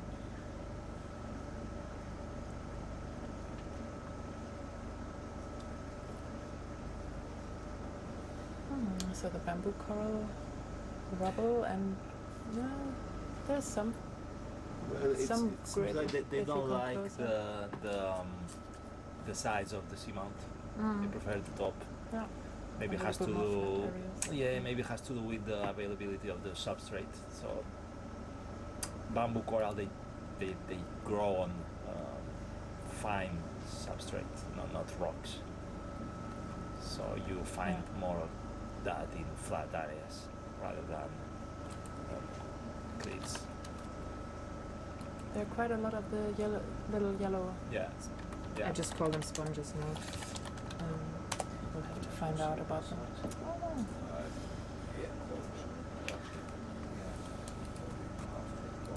And crinoid again, sitting on the Rosalidae.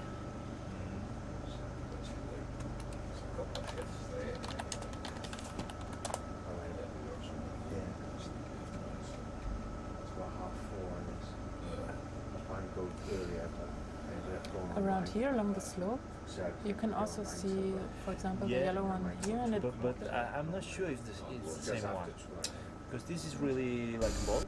Mm.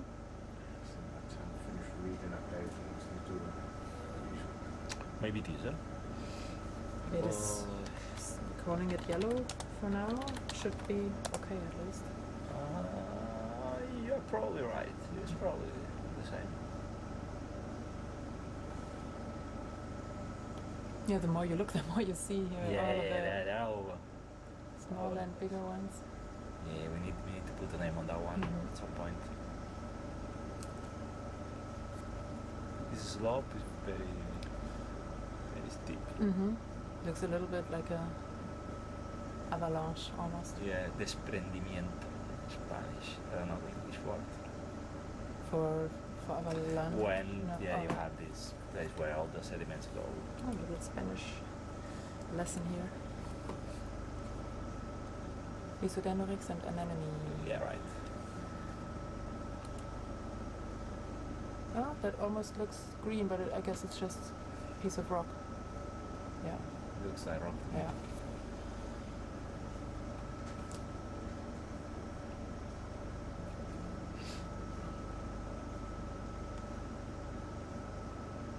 And then you have the Assyrians. They are Mm-hmm. all over. Mm-hmm. And they are of the same color as the sediment, so Yeah. they are I easy to I was confuse. gonna say, yeah, because they're so transparent. Yeah, then you It's, get closer and it's yeah, full it's of like, oh, and the fish also.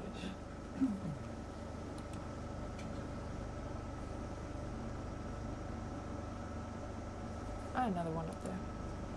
Swimming.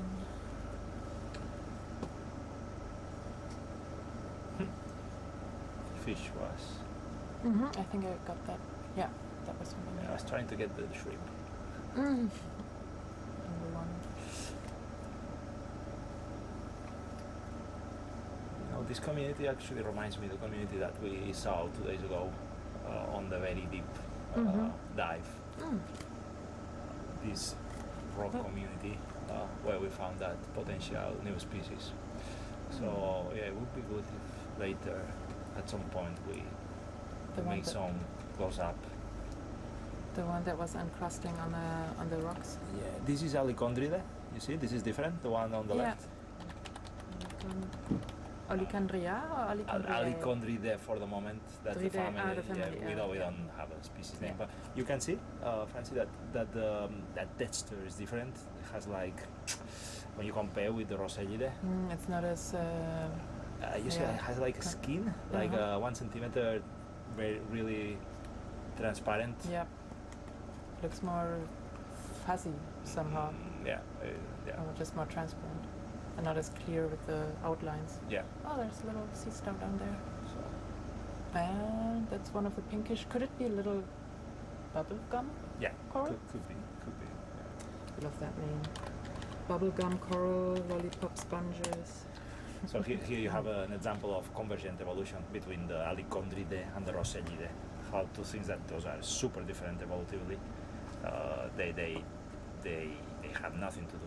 Two different class of sponges, but they kind of look alike because they live in similar conditions. So if you have the same environmental problems, you develop the same morphology. Yeah. Craniella here in the middle. And that you can only distinguish then genetically, you can say. Genetic morphology, yeah. Or by microscopical shape as well, but Yeah. you need to pay attention. Yeah, sure. And then our little yellow friend Yeah. as well, so yeah. But those should be sponges, right? Yeah, I think so. Yeah. So and this is not Etzadella. You remember that at the beginning we said, this is maybe Etzadella. It's not at You've all. checked? Well, or it you've- doesn't look like Etzadella at all. This one? This is not Syrian. You can see that there It's has not as transparent. Oh, yeah. two Opening. holes. Yeah. Yeah. Pumping. This is a Macruride. Oh, and I don't know the.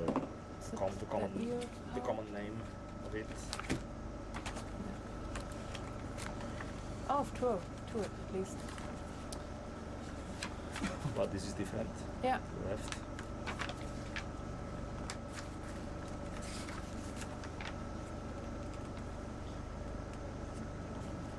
Macrodos, Berglats, maybe. The one to the right.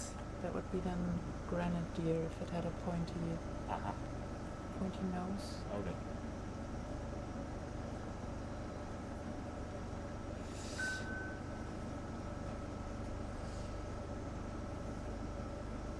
I wonder what is this. You see this brownish mass? That's looks like a sponge to me. Yeah. And crusting a little bit. Yeah, it could also be a dead one, but yeah, we should check at some point. Yeah, I will put it in the nose. Also this one at the very bottom, you see? That's also something. Yeah, but it looks similar. You know, they have the same color, so greenish, brownish, but different forms. And I guess those are alive still.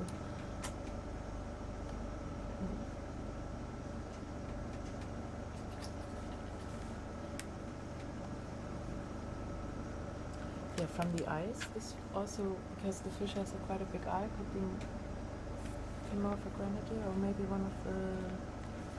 Need to check up on our fish game here. Craniella, like over there. Where? Yeah. Ah, gosh. You're a good spotter of those craniella balls. Wow. They're well camouflaged, I think, around here. And this is something as well. You see this little... This is grayish.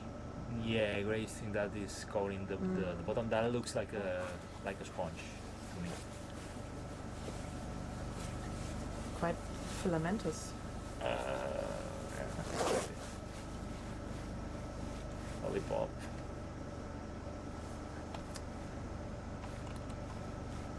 Soft corals. Carnivorous to the right. Soft corals. Yeah.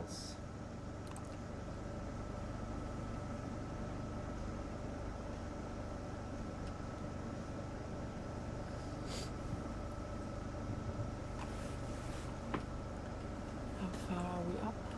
Okay, 1,000 meters depth now. Yeah. So a little bit more to go to the summit of 950 or so. Yeah, almost at the end of the transit.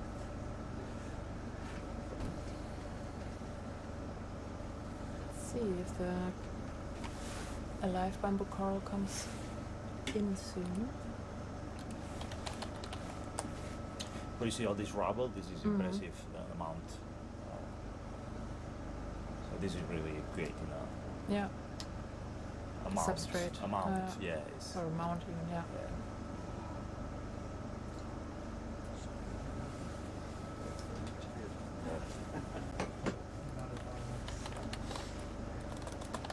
Anemone, that's right. Oh, yep. How are you calling the yellow sponge, the little sponge? Yeah, do just we have yellow. a name for it? I just say yellow sponge. Yellow sponge.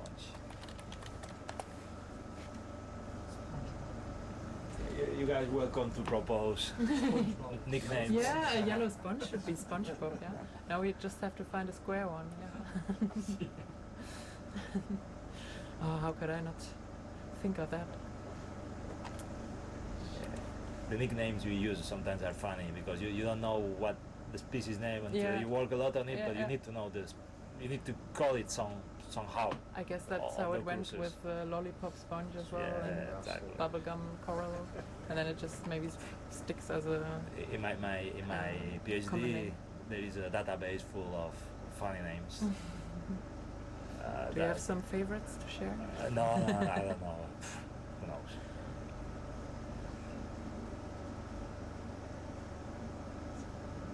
And there's a little Patrick while we are at SpongeBob. Yeah. Hanging out. Actually, in real life, SpongeBob and Patrick would not be so good friends, right? Who are SpongeBob? Give me. You didn't watch SpongeBob? Well, I know about the existence of SpongeBob. So SpongeBob is a he's sponge. friends with a sea star. Sea stars are predators on Yeah. sponge sometimes. Yeah. So in real life, Patrick would eat SpongeBob. He's pretty, how do you say, he likes to eat a lot in the series as well, so I guess that fit. Carnivorous. Yeah, I'm getting distracted. Kind No, of. that's okay.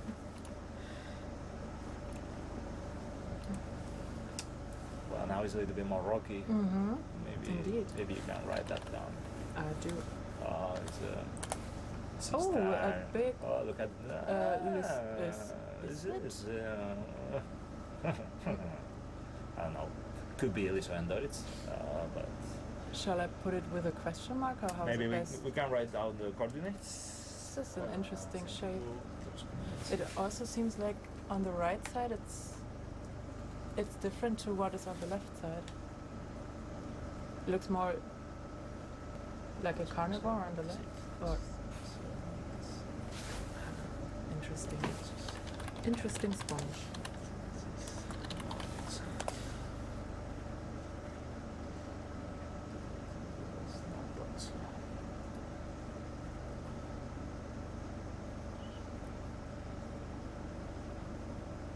Do you think those are different ones? Because Yes. Yeah, these on the right side, they look very different, and then here on top they're even thinner than down here as well.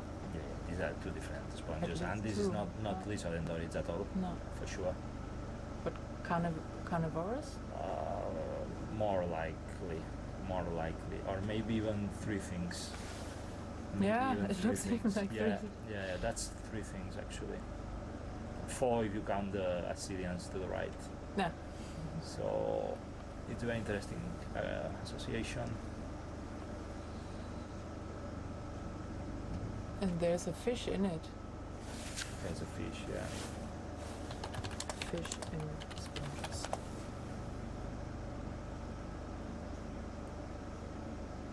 Huh. Great. Yeah, thank you for looking closer into that. Oh, we have little bubble gums, possibly. Correct. That's a large one. Mm-hmm.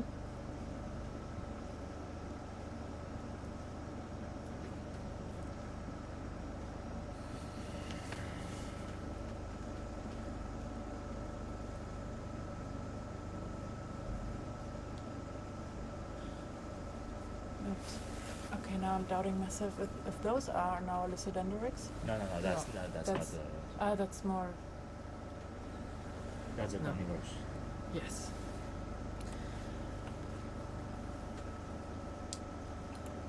Good that I have the sponge expert with me here. Well, expert. That's a big word. Oh, I don't. I think so. Yes. Sponge. Sponge scientist for sure. Esponjero, you say in Spanish. Esponjero. Esponjero. Somebody that works with sponges. A sponger. Sponger, yeah. A sponger. That's nice. It's a fish. Yeah, and Acidia. Craniella and the yellow one. Craniella, yes. Yeah.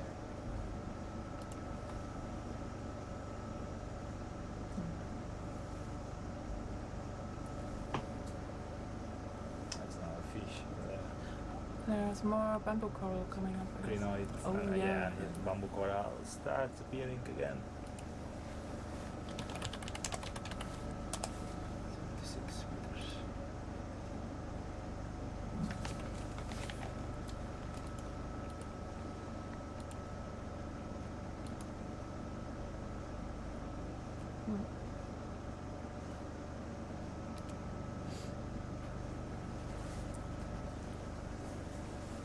And now it's just back to more rubble.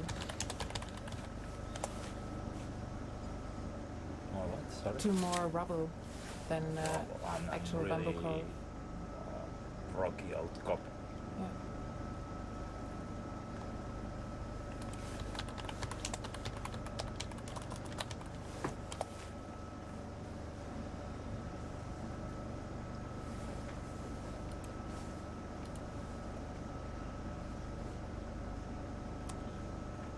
there's a.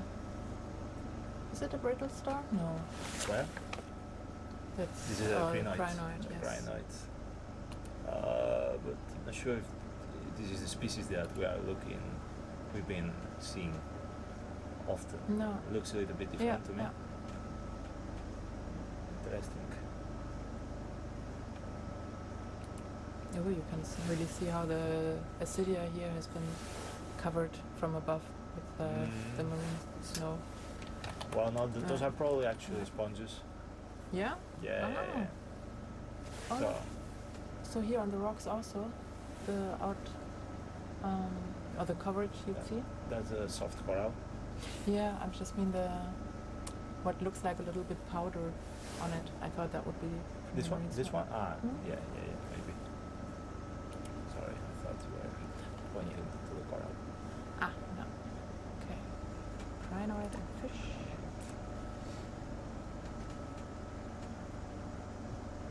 And bamboo coral getting denser here. Yeah, here is really the party.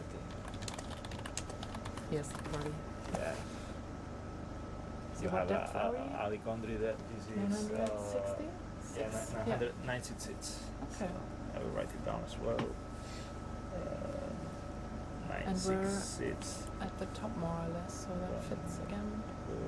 Coral. Start. Get denser. And the crinoid is also sitting on top. This is So the that- Alicondri that you remember before I told you, the one that had this little 1 centimeter of transparent skin. Ah, yes, yes. That one. How do you spell that? Alicondride with H. Alicon. Alichondride. Chon. Ah, no, not. Okay.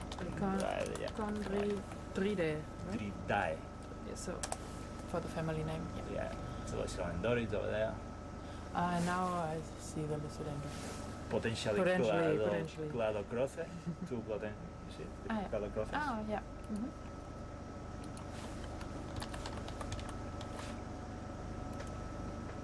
Yeah, here it's getting richer and richer. Mm. So Oh yeah, we have a lot of Acidias, different ones. look, Cosalidae, that's really nice. That overview. Mm. Yeah. Oh, it's really like a Yeah.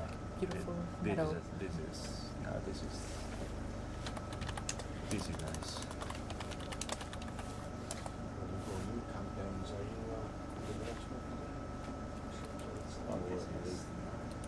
So much to log here. Ay, ay, ay.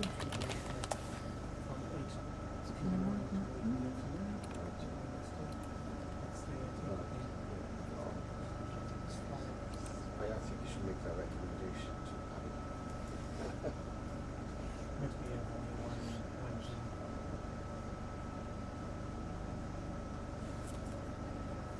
Ah, there's also lollipop down Yeah. here. So this is telling us that probably below the coral there is mud or some fine sediment, not rock, because lollipop sponges they like good to indicator. yeah. True, we've seen them a lot on the soft bottoms, yeah. I'm in a shepherd position midday to midnight. Ooh, really closing in, and we can see all the little polyps on the bamboo coral. It's interesting, no? Yeah. Because most of the coral is to the left. Maybe that's where the current is. You see, and So then they're like in the middle to the right, you don't see it that shaded. much. We were doing Mm-hmm. trenches with cables every day. Yeah, so they'd be going there to catch Yeah, those catch guys the are prey. very good at knowing where to Mm-hmm. But they were, where to settle. we'd only That's a come nice to view see now that over the ridge. That's the Nasconenas. Oh, yep. 12 o'clock. So And actually fully out. we do it. Now here. Normally we're on it, we would normally go up for about half an hour to fields 12. Didn't come back to see if I had that restaurant, so we found on a midday. So it's only been on the down. So should we check that we go down and then go up again? Are we at the area? Almost? Or are we almost?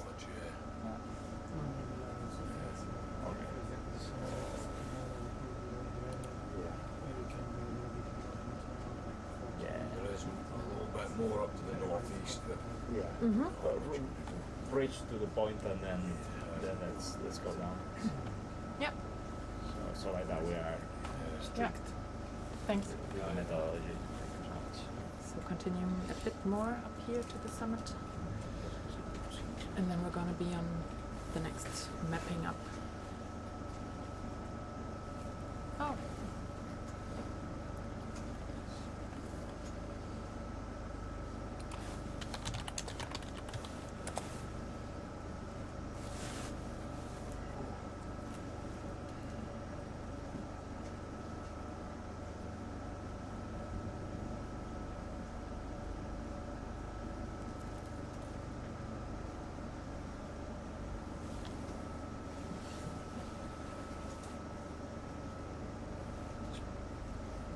So you gotta go back down. Yeah.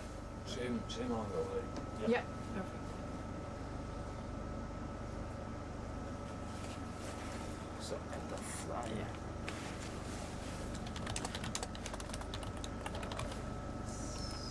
So we're moving away a little bit to go down the slope again and continue our next transect here to go up and Good job, discover Reef. Bring the vessel to stop, please.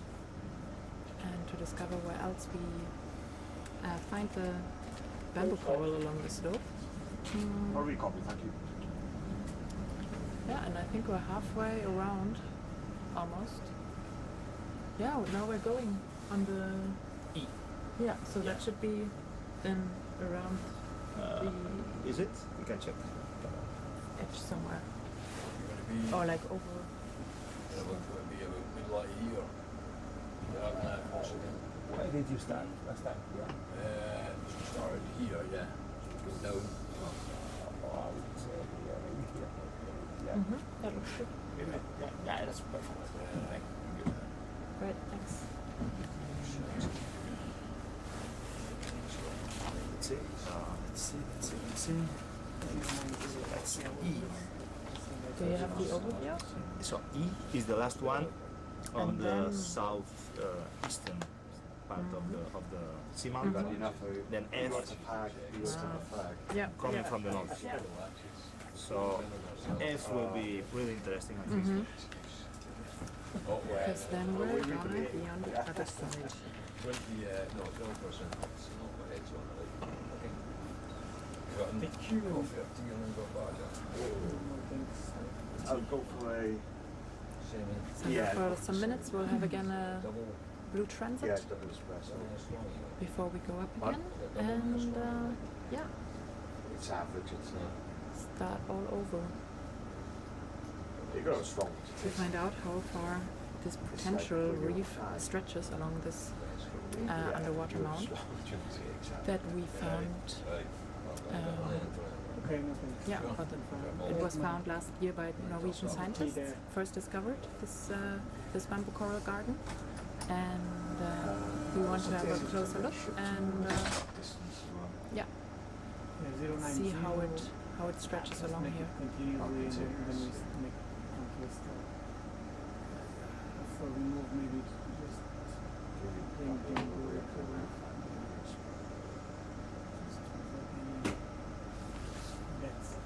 Nice.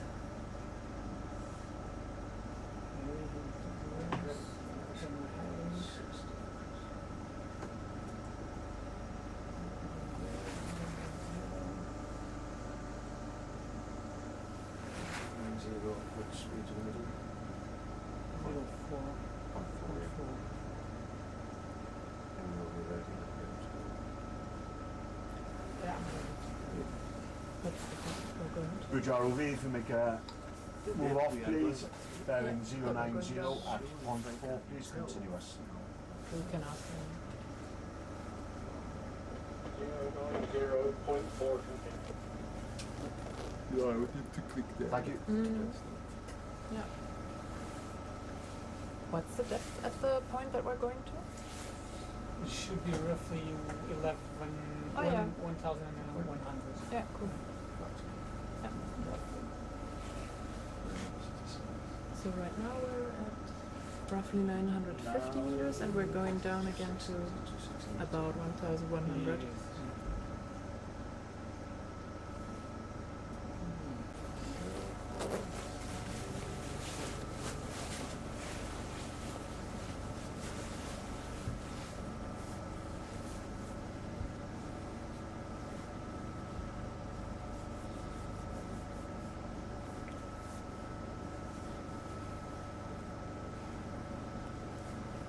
checking for comments or questions? Yeah, but it goes super slow. Yeah. So we're trying in between to check also for questions, see if anything pops up, but we're mostly busy with our setup over here. The internet is not the best, so sometimes in between colleagues are also sending us things over, but yeah, please be patient, or just so you know why we might not be responding to everything, because also with the colleagues that we have on board, yeah, cannot do everything at once.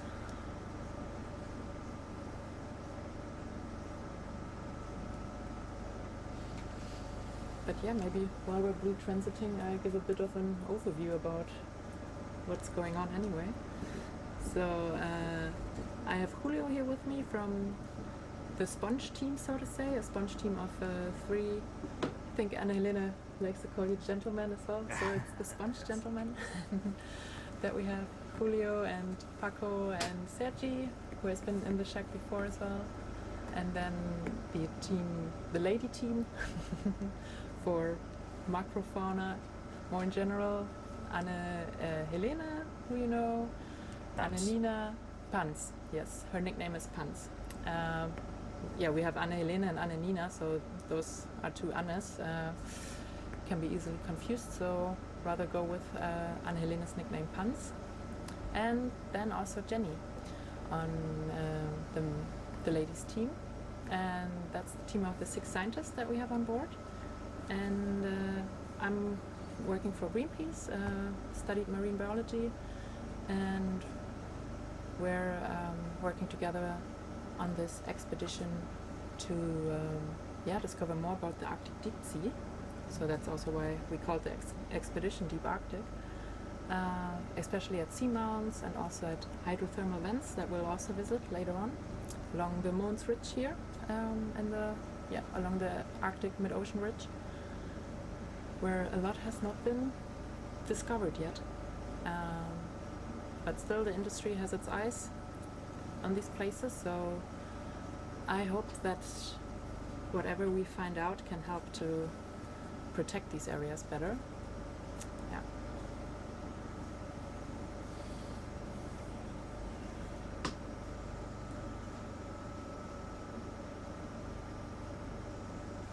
Oh, hey. Little shrimpy.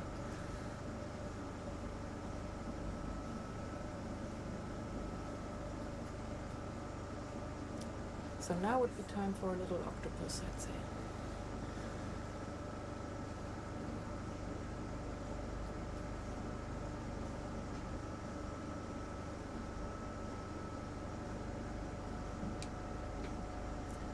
How did you and Paco get to know each other? Maybe see it. How was the story of your of your encountering? So I knew Paco's work. He was a big name. So I was starting my thesis. I had a species I wanted to identify, Tetractinellid, which is the group that Paco is an expert about. And the first contact was me writing him. He replying super quick, which is something that not often happen when you contact 2 experts and you are just a student. And then we start sending mails and all that. At some point I got money for a little stay, 3 months stay. So I went to Uppsala, which is where he is based. That was my 2nd year of the PhD, and that's how we started the collaboration. Me going there for a research stay, pre-doctoral research stay, and now I'm actually working there as a postdoc. I've been there for 2 years, so it's been a nice collaboration.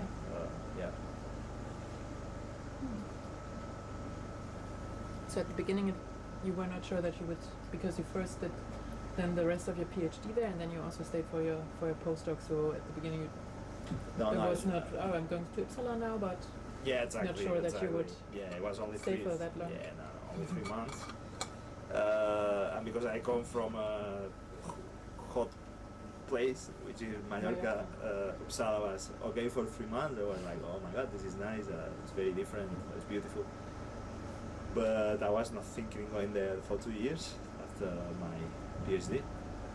But I've been there and it's been very nice, and productive.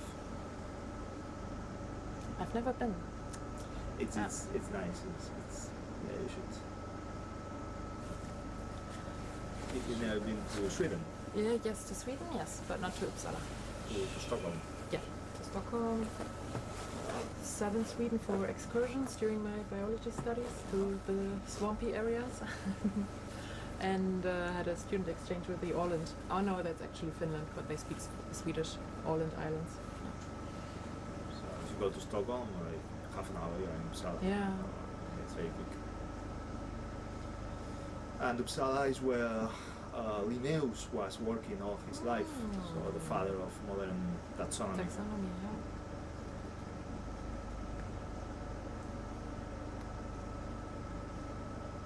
And it's also his birthday soon, right? Like in summer, end of May or so. And I don't remember the date Yeah. exactly. Paco knows. Doesn't Paco? Oh, we can. He's not here, but he's probably listening. He's listening. He has a picture of Linnaeus, no, with him.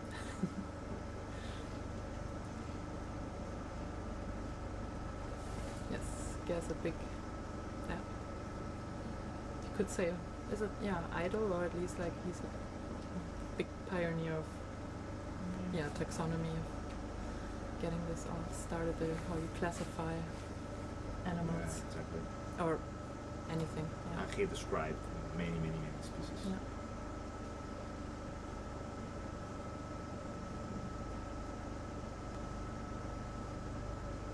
Ooh, Shrimpy doing a show for us.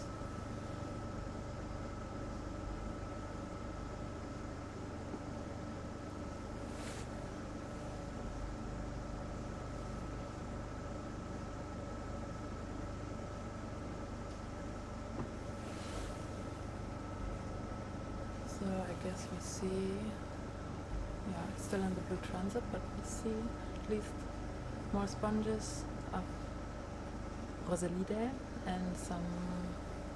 I think it's not the coral rubber, but rather the foraminifera. Is it? Hard to tell from Hard to say. this distance. Hard to say. Yeah. It could also be spigmat.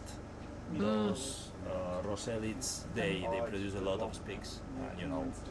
The When little time passes, spicule spikes. Yeah. they decay and they stay at the bottom. So you have a bamboo coral over there. Oh yeah. Those ripples are very interesting. I wonder why. It's more for, you have a tenophora as well, flying to the left. Oh yeah. She asked me to go to her for 6 weeks, so I was right up. I said I can't. There's a big colony over there. Come to this. I just logged this anyway during Blue Transit, saying that's been seen by us during the Blue Transit, so we know a little bit that we shouldn't write. We shouldn't write it. No, but I write just during Blue Transit, and so we get a bit of idea that we also see now at this depth, at that location, some bamboo coral, but not for the actual map, just for knowing, I guess, or getting an idea.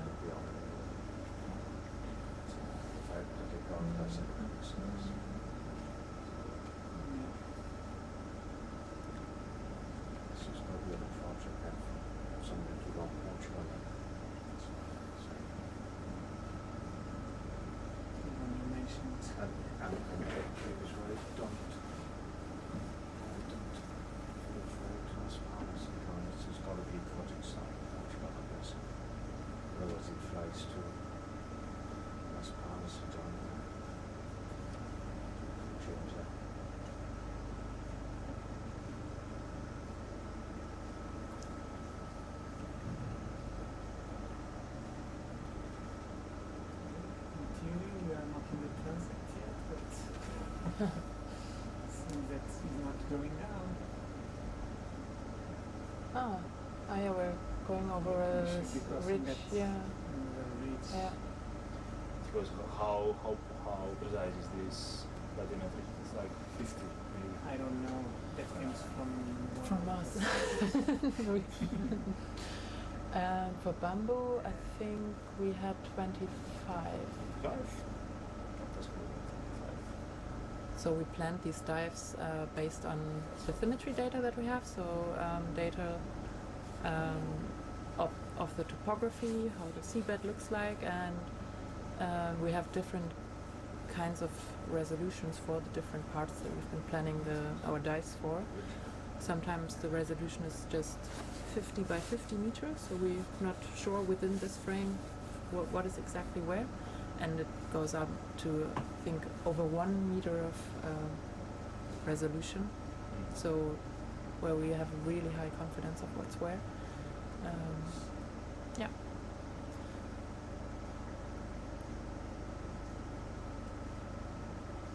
But still 50 meters already quite good resolution for many places. Yeah. You don't have any idea at all on the seabed, or it's maybe 100, 200 meters that you roughly know there's a hill coming up or there's a valley. It depends, I guess, on what you are looking for. So if you are looking for shipwrecks, maybe 50 meters is not good. Yeah. But here, that this is kind of exploratory. Yeah, good. So And of course, the more you have, the better. yeah. For planning, for example, the dives, and knowing also for navigation, now is the slope coming up, or now we're going down, now we have to watch out, get a little bit of more distance. We just went over one of the crests, I guess, side crests, going down again, and then down to our next transect start.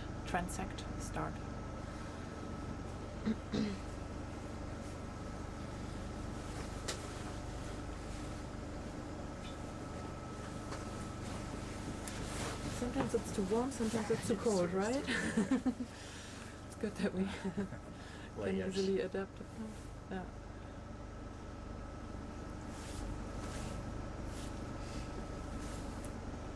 So we are sitting in a little container here on the deck of the ship, and there's a lot of air condition going on to counteract the heat generated by the computers, and we're sitting below that air conditioning, and sometimes we're getting a bit cold, but sometimes it's just right.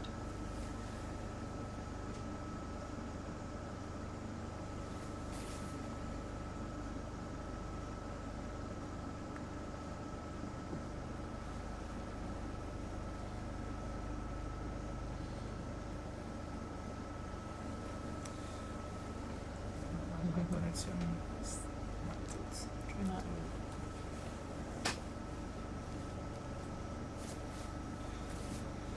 Trying to see if I can see the comments of the people. But Not with the internet here. a bit challenging. We rely on our colleagues.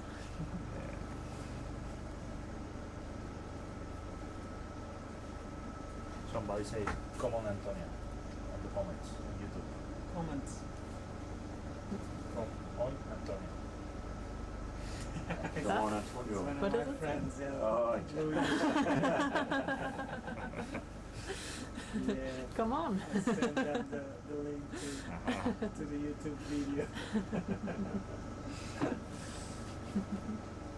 Nice surprise.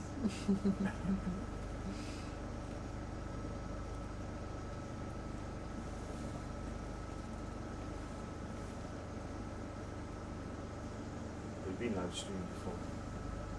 Yeah. Yes. Go as well. Yeah, some campaigns Yes. we haven't. Was that also for a science expedition? Or yes. And where did you go there?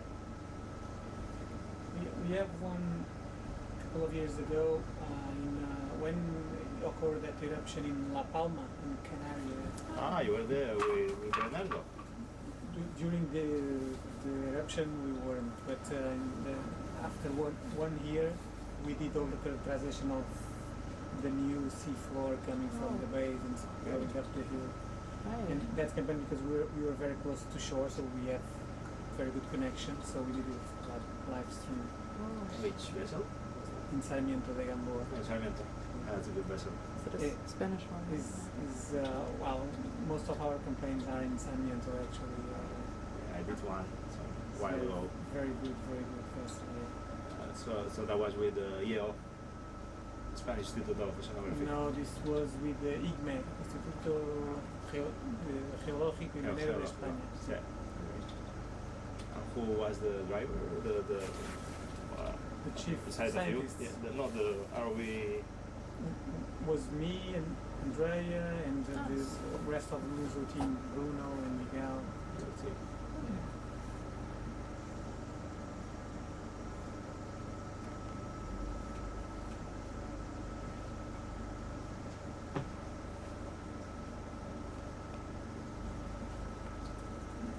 The Sarmiento is a luxury. Sarmiento is a very good vessel. Yeah. This one is also good. For me, it's the first time, so I don't knew this one, but Sarmiento, we are very used to it with that. Yeah. Nice.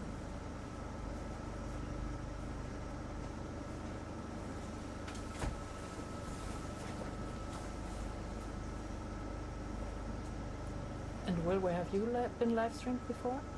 No, Or are you? first time. Ooh. Maybe when we go home and may have a fan base, eh? Yeah. So I would doubt it. I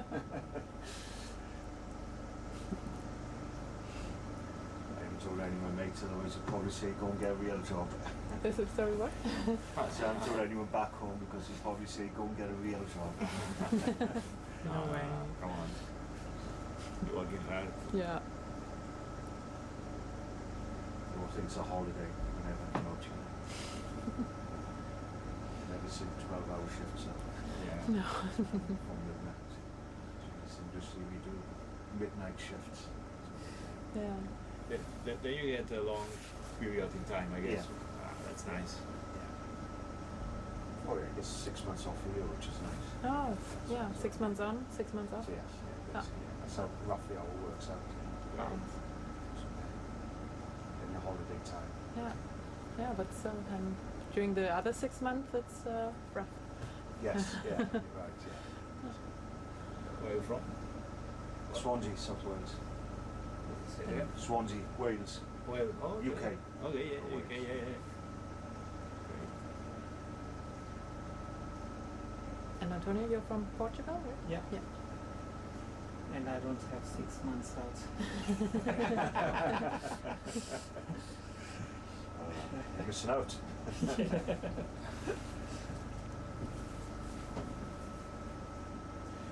Where are you guys from? From Germany? You Germany, aren't you? Yeah. Yes. Hamburg, you said. Yeah. Yes, Hamburg. Yeah. And who are you? I'm from Spain. Spain, what part? Mallorca. Mallorca, right, Yeah. okay. I went. Funny enough, last night I was looking at holidays to, well, not to Mallorca, but I'm with British Airways, trying to get me to use my Avios and Avios on them. And it was all the holidays, one of the holidays was Mallorca, so I clicked on that. But, it's Las Palmas. No, Palma, sorry, Palma. Palma, Yeah, that's tricky yeah. because Las Palmas is in the Canary Yeah, Islands. that's, yeah, exactly. Yeah, so I just talking about Las Palmas. Yeah, Palma, yeah, I went a few years ago, Confusing. latter end of COVID, I went there. Palma. Mallorca, You've been there some Yeah, years I ago. got some friends who live there as well. Yeah. So that's part of the world. It's okay, it's a nice place, yeah, I like it. Went up the coast, it's quite an affluent area up north of Palma. There's a marina there, with a big golf club there next to the marina. And I tell you who's got the yacht. Rafa Nadal's got his, that's Mareano yacht. That's Puerto Cristo. Yeah. That's in the east. That's where I'm from. Right, okay, yes. He's got that like black Yeah. catamaran yacht, Yeah. I took a photograph of him there. Yeah. One of my friends lives there. In Puerto Cristo? Yeah. What's the name of the friend? Oh, he's a Brit. He's Welsh. He is a pilot, sorry. No, he's not. No, he's got his own. He's got his own businesses. Yeah? So he's. I don't think he's got any there, but mostly UK. Well, he's looking at. I got to be careful to say. I'm not going to say anything. It's nice to read actually.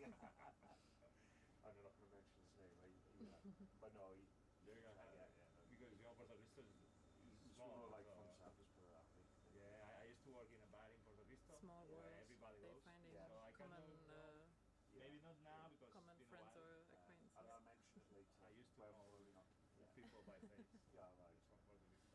I'll tell you later. I'm not going to say. No, but small world here. Find you later. Oh, well. So you want to start from that point? Yeah. Yeah. Same. Okay, Same. that will not be so deep as in the others, but that's not a problem, right? Because I think even if we come across the line, this seems to be roughly the same depth.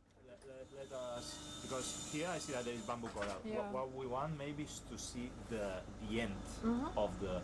So can we follow the line a little bit Downwards? down? Is that an issue? Coming from here, for example. No. The same line, but doing a little bit of a blue transect, maybe down here. Get a little bit deeper, a little bit deeper. So we want to see the beginning of the community of the coral. Yeah. Well, but to go deeper, I think we need to come to this black part. That seems to be deeper. Otherwise, But you don't. yeah, no, because then we are not following the transect. But we could not going deeper in sense of like depth, but just like further down the line could also help, no? I'm Find not the sure beginning? if the structure is by bathymetry, Maybe we'll stop then you there. will just find coral and coral and coral. If you want to see the beginning of the coral, Would your ROV bring the vessel to a stop, please? but it's okay just to start as planned. Start at the point and then go up. Yeah, because Copy, thank you. Okay. yeah, no worries, just to start. Yeah. Yeah, that will be fine. Okay, so I will go down here and go up the hill this way until we reach the point, and then we have to do another line somewhere. No, because we should follow the line that is already written. Yeah. Yeah, that's fine. But we were doing the last ones. We did like 3:30, all of them. So now we are going a little bit more. Ah, no, I understand. Yes. No, I understand. I think we are keeping that pattern. I don't know. Keep the pattern. Yeah. Can Then you, we should- Antonio, draw a line here and see the profile now? We cannot do it. Here on the I don't think so. No. I'm not used to work with global mapper. It was also first for us. But Yeah, no, keep the pattern. Keep the pattern. Let's do it. Let's do So it. from here, okay, just discussing how we're gonna start the next direction transect up. 3:30. Well, we will have a hole in the middle, but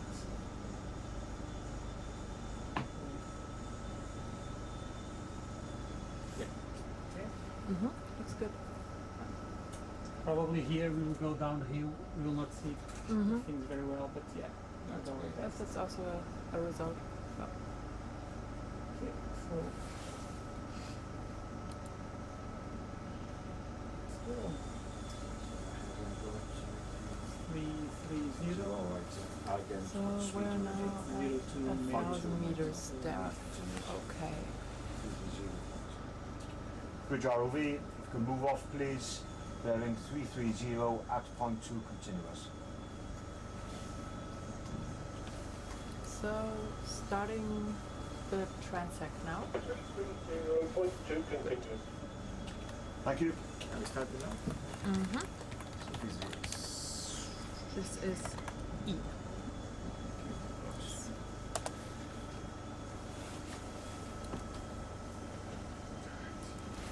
Okay, now back to the logging.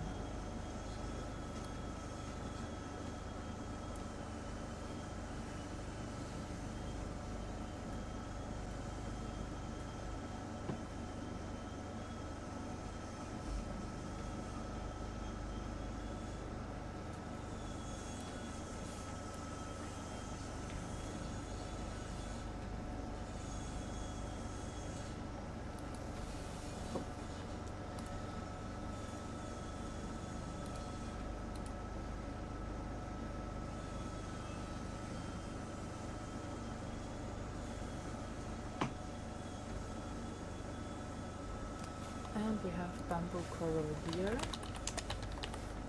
at 1,000 meters depth. Yeah.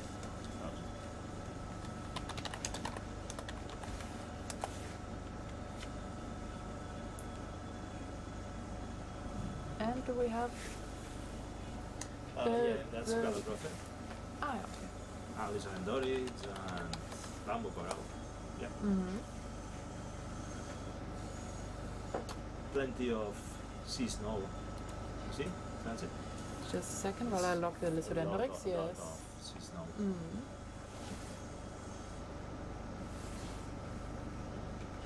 Yeah, lots of little organisms or organic matter in the water here. Those not little, like looks like a swarm of little amphipods maybe. Which one? Like little Yeah. Critters. critters. Is that sister? Rosalida. Yeah. Sorry. And we have more patches of Lysodendrix. Yeah. Yeah, this is super successful species. So it's doing Why are something. they so successful? It's doing something right. Maybe grows fast. Maybe has some chemical that gives her more potential for compete. Mm-hmm. To compete for the substrate or You said it's basically in every depth it's present, in every right? day, but it's also very abundant. And Yeah. Now we have more orangey colors along the rocks as well. See all these? Could that be an That's kind of a metallic crust Yeah. or something. It's like to me. Yeah. I'm not an expert. that looks more rocky. It's kind of a craniella over there, soft coral, Cannula. more craniellas and carnivorous sponges, Oh yeah. Rosalide, Ascidian, Yeah. many things. Yeah.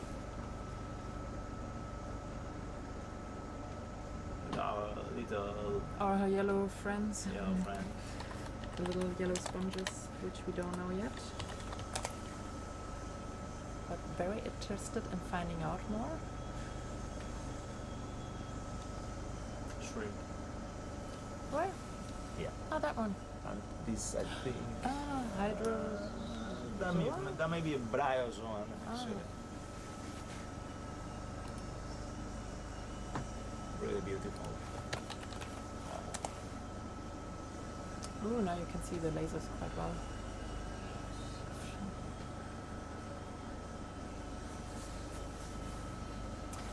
Yeah, and you see again a little bit of the structure of the little yellow sponges and skate. Oh yeah. Oh, you can see the spikes, so to say, on its tail. Also very good. And I guess a female. Looks like a female to me. So we don't see the two claspers on it. Arctic skate. Fish. Maybe Um, 0.1 And the white little ones?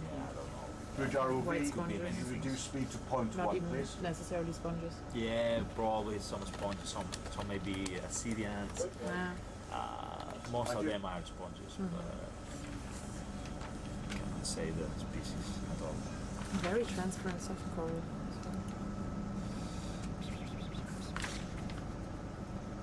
I was looking for something and now I don't remember what I was looking for. I don't know. It's a either. greenoids, Could be there are looking two for it. greenoids. Yeah. You can write if you want. Fancy Mhm. massive sponge. You remember before that we were discussing about the massive sponge Yeah. with no ID. There you have it. I will write the coordinates. See if It looks. Yeah, looks interesting. yeah. Somehow encrusting. Oh, and now a lot of beautiful soft coral coming our way. Yeah, I think they have a good time there. Catching their prey with the little polyps on it from the currents.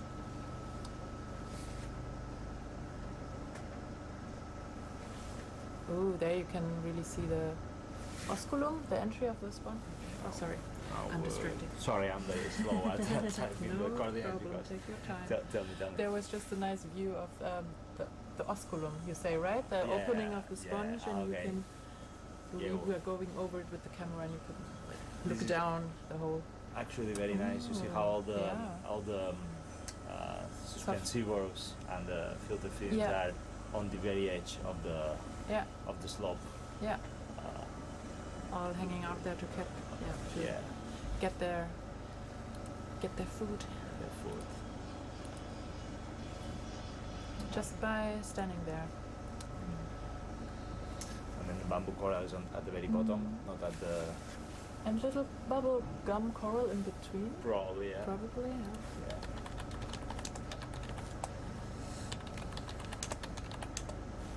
And now bamboo coral.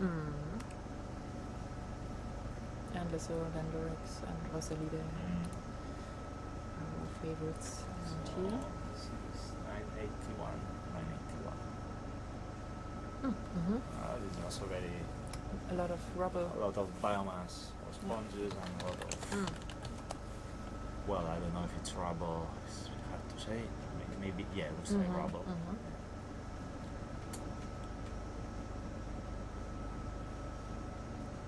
I mean, it's nice to go down sometimes a little bit because you see the landscape. Yeah, can really see the different ripples or little Exactly.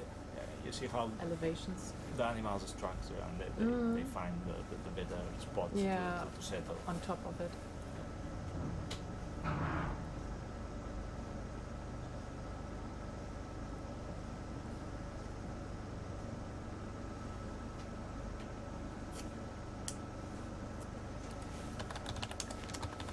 And this thing that is swimming looks like It was swimming quite actively. something I've seen before. That's a smaller version of it, isn't it? But that's more. That looks more passive. Hold on. No? Looks maybe the rock or The hole. Like a vent. But it doesn't have any Mm. hot water. Hopefully not. see the CTV. We have an interesting view right now on the on another camera that is placed on the ROV, but that is not streamed, but that's for navigation purposes, and we see a hole in the ground basically. Water. So that looks interesting topography wise. I saw something. It is an artifact. You see it? That it goes. I think that's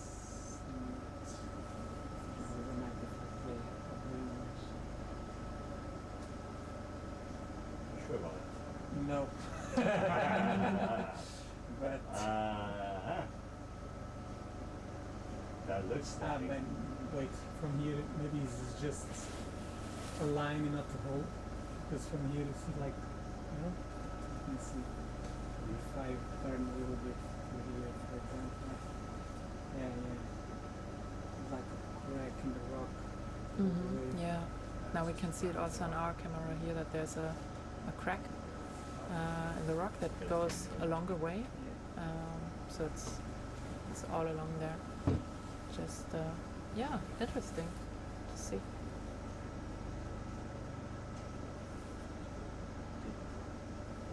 it's quite deep, huh? Yeah. Mm.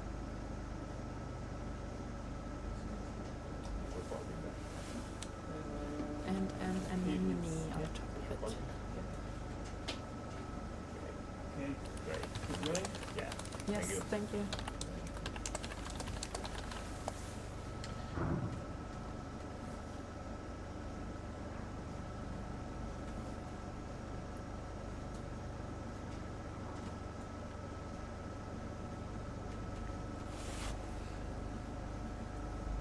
So we have quite a lot of carnivorous sponges around here, don't we? Yes. Yeah. Yes. All right.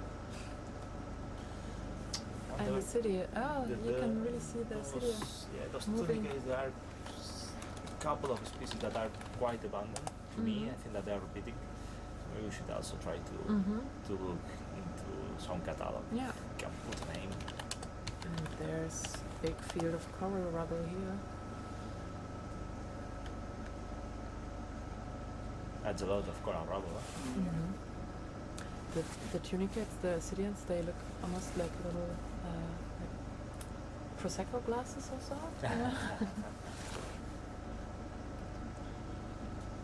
No, more or less. A little bit of fantasy. Chupito. Shot. Shot. Shot? A shot. Oh, that's a big shot though.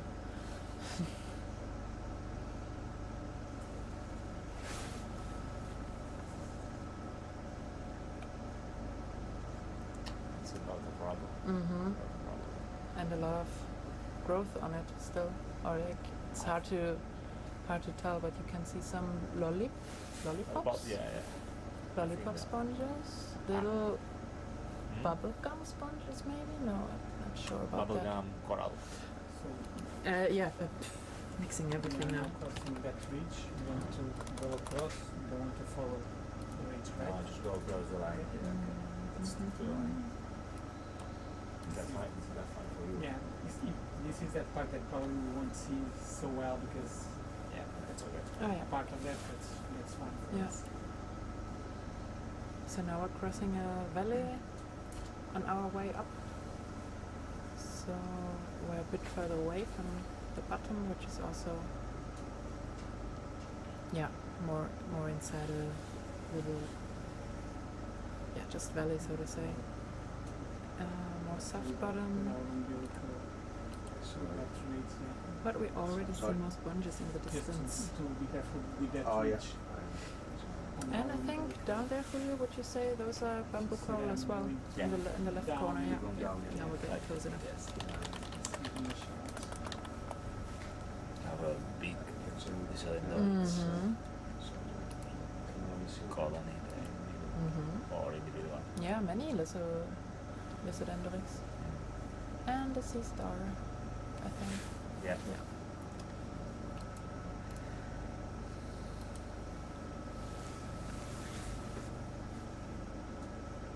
And a fish. That could be a grenadier. No, it's maybe fish. Let's keep it as fish. So I think that Anna-Helen and the colleagues from Bergen want to put a date on this coral rubble to know how old it is. Yes. That would be very interesting Mhm. to see. How all these structures are. Yeah. Yeah. Yeah, so at some point now we're still in the mapping, so we're not zooming or taking any small samples, but at some point later on we will want to have some small pieces of this rubble to be able to identify or determine the age of it and of this whole structure. Massive sponge that we were talking about Oh before. yeah, the unknown sponge. The unknown sponge. Yeah. Unknown sponge.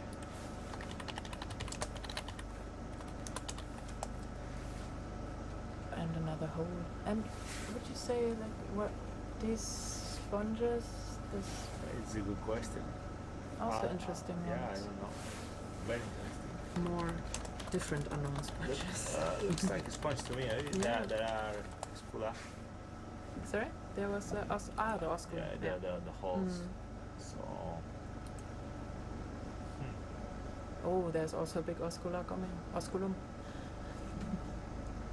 From the Rosalidae sponge? Yeah. yes. This is technically called atrium Huh? because the oscula is inside. So all the oscula they go to the bigger oscula-like place called atrium. Ah, yeah. You can see that if you use ink, they can see then how the water goes in and Yeah. out. That it's then filtered Sandra. through all the little pores. Hi. Sandra. If you have a moment, I would like to get an understanding what our next transect start of line could be. because we have discussed that we would slightly change the order. Okay. Is that a good moment right now? So well, it's just kind of start. Well, you're in the middle of E. I think we should continue with E, and then we talk. Maybe we can take Then the it's overview. F is not already. Yeah, Yes. before we change position, Yeah. let's talk. Let's finish E. Yeah. Okay. So we're right now on this one, and then before we go over here, we have a look, because this is E, we're finishing this Yeah. side. And the idea is to actually use end of line of this transect Ah, yeah. and go to start of line. So the Okay. original end of line would be the start of line, Okay. and just go the other way around, because the topography I is will anyway. continue logging. Yeah, you need to continue logging. Topography is anyway. This. Wait. Yeah. This is fast. Yeah, so better. Topography. Get with the bottle. We should continue. Yes. Yes. Good to continue for now. Just already making plans for the next ones. So we have more crinoids, feather stars, and anemones and soft coral So this is line on transect 2 T1. yeah, so How it is called little there. lysodendrix, the spaghetti sponges, and some patches. And there's a rocky area coming up with a lot of End of line. soft coral. Start of line. Okay, and we are very close. So we are here. Right. We are here. We will go here. Perfect. And the little yellow sponge. Yeah, but we have it in the database.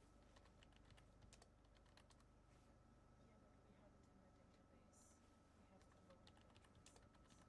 We can do that when you're done. Ah, there are the little white balls again. These ones, yeah, different sizes. Yeah, those are sponges Here as well.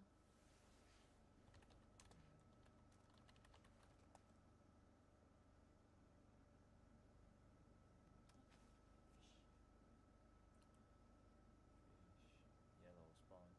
Yeah, Yeah, just love we say those. it, Yeah.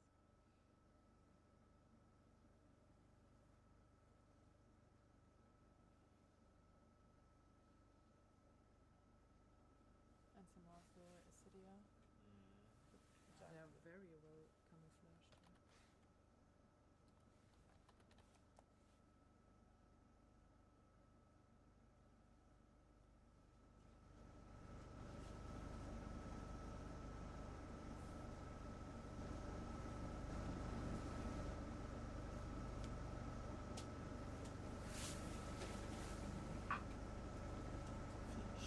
I love that one.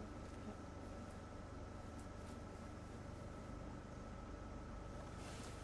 Oh, nice view. Can also see all beyond. Bubble gum coral.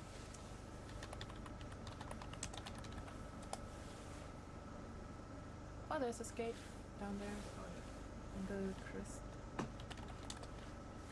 There's plenty of skates, huh? Yeah, especially I think during the first transect that Annelina and Sergi did, there were like 4 or so. More for bubblegum.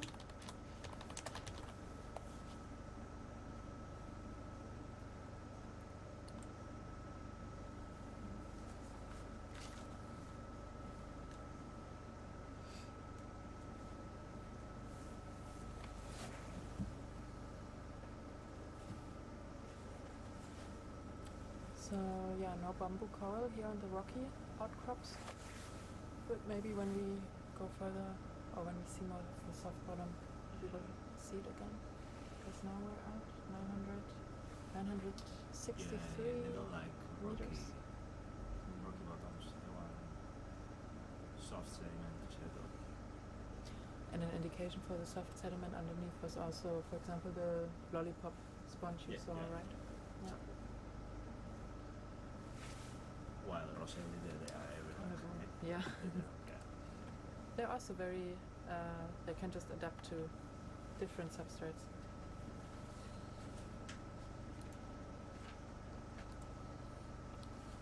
Are they also like the Lysodendrix that they can live in different depths a lot? Or not as much? To some degree, yes.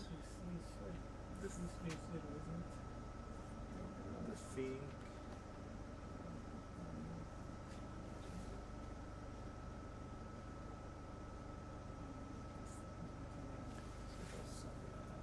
Also sponges?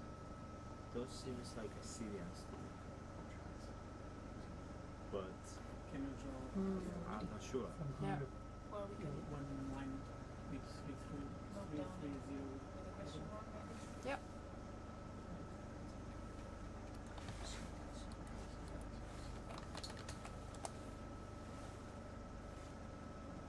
Should be roughly.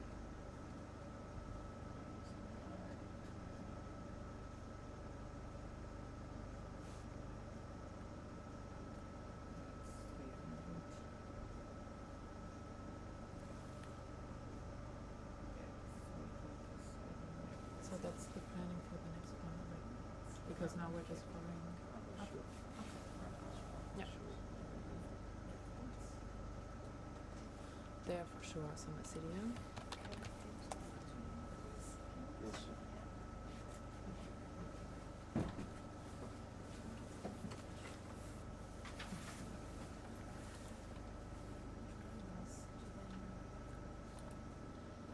So still Gordilla Yeah. and Cladoprothe. Yeah, the fans.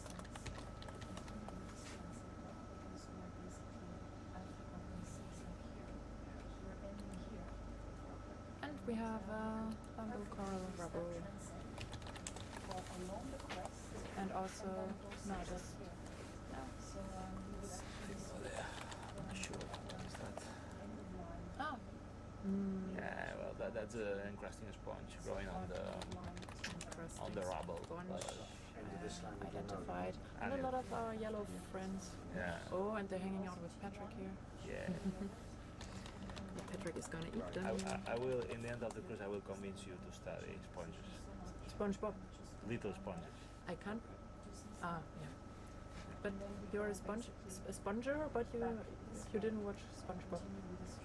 Right. So that didn't motivate you. I Or think was I not a was as a child. No, I was too Oh, I old. want to study SpongeBob. No, I think I was too old when SpongeBob was. You're a never thing. too old for SpongeBob, I think. I like that. Okay. So Yeah, maybe we this do. one and that it's And really the soft happy ones. soft coral in the middle. I'm sure Yeah, we've got And fish. brittle? sort of leaving it. No, sea No, star. that's a Ah, that's a sea star which different has like a heart in the middle or so on the almost. screen Yeah. who wants it, whether you it want is it in- altered or In our book as well. whether you want the text Want me to look for altered it? on the screen, do you? Or It's not? okay, we can look later. No. Yeah. Right. I locked it as sea star for now.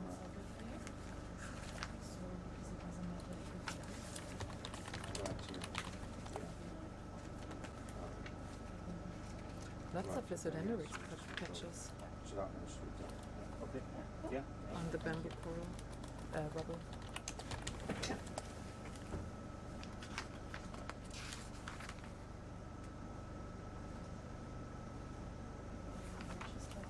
Sure. Ah, yeah, asteroid. Well, asteroid there.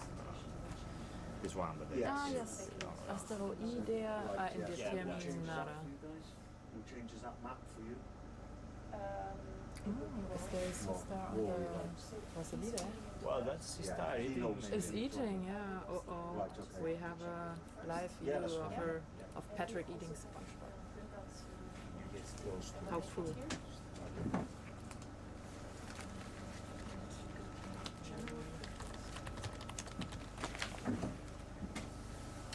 So yeah, Yeah. sea stars they predate on sponges.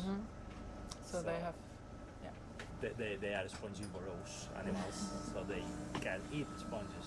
Not many animals can eat sponges.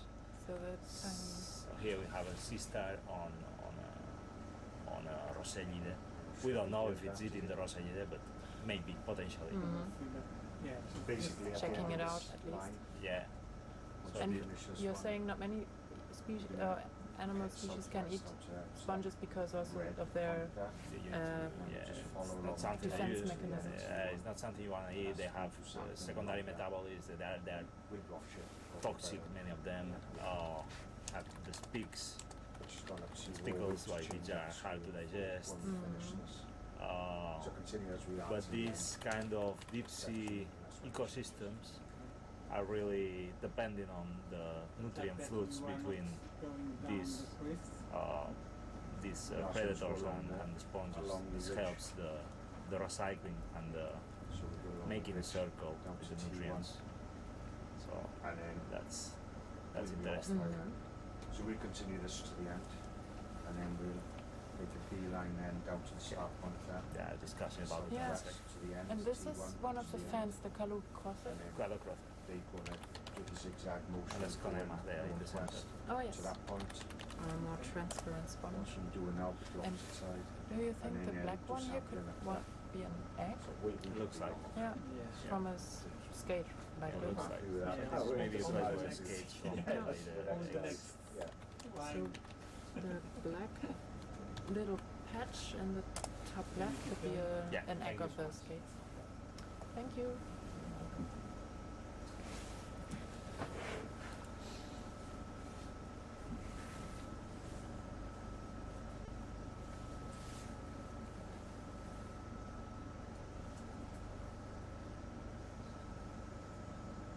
And the fish.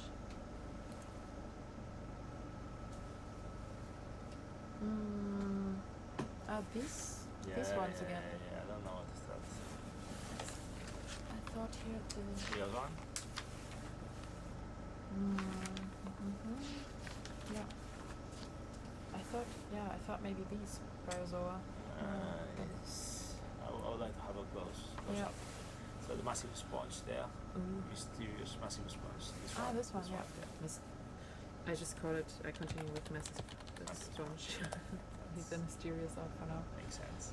Except Crinoid, that yeah, fish. a fish and the hole. The hole. Fish in the hole. Oh, he's going in. Yeah. It is going in the hole. Yeah, nice little crevices to There's a hide. marguerite. So A what? Oh, we have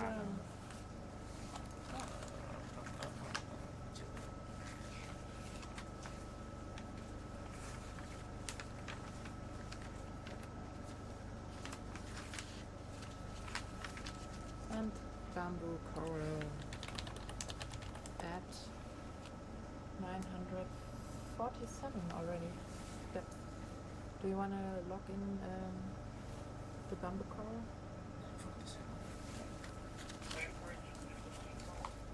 Shrimp.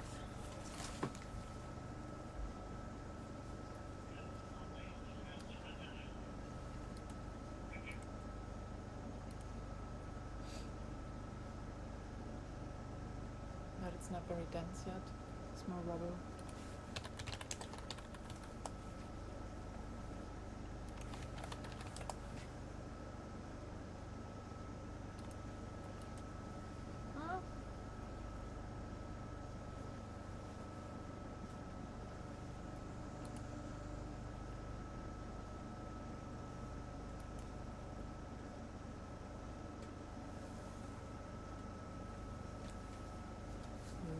So that's the alicontrita. The more transparent you can one. see now very clearly the skin. Yeah, oh, it has like a mucus layer around. It's not mucus, but it.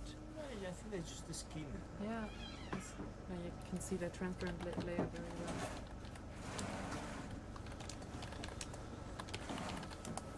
Here the coronal Yeah, yeah. So then we finish this run. They're really inhabiting the top part here. Use this run basically. Down, she wants Oh yeah. Oh, that's a big. It looks quite big one. And does it have? Down to this What's on it? Are those? there's one of those Like I don't know. the amphipods. Maybe I don't know. Callucothe with amphipods. Arthropods. T1. We'll then do the zigzag up and down there, all the way back up to that point, to there, which will be what we're doing now. And then Here's we'll another one. continue No, up that line. sorry, that's No. a delicate. Start sampling Fish. again along that. Oh, it's So, on the rock. from there to there sampling. That's- Yeah, it's a bubblegum sponge. Not sponge, coral. Sorry. Yeah. So she's going to see Rory now to change that, to update it. We'll continue this to the end bit and then we'll go beeline down to that.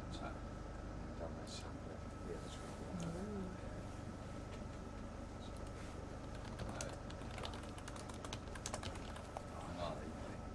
Yeah, yeah. Actually, if It's plenty. Mm-hmm. Yeah, you can nicely see how they extend on the slope still a little bit and then fade out.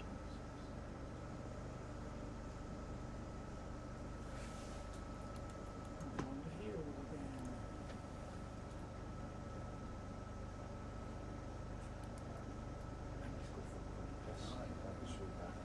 I can keep going on about 6 meters. The corners at top right there. Oh, you literally piss again to that. Would you like anything? No, thank Any you. like anything? I'm good. Thanks.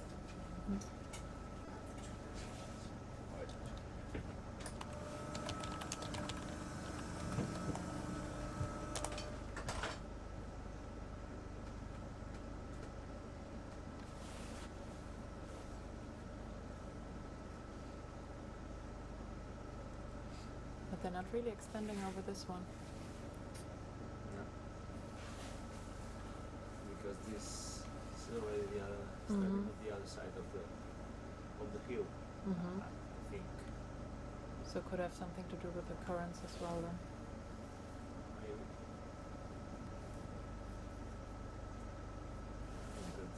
It's a good question. Because it would look like there's the top, there's rubble, they were there. Now we're again going over crevice.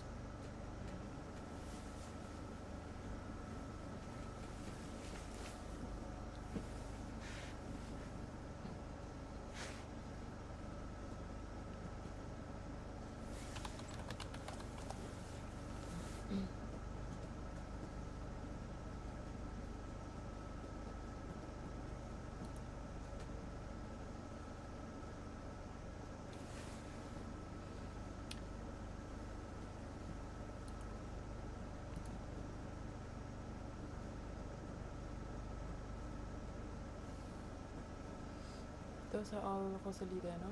Except for that one here. Could be an, no. Yeah, very brave. That one, Yeah. yeah, probably not. It's a bit far away, but Yeah. yeah, sure. Rosalide and Ascanema maybe. Yeah. It's funny that Ascanema is not that abundant here as in Lusaboit. I don't know if Uh-huh. you remember. Lusaboit was more abundant.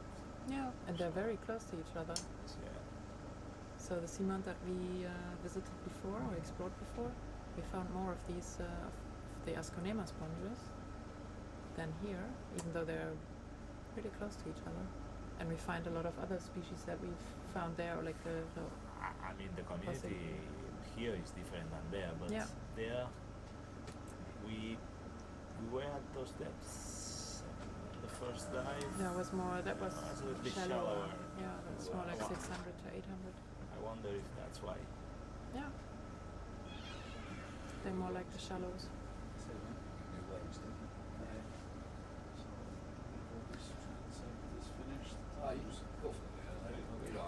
So now we're going more into the blue Yeah, I'm sure. because yeah, there's a crevice.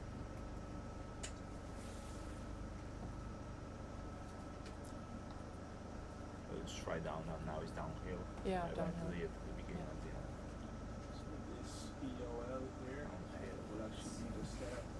some way to go to where they at the end of that oh no, I'm looking at the wrong. I was looking at the wrong arrow. So we're basically at the end of this transect, right? I'm not sure. Okay. That's sad. So it seems like at the end of Okay, we're just coordinating and what the next starting point exactly. So we are not blue transiting yet, right? No, we are just going down the hill. Keeping with the transit. Yeah. I think in theory the end of this line should be the black point, the white point. Yeah, okay. But now tell me if you want to change anything in the plan. I'm okay. That's what somebody said. Yeah, that's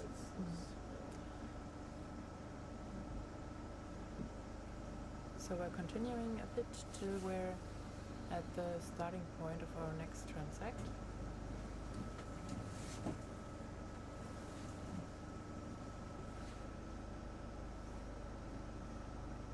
And because the topography is more... Increase the speed to 0. Do you say crevice in English for this? No, it's like a valley, like valley, You yeah. can We're in a increase valley. speed to 0.2. Crevice is more like the little yeah, holes. it's kind of for me Yeah. like little holes. Hole along the more road. cave-like, yeah. So we can cut it onto the Again, we do it from the right to the left. And keep going that direction at speed. I'm logging sponges.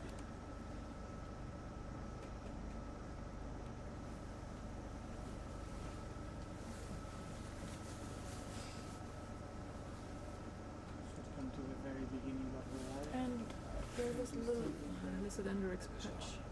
And then I think start doing the same from the other side of the ridge.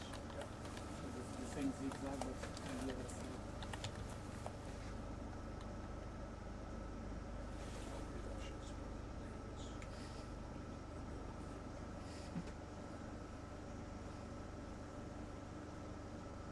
Maybe we can ask to the dry lab if they want us to keep going or blue transiting, because if it's downhill all the time,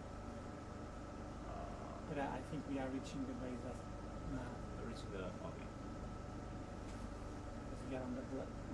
We transit from the green to the black and now should be black. Should be blah blah. Should be So the should be- same bathymetric same depth. Probably up around here, so you'll be back uphill. Yeah. Okay.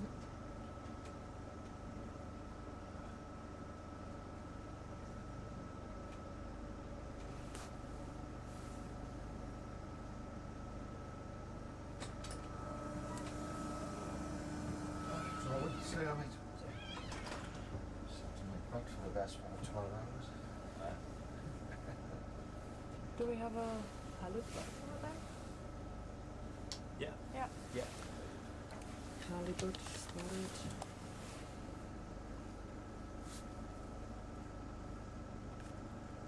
So one of those flat fishes.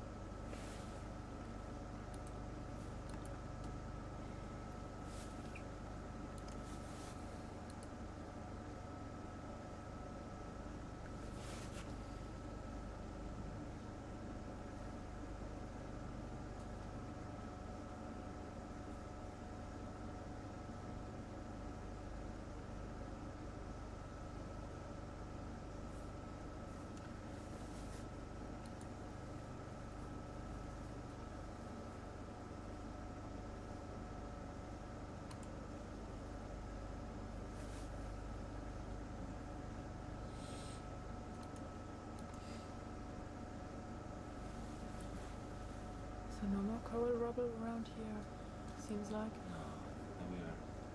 No. But back to foraminifera, I think.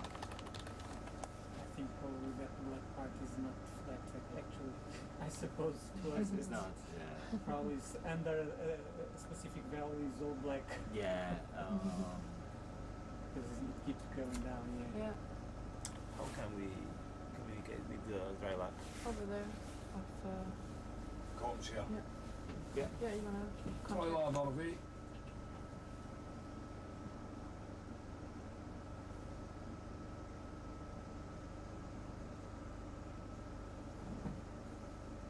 Because it Well, I could be mean, we are about to biological. get to the point, so Yeah. it's okay. It's just keep.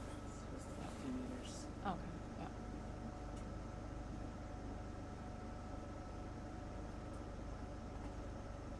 And then we're moving towards the red one, right? Yeah. Yeah. So the red point will be your start then. Mm-hmm.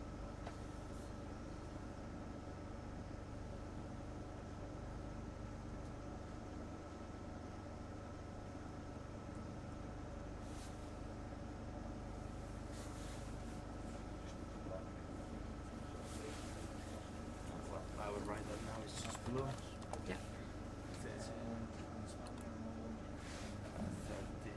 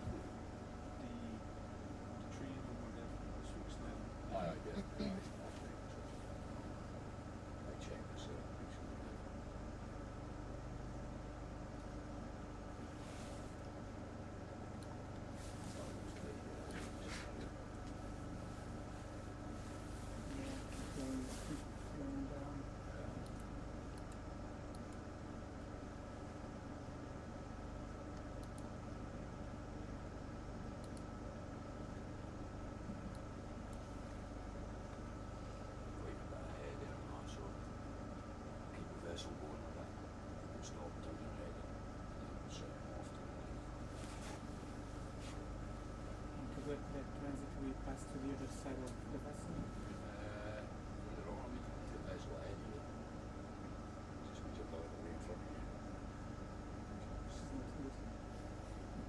It's up There to have it behind, no?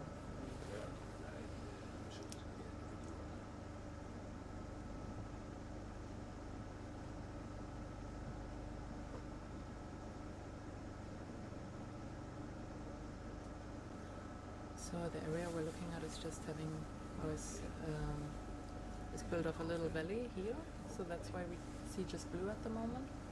But all around us actually are, you can see now part of the seabed again, are elevations of the area, and we're moving to the next one, and then we're able to see sponges again, and trying to look out for the bamboo coral in particular to get a better sense of the extent of this coral garden that is possibly even building a reef here, which would be the first of its kind. And that was first discovered only last year by Norwegian scientists during the Mareano expedition. So that's a collaboration of different So now the idea is to go researchers. to And it's still not so well explored yet, because it's just been so recently discovered, and so that's really interesting to get to know more about how is it built, how dense is it, and what's the community structure around it, because reefs are hotspots for biodiversity, building the habitat, building 3D structures, and so that could be a very very valuable here for also the biodiversity around it. So this is the finish of transect. Yeah. Okay. Mhm. And then goes southwest. 10:37.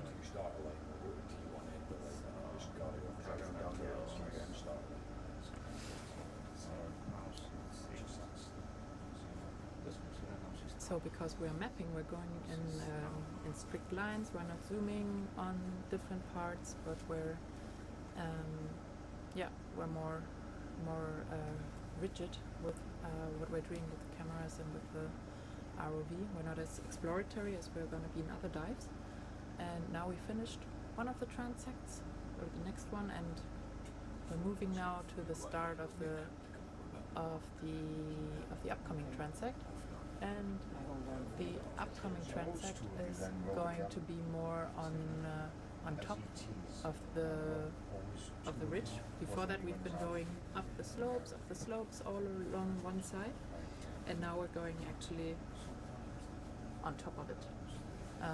And afterwards, we will go up the other sides as well. And that way, we hope to get a good idea about the area here. I will hold on in this position for Julio, is that also? Sorry to bother you while writing. I just Just finished up. Here, I just think I'm seeing interesting sponges. sorry. Are those interesting sponges to you? Or is that even a sponge? This Oh across? yeah, probably those are the ones that we're discussing before. That we have seen Filling these them. Yeah, nets. exactly. So fancy now. Yeah.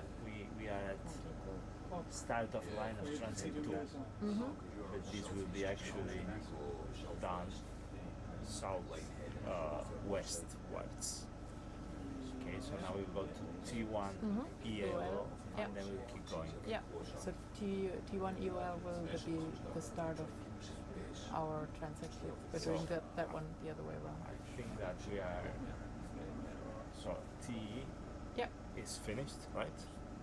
E is finished, right? Yeah. Have you written that down? Yeah, I And now we are. locked. I guess that they are waiting for us to. just waiting for the vessel to come toward us, and then we Then we can start. keep continuing in the best position. Okay. Perfect. Right. Sorry. Go down just now, we'll have the umbilical in front of us. So Yeah. Rough shack, dry lap, rough shack, dry lap. yeah, go ahead.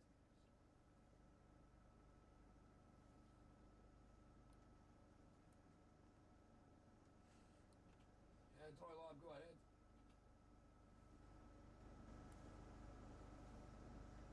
Should we? No. It's on B, is it? Do we want to check what they want? Maybe they are discussing. Oh, yeah. Rough shack, dry lap. Yeah, go ahead. Can you let us know when you have reached end of line for the current transect? Yeah, so that's us end of line. So you're going into blue transect soon? So we're going to carry on down this line to the southwest, so there might be some blue water while we walk over the ridges. But I think we're moving into the blue transect now. Pretty much. So we are not starting. I'll come see you. Thank you. Yep, and with that, cheers. So now we have blue transit. We're just making sure that we it might not be much, don't have any it's kinda misunderstandings sloping here up to the left about there, where so- we're actually starting the next transect. But yeah, which Okay, so we are not starting the transit on T2. So no, it would be a blue transit until the red dot, and then we would start it. Was my understanding. then all this should work. All right.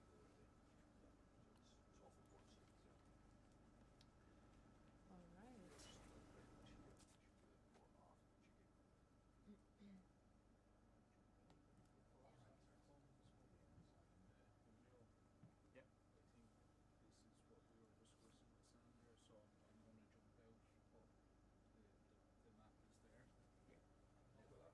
Thank you.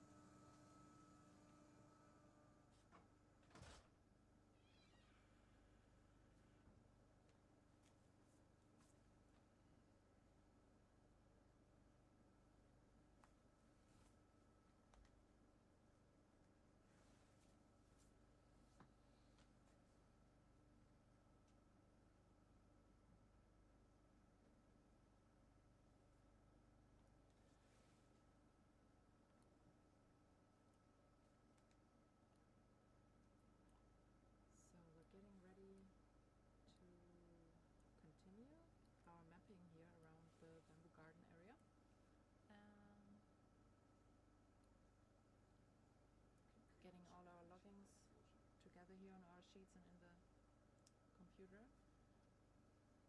And yeah, trying to get a better idea of this whole area. And all this is part actually of a bigger expedition where we're not looking only at this bamboo coral garden, but on seamounts in particular that are along the Mons Ridge here in the mid-Arctic Ocean, and also on hydrothermal vents, so hot springs in the deep sea that are created by underwater volcanoes actually. So the Mons Ridge where we are, it's a very slow spreading ridge. So yeah, it's slowly spreading here along the along this part of the northern Atlantic, in contrast to some fast spreading ridge where there's very high volcanic activity. And for I think quite a long time it was actually thought that there would not be hydrothermal vents at the slow spreading ridge, but that was shown to be not true already. I think somewhere around 2007, when the vent Loki's Castle, which is north of us, was discovered, black smoker area, and yeah, we're so looking both at vent systems, or gonna look at vent systems, and also at seamounts and yeah, underwater mountains, elevations where there are different hotspots of life generated. Yeah, and at the same time, this area is already looked at by industries. For example, also deep sea mining industry is looking into this area, or Norway has opened this area for deep sea mining. So for can we get our mining vessel the deep move seabed for 215 metals, continuous? but luckily this is not going to happen at least until 2029, even though it was supposed to start much earlier. So we hope we have some time now to put actual protection on these areas, at least from Greenpeace. We're very interested in getting this across, and now there's more people coming. Hey! We are What are you here to doing? send you off to the next meal. Yes, I'm wondering why it didn't remind me of changing the tape. Normally it should remind me like 10 minutes. Okay, thank you. Looks a little bit. Blue transects, T1, It's Very strange number there now. We'll figure this out later. Yeah. But should it be like 9 minutes to go? There is, like Sandra mentioned that we are going to start So in yeah, T2. Julio and I am getting ready to be swapped out by Anna Helena and Sergei again. The white spot. And then they're then gonna do continue the to next red, transect. And then continue the yellow line. And we're just coordinating everything also here with the pilots. Yeah. So just bear with us And then for a bit more. So instead of blue transiting, doing Yeah. the proper transects. Yeah. Okay. and now we are going to be able to make what more we are stops doing. and stuff. So we're not going to have an even speed so much as maybe stopping off and looking at things and like a more exploratory dive. So it will not be a strict mapping transect. This will be looking at all the beautiful things and maybe stopping and taking more zooms and stuff like that. So we prefer to stay on the other side. There is sponge that goes on the Do you already want to take over? No, you can. Yeah. It's kind of large. So maybe bring to 0.3 on the speeds. You can take it close up. Yeah. And there is a very tiny one. Hey, Jonathan, if you can increase speed to 0.3. Orange depends on who's looking. You can also take it close up. Over here. So we're going to take some samples. All right, cheers. So if we take the little yellow one, because it's our place, Yeah. we would try to identify that one. And this will be blue transit until we reach. No, we Okay. just do a normal. Okay, good. Yeah, Okay, but because it's still some minutes. The best Or- configuration. should we just change the video? I don't know. Yeah, we This is a can. very strange noise. It's like counting up until 2 hours now. Oh yeah, it's counting up instead Yeah. of counting down. Mhm. Yeah, then let's wait until you have the. But does it add up then with your? Yes. Yeah. Oh yeah. Fish just hanging out around the sponge here. Maybe he's enjoying the filtered water that's coming out of it. Having a shower. Yeah. With very fresh and filtered water, very clean water. Because sponges filter up to, how much was it? 10 to 20,000 liters a day? Yeah. Some Depending on the species, size. yeah, some of the size. Yeah, it's impressive. Clearing out the water from little particles that they're eating. Oh, but up here, I think we have some of these almost like lava to shape Ah. structures, right?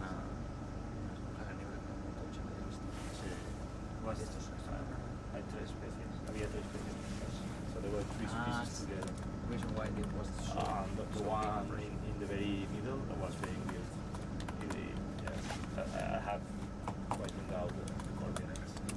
So we have more of these. Yeah, just let you this one. Yeah. Fresh one. Next time, is it a lot of lead in there, or should we bring more? Yeah. Sorry? Yes, we'll just let them. No, in the pencil. Good morning. Ah, let in there. Yes. Yeah, there's a lot. No, there's a lot in here. Pencil cemetery. But here's a lot of Latin. And a lot of lead in the pencil. Lead in the pencil and Yeah, Latin in the book. pen. Everything how it should be.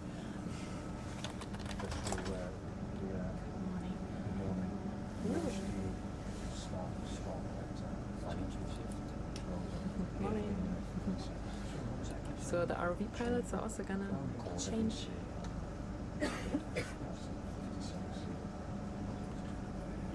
The guys over here had a long shift.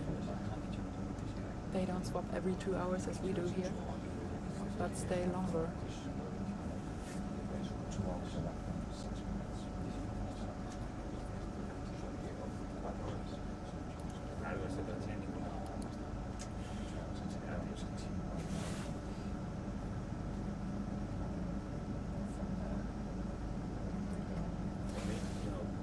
This is quite, I mean, it's not similar to the one in Lisabon, but most of the things we already know what they are, except 3, 4, 5, 6 that appear from time to time, which is this yellow with the little yellow, the thing that grows on top of the speak mat or on the Also the little Yeah, I white want to ones. zoom in on that. They're also, yeah, all along the rocks. No, it's the So same. we have that we try interesting to little collect on the first dive and the balls, sponges supposedly on the rocks, the white ones, that we want to have a closer look at in the future. And also the yellow dots, or sometimes they're even little tubes also on the rocks that we want to have a closer look on. Yeah. Yeah, that if you can collect. That's gonna be different. It will be nice. Okay, Morning as well. there will be more chances for sure. I think we'll stick to I can hear that. close-ups. With those apps. Okay, so Shall we go? yeah, It's 2 minutes. 2 minutes, yeah. It's still 2 minutes. Sorry.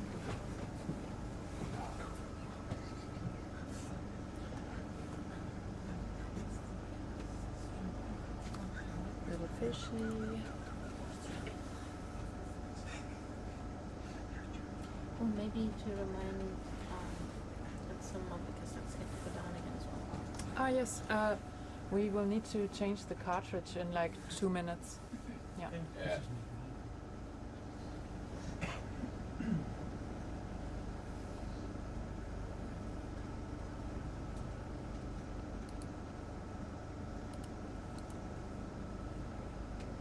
We have also little carnivorous sponges here, no?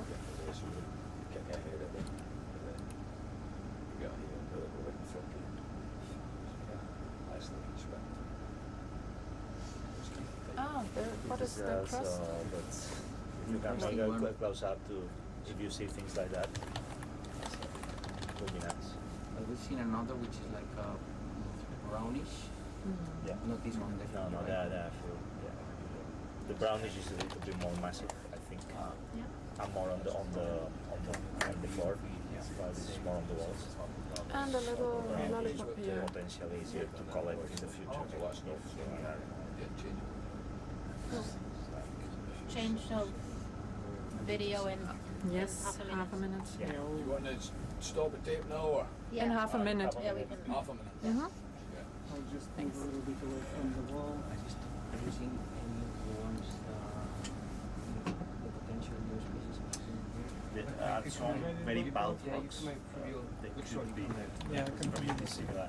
So we won't collect that because they are not loose. Okay. So we are following the direction to.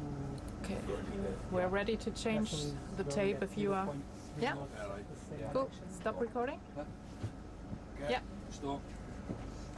To 15. We've got to format the next one, so we have a minute with that. Yes. And then follow these yellow lines. So now it's right again. I don't know what. Yeah. So that it's counting down here on remaining video time and here up. Yeah. Yeah. So we're good. Okay. Looks like Thank you. Then we're handing over. And enjoy your lunch. Oh, is it already Lunchtime. crazy? Andrea just gave some dates, Yeah. That's good. Aye. Okay, see you later. Yeah. See you. Have you been deleting it or formatting it upstairs or something, or this one's 99%? Yeah, Andre just did it. Yeah. Just did it there. Didn't you format it? No, you just put it in. Okay. Or can we call Use this format transect? Let me just wait for the tape. Yeah. We just wait for the tape to start, and then we can. All good. All good. Yeah. Any idea on the name of the transect? Okay, what's the? Is this gonna be like Transect 1. T1. T1? We did already T1. We're here. Okay. So following the transect that we did. Yeah, I see that. That's gonna be. Yeah. Just write Ridge Transect 1.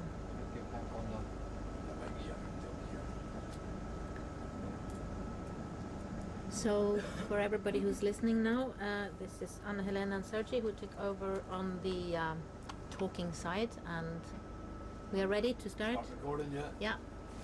Okay, 3, Perfect. 2, 1. Yep. Record. And we are also giving the team of pilots finally their shift so that they can also have some rest. They've been working wonderfully the entire time. We're so pleased with flying with such wonderful gang of people. We're getting a new shift of pilots in here. And what we're going to do now is that we are going to go along the ridge, and we're going to take the possibility to every now and then stop and zoom in on things and look at things. So this is what a lot of you have been asking for, and this is one of the times it comes. We will go back to mapping on the northern side of this ridge after we have done the ridge, and then we will go on another exploratory after that again. So that's the main plan for. That's a long, long part of our day. Yeah. So now you have to be here Yeah. and here a little bit as well.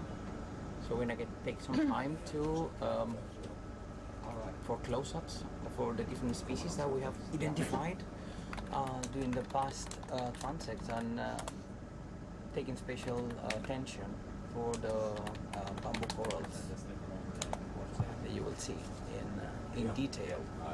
So going back to the summit, the very summit of this mountain, and we will follow edge, I mean this summit.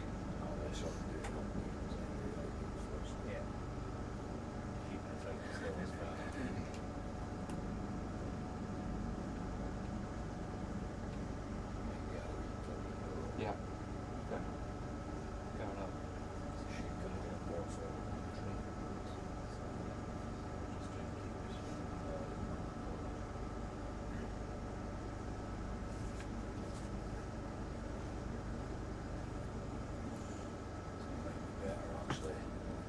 So do you want to maybe look a little bit? Yeah, let's just we only have still, we're not in, probably this is summit, right? The direction. So we're going Should be that south. direction, Yeah, we're doing south west along the ridge, and we see guess that this is there are bamboo coral aggregations with coral rubble under, and yeah, we can go as slow as we want right now. So we're gonna try to find areas with just sediment where we can land the ROV, and areas that are close enough for the samples that we're gonna be studying. And then we can zoom in on things and study and look at things more closely. But we can, yeah, maybe we can even. Well, we have to tell them in advance, right? Yeah, but we can start with the camera and zoom in. Yeah, it's So really this just is the summit? ridge. Yeah. Yeah. We are following the summit Very of summit. the edge of the ridge. And it really has this bamboo coral all along. So what we are doing now, what we are doing now is that we are following quite close to that transect that the Mareano project followed in October last year. And since they had to do a very strict transect like we have been doing until now today, we are going to do possibility of slowing down and zooming in, so we can even zoom a little bit here and look at things, right?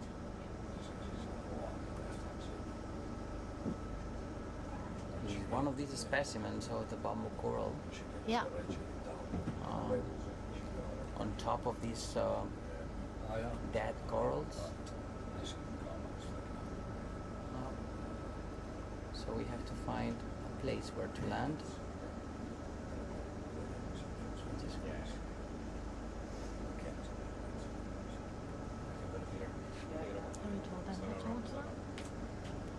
I think this area is just too close to the. Yeah. I would wait for a while. Do you think we could land here? Or maybe just hover and look. Is it possible to hover a little bit so we can zoom in on things? No problem, yeah.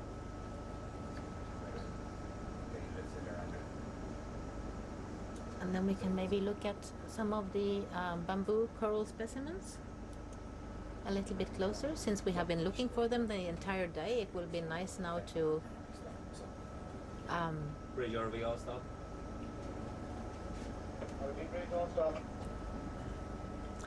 it would be nice to have a closer look and look at the also the community of what everything is here. Oh. Yeah, we need to wait until the RV stops. Yeah. We can look at those. Potentially, yeah, those ones.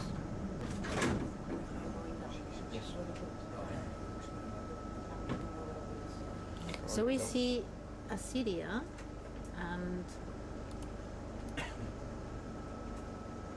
bamboo corals and the Just focus on those. Rosellidae, the vase sponges, and this biological matrix that they're all building. We think the main structure of this. Turn off the lasers, please. What's that, Sergey? Turn off the lasers. lasers off. Thank you. So we see that this substrate that the bamboo corals are standing on seem to be of older, dead, the brown bamboo corals together with mixed in all sorts of biological dead things. You see the polyps, so these These are pinkish the stuff that you see on the axis of this white axis. This is actually the polyps. and that's the feeding and reproducing part of the corals.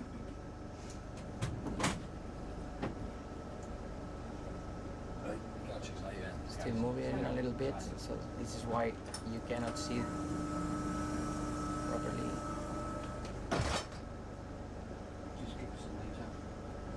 Yeah, when we are getting closer down to the seafloor, we will also get a little bit of the seafloor coming up to us. Yeah. So we just have to wait for this cloud to land to see super properly. But this is nice. We can zoom in on all of these things, Yeah. right? Finally. After several hours of flying over them and mapping them in general, it's nice to see them close up.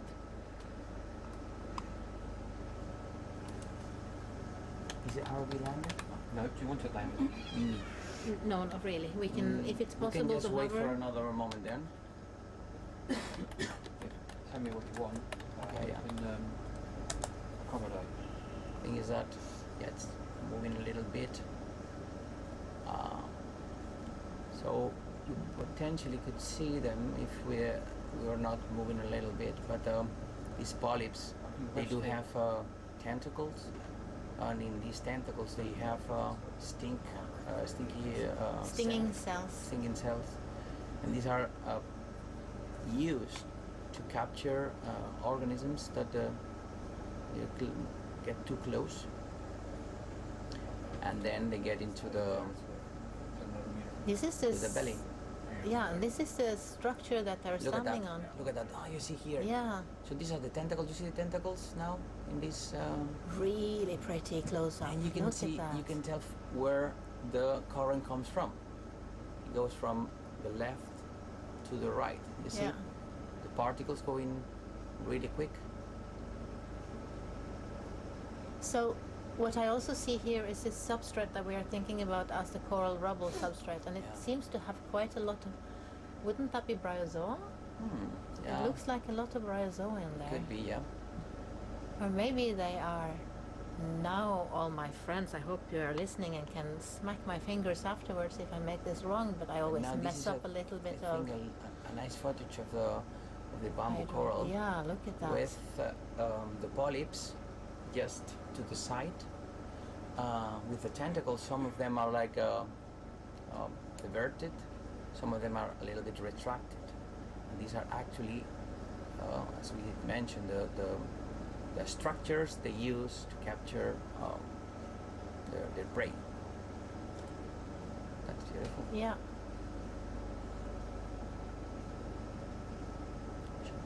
I'm just trying to make it slightly less burnout, but this iris doesn't really work, does it? And there are some acidia, the brown acidia there. Yeah. So they're sitting in the same reef and filtering like crazy, just like the bamboo corals themselves and the potential bryozoa. Yeah. So this rubble of dead coral is not dead at all. It's, Well, they're not. harbors Yes, they're making a different live. species. Yeah, but it's they're not anymore having polyps. Yeah. Eating and reproducing. So in that way, these dead brown sticks are actually old and then dead bamboo corals. Yeah. But within this structure, we can see. So much life. Yeah. So much life. This Now is that we are wonderful. able to make these close-ups, Yeah. we can be certain that there is plenty of life, different organisms, acidians, some small sponges, bryozoans, probably some eggs of skates that we've seen during the dives. Yeah. Yeah. So, what are these larger orange things on the left side there? Do you think that they are also polyps on the? So they are.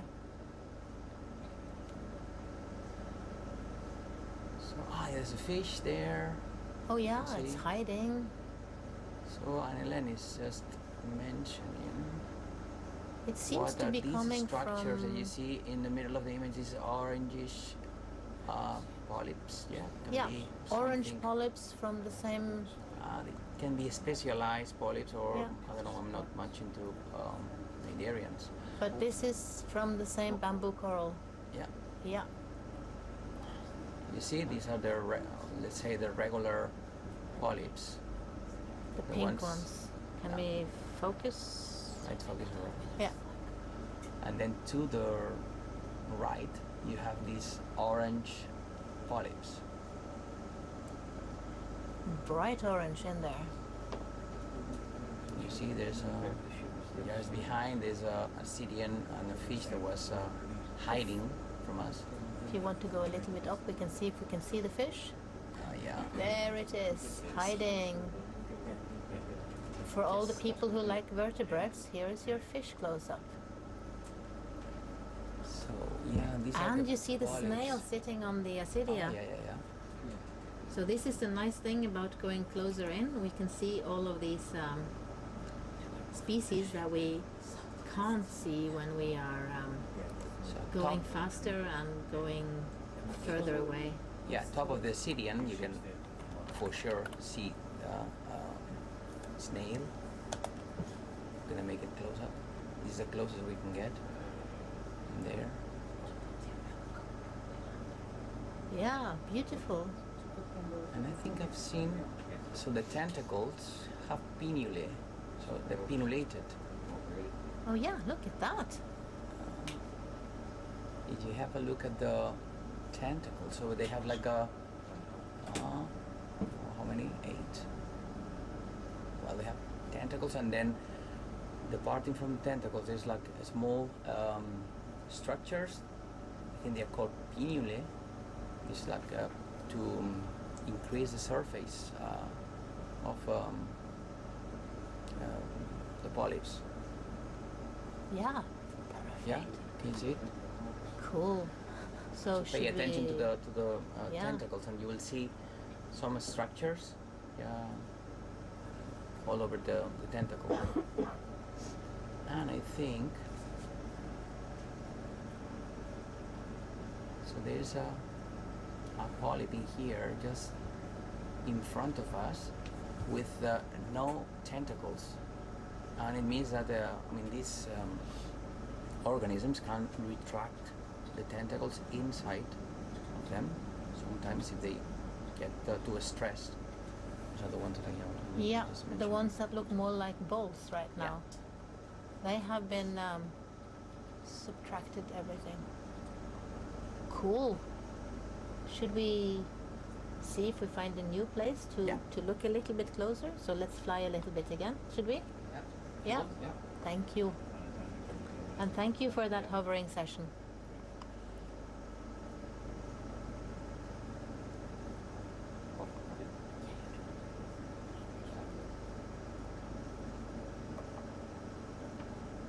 Oops. Maybe.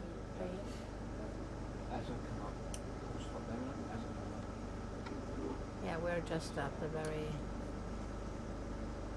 We are, so the picture is a little bit over white because we are light. We have to use quite strong lights to see anything down here, because remember, everything is dark before we bring down the lights from the RV. So a lot of the animals, like the bamboo corals, are quite white, and then they will reflect a lot of our light. And they look a little bit over light when we are coming with our lights on them. You know, it's not possible to land in here. No, it's too small. Remember the size of the RV Yeah. now? It was 1.8 times 3 Yeah. in the base, right? We have learned something about Holly today as well. So you can see now here, it's a bunch of bamboo coral specimens, these colonies, fully covered by these yeah, polyps. and standing together with Acidia quite Yeah. often, I see. And now behind there we can also see some of the Rosellida. The I have already forgotten the name we learned. Oh, it, Chaudinia. Chaudinia. Rosa. How about we land in here and we try to get some from here? Is it? Let's fly a little bit more before we start. So we're trying to find a place where to land the ROV without disturbing much of the reef. We're gonna take some time to find the right spot. Yeah, and on that way we can look at lots of things together. I think now it's the possible time to zoom in a little bit on some of these sponges that we have talked about the entire night and day. Guys, we can come to port and you can square up your camera so you don't have the manipulator in it. Yeah, Yeah. So just, that would be great. The thing is that we're facing to the. yeah, we can turn. Yeah, they can turn into. Yeah, that would be great. Better image. Yeah, that would be wonderful. Thank you. So, is that one of the spaghetti things on right next to the manipulator? Yeah, that was The one of those. Lisodendorix? Lisodendorix complicata. So we have all of these nicknames on most of the sponges, but of course we want to learn the Latin names as well. So we're going to continue practicing the Latin names. Right now, the two large white sponges that looks like vases that we are looking at. These ones that you have in here with they are crinoids on top. with the crinoids on top. They are the Tilt it a little bit like this. So they are the Rosellida. Yeah. Rosellida. With the crinoids sitting on the top. yeah. We are repositioning the ROV a little bit so that we should get a better view of the hill. Okay, we'll find some other specimens to look at.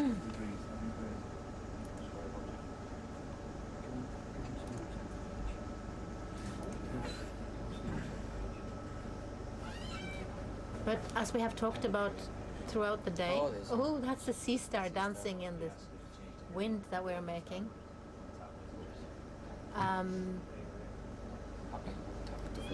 But we see the variety of animals, of species that are living here are a lot higher than further down the slope when we had more just sponges or just one group of sponges. Here is several groups of sponges, and now Sergei is zooming in on a crinoid together with a rosellid, a Rosellida. Yeah, you see?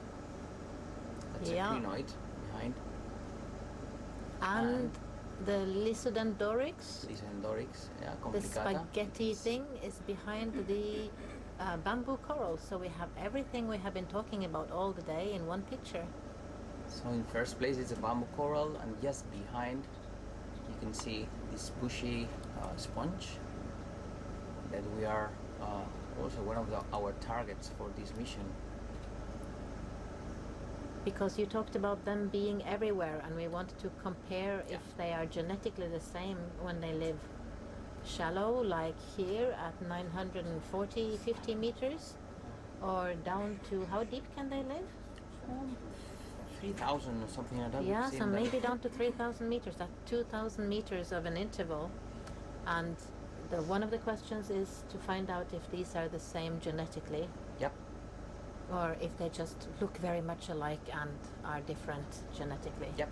Trying to find how isolated or connected populations of these species are among the different seamounts that we're going to be visiting during this Greenpeace cruise. Because of course that's also a big thing, right? If you Yeah. are living on one spot, you might not have contact with your congeners on another seamount, and then after a while you can become genetically isolated. Yeah, and especially with this species, this species is a hermaphroditic species, and it broods their larvae. Ooh. So it means that potentially they have like a limited dispersal ability. So it means that could potentially be like restricted genetically to depths, to certain depths. They sound like my amphipod that also brood their Oh, really? young and carry them around. So we have the amphipod equivalent of the sponges. Mm-hmm. We can be friends there, my friend.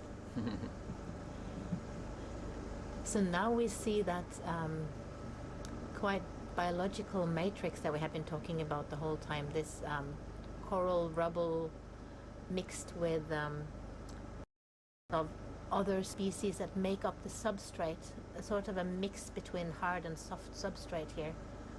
And are these the carnivorous Yeah, sponges we have heard that's- about? I didn't want to say. It was you saying that this is like a carnivorous sponge. Well, we have talked about them the entire day. Yeah, So because carnivorous there's plenty sponges. of carnivorous sponges in here. So these are these small structures that you see with little branches. Can we zoom in on them? Yeah, it's a little bit too bright. No, but yeah, you can see it. Yeah. So there must The be several ones in the species middle. here, right? Or are they Yeah. all the same? Julio said that at least, Julian Paco said that at least 3 species, but you can also spot this Germesia Garsemia. soft corals. These pinkish black corals that you see, soft corals that you see right to the Yeah, right of the sponge. sponges. To the And in the carnivorous sponge. background there we see some bamboo coral still. So this is still the bamboo coral area. And as we mentioned before for the bamboo coral, you can see here the polyps. We haven't seen it through the transect before because we didn't got that far and that close to these specimens.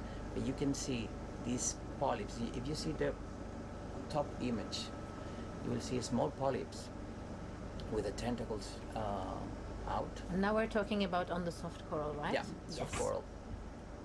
You can see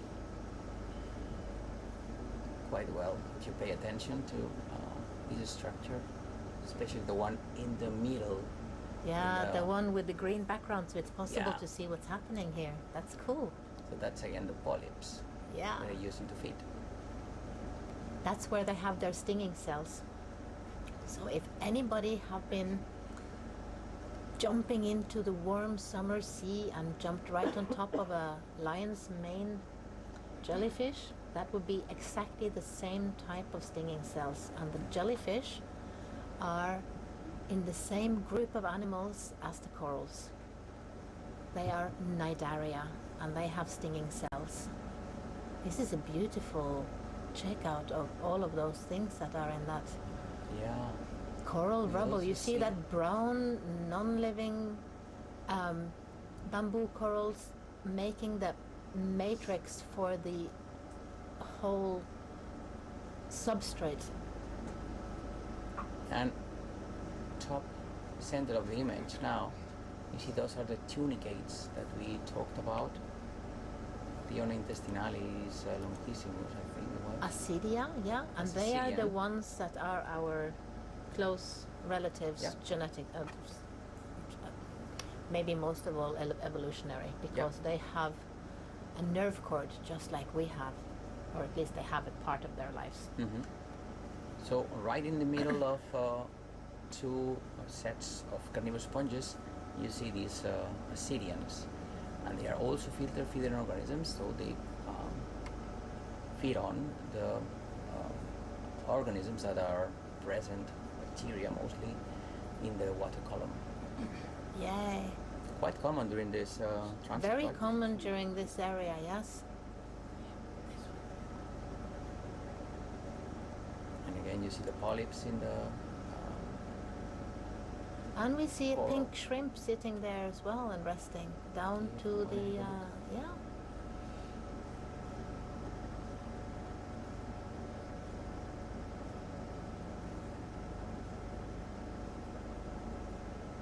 I always point out the crustaceans because I am the crustacean girl, where Sergi is our sponge man. You see now Yeah. the shrimp in the middle of the image. This red shrimp. Sitting there with its tail up, and I think maybe being slightly pregnant because we can see the orange eggs up by the head there. Oh, really? Yeah. Shrimp are kind of famous because they change from being male when they're young to being female when they're older.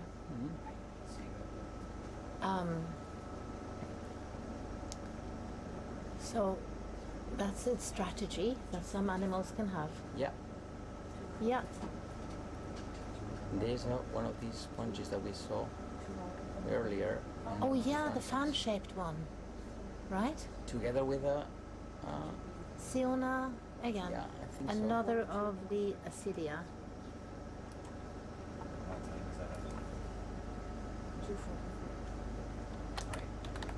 So you see on the right hand side we have this fan-shaped sponge. On the left hand side these Ascidians with two openings. One opening where the water gets into the animal, then it gets filtered thanks to a mucus that it produces. And then it Water goes out. gets cleaned, and then it goes out from the other. So they have a opening. direction. They're in one place, out the other place. Yeah. Just like you and me. Okay, here. cool. So this is not dead. This area, this. The area is definitely not dead, and the habitat is teeming with life, even though the substrate is based on old and dead corals. This is very, very, very much alive. Yes. Should we try we're to gonna move on a continue. little bit? Yeah.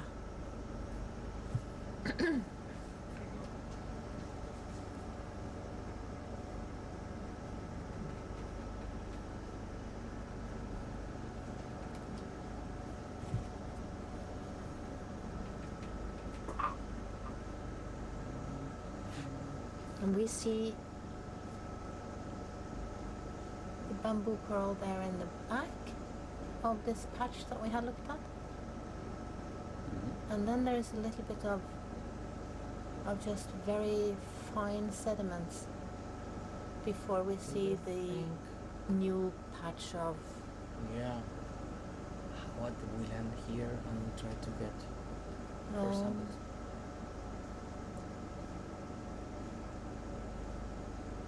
No? I think it's the safest place we've so far. I don't think it's very deep though. There's plenty of room here. We could potentially sit here or here. We can reach. Do you think it's possible to land here, or would we land on top of a lot of the things? We'll have a look. Yeah. We're trying to find. Is it just a view or to sample? Because We- just a view. If If we it's- go down, we can't get our arms out. Oh yes, then maybe we go further. Yeah. Right, we won't land there. It's too small, too steep Yeah. on the side. To It's sample. too steep to land. Okay, then we continue. Yeah, we'll find another spot.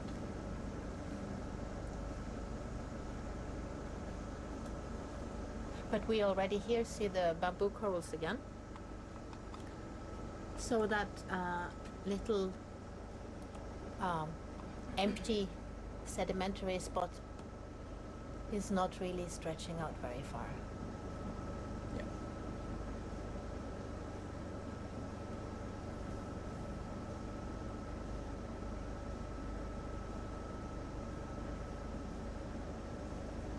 Another fun-shaped sponge in there. You can see in the the middle of the. No, that's Syrian. Sorry. Yeah. But we see a few of the living bamboo corals and then quite a lot of this coral rubble. And there's a fish down there. yeah, and some sponges here and there. So, oh, and quite a lot of basidia actually. Look at the fish. This roundish stuff in there, just in front of it. What is are the sponges, so probably. small white round sponges? Probably, yeah. And some soft corals again, in between all of the bamboos. Look at the crinoid here. Yeah, at the very bottom. Oh yeah, you can also see it's the feet that it's using to hold on. Yeah. That's a really nice There's picture. another one here. Yeah. Lovely. And they're beautiful. They are so, I don't know, they have so many arms and they can dance with them all coordinated. So they're able to kind of swim also, yeah, just to get the right spot. And there is another one sitting on top of Rosalida in the background there. As we've seen during the entire night and day, they enjoy sitting a little bit up in the water and getting more food. Oh, here is a whole crinoid garden. Where's the fish again?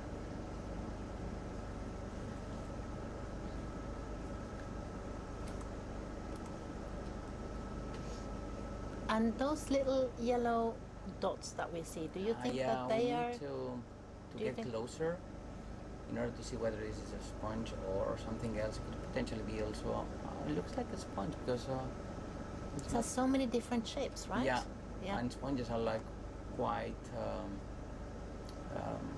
they can get different forms in some cases.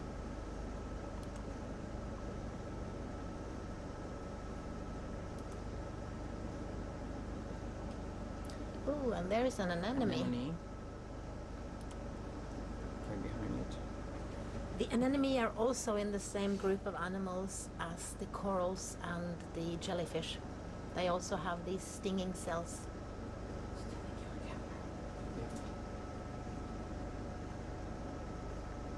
And I should say, I hope none of you have actually landed on that lion's mane because that's quite painful. So I hope you have all gone through your swimming sessions until now without having that experience.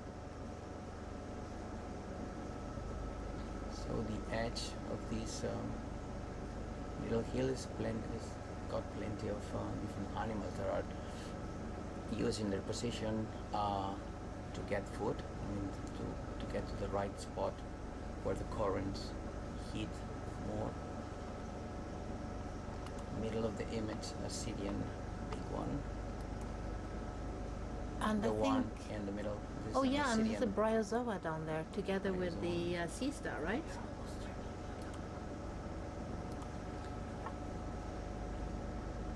Bryozoans or moss animals are also really crazy, beautiful, very interesting and quite difficult animals. But we should again remind you all that all we see now, even though it looks like a garden, and sometimes we use the word garden to describe this beautiful collection of bamboo corals and sponges and crinoids and everything, it looks like a garden, then it's all animals. These are animals and not plants. There's another fish there.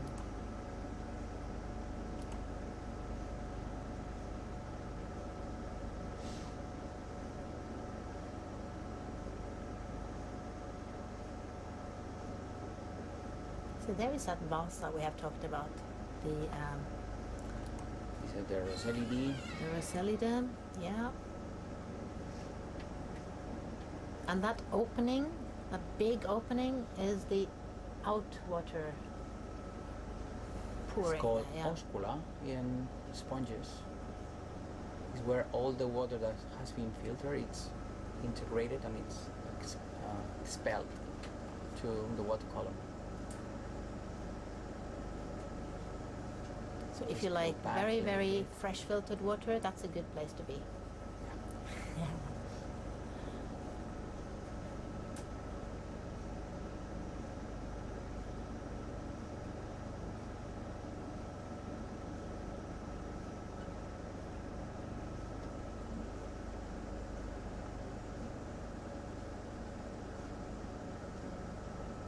Yeah, let's make some close-ups of these again, the bamboo coral. And We've been the talking coral about ruby. for ages.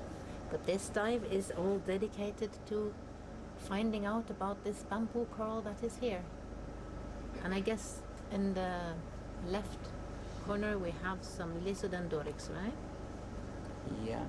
We found some. Ah, this is still Cordilla. A bit more to start with because the hills to the start. Oh yeah, the lollipop.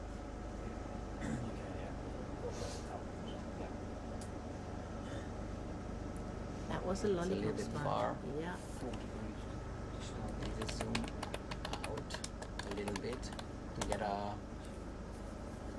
more the impression of what we're going through. So yeah, the idea is we find a place now where to land smoothly and Without- we try to collect Without some being on top of the corals is the big plan. how about this area at the very end. You think this area down there with the sediment is going to be a right spot? I will have a look. What do you think? Yeah. And I trust the pilots. If they say this is smart, then this might be smart. They know their machine. So we're going to find a place to try to sit down without smothering anything. So which angle do you want to look at? Yeah, what direction? We wanted to see some. Probably this one, right? Yeah. So But you want the RV to face this way? Yeah. yeah. So Okay. yeah. We're in line. I'll do that here.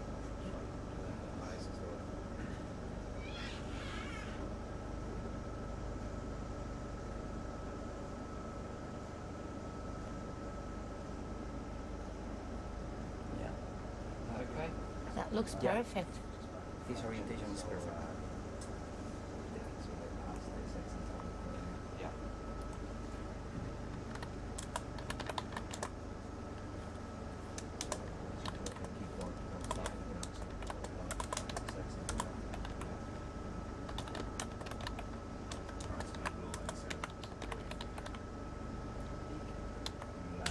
Rock Shack Bridge, remember to bring in the fisheye camera if you're doing sampling. Okay, copy that.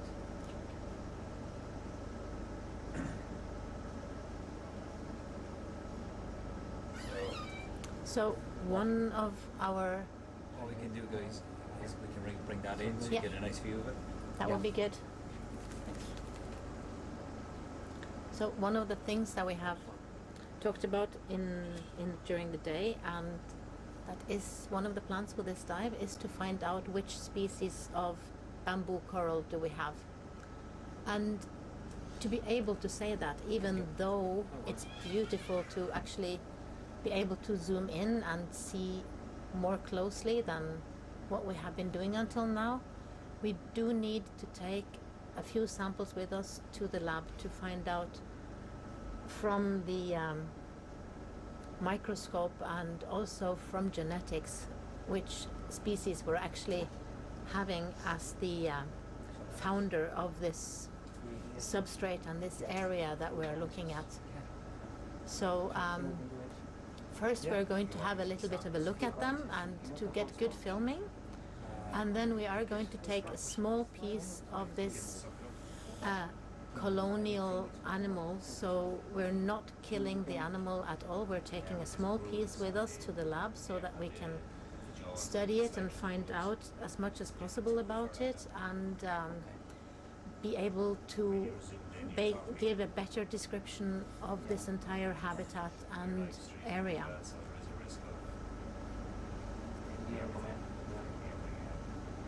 So what we're seeing here, in addition to seeing the bamboo coral, that is the main focus of this view, I say, we also see some soft corals in the background, the white ones here, and then we see some bryozoa inside the matrix that is the substrate that is made of old, dead, the brown long lines you see there, the not anymore living bamboo corals. And that is most probably because this is a very old place, so this is not something bad has happened to the coral, it's just that time has passed, and after a while most animals die. I don't think we know of any animal that don't die of old age. So the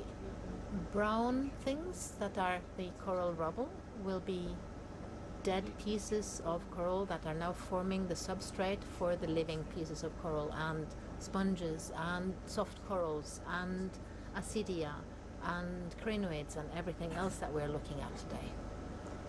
Yeah. So I don't know if we can do sampling now. No? Because potentially yes, do it later. Yeah, we don't need to do the sampling now, but we do need to bring a few small pieces of coral with us from this day. These are all too small. We'll have to take a stem. Yeah.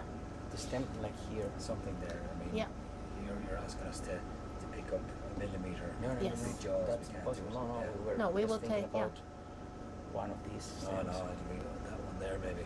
Okay. You'd have to take quite a bit so its jaws can hold it. Yeah. I think we can try. We can try, yeah. Can we try? Yeah, What do I you think? think we are going to try to do as little as the ROV can take. And remember, when we talked about the ROV earlier, this is a large machine. So you cannot ask a large machine to pick up a sewing thread. It needs to be a stem, but we will do as little as possible from this. Can we put it in the... Which box would be easiest for you to open? Then we do it in the port box. So you're gonna see in a minute the arm of the ROV, and I'll come closer. We need to get the same to the idea of what we're doing. So this arm is gonna be just getting close to the specimen, and we're gonna try to get small piece. And this is very, very picking out just a small point of one colonial species. So this is all, this whole thing is the same genetical as well. So we're taking one piece of this to compare genetically to other bamboo corals, and possibly to bamboo corals from other places in this area, to see, just like we talked about with the Lysodendrorix, if they are genetically isolated in the different places, or if they are all getting genes from each other so that they are exactly the same species.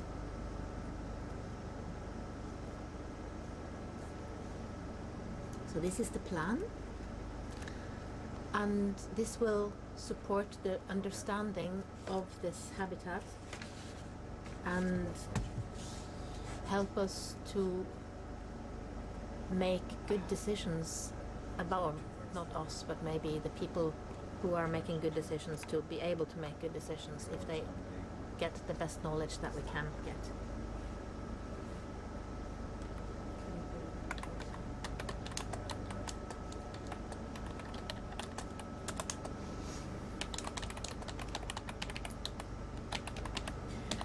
I should also say, like I did earlier, that all the coral sampling that we are going to do is going to be very little, and it has all been pre-approved before we went out on this cruise.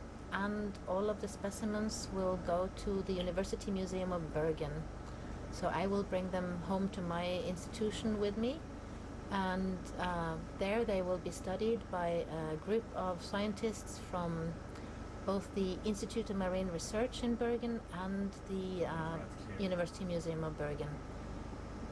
Together, of course, with our international colleagues who are also good scientists on corals. So this is in planning together with the scientists that discovered this area last October, the people from the Mareano project in the Institute of Marine Research.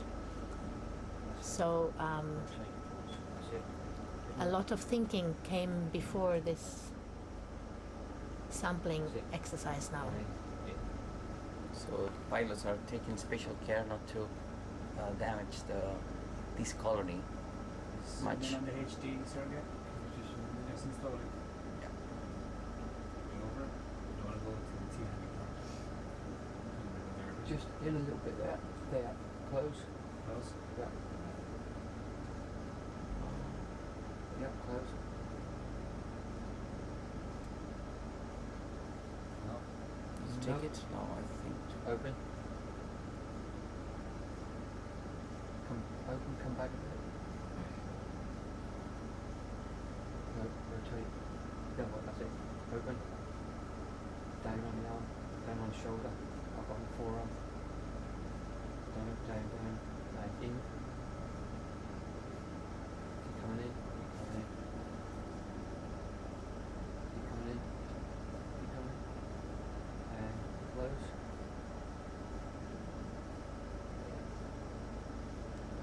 Can you turn? Yes, That's good. that's a nice, thank you. That's a perfect piece for us. Awesome. So as you can see, Now few we just branches. need to put it in the, No more than that. yeah. You have one Suffering. piece. Oh my God. Water on the train. Slowly open.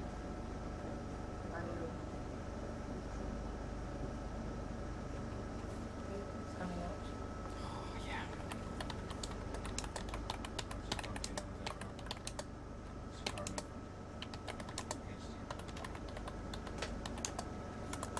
Oops, stop.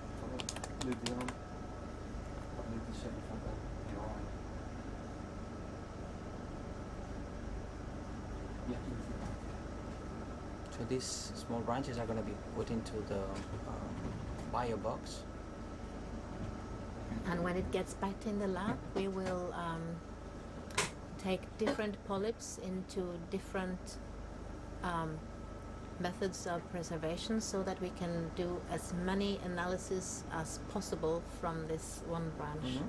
We will put it into both This is DB1. BB1. So we have a code for the different partitions of the bio box, and this one is going to be placed in DB1, which is the closest to the arm, so that we can identify later which specimen belongs to the Which different casts. yeah. that we had. So we know now the exact location we have sampled, and we know exactly which specimen. Shoulder down, arm out. Hopefully it's going to go down. Yeah. Lift up. Is it floating? That's the question. I hope it is not floating. Fingers crossed. Hang on. Look. Swing the arm round. That's it. Yeah. It's not Going floating. down, yes. Yeah. It's in. Can you place it a little bit? No, it's coming down by Oh, yeah. itself. Let's not play more. See, when we're moving it in, that's perfect. Thank you Amazing so job. much. Thank you. Thank you, buddy. Thank you, guys. So that is our first sample of bamboo coral. Yeah. And so, as we said, it's going to be both looked at morphologically, as we call it, when we look at how it looks, how the polyps look, how the skeleton looks, all of these things we can look at with a microscope, but we're also going to look at the genetics. Yeah, and very important, the compare it. genetics. Yes. It's going to give us a clue of how related these species is with other ones. And these combined with the morphological analysis, we'll end up with a name. Yeah. Maybe a name of a already described species, or possibly Who knows? species. Yes, because these bamboo corals from the deep, we don't know that much about. For sync of the camera, just push button on one. And this combination of looking at morphology and genetics is what we call integrative taxonomy. So we get all of the different information we can, and we put it all together as the best information available about a species. So do you want to zoom in on more things? Can you zoom in on it and look at it? Yeah. So there's one thing that we can go into more detail. It is this small yellowish orangey stuff in here, which we believe it's a sponge. It's been present all the time. The little I orange. still believe it's a sponge. We could potentially take it and study it and Yeah, because we could take it together with the rubble, and then Yeah. we could also date the rubble. that would be awesome. Yeah, because one of the things we also want to do is to find out how long has this patch been here, right? And for that we need to look at the dead animals, this dead brown Yeah. rubble together, and then we can have a sample from This bit here. yeah, and that can go into the same bio box. Same ball box. Same ball box. Then Gonna we sample will again? yeah, so we are going to sample also a little bit of the dead coral. Yellow thing? Yeah, yellow thing. Yeah. Yellow on the branch. And the branch around, yeah. So, when it comes to this, this looks like quite. Can it be on the same drawer? Yes, it can be. It would be lovely to be in the same drawer. Thank you. So this is something really challenging for our pilots. Yes, But yeah, they are we believe probably they going to be will very go. frustrated with us after this picking, but we have the best people to help us with picking this up. So again, the arm in position. I'm gonna get a close up as the arm Yeah. gets closer to. And you can, sample. if you have to do a few of these dead strings, then that's okay. Because look at the size of that arm, and it has a lot Yeah. of power in it. He's got some polyps from the previous Yeah, sample. it's good that it goes into the same box then. If you get a few branches, it's like there's no problem. Actually, Yeah, that would be be better, right? Yeah.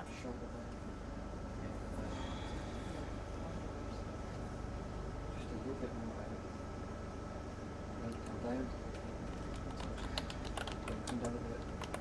When you close the jaws. That's it. Close the jaws. Mm. That's Don't perfect. get too close to the sponge, if possible. Yeah, but that's perfect. It's behind the sponge. Oh yeah, He knows what he's doing. absolutely. Now the question is how brittle this dead coral is. If it will all fall apart or not.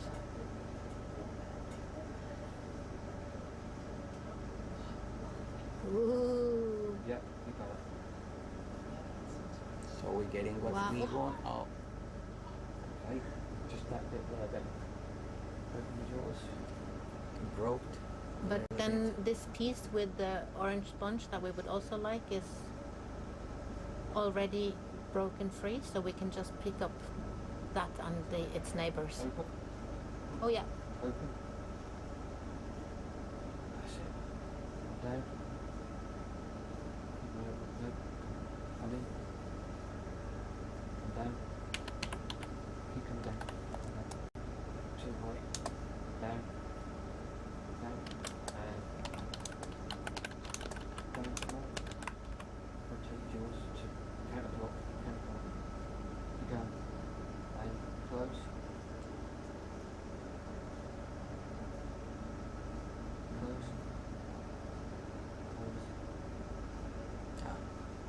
They're very brittle.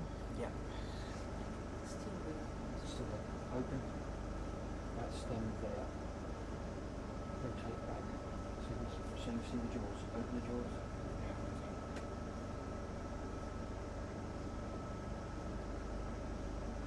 Rotate.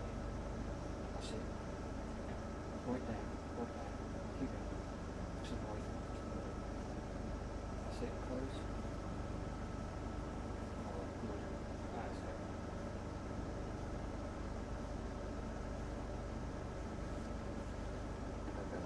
Wow. So let's hope it's not falling down.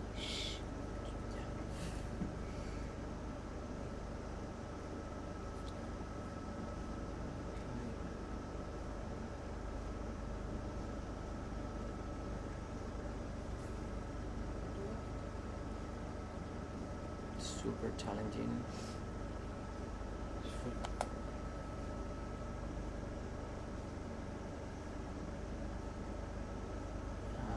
Piles are going to be putting it within the previous cast. So Yes. maybe do something here. No, same one, the first one. Yeah. Right? Yeah, this one. Same one. Same one. The Yeah. same Back one. after, isn't it? Yep. That's gone in there. In the Just see front. it. Just see it there. So where do you want to put it? In this one. And In the same one, front. the one filled with the Yes, that one. That one. Yeah. So we have the dead coral. So for the listeners, what this we we are suppose is, putting it in the same box because it is a sample from the same place. So we want to put the sample with the geographic location we have been doing. Oh, it's still hanging on. There. Oh, maybe no, it's still hanging. Oh. What you've got to try and do is open the jaws and rest it in the middle there and no, still there. Come between the two. Get the aluminium between the jaws. Yeah, scrape. So we're all sitting here in the shack holding our breath because this is so exciting. Left side.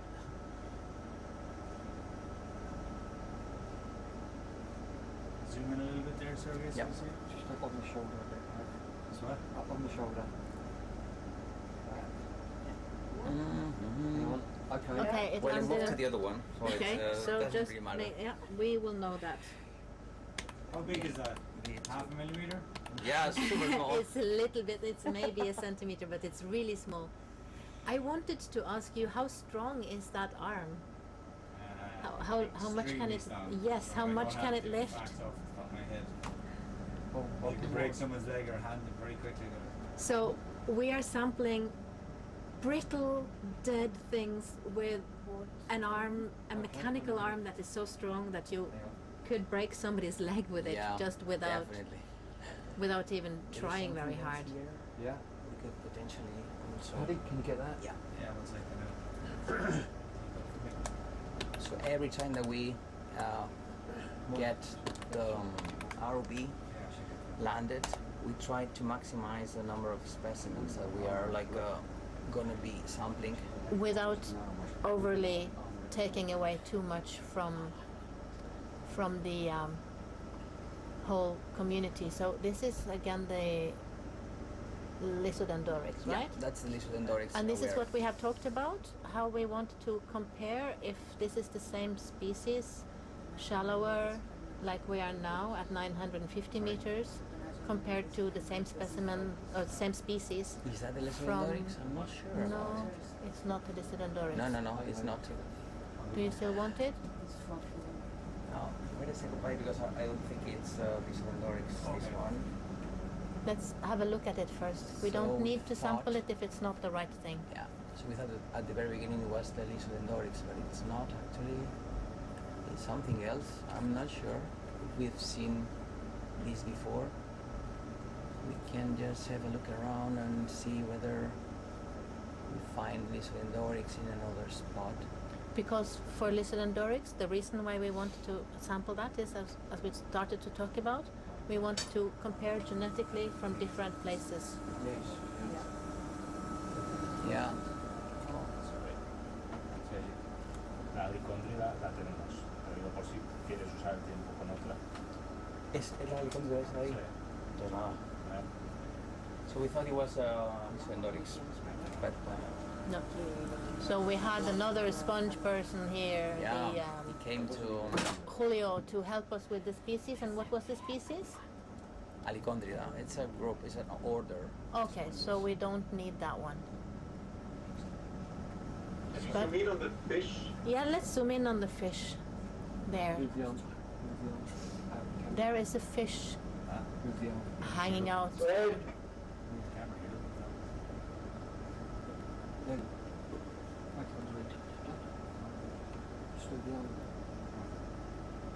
And what is he doing? He is eating.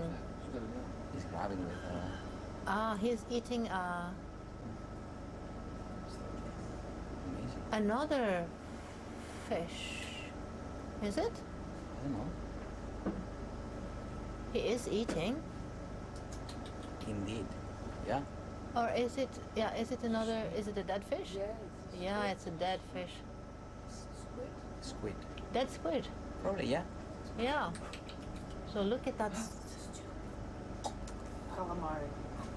Yeah. It's lunchtime. Ooh.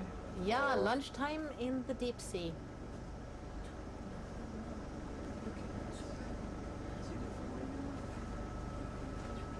So we were saying before that these habitats plenty of filter-feeded organisms, and there's a few predators on. This is an example of these predators here. Although the squid seems to be dead for a while, right? Yes, it's not alive 2 seconds ago. No.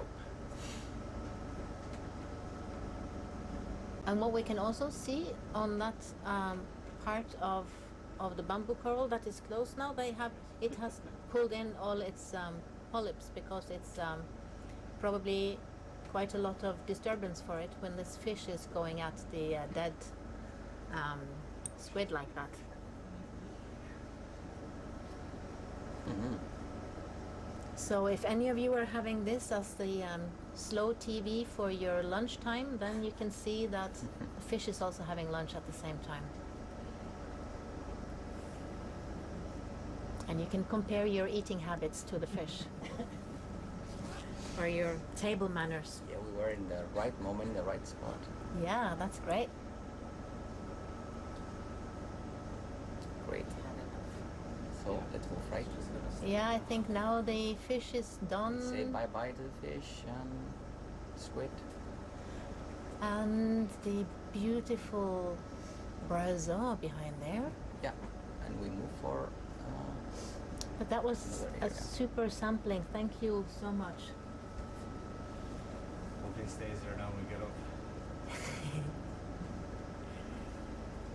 So you want to move on, guys, or Yeah. are you more looking? No, let's move Yeah, and see, another spot. slowly bumble along So and we'll see move if back to the we. southwest. Yes. We turned our head that time. Yes. Okay. And we continue along that transect. No, we're going to move. See, we're just at the start of the. Yeah. So we can move a little bit before it was tight.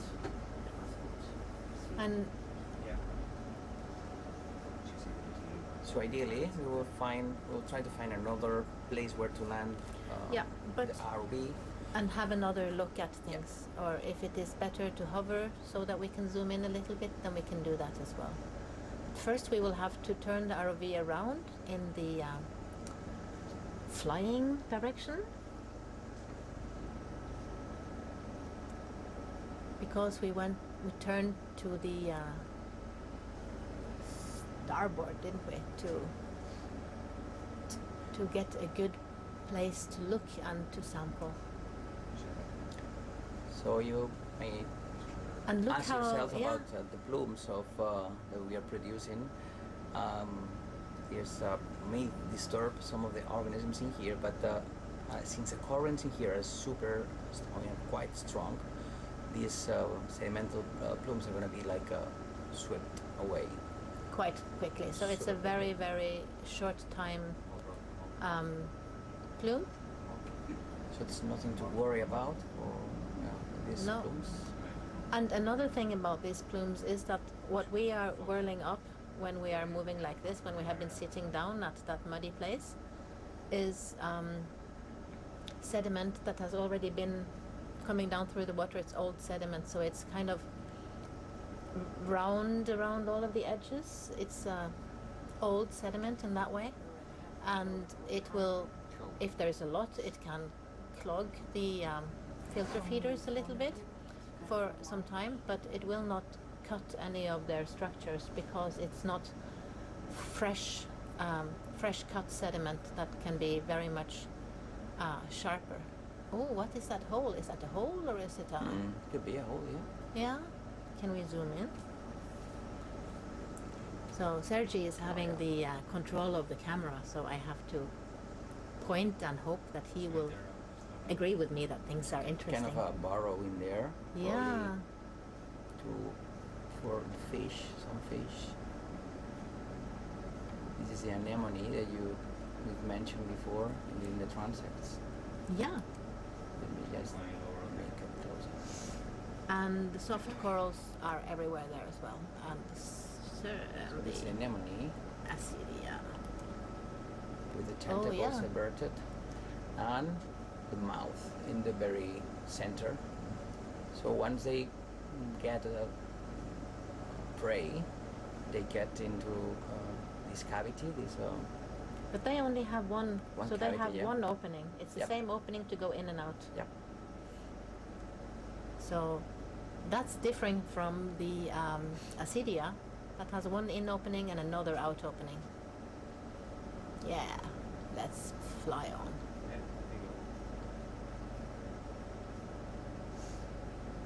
So we're gonna continue with the transect. And we see what we get. Yeah, see, we have these bamboo corals the entire way.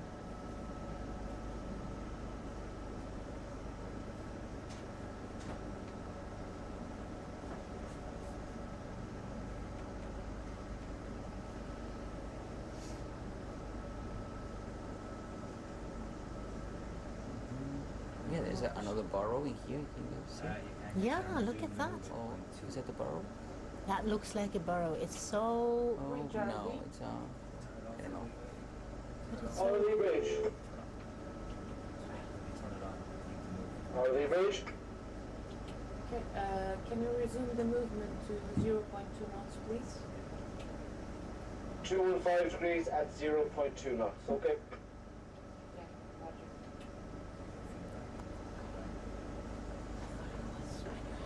So another thing about RV bridge, on the move. doing this kind of Okay, thank you. very slow movement with the ROV along a transect is that we need the ship to be able to position itself more or less over us the entire time, and that takes dynamic positioning Yeah.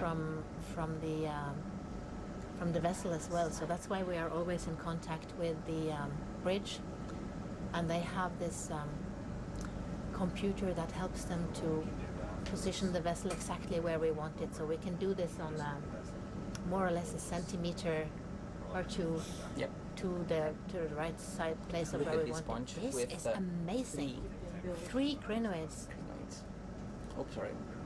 So it's two. We are still learning how to pan and tilt the camera, so we are beginners, not like the professionals that Yeah. are driving or flying the ROV. We are sitting here trying to not destroy everything that they are doing. So we've seen a bunch of these crinoids in the past transects. But normally there is just one on Just each one, yeah. sponge, and this sponge is host to all of them. And this is one of the sponges that is more common in this area. Not Yeah, just in this that area, was but, the in other Rosellida, areas. right? Yeah, this Rosellida. Rosellida together with crinoids Beautiful. and bamboo corals on the side. And since we're at it, bryozoans down at the bottom of the bamboo corals. think we can move. Yeah, let's move. There are a lot of these little yellow dots that we sampled a little Yeah. bit of already, so Yeah. we're going to find out what those yellow dots are. Paco and Julio will tell us later. Yes, but Or soon. not during this dive because we are still bringing that sample with us. So you have to have a little bit of patience. Just open a little bit the image, zoom out to see what we get ahead.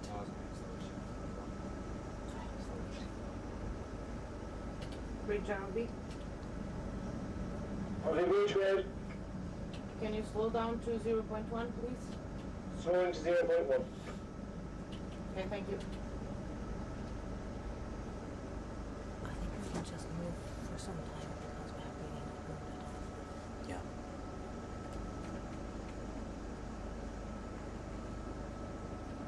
There is another of the sponges with 3 on them. Maybe Yeah. it's On the left, you see. do you think it's a fashion statement? Mm. To sort of, if you're a sponge, to get decorated with several crinoids? Could be. Yeah? Like the ladies to go to Ascot with a big hat, then the sponges are standing here at the ridge with a big crinoid hat? Maybe. Do you think I'm doing too much of it now? Yeah, I'm probably yes. I'm through more making them human, and they're not. They're sponges. So as you can see, there's a quite dense bamboo coral in here, living Yeah. one. In the very middle, the brown stuff that you see in the middle is the remainings of dead corals, dead bamboo corals in here. And yeah, there's some areas devoid of these corals, as you can see here in the middle. Yeah, but it's quite interesting that there is sort of linear stretches that are following the ridge of the live Mhm. of the live corals. So anything that goes a little bit less exposed is not covered by these organisms. So they try to be in the edges of what's most exposed, so that to get advantage on the currents and maximize the uptake of food that they take from the water. Red RV, Can we now move at 0.2, please? increasing to 0.2. Okay, thank you.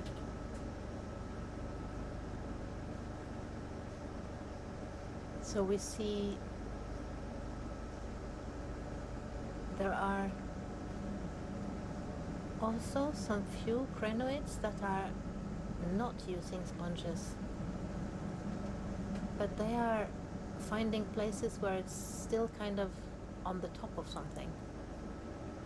So it seems to be very much trying to sit up on things if you are a crinoid here. And we see, or almost see, all of these Acidia, the Siona, the very see-through ones.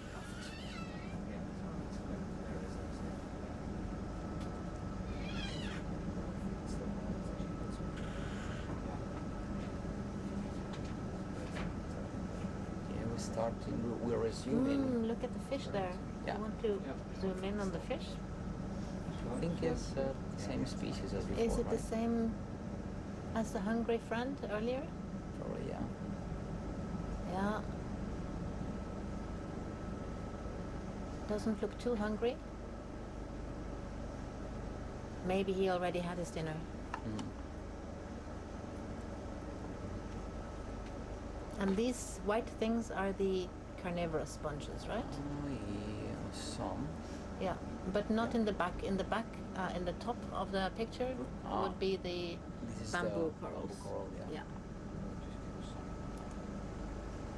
This is something that we haven't seen in a while. Oh, yeah. Now we come back to my So- understanding of Italian food and sponges. Asconema foliatum. The exactinellid. It is another of those sponges that are all made of glass. right? Not as common as the other one, as the Rosellidi, but this one is, yeah, Can we slow down to find it from 0.1? time to time. 0.1, please. There's another one in the middle of the image, I think, smaller one. Yeah. Now you can spot it And just below the crinoid. crinoids and lots of soft corals around it.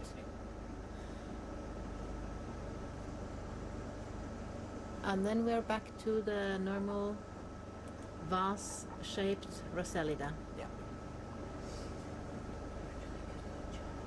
In among all of this coral rubble that are making a structure of everything. And that red thing that is swimming there, that's definitely an amphipod. Mm-hmm. That's a scavenging amphipod looking for dead things to eat. That's another And fish. that's another fish. It's not dead.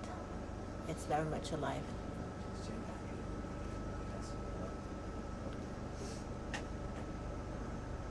And another fish there, hiding in between the bamboo corals.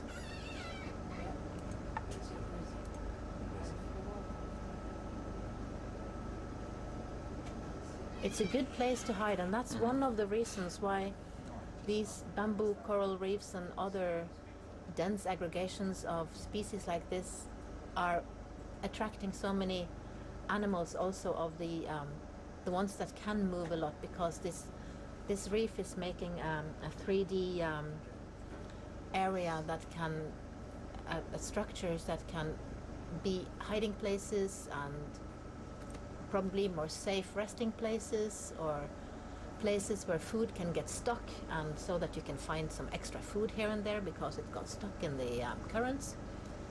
So many reasons for these aggregations of species to be attracting all the time even more animals and more species. And there will be here a lot of species we cannot see because they're so small, and they are probably hidden either inside the bushes of corals, or inside the sponges, or down into the rubble. I am sure there are several different species, and that is why these places are especially interesting to look at from a habitat view and from thinking about what is vulnerable.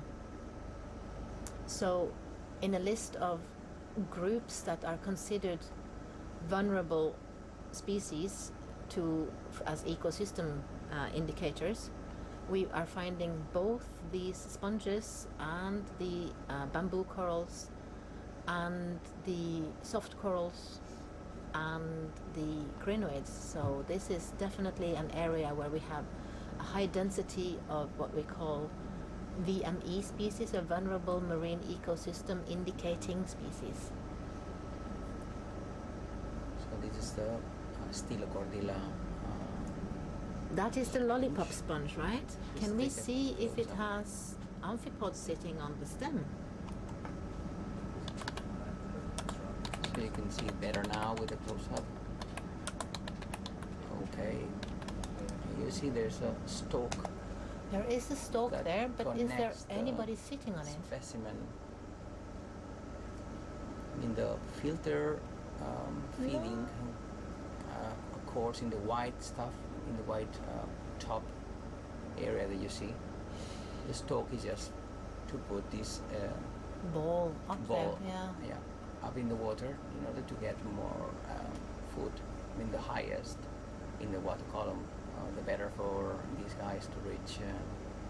But is it passively moving like this, or is this the current, or is It's it? probably the current. So it's yes. not actively moving it around like that, right? Would there be any possibility for a sponge to do that?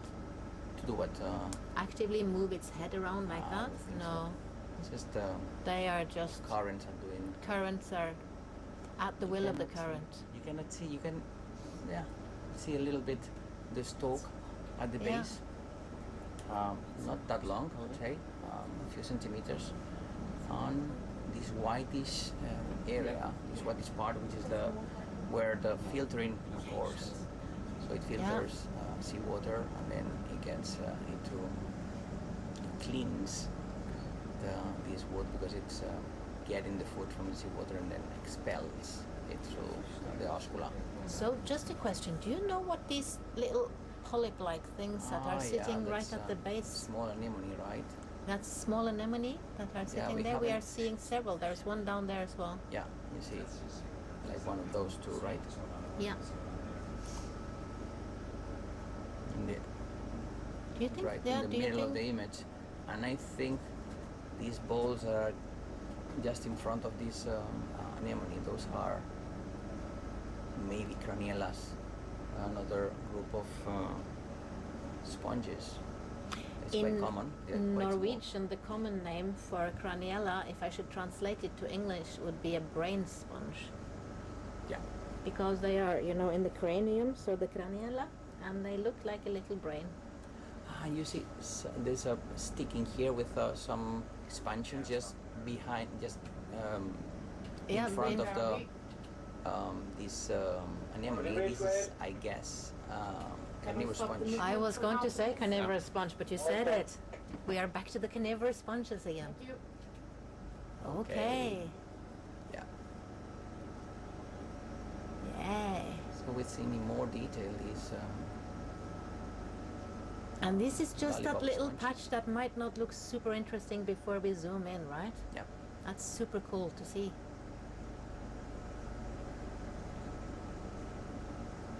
Sorry guys, let's slowly move on. Thank you.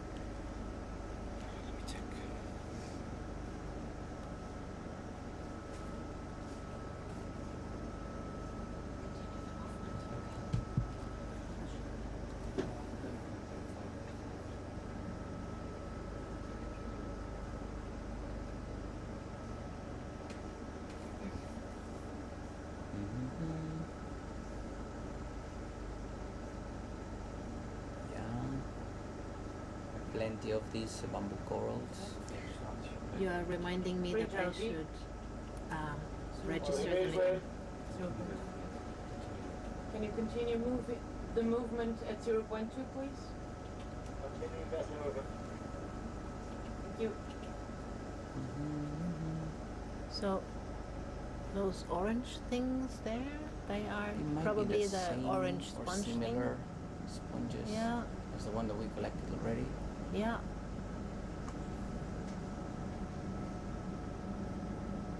It's going to be interesting to find out what that is. Yeah. Ooh, I see a sponge, a rosellid that is decorated with 4. Oh yeah. With 4 crinoids. This is the height of fashion. I'm sorry, this is just the height of fashion. You see, this is to the left. There's a kind of a vertical wall, so that folds like vertically. And but still, there's plenty of these sessile organisms that they do filter feeding. And reason for that is that normally in these areas you have like a stronger current. Stronger current means that you have more food. So, in this little stretch, there isn't very much of the bamboo corals that we were looking for. So we have a little bit of an opening in our patch, but instead we have lots of crinoids and soft corals, which are using that same ecological space in a way. They are still the filter feeders, they are still needing this current, and they can live on, I mean, the crinoids can move around, so they can choose wherever they want, and the soft corals need a little bit of a hard substrate. So we see here that they are attached to, I guess it is going to be boulders, because they're slightly larger than 25. As Ellen mentioned, this plenty is like fully covered by these. It's kind of soft beautiful, corals. right? The Gersemia, they're beautiful. And now we're coming to a steep wall. Ooh. Look at this boulder. Fully covered by these soft corals again. And the white thing in the back there, is that another of the upper left corner? Is that another of the... Carnivorous. I'm not going to say it anymore. You can just say it. The let's meat-eating just check. sponges. But Yeah. the meat eaters only eat small crustaceans. Yeah. Not dangerous for you, and not dangerous for the fish, and also not for the crinoid right there that is using it as its climb up in the current. Not place. much to worry about if you are like a big animal, I would say. No. But this is an interesting shape of the landscape. Did we see when we were zoomed Yeah. out a little bit there? That very narrow, sharp edge that we are following the top of. We are following the crest of a ridge of this sharp thing. It's very steep on both sides. And there is a small... Is it a bamboo or is it something else? I think it's a bamboo, a small bamboo coral in the middle of the path. Yes, in the middle of the image right now. Yeah. Yeah, you can see this rosella with the crinoids. Then these transparent organisms we've mentioned before, these ascidians, and there is plenty of these small potentially sponges, the yellowish ones, like here and there, like scattered all over the place. And I would say that this this brownish surface that we're seeing on top of that mud and sand is a combination of pieces of dead coral and some foraminifera, and Sergi says some sponges here and there. And so that also is quite alive. There is another of the stalk sponges. Oh yeah. Should we zoom in and see if there is an amphipod on that one? Uh-huh. I am looking for the amphipods. You see the stalks? Doesn't have an amphipod on it. What's happening? Yeah, to the left it just went away. This is a skate. You see? Oh yeah, do you see the skate? No, we can. Oh, we can time go maybe here. a little bit slowly on the skate here. Yeah. Thanks, Balance. Bridge RV. RV bridge, go ahead. Can we slow down the movement to 0.1, please? We are currently at 0.1. Okay, thank you. Yeah, you see, this is one of the. So during the first dive, you remember how many we saw? Like The first transects, yeah. 7 Room check from Fry Lab. Can you pull out the fisheye again, please? Hands from there. Yes, we can.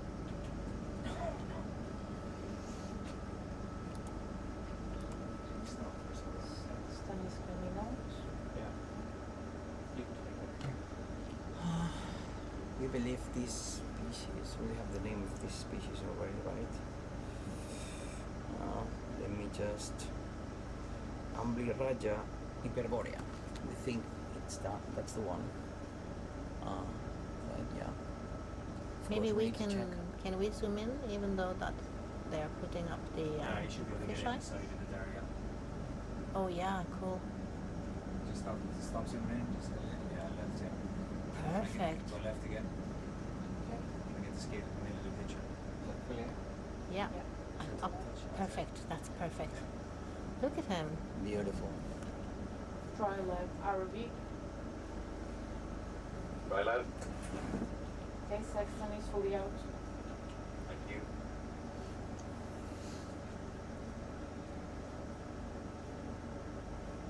So there was a bunch of them in doing the first transect, and this is the first one that we see now.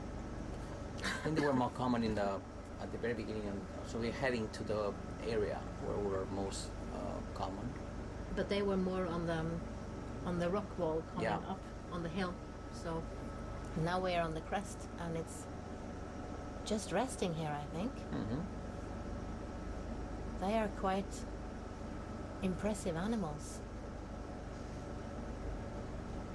Can you just swap 3 with because that's what it is and that's what And you may have noticed just on the rock to the left of the skate, there's like a structure, like a collapsed structure, which is pinkish. We believe this is a these soft corals have been collapsed, so they can collapse and they get into this shape, right? Wasn't it what we thought about?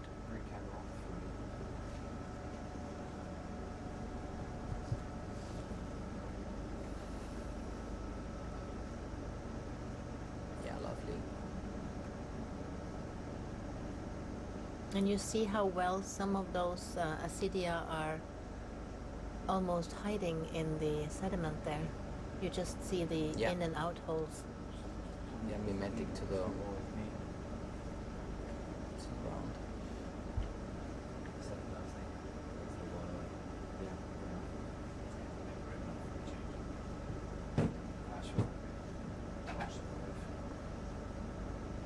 So let's take another look at what we have here. So these yellow orangish sponges all over the place too. And it's a big Acidia garden. Obsidian, and then this sponge which is super common. So why does it have this cover on the outside? Is it filtering all of that in? Can we stop the movement for now? I think it's some of Mucus? spicules. Oh, so is it not mucus or anything on the outside? It's just Probably, yeah. spicules. And you see the holes inside, so that Uh-huh. the holes where they get Oh yeah, they we can get see that water now. in.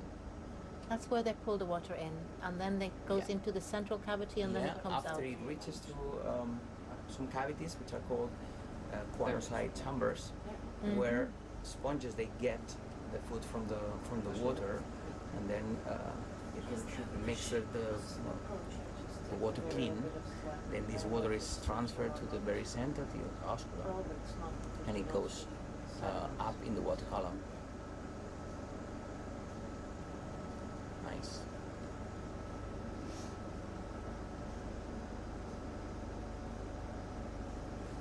And was there a fish in the background there as well? There? Yeah. Another fish, not a skate, but one of the normal Is the fishes skate we have. still there? Yeah. Yeah, we have a very lazy skate, I think. Either that or it's just waiting to attack. Just laying there. So what shall we do? Shall we continue a little bit? I think we can continue, even though the skate is very beautiful.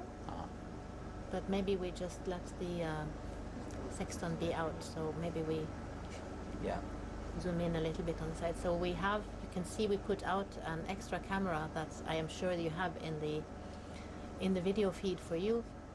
And it's, so we will try to look to the side of this a little bit and see what we are, so we can have fun pictures for everybody.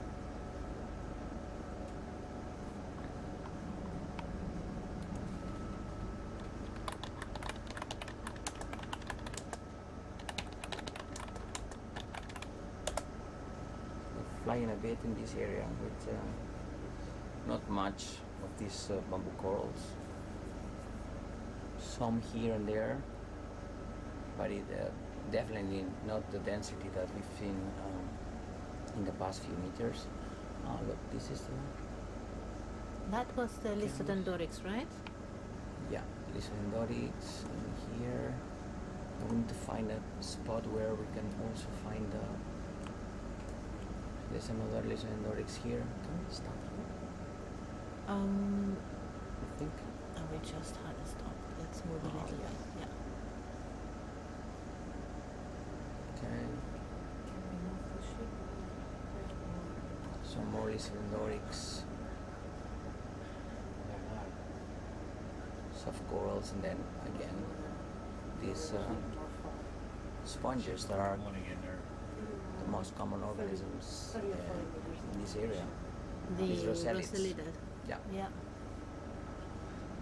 So are you now trying to say we should call it a Roselida area instead of a bamboo coral area? Yeah, that's mostly. Just although this we little have some, spot. you see. Yeah, so we have the corals right there. here. We have again this bamboo coral. RV range, go ahead. Can you resume the movement at 0.1, please? Resuming at 0.1.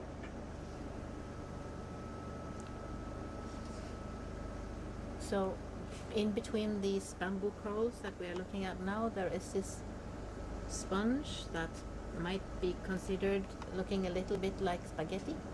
Yeah. And that is the Lysodendorix that we have talked about, Lysodendorix complicata. That Sergi is going to find out if it's the same species or different populations or different species, because it broods. I am Yeah, it's a amazed by brooding this, that we have a brooding sponge. There's quite a few sponges like this. They're brooders. So when they're already if we stop here, we could potentially get these two. Yeah. Well, How about this? RV. Is it possible to? Can we stop here? Yeah. And maybe looking at those. Yeah, facing these two Yeah. particles there.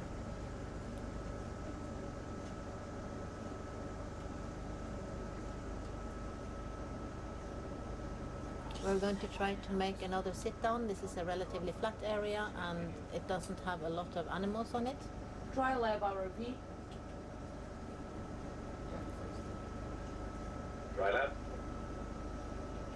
You still using the Saxton? Is that okay? If we could. Sample? No. Oh yeah, you can take it in. Okay. So we're going to try to set the ROV down on this flat and relatively empty place, because we can have another look at some of the bamboo corals. And in that cloud right now that we have whirled up from the sediments is also this sponge that Sergi wants to look at. So sorry, which one is it? It's the one in the These two. yeah.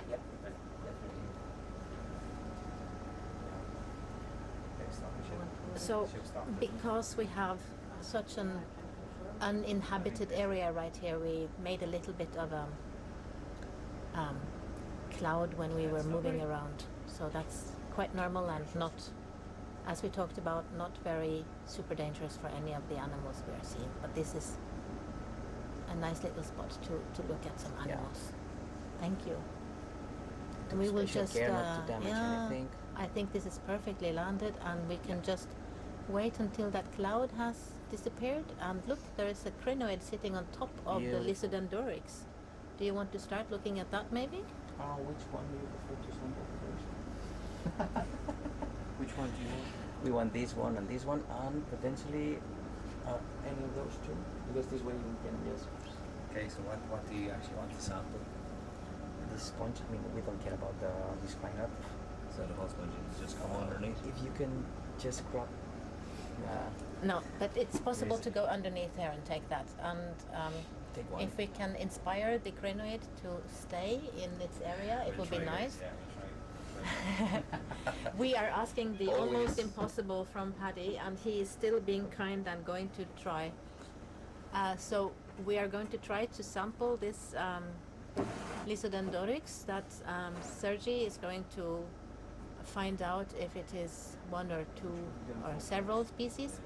And since we want to find out about the genetics of the same about the bamboo corals, we are going to try to pick a few of the coral branches here as well. And this is mainly because Paddy was so good at sampling the last time, so we are going to try a very, very targeted sampling again. I have asked if it's possible to inspire the crinoid to stay, and let's see if it wants to stay in its area.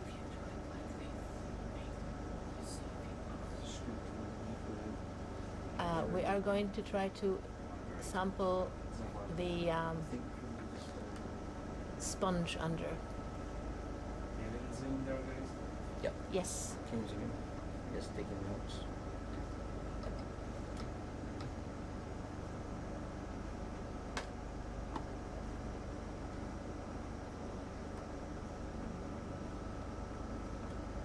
So he's trying to get it as a bouquet Yeah. and to bring it to put it inside one of these fire boxes.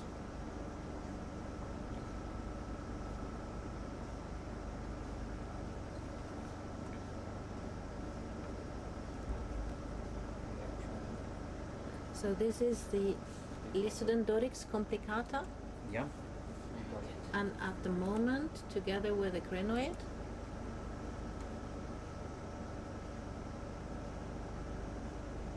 How did you choose people? Oh, they are closed.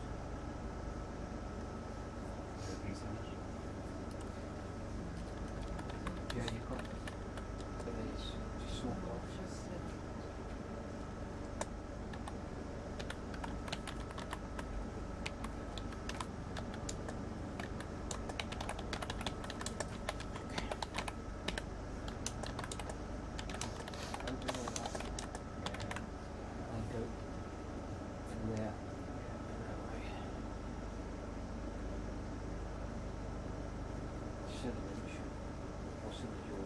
In this case, we're going to get the whole specimen. It's more difficult in these cases, depending on the shape of the organism, to just take some pieces. Since this is a really common species in the area, it's not going to affect the population of this species that much. and at the same time, it is going to help us understand if it is a very segregated, What draw do you want this in, please? where it is easiest, but not in the one we sampled the first time. So it's again going to the port. And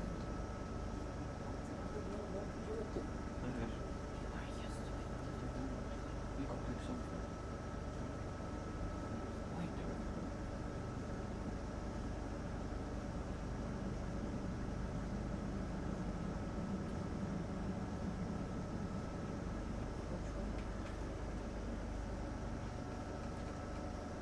Not that one, not that one.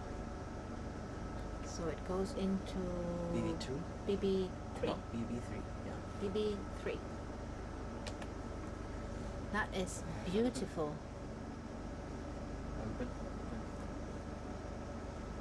Shake.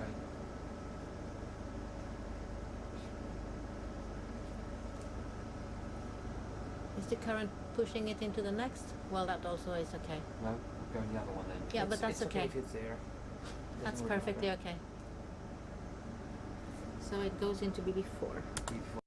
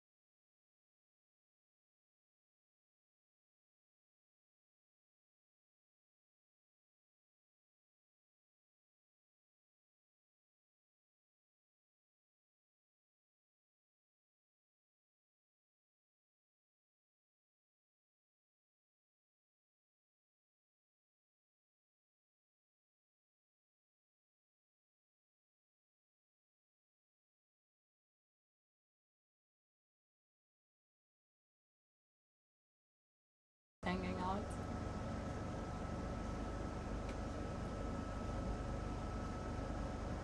And lasers off, please. Off. It's beaming with light. You see the other feather star in the back? Yeah, it's incredible. We have And this, the soft corals to the Yes. right. the carnivorous sponge. I'm just not sure what this. Well, there are two sea stars. Yes. They're two different ones, and I'm not sure what this one is doing right in the middle. Whoops. You know, hanging in there. Hanging in there, exactly. Don't we all do sometimes? Yes. You want to zoom out like just a bit for another still? Oh, look at this branched one. Yeah. I think this resembles very much the sponge we had on. Yeah, it's a sponge. I always think of a bryozoan first, but it's Exactly. this one is a sponge. Yes. It's another species of carnivorous sponge, yes. I also really love the Ascidians, how they, you know, Filter. how they filter. along. Filter along. Beautiful. Yeah, let's continue. Actually, sorry. Shall we have Yeah. one zoom on the anemone and Yeah, then fine. continue? Yeah. Just because we're steady.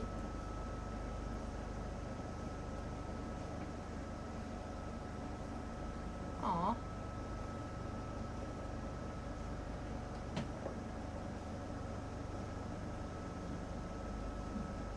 You see the fish lurking out? Yes. I'll zoom past now, but I can.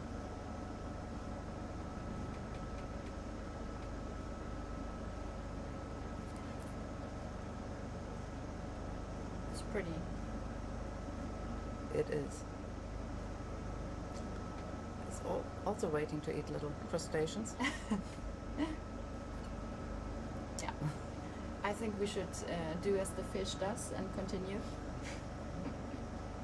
Thank you. Thanks a lot. We'd love to continue with lasers on, please.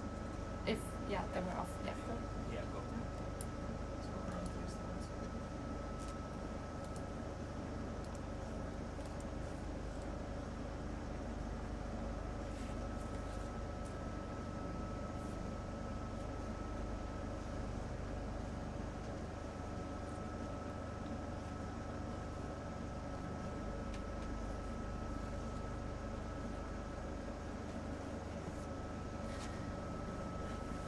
So, we've got the catalogue somewhere. Yes. No, I don't. It fell down. Right here. Yeah. So I was just interested in what is following us there.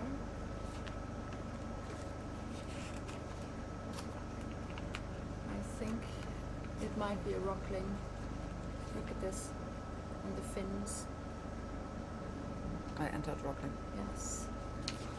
Very nice. Pity amphipods are so small.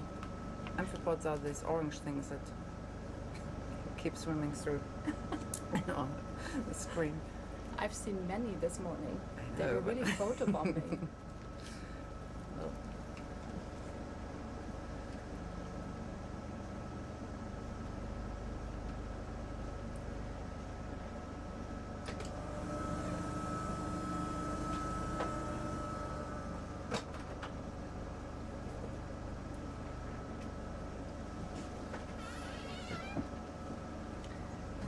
now Sandra, our course leader, is coming into the shack. Hello, Sandra. Thanks a lot for joining us. Hi. So we're about a fourth of this transect, right? Yes. That's to discover still. Yes. Yes. Is there a skate coming up? No. We had. It could be, but we had. We've been focusing on the skate. Like Okay. we've been zooming in on the skate just recently, so I think it's. We'll continue, but it's we'll Definitely. note it's another. Yes, and Okay. I mean there can be several species, but yeah, let's not. Yeah. I'm not certain it's an Arctic skate. It might as well be. It's It's very similar, but could be Ambleraya hyperborea. Shall I tilt it a bit down? I like it that way. You like it? Perfect. Because you can see that it's dropping on the side. Decapod Yes. visiting us.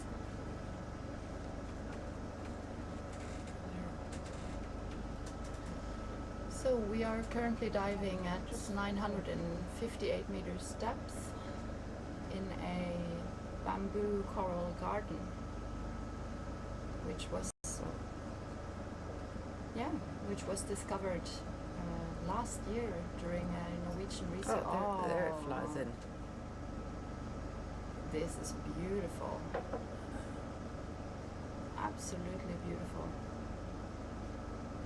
Presenting itself to us, you know. Wow.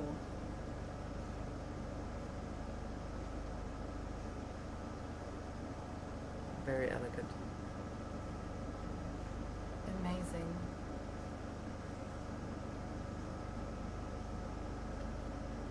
Just disappearing into the depths.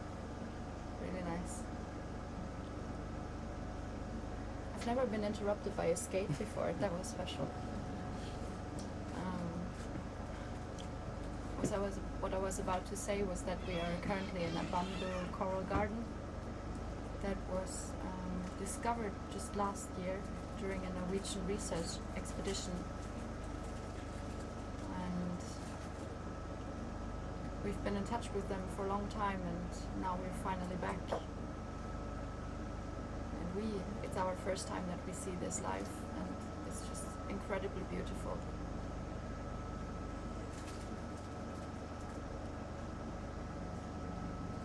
And I think it's very interesting how the habitat changes throughout the transect.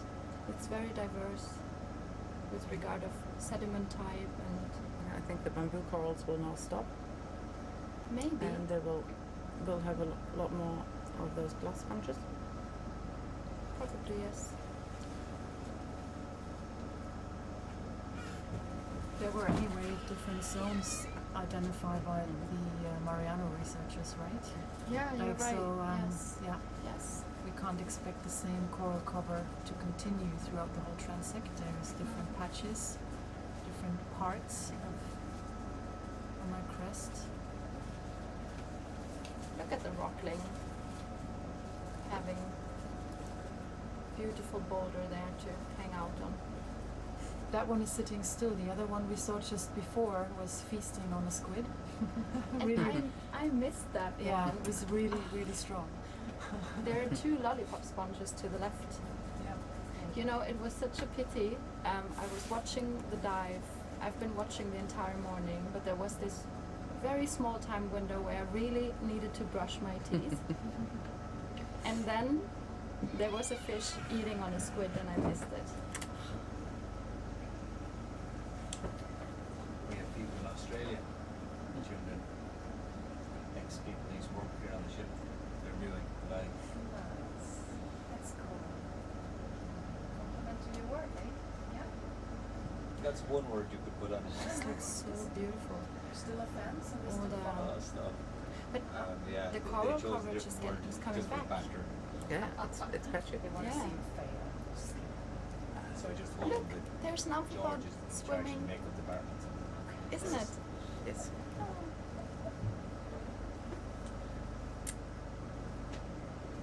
You know, he's their feet. They're told already.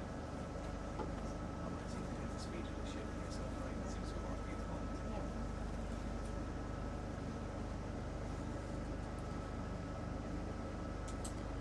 So again, ahead of us is a very large white sponge of the Rosselidae with not only one but two feather stars or crinoids on top. It's beautiful.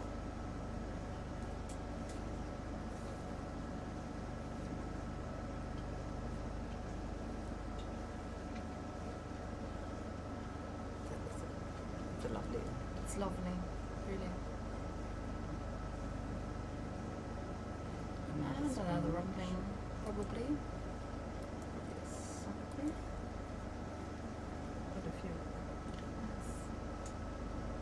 some more rubble again, right? Yeah, the corals are back. We are. Have we sampled any of the rubble on the previous one? So we had a cast on dead coral. Yeah, good. We could have another cast on some dead branches if we wanted to, if we find a good place to sit. Anytime. Anytime.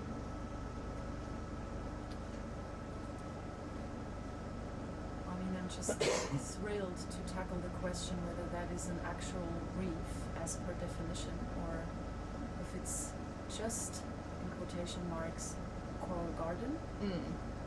But it looks very much like the living coral cover is directly dependent on the dead coral rubble underneath. Could be a reef indeed, but I think that's what we're trying to find out, right? Yes, exactly. We've been in touch with coral experts on how to approach this scientifically, and so what we can do is sample dead coral fragments and actually date them back and determine the age of these dead fragments, and then get an estimate on how old this garden is and whether it actually is a reef, so that all these bamboo corals actually are growing on top of old and dead bamboo coral that has been here for who knows how many years. Oh, this is so beautiful.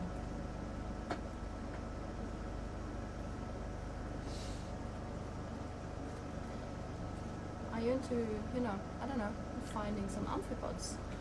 Well, I would love to find some more critters, but this is a very fragile system, so we're not into sampling. No, But let's zoom destroying in maybe anything. at some point if you see something interesting. Yes. Could we hold, need to look please? closer. Yes. Thank you. It's fine. I would love to zoom into the actual bamboo corals. Let's go into the forest. I don't know if we can sit down next to it. Would that be an option? Do you think we could sit to the right, like sit in that Here? area? Yes. Can we look? If it's too sedimented, we. Where do you want to look? To the left, to the actual. I would love to zoom in. Reset. We would like to zoom in on this area there. Yeah, we could.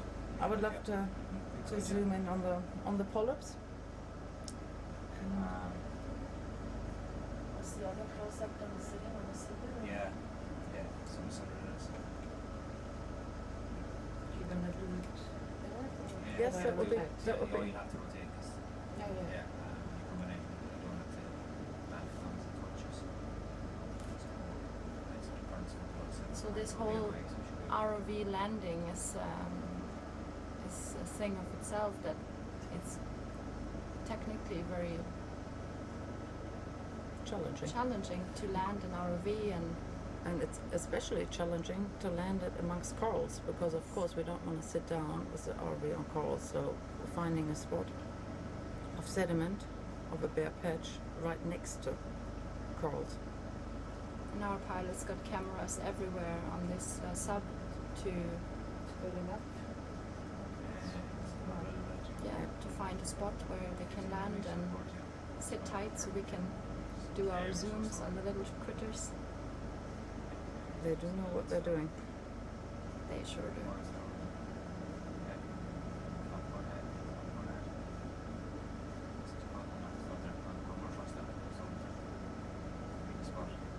Perfect, guys. Okay, guys, off you go. Really, All right. thanks a lot. Thank you.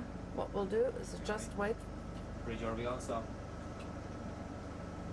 Are we All good? stop. Are We good to go? Yeah. Thank Fine. you. We leave that. I will Sure. zoom in just as we are. Go ahead. I'm thinking about this patch actually Yeah. afterwards. I will, but I will just go straight forward. I want the orange part to the top Yeah. right. Same. You tell me. Just stop. I know. Let's go down there so No. we can go in it. Yeah, in a second. Okay. In a second, first we will zoom in and look at the polyps. Okay. And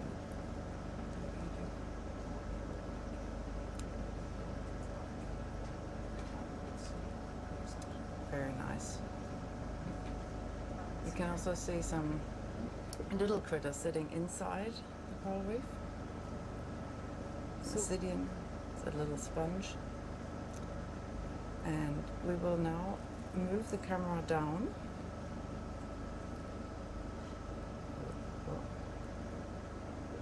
Slowly, slowly. I can zoom out again. You see the pycnogonid, the sea spider on the right side? This is especially for Solvin, our photographer on board. That's He's really very, amazing. That's very a really good shot. fond of them. Wow. Can you please turn the lasers off? Thank you. Pycnogonids are sea spiders. Oh, I can't zoom in anymore. Maybe I'm a at bit limit. out because I'll- of. No, I'll lower the light a little bit. Have you locked it? Oh, Dara. Should I go They're a bit more they're super down? special. These. Center it a bit more. Yes, you can.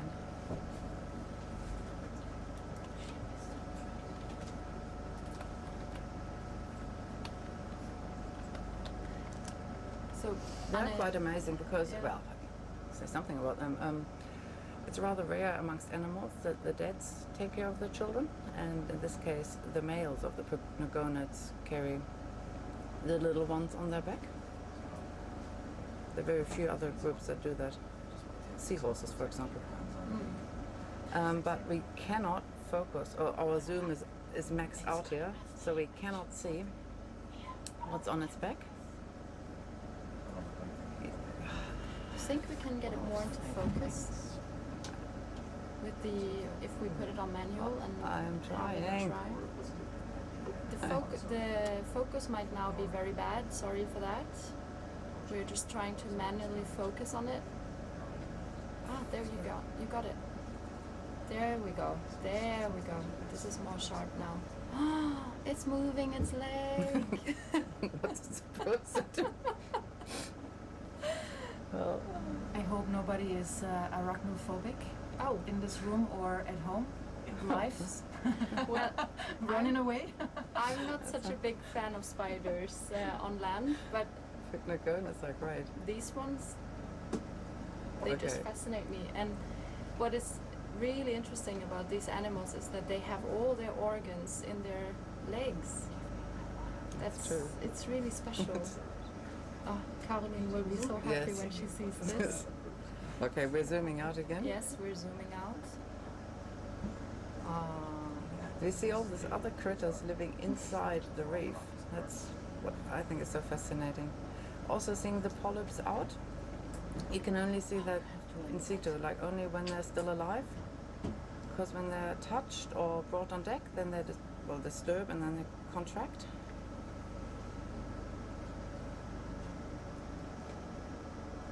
Shall we zoom in on that Just part a over second. there? Sorry, I'm so eager. I know. Yes, we can now. Okay. I'm moving. Should be fine.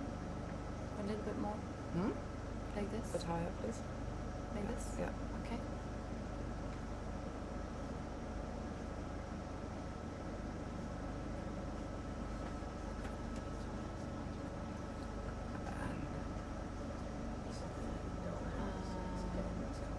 These are the these. Could move to that side. There.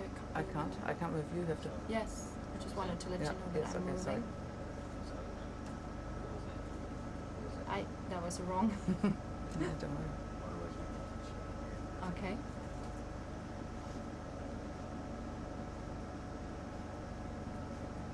Maybe we get a better focus on them. Well, sorry. Yeah. Sorry about that. This is cool. Is this an Ascidian to the back? Yes, I think so. So we have lots going on here. So we have these orange anemones. Could we turn the lasers off, please, for a second? Thank you. And Ross. Thank you. Is it in focus? I'm trying. I'm trying with that. What is this? I don't know. Is this another? Wait. Sorry, this focus adjustments are very sensitive, so we're still practicing on this. Okay. We can't go in further. No, okay. But it's beautiful, and it seems these anemones are very closely associated. Like, they're really clinging to these coral stems. It's really beautiful. Shall we... Sorry, I have to look. Yeah. Shall we maybe sample some of the dead coral branches? What do you think? I think we might have already got enough dead branches. I think. No, we only. I think another cast would be. I would do it. Would be good. The ROVs, That's why. But I'm not. Okay. We have found a perfect spot. Yes. We're sitting still. Yes, so let's do it. We can sample from here. Okay. Do you want to use the clipper? Yes, with the manip. Shall we put it back in auto for the sampling? For sure. Okay, guys. So we would like to try and sample some dead coral fragments with the manipulator. So this is the brown stuff here. Exactly. It doesn't matter, just a little pinch. and It's put it just a across. little pinch. Thank you. Pinch.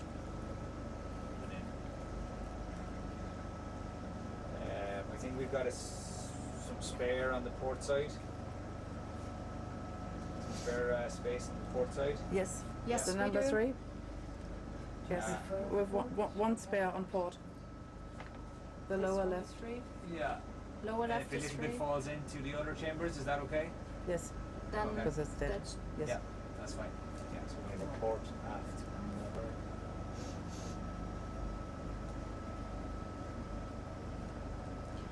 So what we do is every time we sample, we take a biological sample, we log it.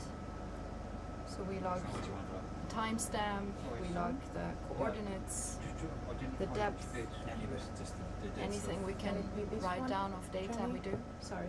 Can it be this one? Or this pinch? Sorry.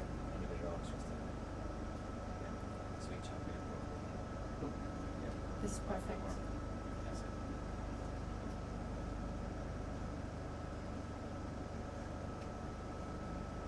Oh look, there are a lot of clamps actually. It's inside the Ah. Oh. That would have been fine. so that was just. We don't need much. No. This should definitely do. Yeah, it's dead material. Yeah. It's fine. Okay, we got it. Well done. You also Great. saw the white shells also living in there, bivalves. Yeah, the clams. Many clams. Can you? Ah. We'll we go use to the the starboard? starboard draw, guys. 'cause All we right. That's locked that, good. Sure. That's even better. Anywhere is fine. We will log wherever you put it. They're all empty on starboard.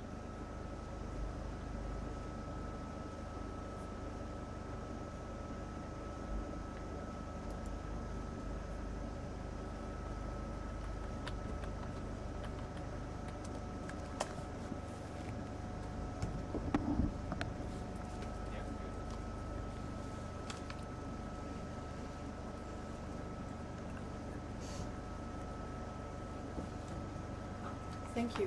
Thank you guys. Perfect. Anything else? Any? What do you think?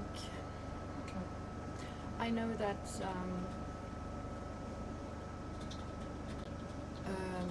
the carnivorous sponge trees and Yeah, I just know. tell them The branch. call them trees because Yeah, they the branch. but we're too far away. That's what I think. Yes, we I are. think we might be a bit far to. Yes. We are. But there will be Okay.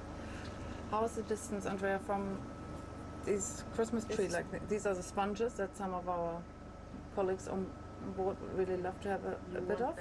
Is that too far off for the rough standing here with the manipulator? That looks too far. A little bit without. Yes. Okay. So Sorry, Sergi, we tried. There will be Next time. There will be another There time. will be another time, and then we are going to sample one of these. Are we ready to go? We are ready just, to. just so you're clear now, when we come back up, we're turning back 90 degrees to starboard. Yes. Yeah. Yeah, and we're going on. So you don't want to go to that area up there. No. Or do we? You've got the transects in mind? No, we could, want we to could. follow. We want to follow the transect. Well, yeah, so we're actually following the top of the ridge. The Yes. transect, the yellow line is actually off, so we're staying on top of the ridge. Yeah, that's good. That's fine. So we're going to be Yes. turning back 90 degrees and going ahead again. Yes. That's fine. Yeah. Yes. Thanks. Okay. Thank you. Yep. Start? You We- can start. We can start. Yes. Thank you. Okay, lasers are back on.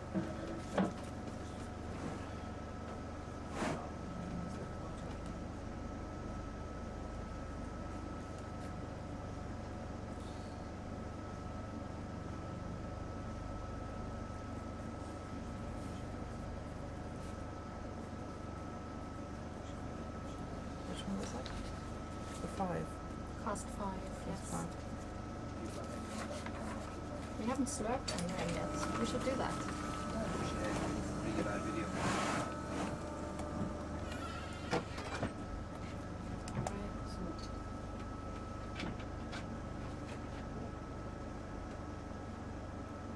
Are our lasers on? Yeah. Okay. Press that too. Yes.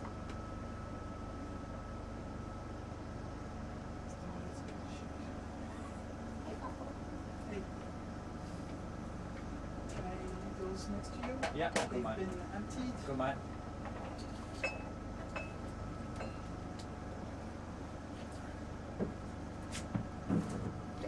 In steps Paco, our sponge expert. No. Square up your camera. This is for us to record later in the offer. Thank you. Thank you. Cheers. What's that yellow animal? Okay, Ray Jarvie. I think it Resume looks the like move, an please. anemone. It does. Yeah. Okay. Resuming vessel move. I think it's just a light reflection. I think it's a bit more pinkish. That's a critter. Hmm? I think that's It's a an- critter. It's an anemone. Did we Okay. log the people going it? Yep. Yeah. There was lots of excitement on our side. So. And the crinoid again.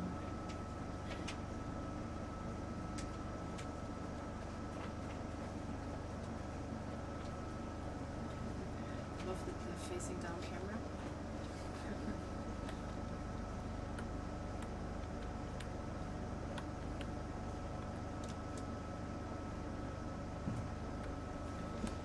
So I mean, if we had gone to backward side, I mean, we've been mapping there this morning, right? So we didn't really have to go there. What we are still missing is the slope on the other side.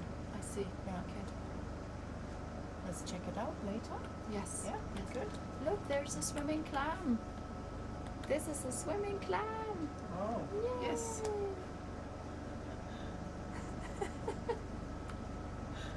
It's very cute. Yes. I like it. Paco, what is this sponge? Do you know? The one coming up to the left. Not really. No. Okay.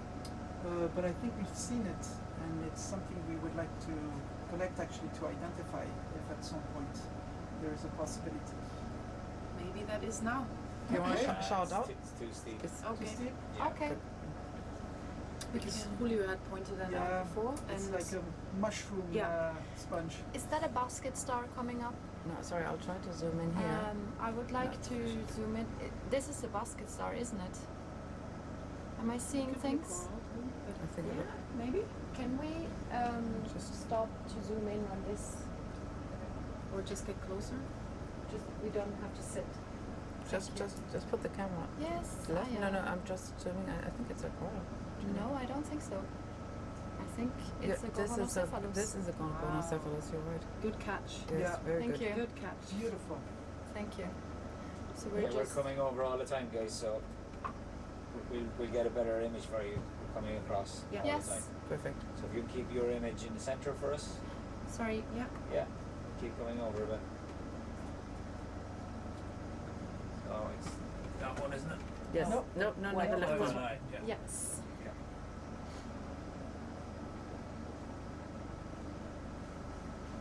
Just tell us when you're steady, and then Then we can zoom. And then we also take the lasers. the light is very intense at the moment. It's very white. Weren't we supposed to also play with it? Oh, yeah. Sorry. It's better. Isn't this it? is better. This is Yeah, better. it's much better. More detail. Yeah, we will stop and then we can zoom. Yeah. More detail is visible now with the less white.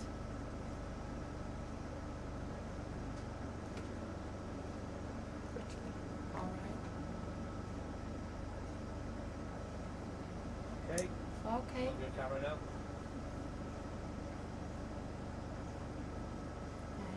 And stop. Yeah. Sorry. No. Yeah. Can we turn the lasers off, please? Off. Cheers. So what we are looking at is a how is it? Is it basking or basket? Basking. Basket star. In scientific terms, it's a Gorgonocephalus, and it's feeding actually. Gorgonian head. Gorgonian head, many names. It's absolutely beautiful.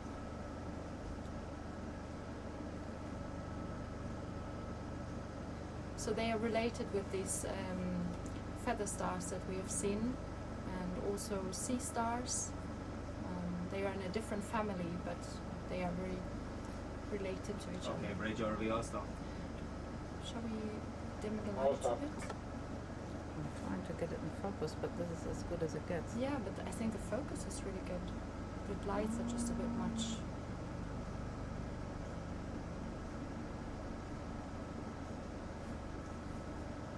Well, Sorry, that's us. No, I don't think so. No? Can you change something now again? Okay. Sorry. It's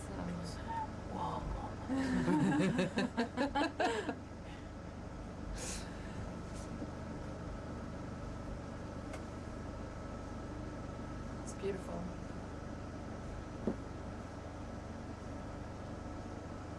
Rope shack from Dryland. Hold on that for a while. Jason is coming down to adjust a bit. Thank you. Because Standing by. now that we've changed something, the pixels are too coarse here, I can tell. The background is not as sharp, like the color has changed. Yeah, something is. I realized that something had changed. Hmm? I thought he's coming in and taking Yeah. it. Just leave it for now. Jason, please come here. I don't know. That's our photographer, and he of course knows how to play with the lights. And I thought he's coming. Jason, would you like to see for a moment? You want to? Yeah, sure. You're more than welcome to play. Thank you for helping us out on the settings. The zoom. Not in that one. Yeah.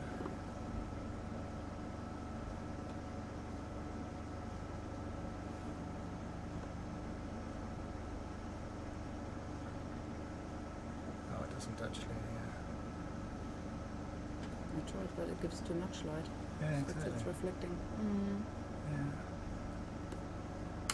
Okay.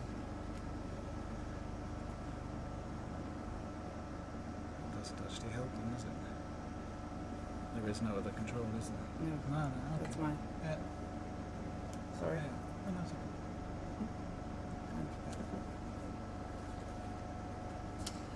We're, are we hoovering? Or are we sitting? Is that something for the sextant? Are we No, sitting? we're not sitting. We're not sitting.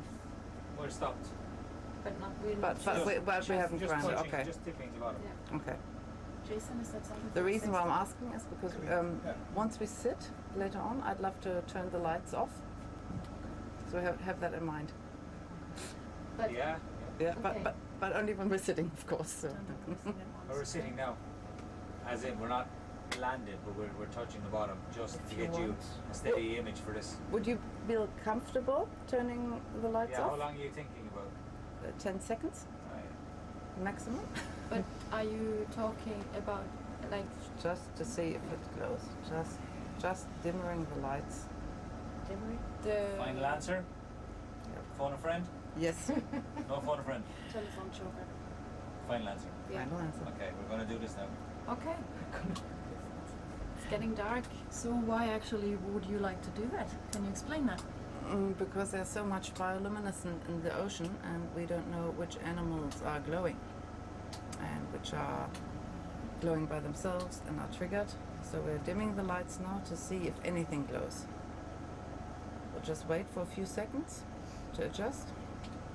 And you see this little sparkling units? This is from the plankton. Some of these, well, copepods also glow, but there are no sponges and no anemones glowing here. We can turn the lights back on. Okay. Otherwise we would see them now. Thanks a lot, guys.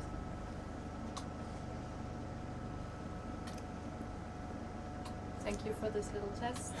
Thank you. Shall we continue the live test? Jason, what about the sexton? Would you like to have a still with the sexton on the? It's alright. Okay. I think we can continue then. Thanks a lot. Thank you so much. Blazers back on, please, if they are.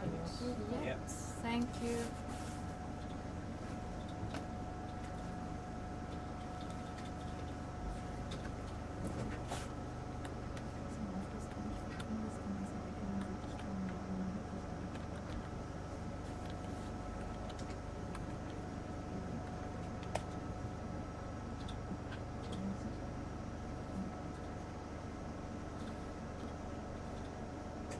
Sorry. You know, me and directions, sometimes I'm thinking like this.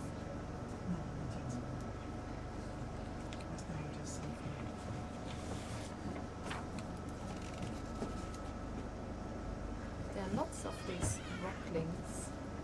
Just Okay, just, resume the move there, please. just click fish. Yes. Thank you. Oh, again, my one, you got it once to start.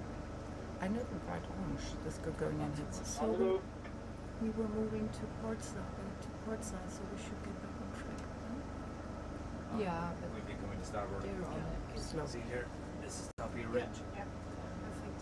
There's another carnivorous sponge, right? The Yeah. what did you call it? Abyssoclador? Cladorhiza. Cladorhiza. This is Cladorhiza. Cladorhiza. Okay. Do you want to sample or Have you sampled any carnivorous sponges yet? We haven't, but I don't know if Okay. We have a cast on complicata. No, but then if there's a way to settle I think somewhere, only one sponge was I cast have a couple before. of lights at the turn now. that would be fantastic if we could Yeah. sample. It's just Because there's two species, and without the sample, we can actually not Wait, discriminate. but now we need to give Andrea a call here. I think we're not. We can't sit there, so we have to sit on this. Can you sit or can't? Yeah, but not next to the sponge. I have a sediment place here, but I don't know if it has the sponge you're saying. Hey, let me know. Just let me know. Then we would then not need to sample backwards, and that's not possible. Can we just hold, please? Look what the skate is doing. This is very interesting. I would like to move in closer to the. So there's a fish in there. skate here with a It's- certain type of behavior, like it feeds maybe. I have no idea what it's doing. It's putting its tail up in the air. It's very interesting, so we will have a zoom in on that one. Just get a bit closer and then we'll just gently zoom in on it. Link this one, please. They're off. Okay. Ready? No, they're not yet.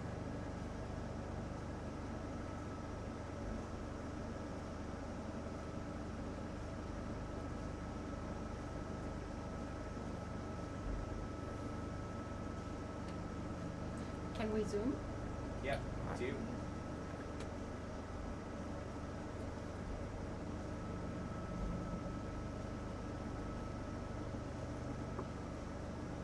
This is interesting. Okay, bridge RV, I'll stop. Yeah, that's interesting. What's it doing? I don't know. Must be. So it's definitely head down. And it's a male? Tail up. It's a male. It's a male? Yeah, it's alright. Yeah, let's not disturb it. But we have the same distance. You just. Maybe it's sleeping? Yes, maybe it's sleeping. It's having a little nap.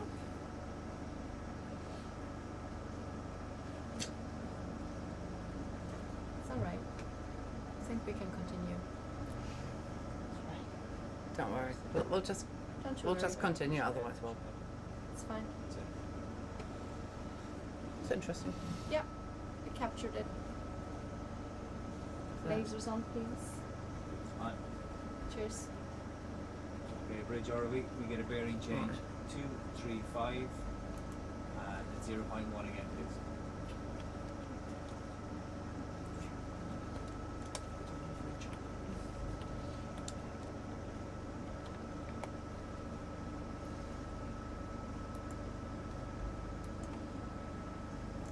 So now again we have this change in, yeah, it's almost like a habitat change. Suddenly there's no coral whatsoever and very soft sedimented substrate. Bridge RV, did you get that last move?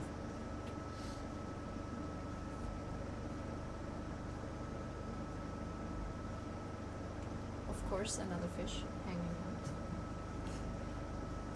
And Crinoid. lots of, it's glass sponges, Rosalida. the Rosalida. Yeah, Rosalida. glass all the sponge. white sponges Yes. are glass sponges. Bridge RV.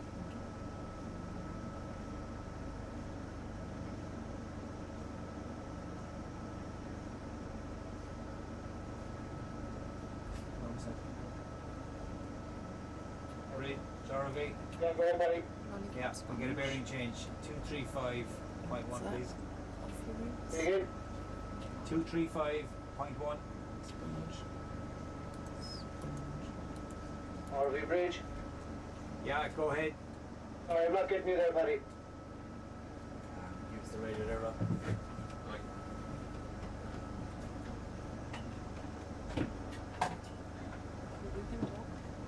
Yeah, I just didn't want to talk right into You this. get me no Paul? Yeah, go ahead. We'll just Yeah, zoom in bearing while we're change, flying 235. a little bit. Yeah. 0.1, please. There's a nice sea star and another crinoid. Some 0.1. encrusting yellow sponge maybe. Look at that.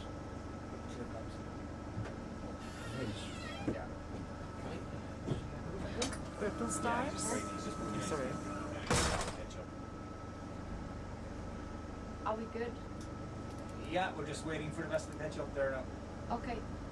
He's about 3 minutes behind us in that last move. Okay. Yeah, I see. We have just zoomed in a bit. And That's fine, yeah. No all worries. right.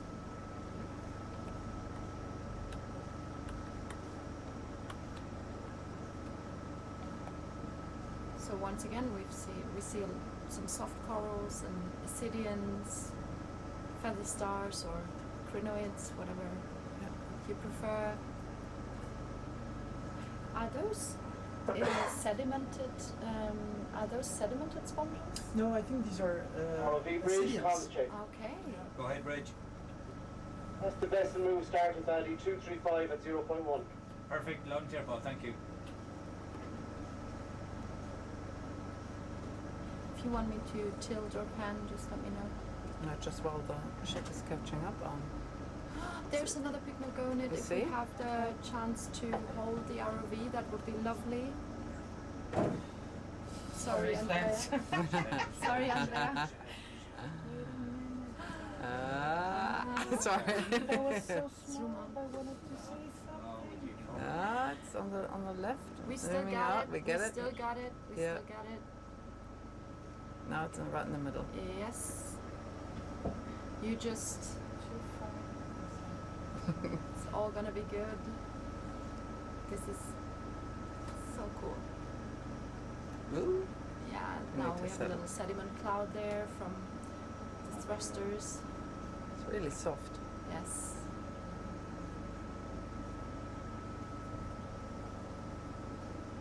Ooh. Almost artsy with these.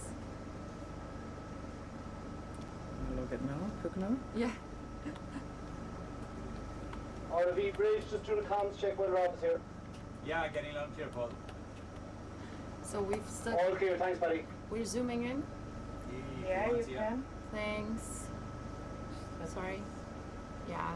Just There we go. It's a big one. So once again, for those who might have missed, the distance of our lasers is 200 millimeters or 20 centimeters.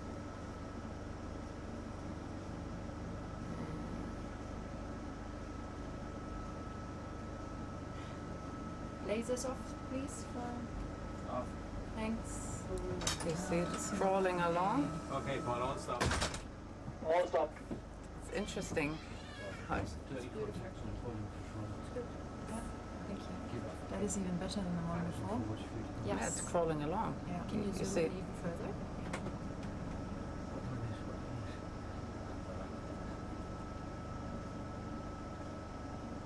Or are we maxed? Why? It's Yeah, really but just- busy. We'll just leave it. Look at the soft coral in the front. It's really busy.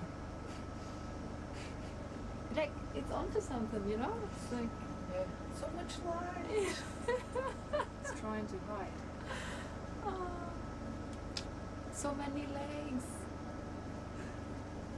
I need to... it's so quick. That Look at the clam is clam. also might be of interest.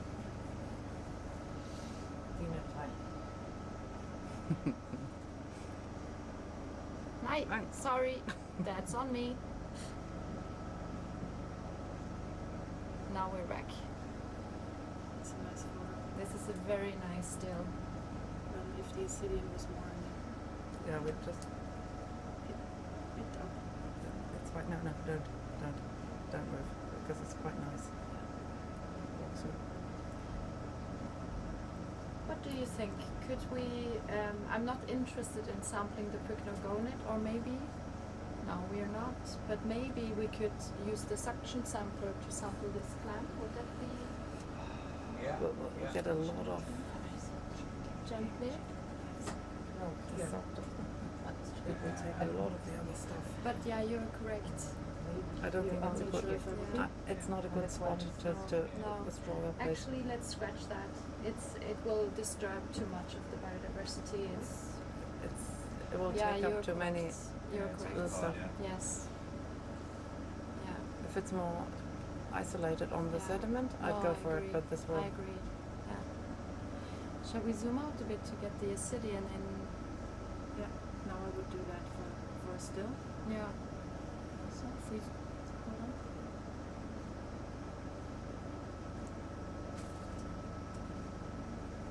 Yeah. Oh, the sponge looks interesting too. Like an anglerfish. Yeah. It almost has a little face there. A little nose pointing up. Okay. Yeah. I Are think we enough? I think Enough- we're good. Enough We're- pycnogonids in? Enough pycno Thanks a lot content for now. for stopping and fly on. Okay, Zooming yeah. out. Thank you guys. Okay, Bridge RV, can we resume the move, please? Bearing 235 by 1. Resuming move 235 at 0.1. Lasers on, please.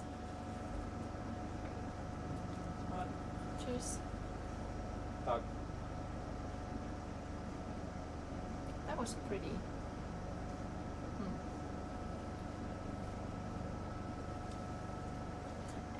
I have been thinking of. Can we continue, Yeah, please? we can. Okay. Should start moving. Yeah, hasn't moved just yet. Like you know, the And let me zoom in on that. I said just while we're waiting, just Yes. let me zoom in here on that. I said to the lower, please. I want to know. Yeah, thank you. what exactly are you interested in? What's going on there? Oh. Oh, look at the ophiorid. Beautiful. And there are all these buccinium snails, you see? Yes, I do. Aye. I don't know if it's buccinium, but like whelks or Well, I think whelks is the whelks, English name. right? Well, snails. And there's one ophiorid that its whole central disc is covered by sediment. Do you see that? Of course. Yeah. Okay, can we move? Yes, we Okay. can. Okay.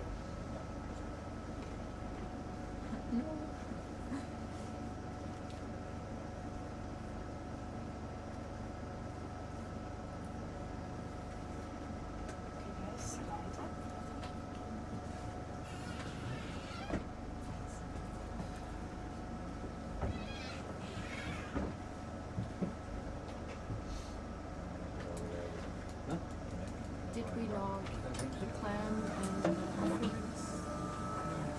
I didn't love the clam, but I did love. I think actually the coverage of these clams is quite big. Like there are many. The abundance is quite high. That's what I meant. Because sometimes we see them swim off when the sediment is whirled up. And a little. Yeah, that's it, perfect. Oh, there was I think it was a sea star.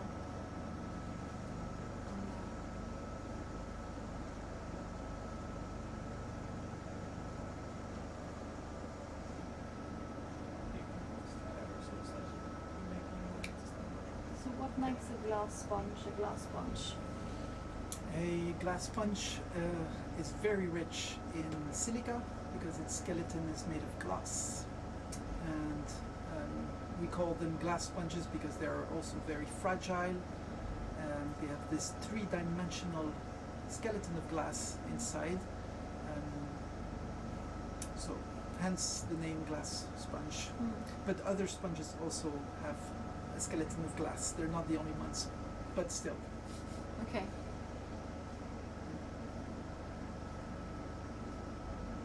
And they you usually only find them in the deep sea. So you will not find them in shallow waters. They really like this type of environment. Okay. So you really see like a change with depth. Like when you Yes. pass a certain depth, the glass sponges start to appear. Exactly. Okay. Ah, this is a ctenophore visiting us. Yeah. Mm-hmm. And there's a sponge coming up there that looks different from the others that we've seen.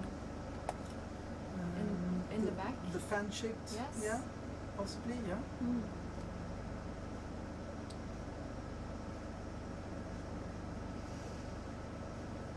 Is that the one Julio wants, the fan-shaped? It's difficult to say from here. He wants the mushroom shape. Okay. Well, these sponges come in all kinds of shapes. Mm-hmm.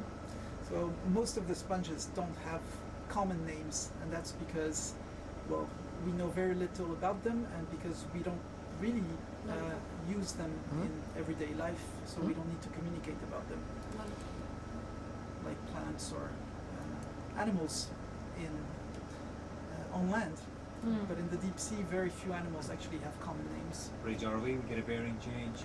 225, please. Do you want to have a focus on it? 225. It's up to you. No, I think it's a okay, Rossini day. No, I think it's a Rossini. It also again has a crinoid. They seem to really like each other. Yeah, Like because they offer a way up in the water column. Into the current. Yeah, It's like, and therefore like in a rainforest, you try to get higher. Yeah, you want to try to get more food. Yeah. And to do that, you have to get away from the bottom floor as much as possible.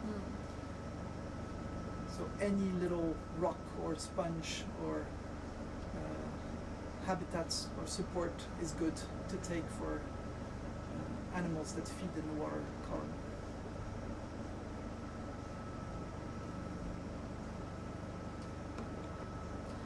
There's another lollipop sponge centered.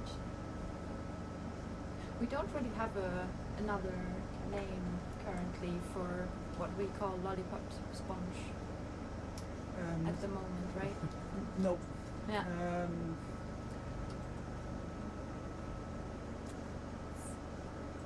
So this lollipop sponge has another sister species in the Antarctic that looks very much like it, and it's called the chupa chups sponge. So Okay. we're in the same types of names around lollipops. Yeah. So it's lollipop in the Arctic and chupa chups in the Antarctic. Okay. Okay, can we zoom on the yellow part of that lower thing? Thank you. Sorry, Anna. No worries, I will zoom in here. That's another sponge. Very nice. And so many brittle stars on the sediment.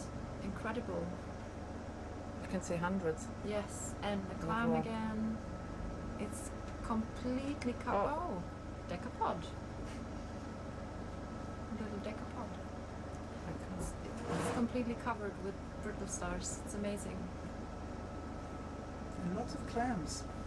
They're Yes. a bit hidden, but Yes. actually lots of clams. It's quite nice to have a zoom in on the sediment for at least a while to capture this.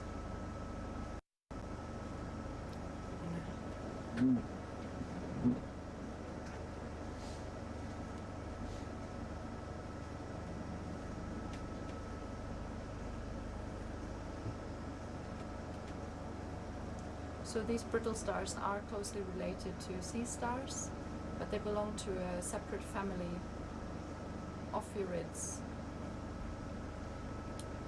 And there is an urchin shell, or like a dead sea urchin, and another pycnogonid, but we're not stopping for that No, one. not again. No. But we can log it. That's true, and two. Is that the Lucilendorix? Yes. We can log that too. Move out. There are two of them, aren't there? Yeah. On both sides. I'll zoom out on both sides of the zoom. Mm-hmm. So we've got. Do you want them? Because this would be a. Yes, we can absolutely collect But a specimen. we have collected the specimens. Yes, but because Okay. we are doing population genetics, we actually need several specimens of the same species to know how connected the populations are. So any opportunity is good to you collect. have just say it a little bit ahead of time, then we can. Yeah. I mean, there's still time to settle down if we want to. Then let's do it. Yeah. Can we sit? What do you want to sample? This one? Which is This one? that one there. Yeah. Right. So if you go up, it'll open the drawer. So you need to be slightly. So we shouldn't mix it with this one. We can either use that one or put it in here because we will be able to separate it. Sure. Doesn't matter. Let's put it there. Or if you prefer. In case they want to use starboard side, would that be fine? Sure. Absolutely.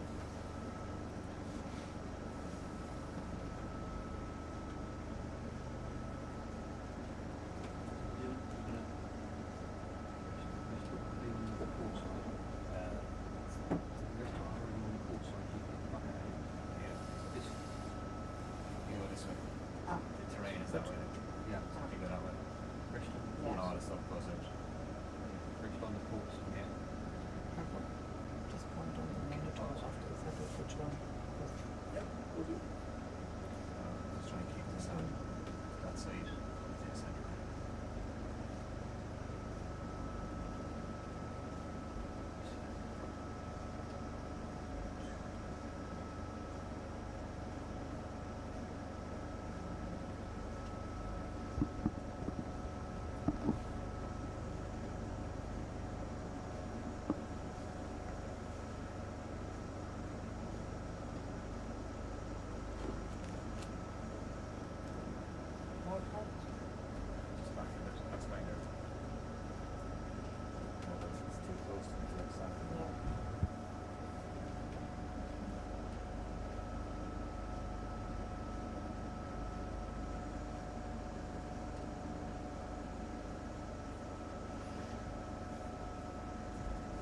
Jeremy, I'll stop. All stop.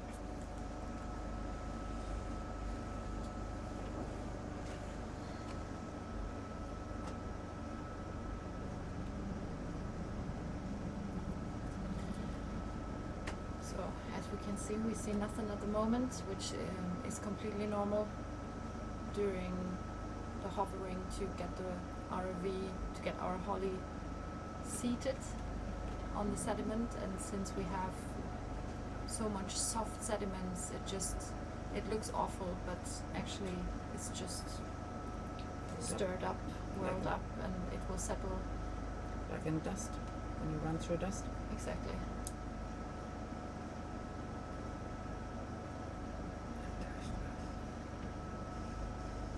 We just have to be a bit patient. That's all.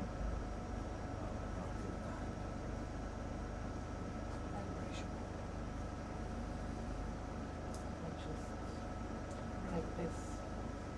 Sorry? Let me just clean a little bit, otherwise you won't see anything.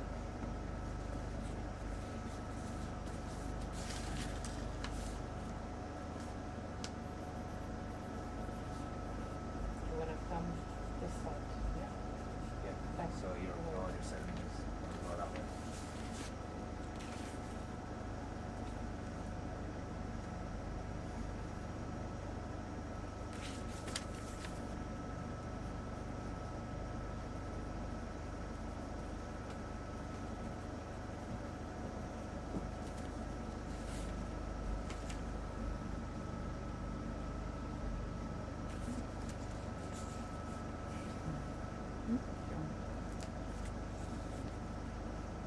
Look at all the clams. Isn't that incredible?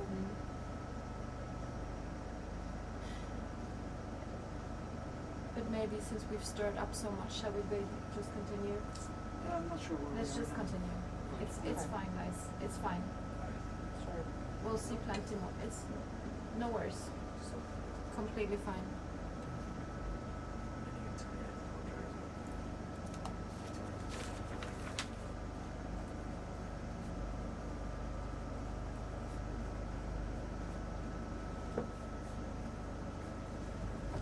Okay, Bridge, can we resume the move, please? Resuming 225 at 0.1. Thank you. Oops, sorry.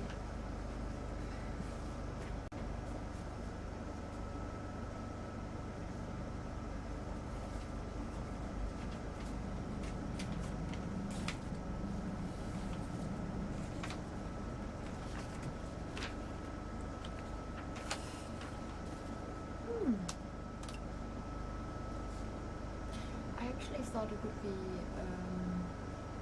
I would be more cold today, but I'm actually really warm. Ah, there we're back. Nice. Pretty.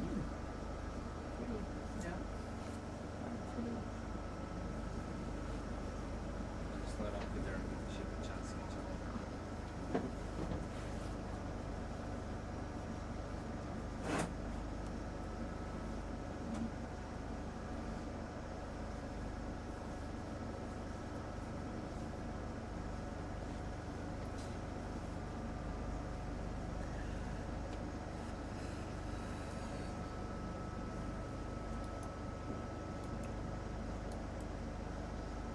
So we are still at, oh well, we are at 949 meters at the moment.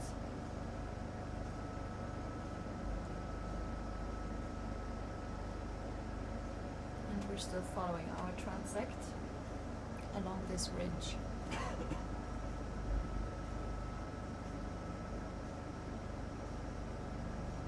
And now we're in a patch where we have no bamboo coral here, but we have lots of other very interesting organisms. It's still a very diverse habitat.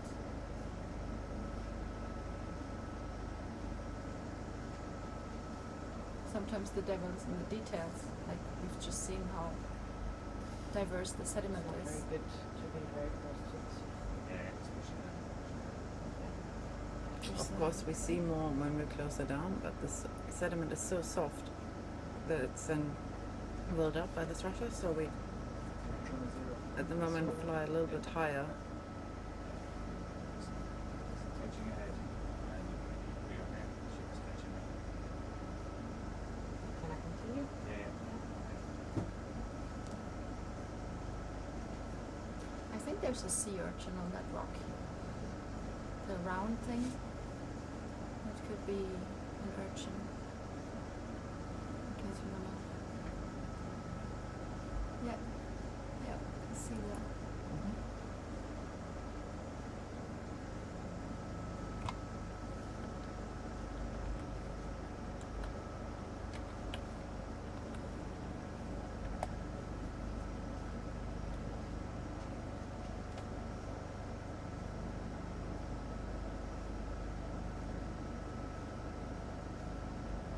So we don't know what these yellow encrusting sponges are, right? No. Mm.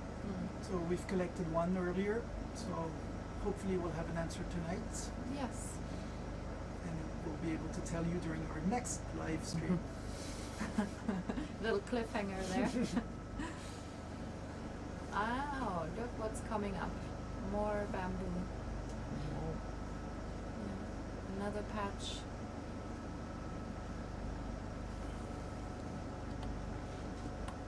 And the skates in the sediment. Mhm. So have you seen a lot of eggs around here?